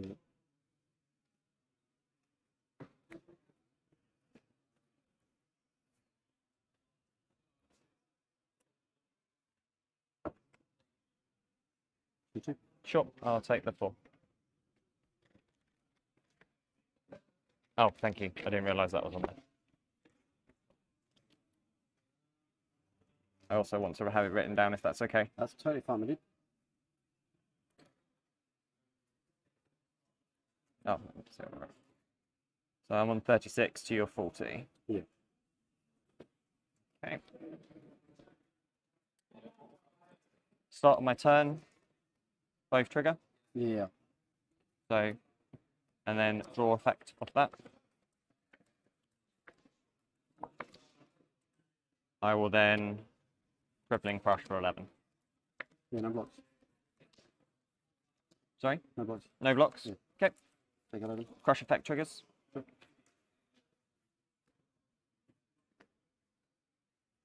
Oh, cool. Thank you.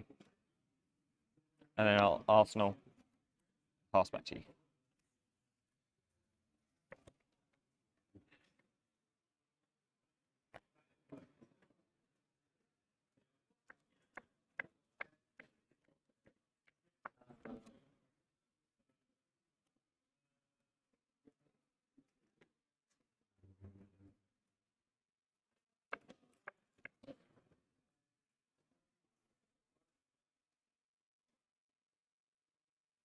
All right. Let's see.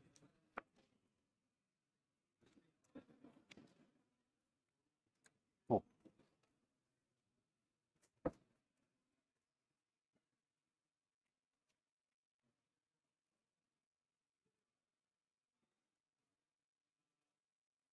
Block 6.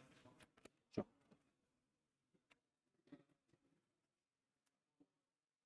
My turn. I'll activate Tectonic Crate. Split it. Pitching Crippling Crush. Sure. And then I'll Command and Conquer for 6.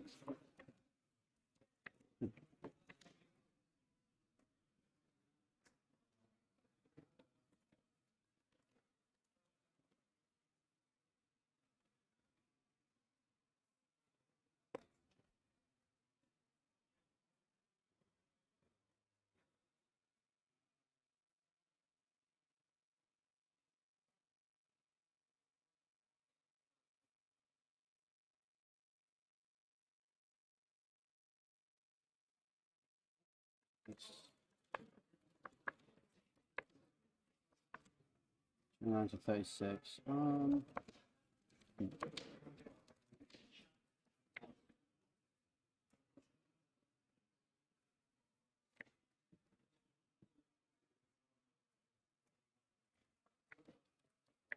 Got 1 card.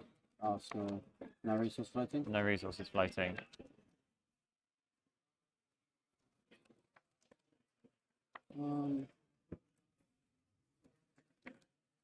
Sorry, can I ask what this big dice is for? Big dice. Is it representing anything? Absolutely not. Can we not have it on the game state? I'd really like it to be there. Okay. It makes me think about my tunic. Sort of stuff. Okay. I will declare no blocks. Take 6. Sure. Going to 23. Yeah. Oh, someone else did it already. We got it. We can do it. It's fine. Thank you. You should be on 23. 23. There we go. Thank you, yeah. Cool.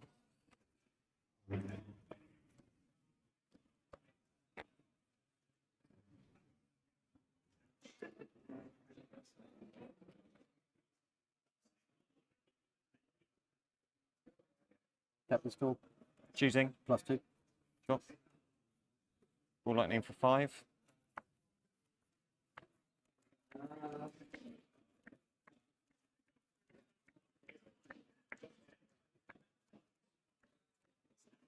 No blocks. Take 6. Yep. 30. Oh. Yeah.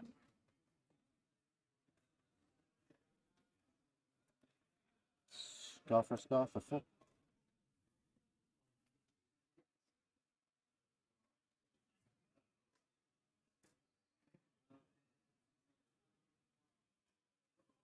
No blocks. Any attack reactions? No. Wait for scene. Cool.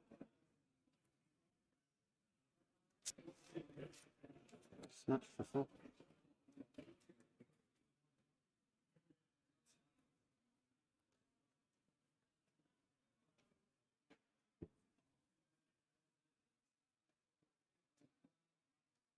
I'll block 4 with equipment. Yep.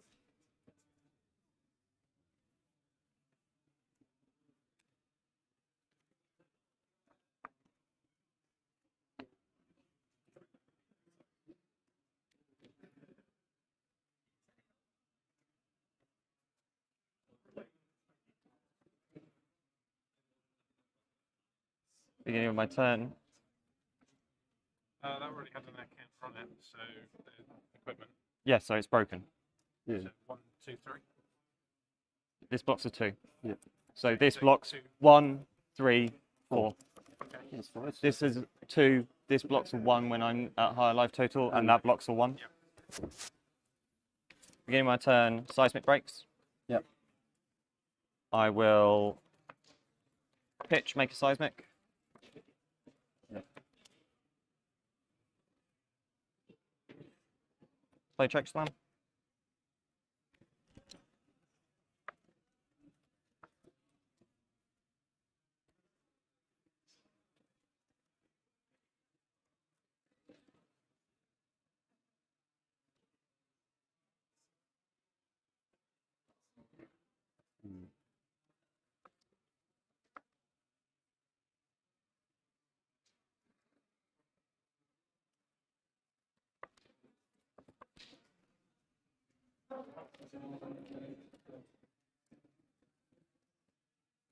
You have no resource floating. I have 2 resources floating. Oh, sure.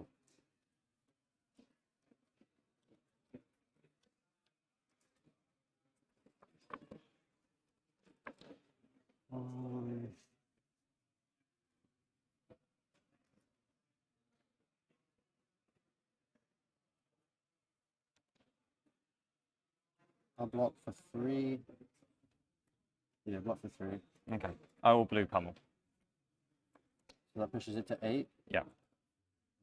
Sigil of Suffering. Sure. I take 1 arcane. Go to 29. Take 1. And you take 1. Going to 22. Cool.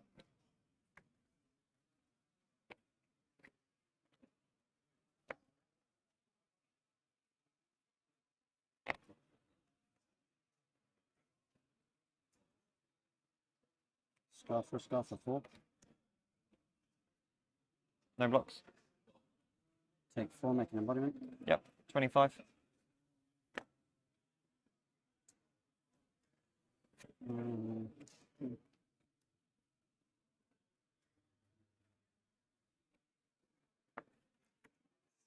No blocks. 21. Plus. Seismic breaks. Yellow disable for 8.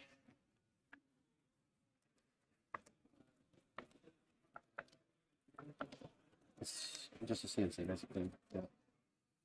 You have 1 card in arsenal, any resources? 2 floating. Not in arsenal, in hand. Can I ask you to be a bit clearer with the resources? Oh, sorry? Yep, certainly. I can use a dice to represent it if you're happy to do what this. if you just yeah. say? That's fine. Sorry.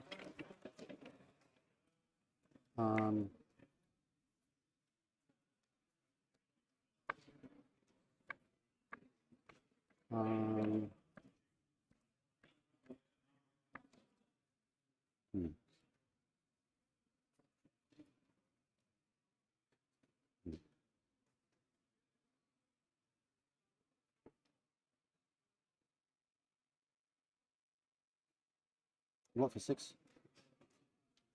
Sure. I will declare an attack reaction. I will red pummel. Triggering the crush, triggering the pummel effect on hit. Yeah. And you take So you block for 6, so you take Take 6. Yep, go to 16.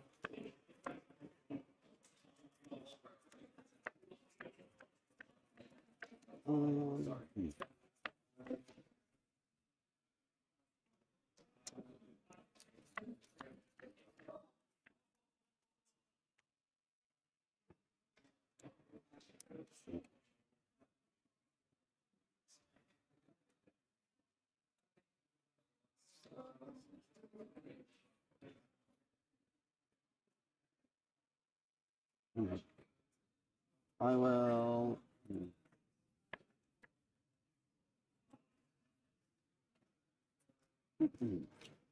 Discard a Ravenous Rabble. Okay. Those are, yeah. In my turn.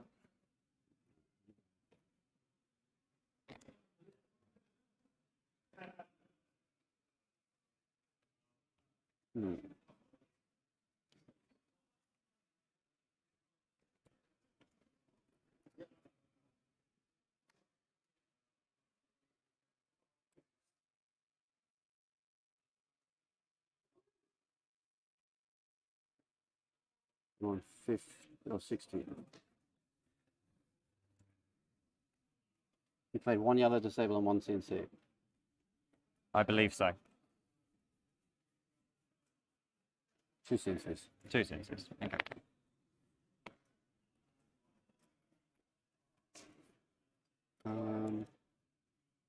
Is it confidence? 4. Block for 4. Block for 3, sorry. Blocking for 3. Yeah. Sure. Okay, I take 1.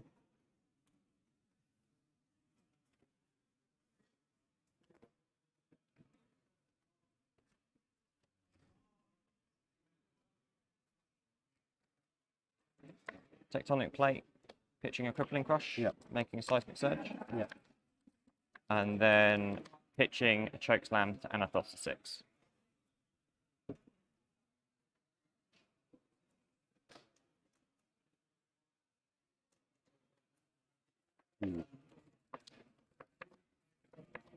No blocks. Yeah, no blocks. Okay, no attack reactions. Going to 10. Yep. Arsenal, pass back to you.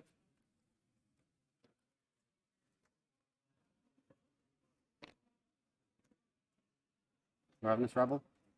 Reveal a red lightning crest on top of my deck. Yep. So coming in for 4. They're coming in for 4, correct. No blocks on the 4. Take 4. Yep. Go to 16.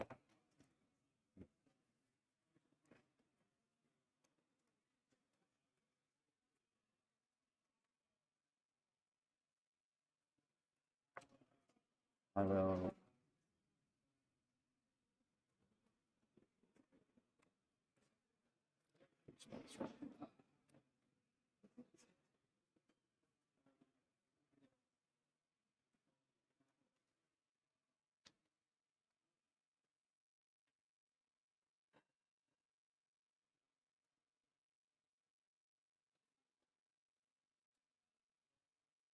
Draw a card.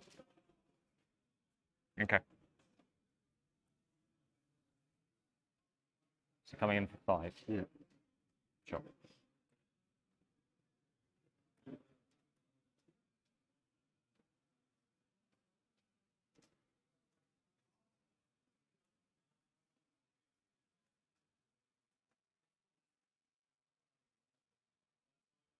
No blocks for 5. Give it a go again. Yep. Take 5. Go to 11.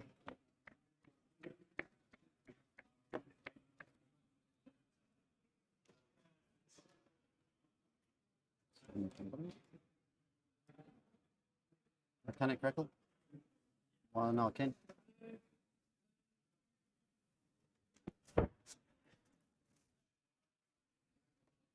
And 3 physical.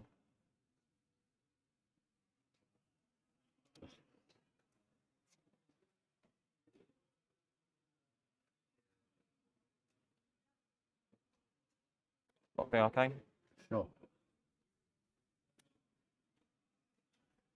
Lock the physical. Do you have a seismic surge? I do have a seismic surge. Sure.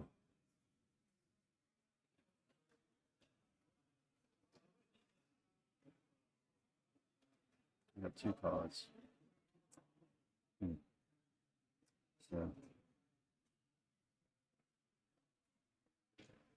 it's fine.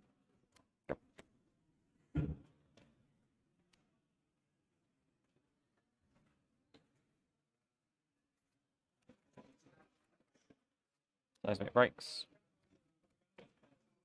Pitch. Seismic. Hammer. 6.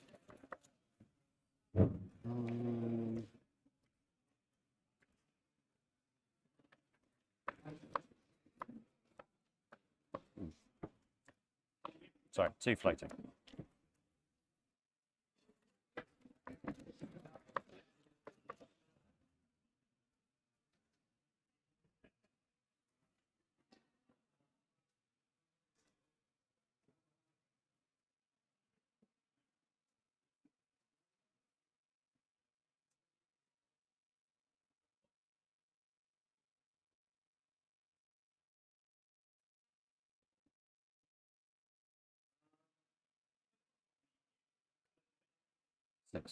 Okay, no attack reactions.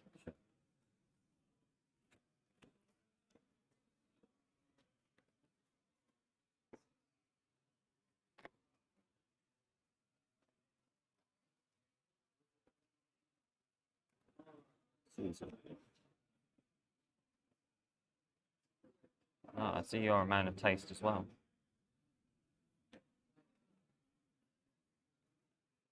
Block 6.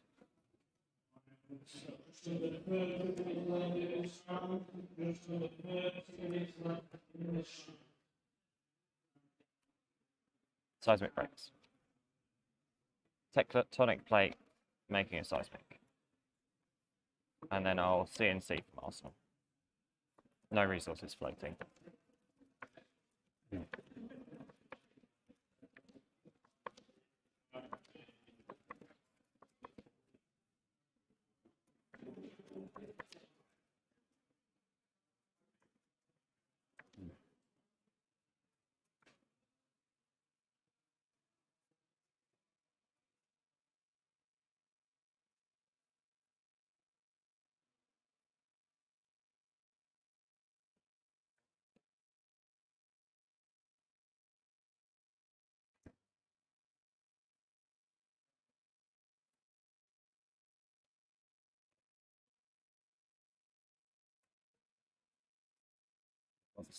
Okay. No attack reaction.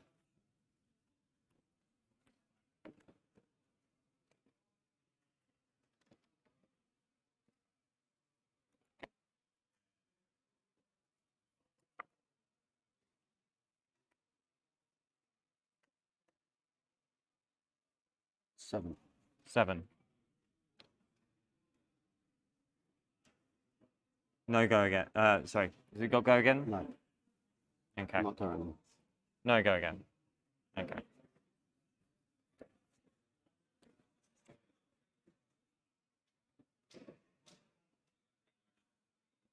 I'll declare no blocks.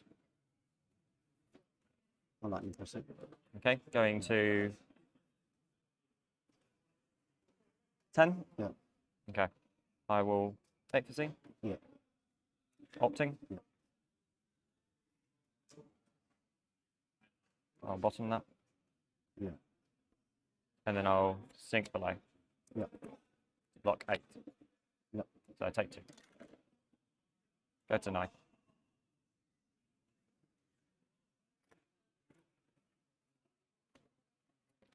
Beginning of my turn, seismic breaks. Make a seismic surge. Swing Anathos. I just revealed a card.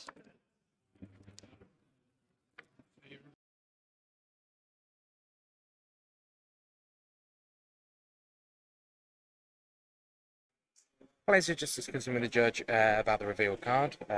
waiting for a confirmation.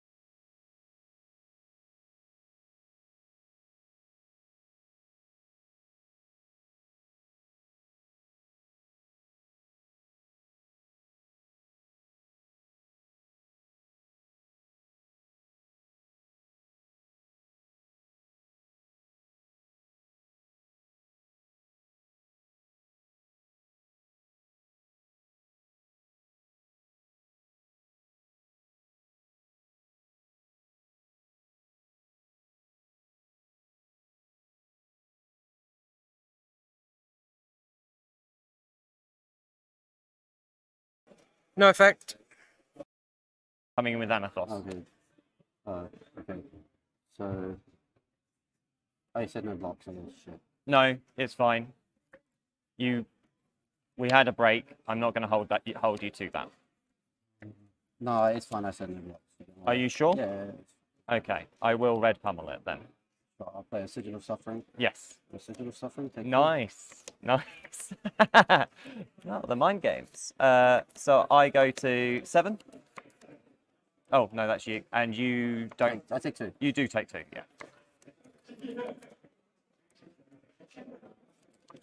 yeah. Sorry, you're yeah. on 7. I'm on 7. You take 2 from the 8, the 10 to the... Yep. 8, yep. So 7 plays 8. Game state is clear. Give me one moment just to end my turn. Yeah, thank you.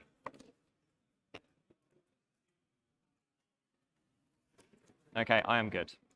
Volcanic Shockwave, reveal a Lightning Press.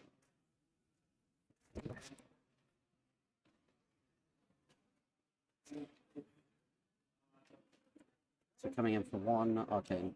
1 Arcane, yeah. I'll pitch a Showtime to block the Arcane. Sure.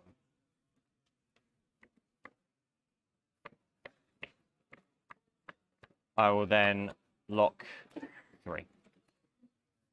Press it. Sink. Sure.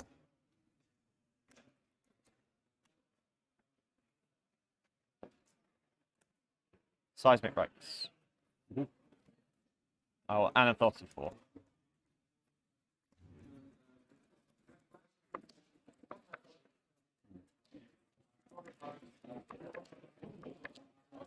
Take 4.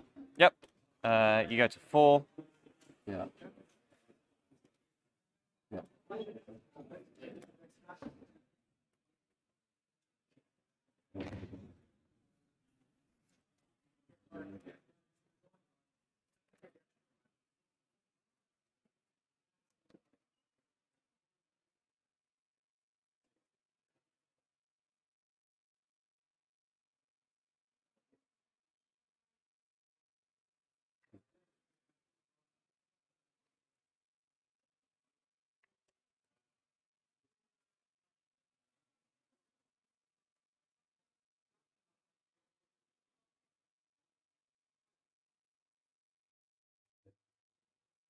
Nimblism.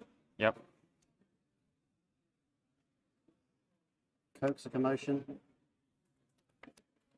Very nice. That's what I'd rather do, dude. Very- Just trying to coax a commotion up in here. Yep. No resources floating. What have I seen in that? So coming in for 7. No go again currently. No, just 7. Yeah.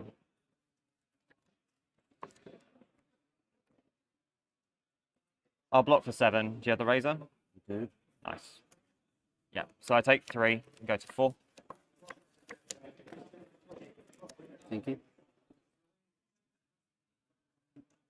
Yeah. Oh, sorry. Has damage resolved yet?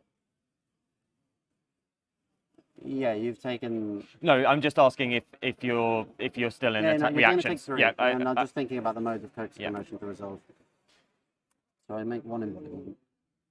and then Coax's emotion resolves. And I'm thinking about the modes here. Of course. So you're on 4, I'm on 4. Yep. I have 2 cards.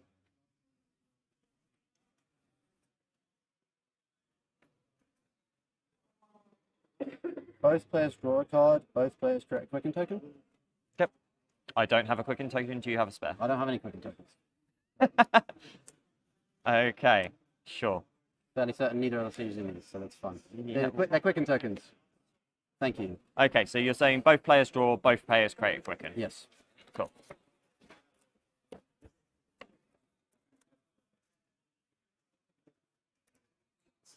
So use my Quicken token on a Snatch for 4.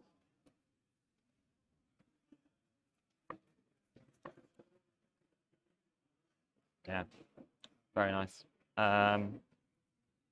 Snatch for 4.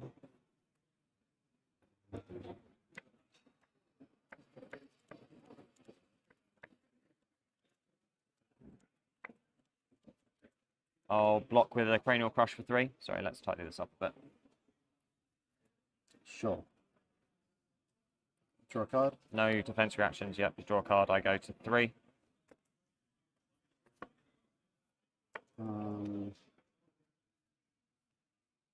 Play a Weave Lightning, make an embodiment of lightning. Yep. Play a Lightning Surge for 7. Let's go again. You've broken the combat chain. Yep. So these bad boys will hit the bin. Just makes it very clear what's going on. I'm very certain I'm dead because you've got go again. Yes. Best I can do is I can block for 2 and gain 3. Sure. So very good game. Oh. Commotion was coaxed. Commotion was coaxed.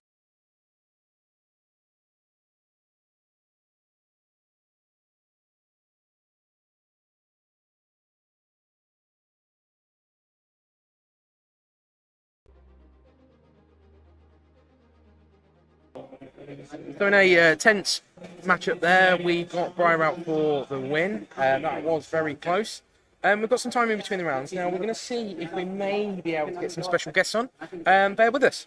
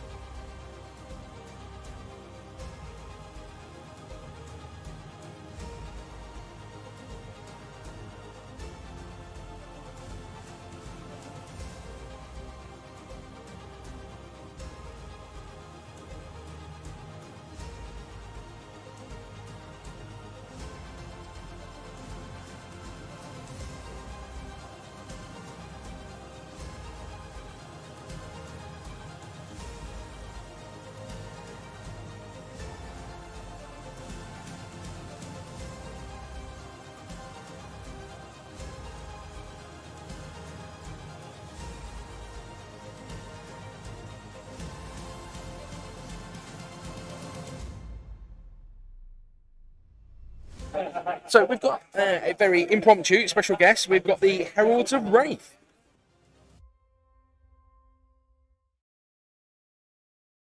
Back, and I've been joined by the guys from Heralds of Wraith. So, How we doing? thanks. You guys were in the battle hardened event yesterday. Yes. How did that go for you? Really well. Yeah. Really well. Liam's face doesn't. In terms of fun, it was fantastic. Yeah. Had an absolutely great time playing. I borrowed Liam's Bravo deck because Good choice. did poorly with something it. a bit different. Yeah. First time played Bravo, absolutely terrible. I won one game, but all of my opponents were amazing. Loads of fun, and yeah, just getting in the mood for the weekend, really. Brilliant. And do you stick with Prism? No, I took Briar, like shiny new cards. Thought I'd give it a try. It didn't go well. You're Magpie. Magpie didn't I go went well. Magpie, shiny stuff. Yeah, didn't quite get things right, and so just drawing hands. I think my first game, I was on top of my opponent the entire game, went in for the kill turn, and then drew 4 non-attack action cards to my hand. I was like, well, that's this game then. Someone was laughing. So, but Yeah. great fun though. All the opponents have been really good. Yeah. So Yeah. it's nice to come up and experience. We started quite late, so being in the barren wasteland of the southwest, it's a bit hard to get XP Yeah. without travelling for hours and hours. So, But at least you were. I mean, you were grinding as much as you could. We were, yeah. We went to pre-release down in Bournemouth, down there. Did the road to nationals up at Manuscrew. So yeah, we bounced around a few places, and yeah, so yeah, I gave it a go. I mean, it's been getting better as well. I mean, we've got more and more players now locally in Bristol where we play. Yep. Our store, Excelsior Games. Invoice for the shout-outs in the post, George. We're running events weekly now, which is good. Yeah. We can get a good 12, 16 players. That's really so good. just hopefully the area can grow, so we can get more. Things, you've always had a good reputation for games. Like, I know you guys from like a different card company. Yeah. We won't name We them. won't. Yeah. Dead card company. But you know, you used to run tournaments with them, Yeah. and you've always had Yeah, a big Liam's- following down there. Liam's So done a lot there's of no that. reason why people won't translate. I mean, No. we've seen Yeah. that with Taron Titan and his wife. They've translated over from you know. So many of the people here I know from those previous tournaments. That's the great thing Yeah. about being here, just seeing all those people. You know, waking up in the hotel just across the way there. I think the the night brilliant. morning, and there's literally like 30, 40 people ramming the canteen, and you know, like 80% of them from previous games. It's just great to actually see these people again after a. We bit didn't know where to go. We turned up at 7 o'clock, walked past the hotel, saw everybody having breakfast. So we were like, well, we can't book in until sort of like 2, 3 o'clock. We might as well go in and have a chat. Yeah. And then we managed to wangle a breakfast as well. So There we go. There we go. Yeah, it's been good. I mean, if I look out, I think easily half the field here I know from one or more other card games that it's fantastic. that we played. And it's been a, continues. Yeah. The community endures, doesn't it? No matter what, it's such a great community. So today, what have you guys been doing today?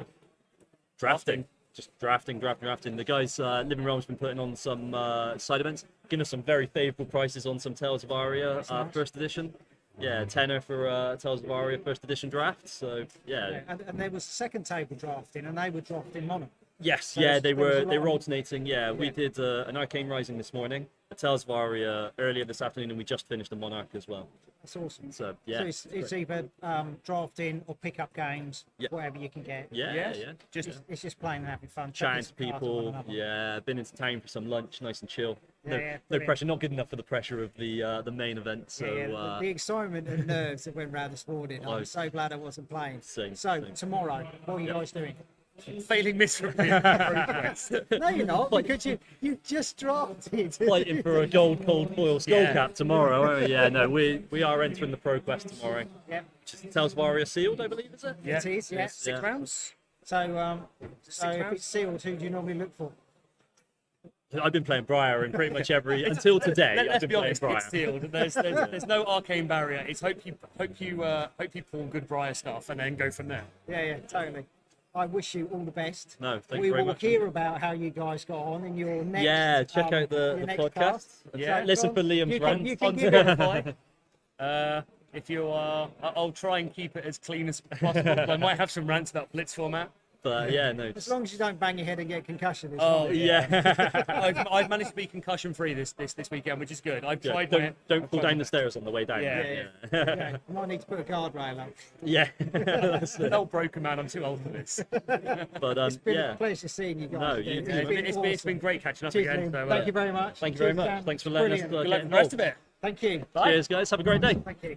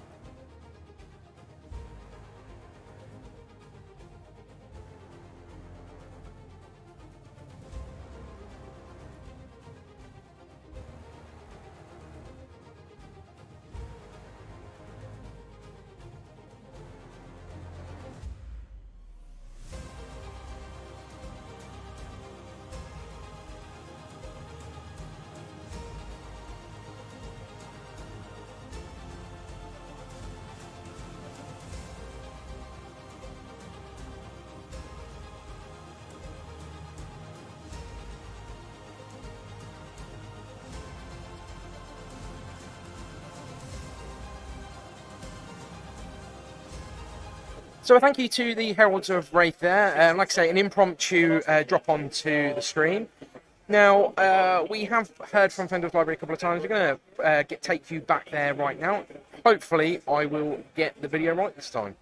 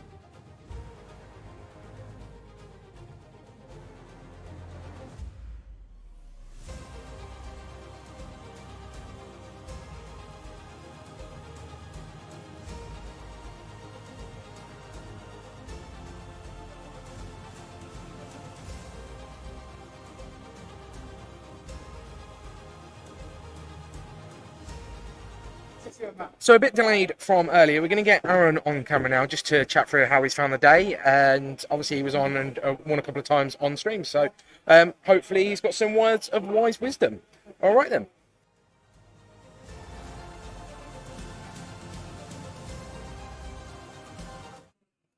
Hi, I am joined by Aaron Boyhan. We've seen him 3 times, I think, now on stream. Is that right? Twice in draft and then once in constructed as well. Yeah, indeed. So, how are you doing now? What scoring? I'm 7-1 now.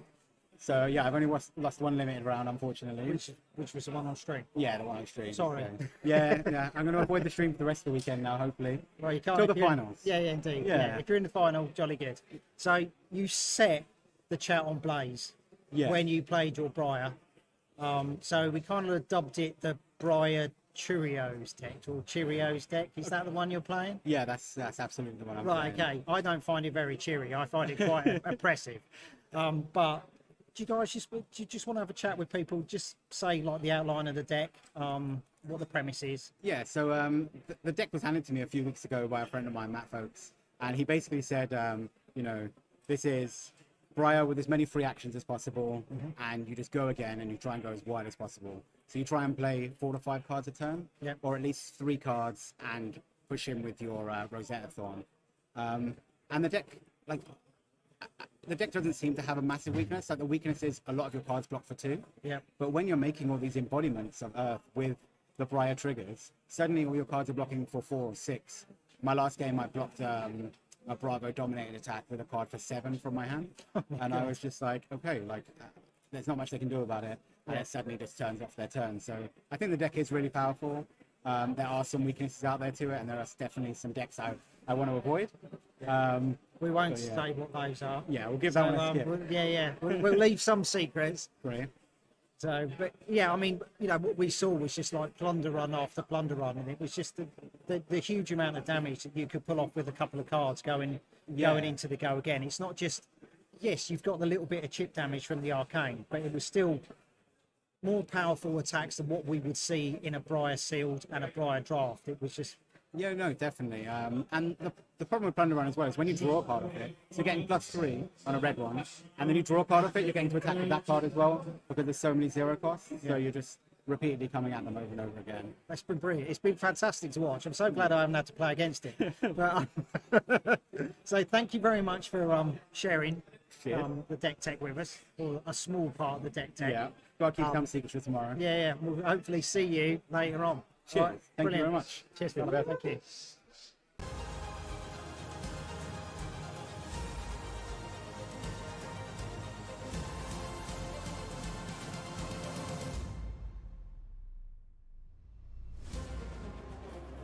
So obviously we've been working with some of the content creators from the UK across the weekend. We've showed this a few times throughout the stream, but for those that aren't watching and tuning in now, may have just woken up across the world, let's go and hear from Go Again Gaming. Hello to everybody here at the Flesh and Blood UK Nationals. Hope you're all having a fantastic time, and I wish you all the best in your future rounds. So the folks that are sort of broadcasting and streaming this event, Tabletop 24, got in contact with me to just fill in some gaps with regards to the coverage here at the UK Nationals. And if you don't know me, if you haven't come across me before, my name is Az, and I run the Go Again Gaming YouTube channel. So if you're sat there at the moment having a beverage, having a snack, not knowing what to do with your life while you wait for your next round, then go and subscribe to my channel. That would be absolutely fantastic. I'd love you big time. If you subscribe to me, you can expect to see the following content now, or currently, or in the future. So the first series that I take a lot of pride in and a lot of time in is the Let's Visit series. This is about me travelling around different parts of the UK and capturing and filming local game stores in their essence. All of the ones that host and play Flesh and Blood, that is. So make sure you stay tuned to that series for your chance to see, through my lens, your favourite game stores. So the second series you can come to expect on a sort of monthly, fortnightly basis is the Life's a Pitch gameplay series. This is about me just playing different members of the community, from content creators, podcasters, or just general players of the game. So stay tuned. So aside from the videos that I do on the channel, I also do some streaming. So I open up products when I get them through, like booster boxes and all that sort of thing. And I also host and stream the Go Again Gaming Opens, which are free to play anywhere events, all hosted and captured on Discord. So make sure you stay tuned to the channel on how you can enter those free-to-play tournaments, because they are so much fun. The last one was a long one. It was a CC event with 4 Swiss rounds, a semi-final and a final, so it was a very, very long evening of gameplay. But it's always good to capture and host these events to see how the meta might sort of fluctuate when new cards and heroes come out. So it's always good fun. So please make sure you stay tuned to the channel on how you can enter those Go Again Gaming Opens through Discord. Yeah, so I do a bit of streaming here and there as well. So yeah, to sum up, I'm going to be doing a gameplay series soon. I'm going to be obviously carrying on with my Let's Visit series, visiting game stores. I'm still going to be putting out videos on speculations and sort of predictions and all that sort of stuff that I have from time to time. And I'm still going to be streaming some stuff as well. I'm not going to speak to you about the meta or hyper-competitive play or optimised and tuned decks to beat your opponents down with E-strikes and command and conquers, but I will talk to you about theme, about flavour, and about jank. So subscribe if you like that sort of stuff.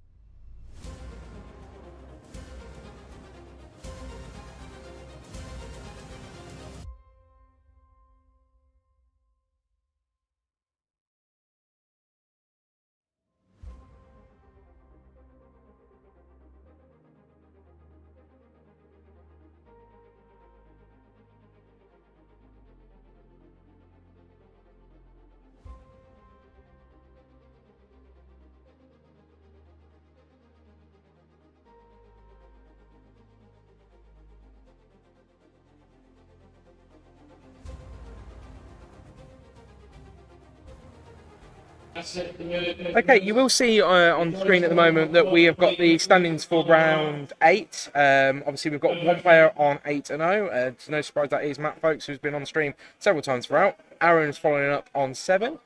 We do have next on stream, we have got Hamish and Jacob Hand, both on 6 and 2. So they're going through for the next day. All right, hold now.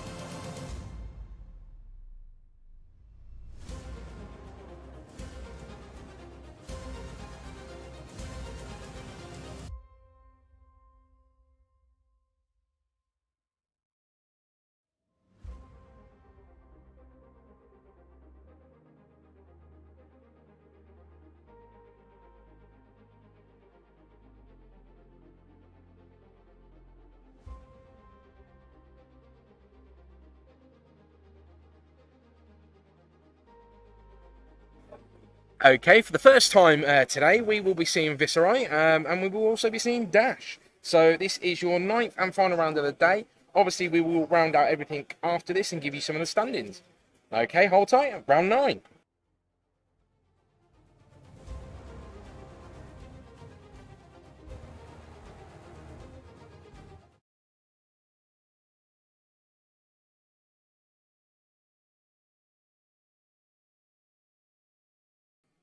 And there we have Hamish doing his plug.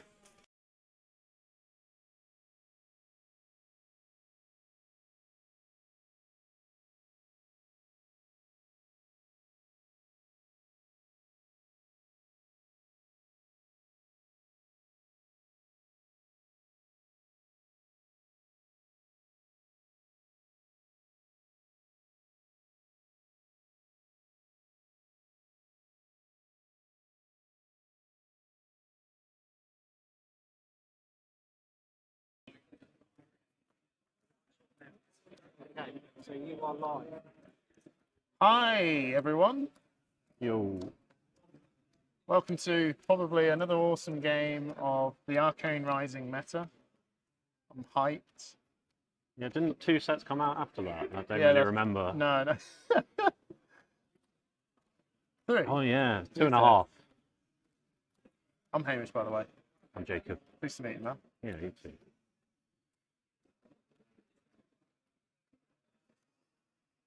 My wife is watching. Tell her. Hello. Hello. So just so you're aware, this is my Arsenal slot. This will always be my Arsenal slot. If I put a card there, it's not in my Arsenal. That's Okay. my Arsenal slot. Did you get that? Just so we don't get confused later on. Second I saw the... Just to make sure, always declare when you put the card in. Yeah, we'll do.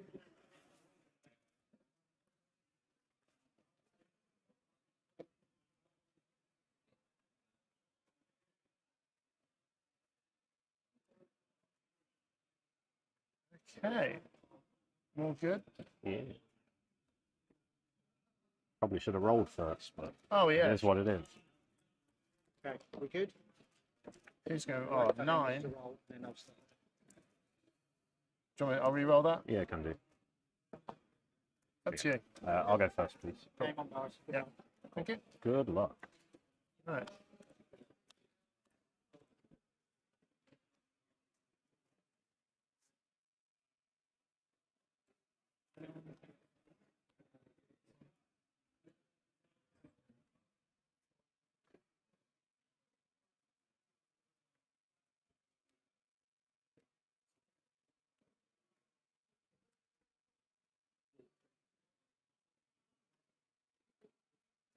Pitch blue to Okay. low D2, floating 1.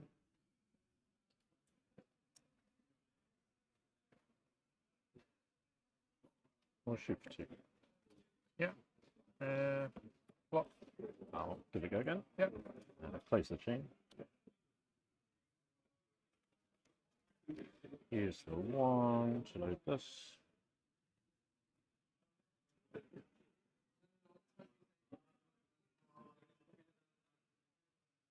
One to load this. And proceed to end step. Proceed to end step. Any instance or anything? Nope. So I'll put that in off. Draw a card.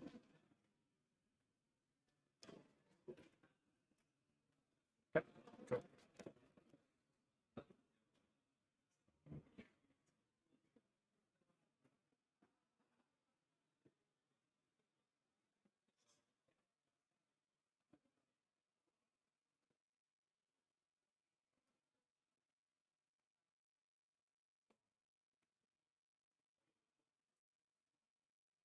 You strike for 5, go again.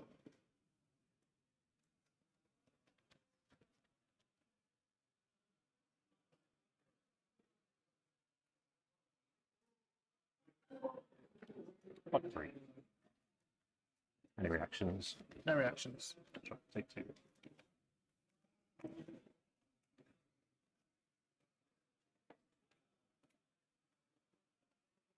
So you took 2, yeah? Yep.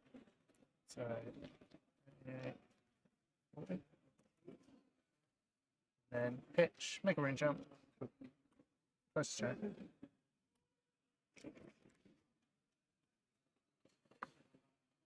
One and 2.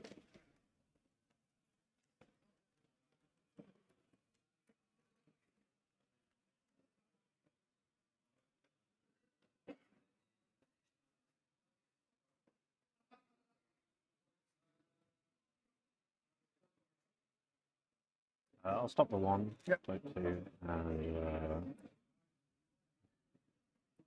block it. Sure. Arsenal this card. Sure. Yours.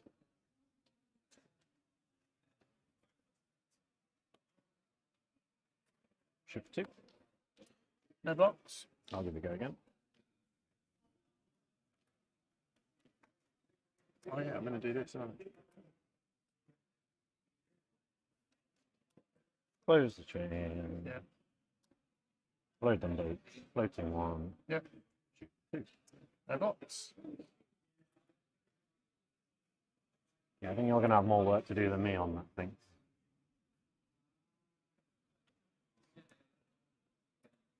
And proceed to end step. Cool.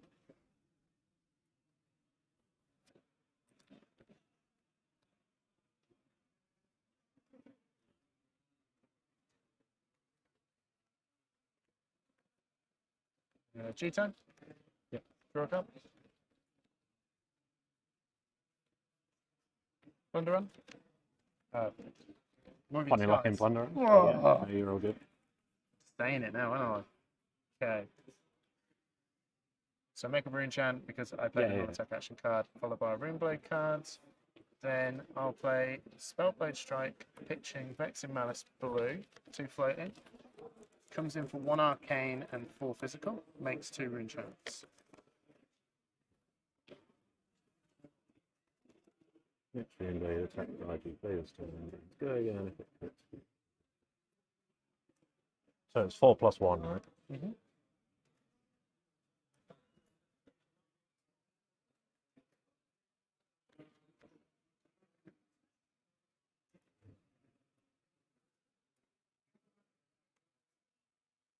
I'll stop the 1. Yeah. And say no blocks, any reactions. No reactions. All good, so resolve for fate or any other reactions. So you can resolve the fate and then Play another reaction. And then I can play a reaction after that. Okay, you can resolve the fate. I'll leave that on top. 2 float.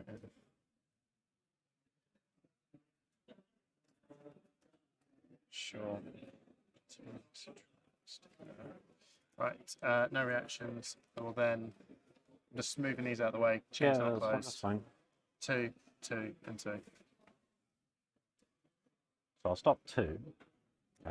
Yeah.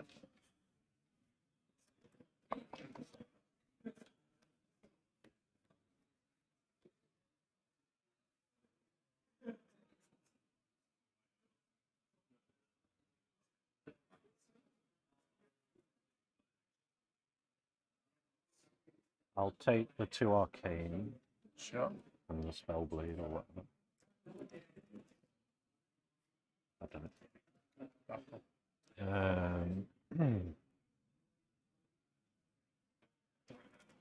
I'll block. Reactions, creepers. What do they do? Sorry. Uh, Can I so- read them? Yes, sure thing. So, if I've attacked with an attack, I can trigger it when I've attacked with an attack action card, pay 1 resource. I can play a non-attack action card as an instant. Okay. Read the runes. Makes 4. Yep.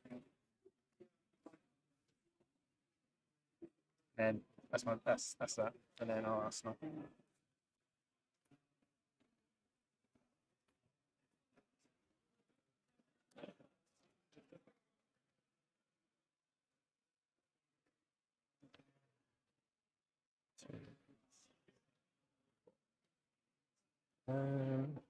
My turn will just be 0-6. No boost. No boost.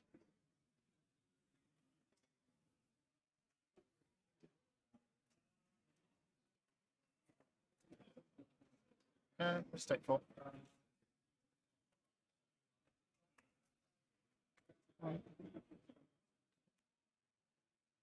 That's it. Okay.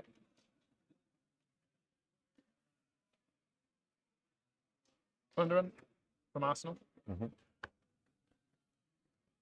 Rubian Skies. Creates a rune jump. Pitch Arc Knight Shard. No, not pitching Arc Knight Shard. Is that okay? I'm fine with it. You fine with it? Yeah. Sure. Purely because this costs nothing. So. Would have been illegal anyway, right? Yeah. There's no reason to pitch. Yeah, there was no reason to pitch. Okay, so. It's coming in for 5 arcane, Yep. 9 physical. Go again. Okay, and it creates 2 if And it it creates hits. 2 if it hits.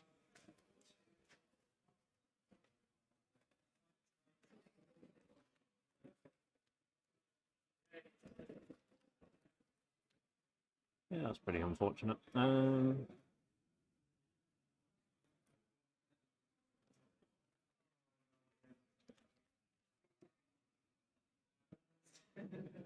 Yeah, no blocks on any. So 5 Yep.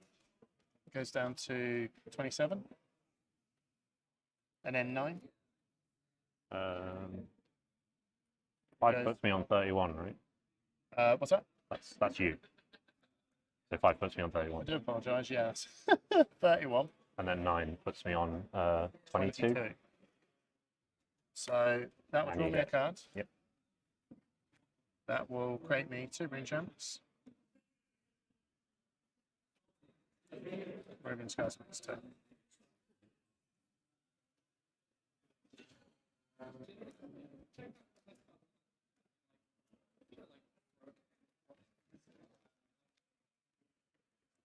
so combat chain still open.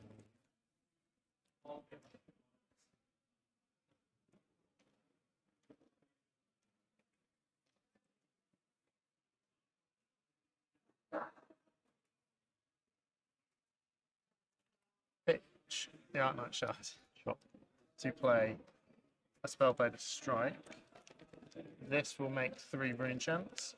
1 from that, 1 from that, and 1 from that. Coming in with 3 arcane and 4 physical. I do apologise, yeah. So, okay.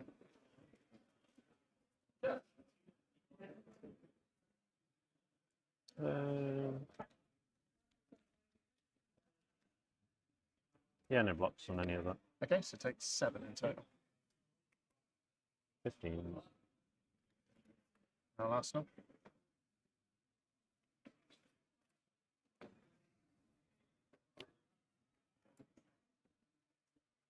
One, 2, 3, 4.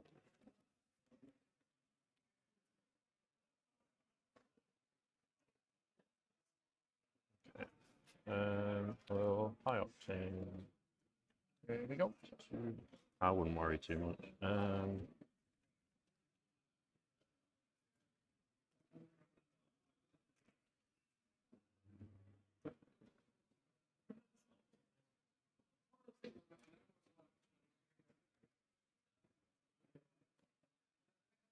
So boosting attack by 4, so it has go again, and I And you get get 2 an action point.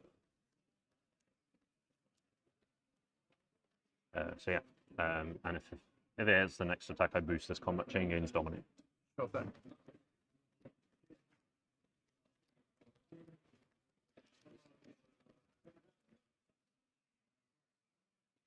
Block for.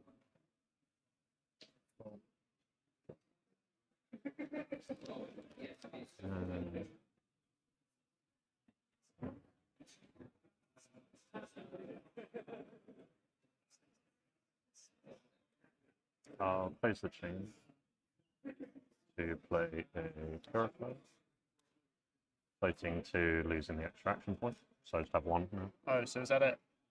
No, so I have 1 left. Oh, yes, you did. That was the extra. Yeah.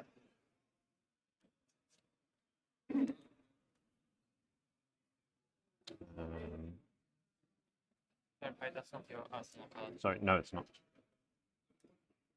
So I'll pay 1 to load this. Yep. Pay 1 to load this. Yep. Purifier. Piston 3. No problems. Here we go. Yep.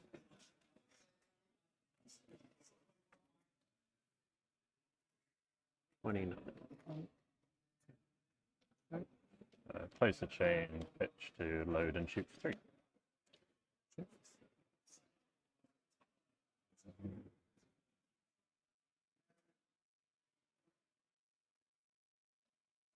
Take 3. 1, 2.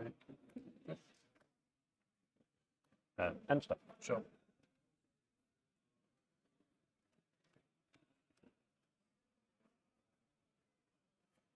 I will E-strike, draw a card.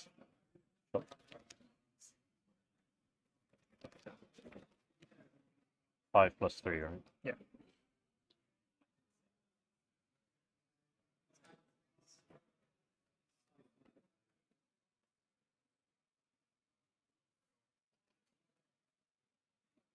I'll stop the ring chance.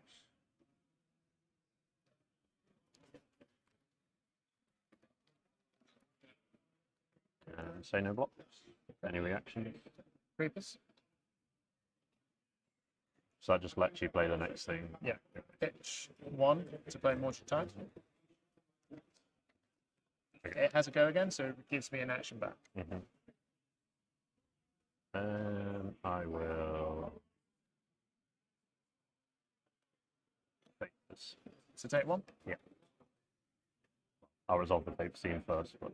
Yeah, oh, sorry, yeah, sure.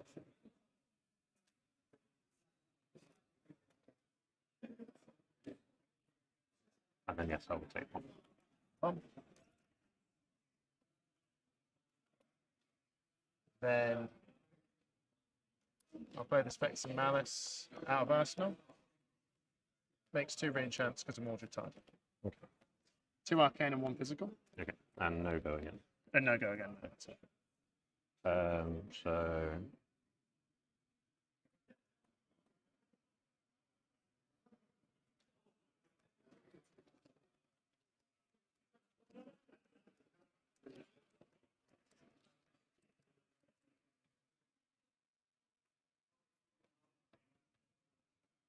And there's no on hit triggers as yeah, well. yeah.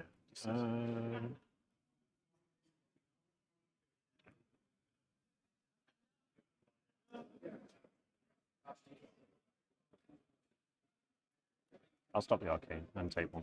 Yeah. This will kill the creepers.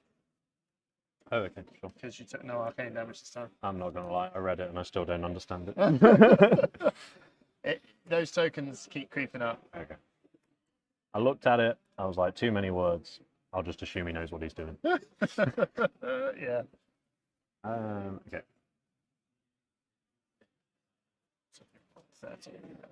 We'll pitch to load these, floating 1. Yeah. I wonder what I'll do. Pistol for 2.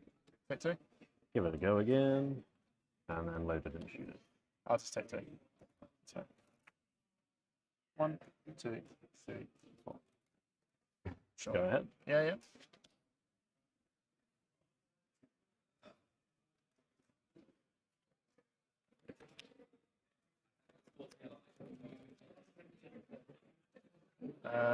Sonata? Yeah.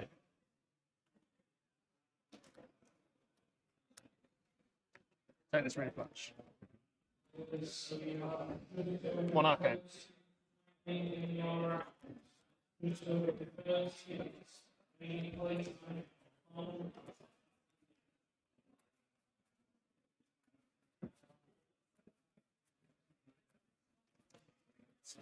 Time. Go wide.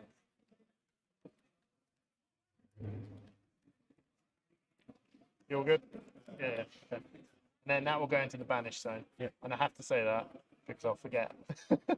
That's fine. Would you like to cut the deck? Yeah, sure. So I'm going to leave it there for now, just because of the visceral triggers. So I'm going to play a Rune Flash, costs 2 less, pitching this for 2 arcane, 4 physical, has go again.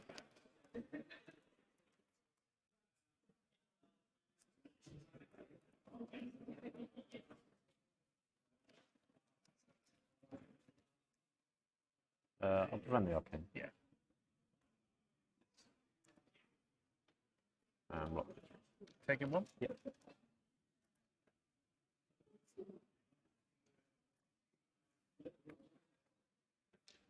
Then I'll play a Meridian Skies. So I'm going to put this in the banish zone now. Close this to combat chain. I'm going to play Meet and Greet. 2 arcane, 4 physical. Let's go again. When did you deal arcane damage? I didn't. Oh, what's That that? hasn't. Oh, let's go again with that. Sure, sure. Apologies. That's okay. I mean, this game's all but over.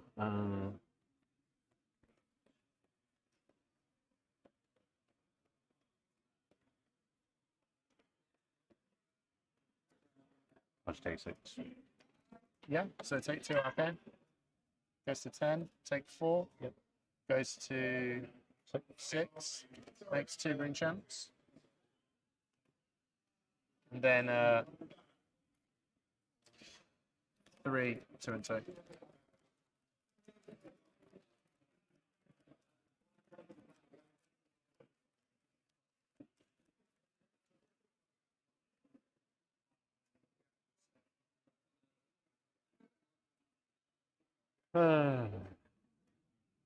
I'll prevent the 3, prevent the 2, take 2. Yeah.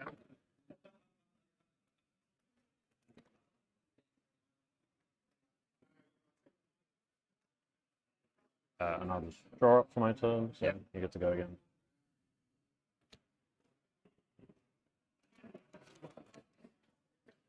Sonata. 2, 3.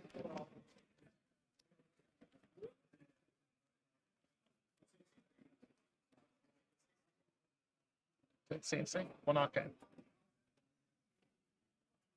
Yep.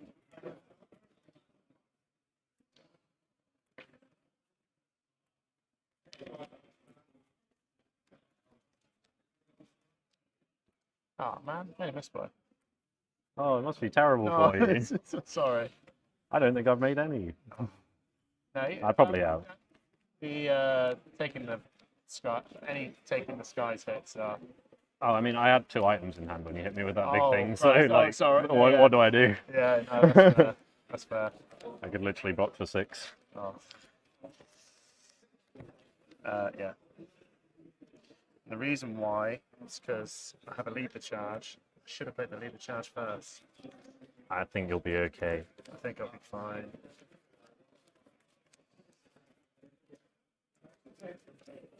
Pitch, play Spellblade Assault, makes 3 rune champs. Let's go again. 4 with a go again, right? Or Yeah. does it have anything else? Because I don't technically have a go again. I technically have another action.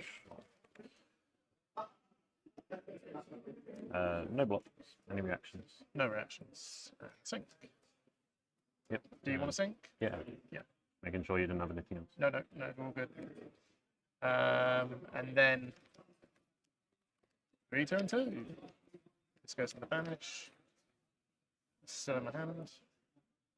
I'll block the 3 and 2, float 1. Sure.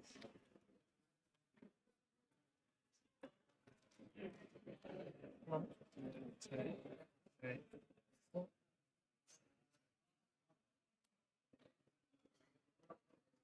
Oh, shit. Let's do 2. Take 2. Give it a go again. Shoot 2 again. 1, 2, 3.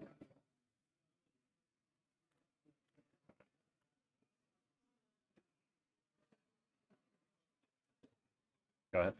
Yeah.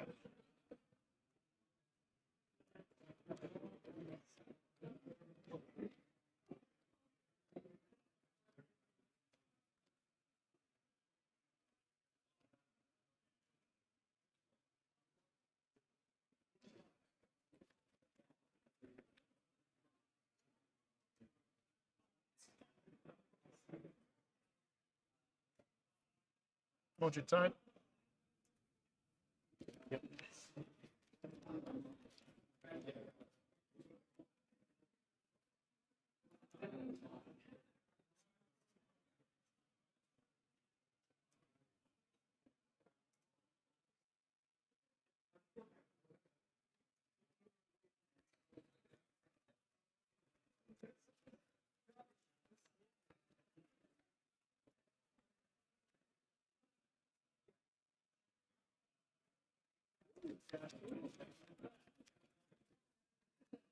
I'm going to play Become the Art, right?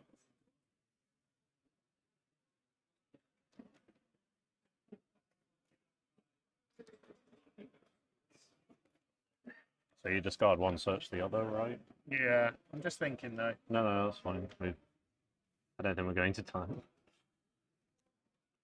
You're just playing with your food at this point. Sorry, no, you're okay. because the real problem really is. No, don't worry. It's that. That's a problem, Oh, and yeah. I need to somehow close this out. So I will just because this is the hard part about this deck is that the line of plays are quite big. No, I got you. don't know Don't why worry my about it. weapon's in the bin. I am not Now I can rushing imagine the YouTube chap is going to go ballistic. I'm sure they're already going. I'm sure they're already going mental at me for my terrible showing of Dash. So make it. Sincerely apologise to Matt Rogers if he's watching. Oh.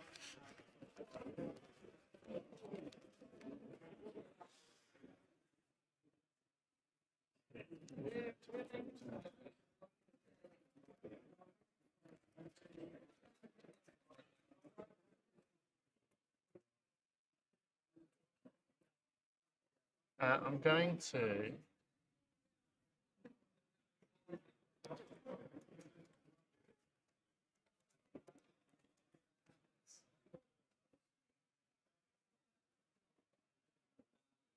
discard this Rune Flash. Okay.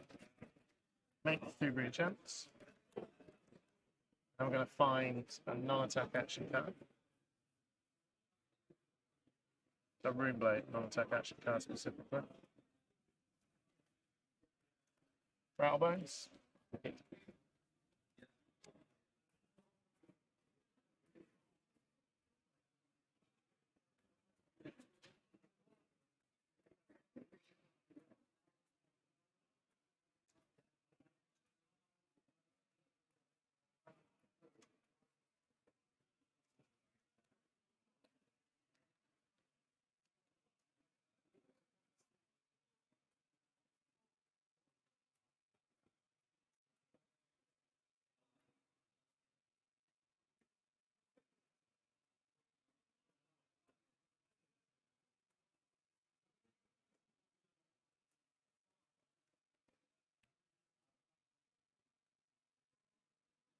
Makes another, well, goes to hand.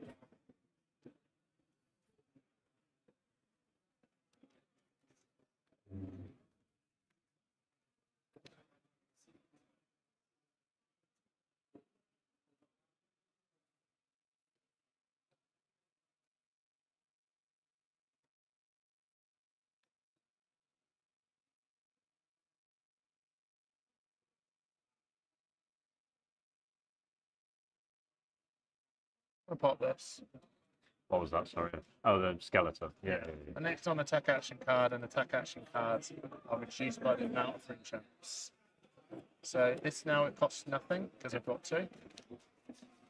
It's 4.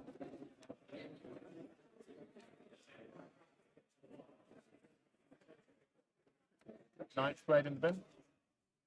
What does that do? Ninth blade of the blood oath costs 1 less. Probably a massive misplay, to be honest.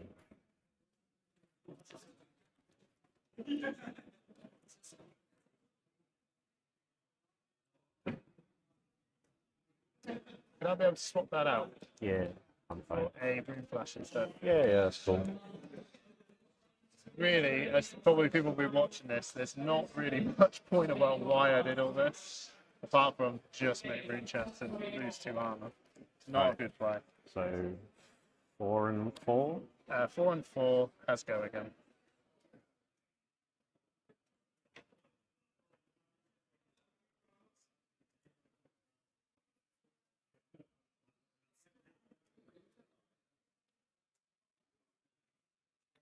I'll prevent the 4, like 1. Yeah, and 4. And no blocks, any reaction. No. Oh, 4. My Gator resolve sync. Yes. Yeah. Yeah.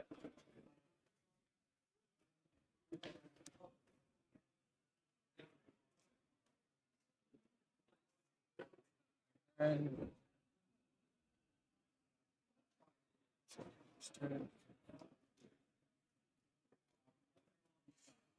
I'll pitch. Play CNC.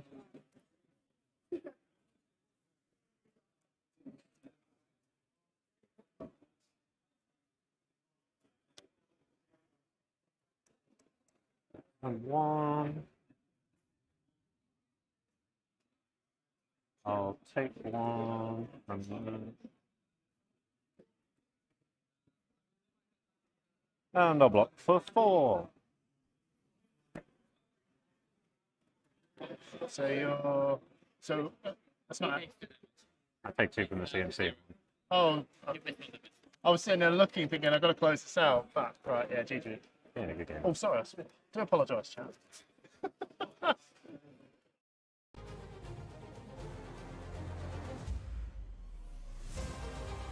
So to quote Jacob there, Viceroy was very much playing with his food. Obviously, they were very friendly in that game. There's a couple of takes backs, a couple of move rounds. Just shows some of the sort of community that is here. It is competitive play, but at the end of the day, if people are actually going to be quite genuine and quite nice about it, it's quite good. We've got quite a few minutes left on our round 9, so we're going to try and grab somebody to have a bit of a catch up with them and how the day's gone.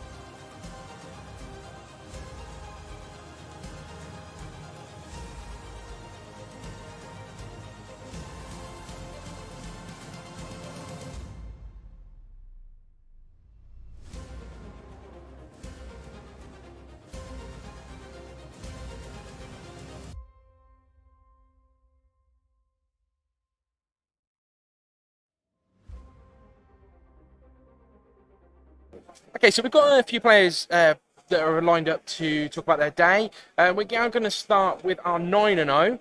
So I'm going to pop you over to Barry and Matt.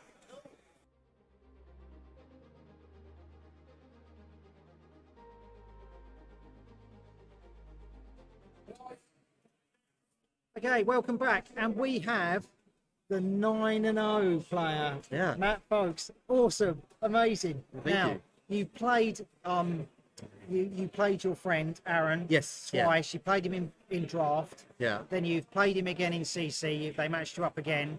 So by beating him, there are no 8-1 players. No, yeah. It's a real shame actually. I don't, you don't want to beat the person that you work closest with for an event, and but me and Aaron got a bit of a grudge actually because we had a draft weekend in preparation for this. Yeah. And in it, Aaron was 5-0 on me, and in the last match of the tournament of the weekend, I managed to scrape back to 5-1. Okay. And he's been rubbing it in my face like ever since. Like every time I see him, he's like 5-1, 5-1. I own you. So I'm just like, so I've managed to reclaim some pride today. So I'm happy about that. There was no going easy in that last match. I think I should be locked to the top 8 now at 9-0. Oh yeah, totally. But I don't. Well, one would hope so. We'll see how the but I draft intend to approach every single match from this point forward with the same focus and intensity. Like I'm not just because I'm in the top 8. I don't think. No, there's no point letting them. You don't take your foot off the gas. No. Not when you're here. Not when you're 9-0. You've got a big target on your back. Yeah, that's fine. How do you find the mirror? Because you shared your deck with Aaron. You've both been practicing kind of like the same deck. Have you changed your deck in any way to Aaron's, or you? Me and Aaron have the exact same deck. Right. Okay. So how is the mirror? So this is the Briar Cheerios deck. You don't like that name? No. You kind of like. I got my own name for Briar it. generic. Yeah, generic Briar. I think. Yeah, generic Briar. Lightning Briar is a misnomer. It's just generic Briar, especially my version. But the mirror is. It's quite play draw dependent. Yeah. Going first can have a huge impact. I actually lost the dice roll in that one, but managed. Baron, he drew a hand of all non-attack actions, which is one of the big downsides of the deck. Is it can break a couple of those big non-attack action turns, and you just sort of fall out of the game. And on his second turn, he arsenaled and made a graft on the first turn to make a rune chant. And then on the second turn, all he could do was weapon attack. Yeah.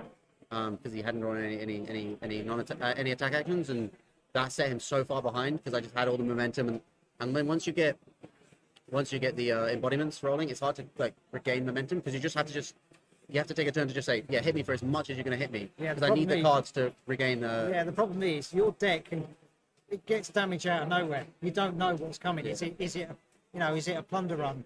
Am I getting a bramble spark? It's just like what kind of damage is coming my way? So to preempt or just take damage this turn is very hard. It's just like suck it and see. Yeah. Mostly, we didn't build the deck all by myself. A lot of my friends have worked. A bunch of American people I've worked with as well to build it. So it's awesome. It's awesome deck. Yeah. I was really happy with draft though. I really like playing Lexi. You were the only player in the top 8 to draft. And I had at the end of pack 1, I was like, oh, this feels pretty good. And in pack 2, I was like, there's some 14th pick red arrows. I was like, I think it might be here. I can hear the RAF coming in because the red arrows, they were just flying through, Well, we saw how effective it is. You beat Oldham by, still on 11 health. You just, where was he?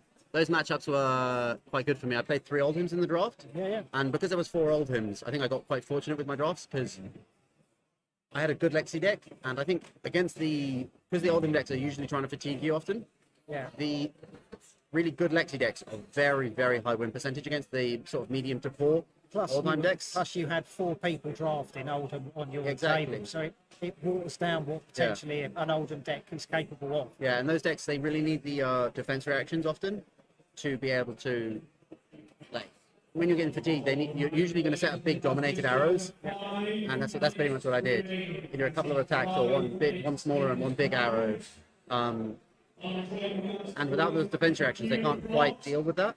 Yeah. And then so the big turns we set up throughout the game they end up pushing through, and then they can't quite they leak a bit too much damage and they can't quite get there. But, yeah. So do you think for when we kick off round 10, round 10 is 3 rounds of draft? Yes. Do you automatically look for Lexi, or do you, No, do you no. play the table? Yes. Not the hero. Yeah, I am very happy to play any of the heroes. Yeah. I'm a little less experienced with all of them, honestly. I conceptually feel like I understand okay about what I'm looking to do, but I don't have as much experience as I maybe would like. But realistically, I will just draft whatever comes. I think the best. No one disagrees that the power level of Briar is a bit higher in limited. In sealed, yeah. Yeah. Well, I think in draft as well, the cards it's a bit easier to get a great deck. And I think the really great Briar decks, like the times when there's only 2 Briars in the deck, like some of the Briar decks you see are just crazy. Well, the good thing about Briar is you can start off by going Earth, and if you feel that there's a lot of Briar players, you can quickly switch to Oldham and still be relatively all right. Yeah. It just depends on when you want to pivot. That's the knowing point. Yeah. And however your playing group has worked out, how many turns in, we won't give any of those away. I agree, and but like I said, I don't think that makes. Although I think Briar cards are a bit stronger, I don't think that means that you can't draft them, because that balances itself out. Like we saw 4 Oldham, 3 Briar. I didn't play against any of the Briars, but they did get mostly beaten by the Oldham. Yeah. They mostly did get. I know my friend Aaron, who is. I'm actually Aaron's only losses on the day. Like I said. You are, yeah. Yeah, he's 7-2, but I've got his number, so that's fine by me. Well, you're 2 up on him. You've got to claw back this 5-1 deficit. Yeah, God, it's a long climb. I might have to play him a couple more times tomorrow, and then we'll see. Take him to the bar later. He'll be all right. No, thank you, Matt. Thank you so much. 9-0, amazing, absolutely amazing. I wish you all the very best for tomorrow. Thank you. We will see Aaron. We will see Matt again on stream more than likely. We'll try and do the top tables. We'll try not to do mirrors, but we want to get the best players on the stream for sure. Right, and I just wanted to say thank you guys for running the stream. You guys have done an awesome job here, and I hope Alan's doing it all. I hope that everyone at home has enjoyed the day as well, because it's been so much fun being here. It's been a totally different experience. It's been awesome, Normally I do voiceovers. Being in front of the camera. You look amazing. You look amazing. Man. It's the jacket. I'm jealous. Well, I'm jealous. Channel Fireball started it with the jacket, so I have to continue. Yeah, there you go. We'll see what I look like tomorrow. Yeah. Different costume tomorrow. There you go. I might be wearing the same clothes. I don't know. I packed a bit light for this weekend, so. It's whatever makes you comfortable. Yeah, exactly. But no, the bed when I get back to the hotel is what's going to make me comfortable. I slept about 3 hours last night. It's only a hop, skip, and a jump. It's Yeah. awesome. Well, I'm sure everyone will be wanting to go out for drinks later, but yeah. I it's shan't been be. brilliant. I shan't. Ah, right, okay. There we go. Top tip: don't drink. Yeah. Right, nice, brilliant, and we shall see you tomorrow. All right, thank you very much. Cheers, thank you. Nice one.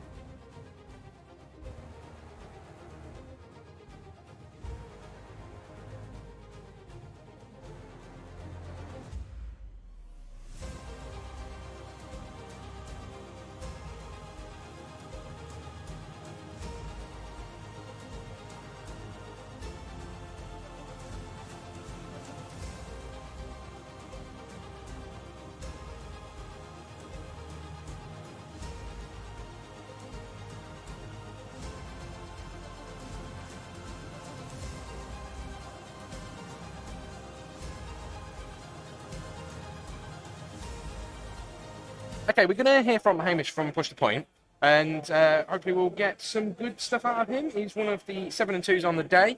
Obviously, as we've just said, we have no 8 and 1, so he's one of our top players. Here we go. Hi, welcome back, and we have our highest placed Viserai player, Hamish, repping Viserai. Now, Thank you've been playing Viserai for so long. As soon as he came out in Arc, you were like, this is my hero. This is the one. He's the coolest guy, man. We all know Viserai is literally the coolest hero ever. So yeah, second I wanted to play, I saw him, and he was the guy that actually got me into the game. And yeah, because I jumped in near the start of Crew, and yeah, he was just a hero. I was just so passionate to play, but he just wasn't ready when Crew came out. Yeah. But he was all right, but he just wasn't ready. And then Monarch set comes out. You took a little break. Yeah, basically, just put him to the side, and then I moved on to Rhinar when I was learning. And then Monarch came out, so then I pick up the Viserai deck off the shelf again, have a look, have a play. It's not ready yet. Back on the shelf, play Bolton. This set comes out. So with this set, yeah, what is it that has made Viserai for you just turn on? Right, so basically two cards. Right, Okay. 2 cards. It was Rosetta Thorns and Creepers. Okay. Creepers is insane, close to just straight up busted. Right, if you don't know what's happening, you know, it's like Wizard. You're just trying to imagine what the plays are like. That card can just make the lines of play just absolutely ridiculous. You know, just come in for 4. What are you going to do? Well, you can know Creepers is coming, but if they block up really well and you're like, I'm happy with that, don't use it. Or if you do, you can go, you know, I'll pitch Gorgonian Tome, Sonata, you know, just anything, give it a go again, draw a card, or even a cheeky Plunderer. Yeah, indeed. How do you find playing against Brian? The new Ring Blade on the block. The new Lightning Briar, the Matt Fox. It's Matt, Matt Fox has got it. Yeah, he's 9-0 with it. Kind of like the Cheerio deck, he likes to call it the generic Briar. The generic Briar. Yeah, I don't really find it generic, but it's good. It is good. It's straight up, low to the ground, really good aggro deck, and I think it's the new aggro, right? It's the new aggro hero, and it's going to catch a lot of people out. Although I will say, I think it's beatable. It is beatable. it does break from time to time. It can break. So have you tested your Viserai against it? Yes. And how's that faring? It's hard. It is. I must admit, it is pretty hard, especially when Viserai is also one of the heroes that has to sort of make turns as well, because that's what Runeblade really is. You've got to try and somehow, you know, weave in these non-attack action cards into attack action cards to maximize the most you can get out of it. So trying to make those plays can be really tricky. Fortunately, this Runeblades have access to Consuming Volition, which is basically, you know, deal 1 arcane. Oh, sorry. If you take arcane damage, then it basically becomes a pummel. And the last thing the Briar deck really wants is, you know, cards being lost. They don't want to block. No, they don't. They don't want to block. No. So they're going to take that 1 arcane damage, because you could just pitch blue, make an arcane, play Consuming Volition. It's annoying. Take 1, coming in for 4. You can't block 1 because you're going to discard another, so you might as well block them both out. Lost 2 cards. And then you've also got C and C as well. Simon, what are you doing, Simon? So do you think the OTK deck Viserai is gone? This is now the new mid-range. Interesting question. I think that the OTK Viserai deck doesn't necessarily mean it's gone. I think it's fine. And we've got to speed up. We've got to speed up. Announcement to go. But Right. Hamish is coming on with Push the Point Live tomorrow with the guys. So we shall see you tomorrow. I'm so pleased for you, mate. Thank you, I'm so Barry. pleased. Thank you. Thank you, Thank guys.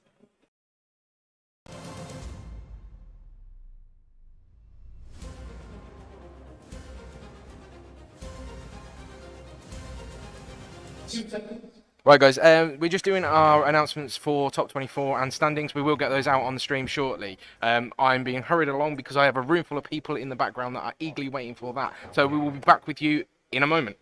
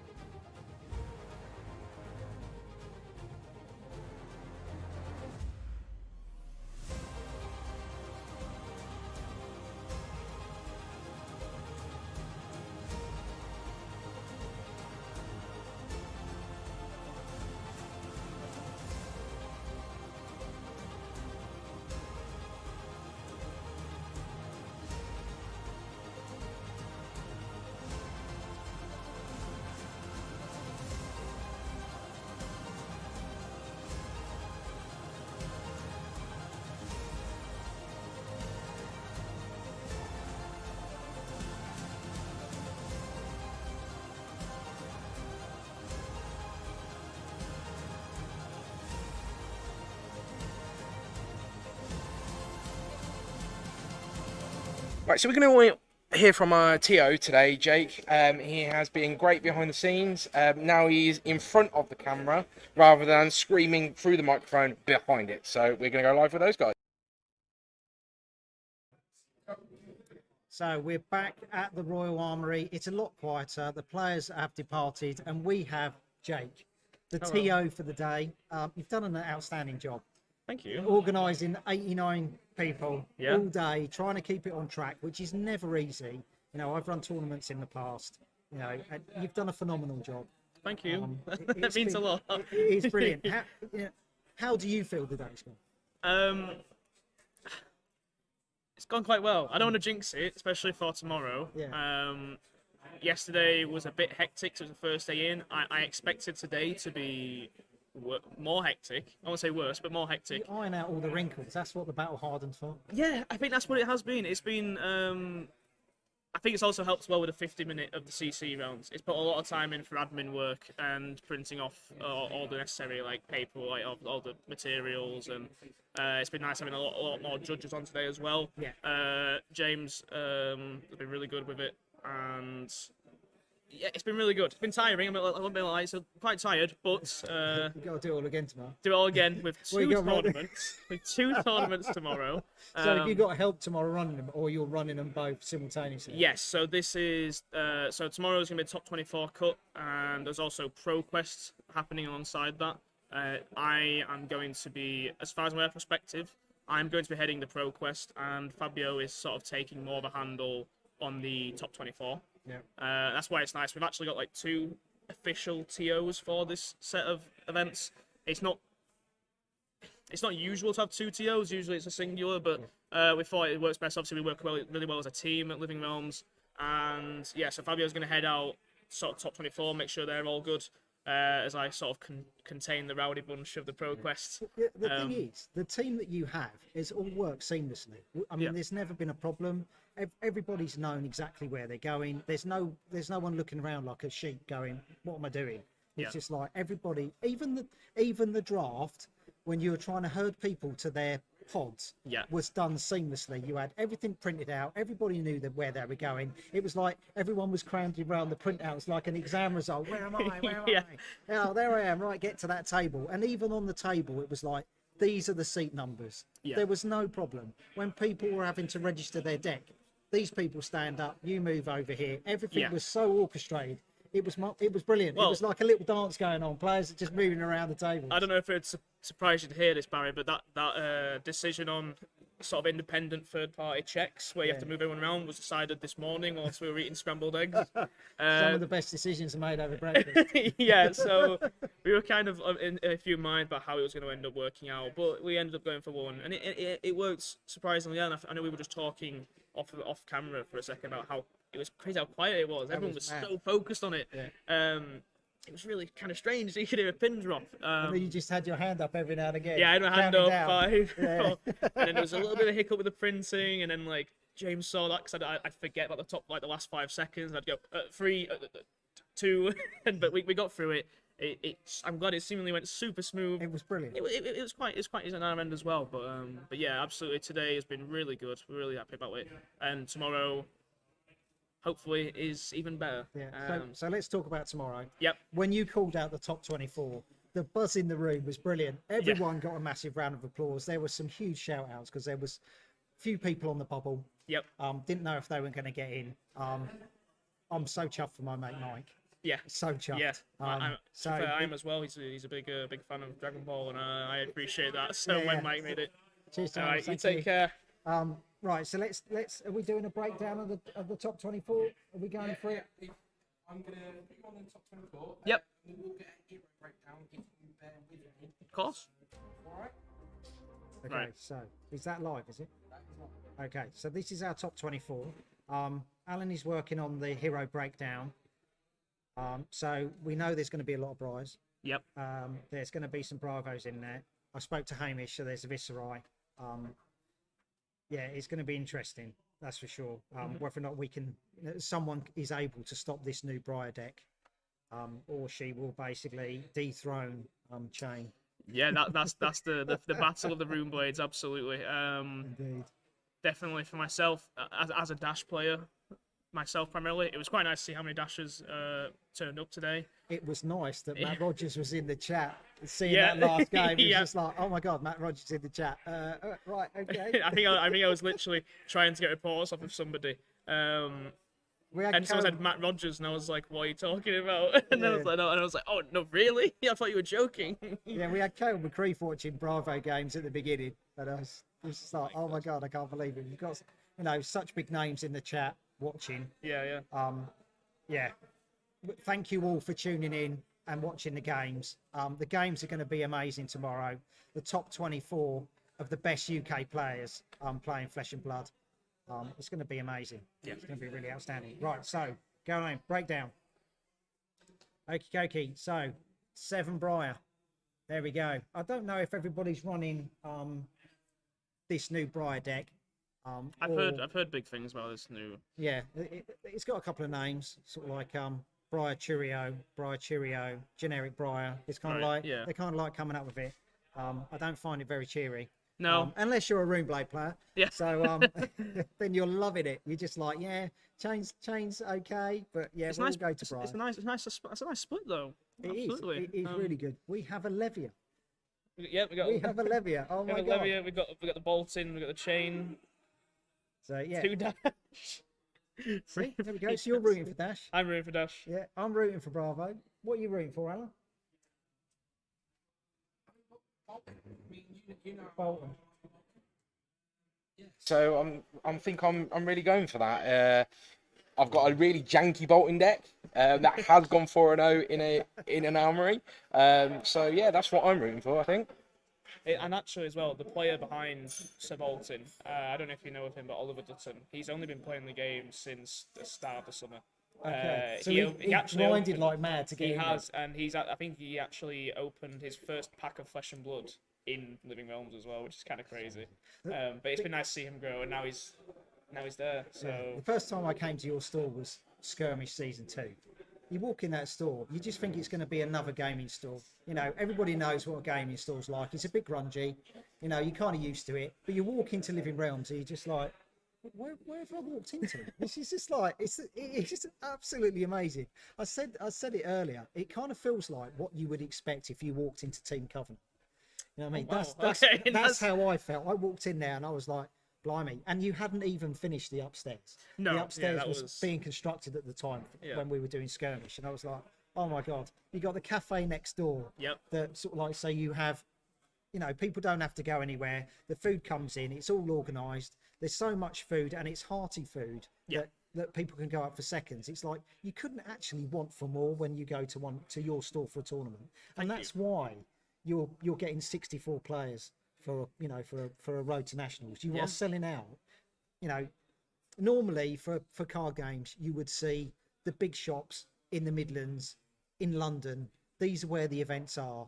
It goes to show how good a store is. We're in Leeds. Yeah. You know what I mean? It's just like, what? I know. What location? Definitely when people sort of like come to the store and it's like, oh, where is it? And it's in Castleford. Yeah, and yeah. it's this quite relatively small, especially like compared to cities and big towns and as well. It's quite a small town, and there's never really been any sort of LGS sort of scene there at all. So it's just kind of crazy that it's my hometown, so it's near and dear. And literally, I came home from university, and it was there's a game store opening in Castleford. I was like, let's go check that out. There on day one, opening doors, and just one thing led to another. That's it. We've grown and grown. I don't know. Actually, this might be a bit of an exclusive, but tomorrow, the 31st, is our 1 year anniversary of opening the doors. Blimey. That's it. 1 year. 1 year we've made UK Nats. So we need a birthday cake. Yeah, That's what birthday Needs a cakes. birthday cake. Birthday Can cakes. anybody make one really cute? Send it in. Yeah. So and even then, like, because of lockdown, obviously it's been a good thing, but we've only had the play space open since May. Yeah, So, but you were supporting everybody through COVID through- with online. yeah, online events. You've pretty much been the heart of Fab in the UK. I think. Yeah. I mean, we have got a fantastic, shop down by us, Manuscrew. Yeah. But it is kind of like you are kind of like the heart of Fab in the UK. That's why you've got this. Definitely Fabio. You know what I mean? He's got it in the name. Yeah, but it's a team effort. Yeah. It is a team effort. It's not just Fabio running around. I mean, you know, Fabio's been running the scene today. You've been running the tournament. You've got other staff members on. You've got a shop running as well. Yep. You know what I mean? It's a massive team effort. It's a massive thing that you've done. Yeah. You know what I mean? It's been just crazy. like- yeah. I was saying Fabio earlier, actually. Like, obviously, we know Fabio's the face and the heart. Everyone knows Fabio. Now they know you. Apparently, yeah. The amount of people who was like, "Oh, hi, Jake," and I'm like, "Hi," and I kind of recognized him, but I'm almost like, I didn't know you know my name. Do you know what I mean? And that's what's surprising about it. But yeah, everyone's heading out now. It's gone eerily nice and quiet It's inside not as here. quiet as when we had draft. That's No, weird. that was yeah, really that's weird. true. Yeah, There's still noise happening now. Yeah. Yeah. Right. Okay. Right. Thank you very much. I shall see you An tomorrow. absolute pleasure. It's been amazing. It's See you been tomorrow. absolutely amazing. See you I am all so tomorrow. chuffed that Alan's doing this. That Alan invited me. Yeah. That it was all okayed. I am having the absolute time of my life. Absolutely. It's brilliant. You've been great. I've seen the interviews. They've been absolutely phenomenal. Thank you, Barry. Thank you. And I cannot say enough how much Alan's stream has been amazing for the whole venue and for the weekend. Looking forward to tomorrow. It's gonna be good. It's Gonna gonna go be really back good. to the hotel and just gonna go pass out on my bed right about now. That's it. Get my sleep in, and then I'm out. Bye, everybody. Thanks for tuning in. Right, I'll shift over. Here we go. There we are. Cheers, So, Jake. so let's close this one out then, shall we, Barry? Yes. So, Indeed. the end of day one, you have been awake now for nearly 16 hours. Are you still buzzing? Are you feeding off this? Yeah, I'm doing all right. My legs feel all right. I got a bit of cramp earlier, so the old man had to sit down, but he's doing all right at the minute. I'm waiting to get some food. Yeah. So I'm keeping you for No, you. no. I'll it's keep fine. you do it. So I'm just checking the time. We have been streaming for 11 hours, 23 minutes, and 50 seconds as of this exact moment. Okay, So we're going for 12. Yeah. No. Ramble for 10 more. Yeah. Thank No, you so- for everybody who's still going. Yeah. I think obviously the numbers dropped off. We expect that at the end of the stream. You will be able to catch all of this content on the channel afterwards. Yeah. We will be back tomorrow. We are looking at a 9 o'clock start ish. We might be covering some ProQuest. Yes. It is sealed. So ProQuest is sealed. Yeah. It might be a lot of Briar mirrors, but we have got that going. We've got Push the Point live. Yeah. So that's going to be really good. We've got a few plans for that. That was kind of like made about 10 minutes ago. Yeah, It that's actually it. sounded quite funny. Yeah. So obviously, if you followed along in the channel, we made the announcement there that Push the Point we're going to do live with the guys all making top 24. That does give us the opportunity to do it tomorrow rather than dragging them on now when they're all shattered. They can get to the bar or get to the bed. As it Indeed, so was. whatever. Yeah. Whatever they want to do. So actually, so that's the ProQuest. So yes. Nationals will be our main coverage tomorrow. We will be covering every round of Nationals. We will try for the top table. However, it may be a case that we want to avoid some of the mirror matches or repetitive matches like we've done today. Obviously, with Hamish and Jacob being the last round, they were the 6-2 round going into that. But we wanted to show a visceral. Yeah. You know, everybody's seen Bravo, everybody's seen Briar. We kind of like know what they can do. Let's have a change of scene. Let's scan the tables. And Hamish was absolutely flying with that Viscerai deck. And I know he's championed it from Mark. And it's been amazing. Absolutely amazing. Thank you for Jacob for agreeing to coming online, coming on the stream. Thanks to everybody for coming on the stream because it's not easy coming on. You are putting a big target on your back for people to, analyse your plays. But yeah, it's been a really good day. Absolutely fantastic. Yeah, and it is. I'm buzzing. I'm ready to go for tomorrow. So we will obviously do a lot more of our thank yous tomorrow because obviously that will be the second day, the last day of this 3-day event. We will be back, like I say, probably around 9 o'clock. GMT. We'll try and cover them as much as we can. Ooh, yes, we didn't yes, do that. Yeah. Yes. So obviously here in the UK, the clocks go back tomorrow night. Tonight, which means we'll be an hour later if you are not in the UK.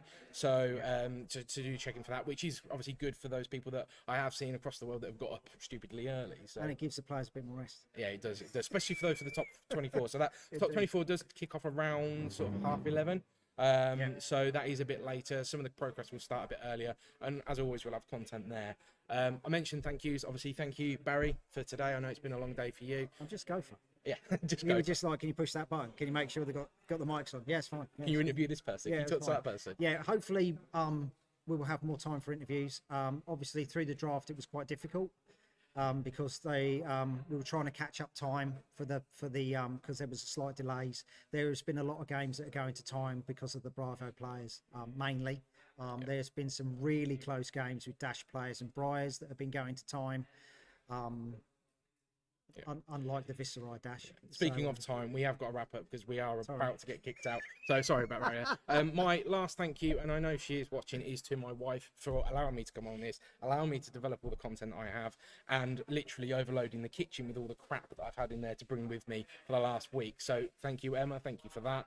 I'm fairly sure Barry feels much the same with his family. It's a lot with all the players. You know, as you get older, your family expands. And you've got to get your brownie points, and brownie points have been cashed in big time for this weekend. Loads of players have cashed in their brownie points. Yeah. So thank you to all the partners for being understanding. It's been amazing. Yeah, everybody's been a great support. So we are going to close that out now.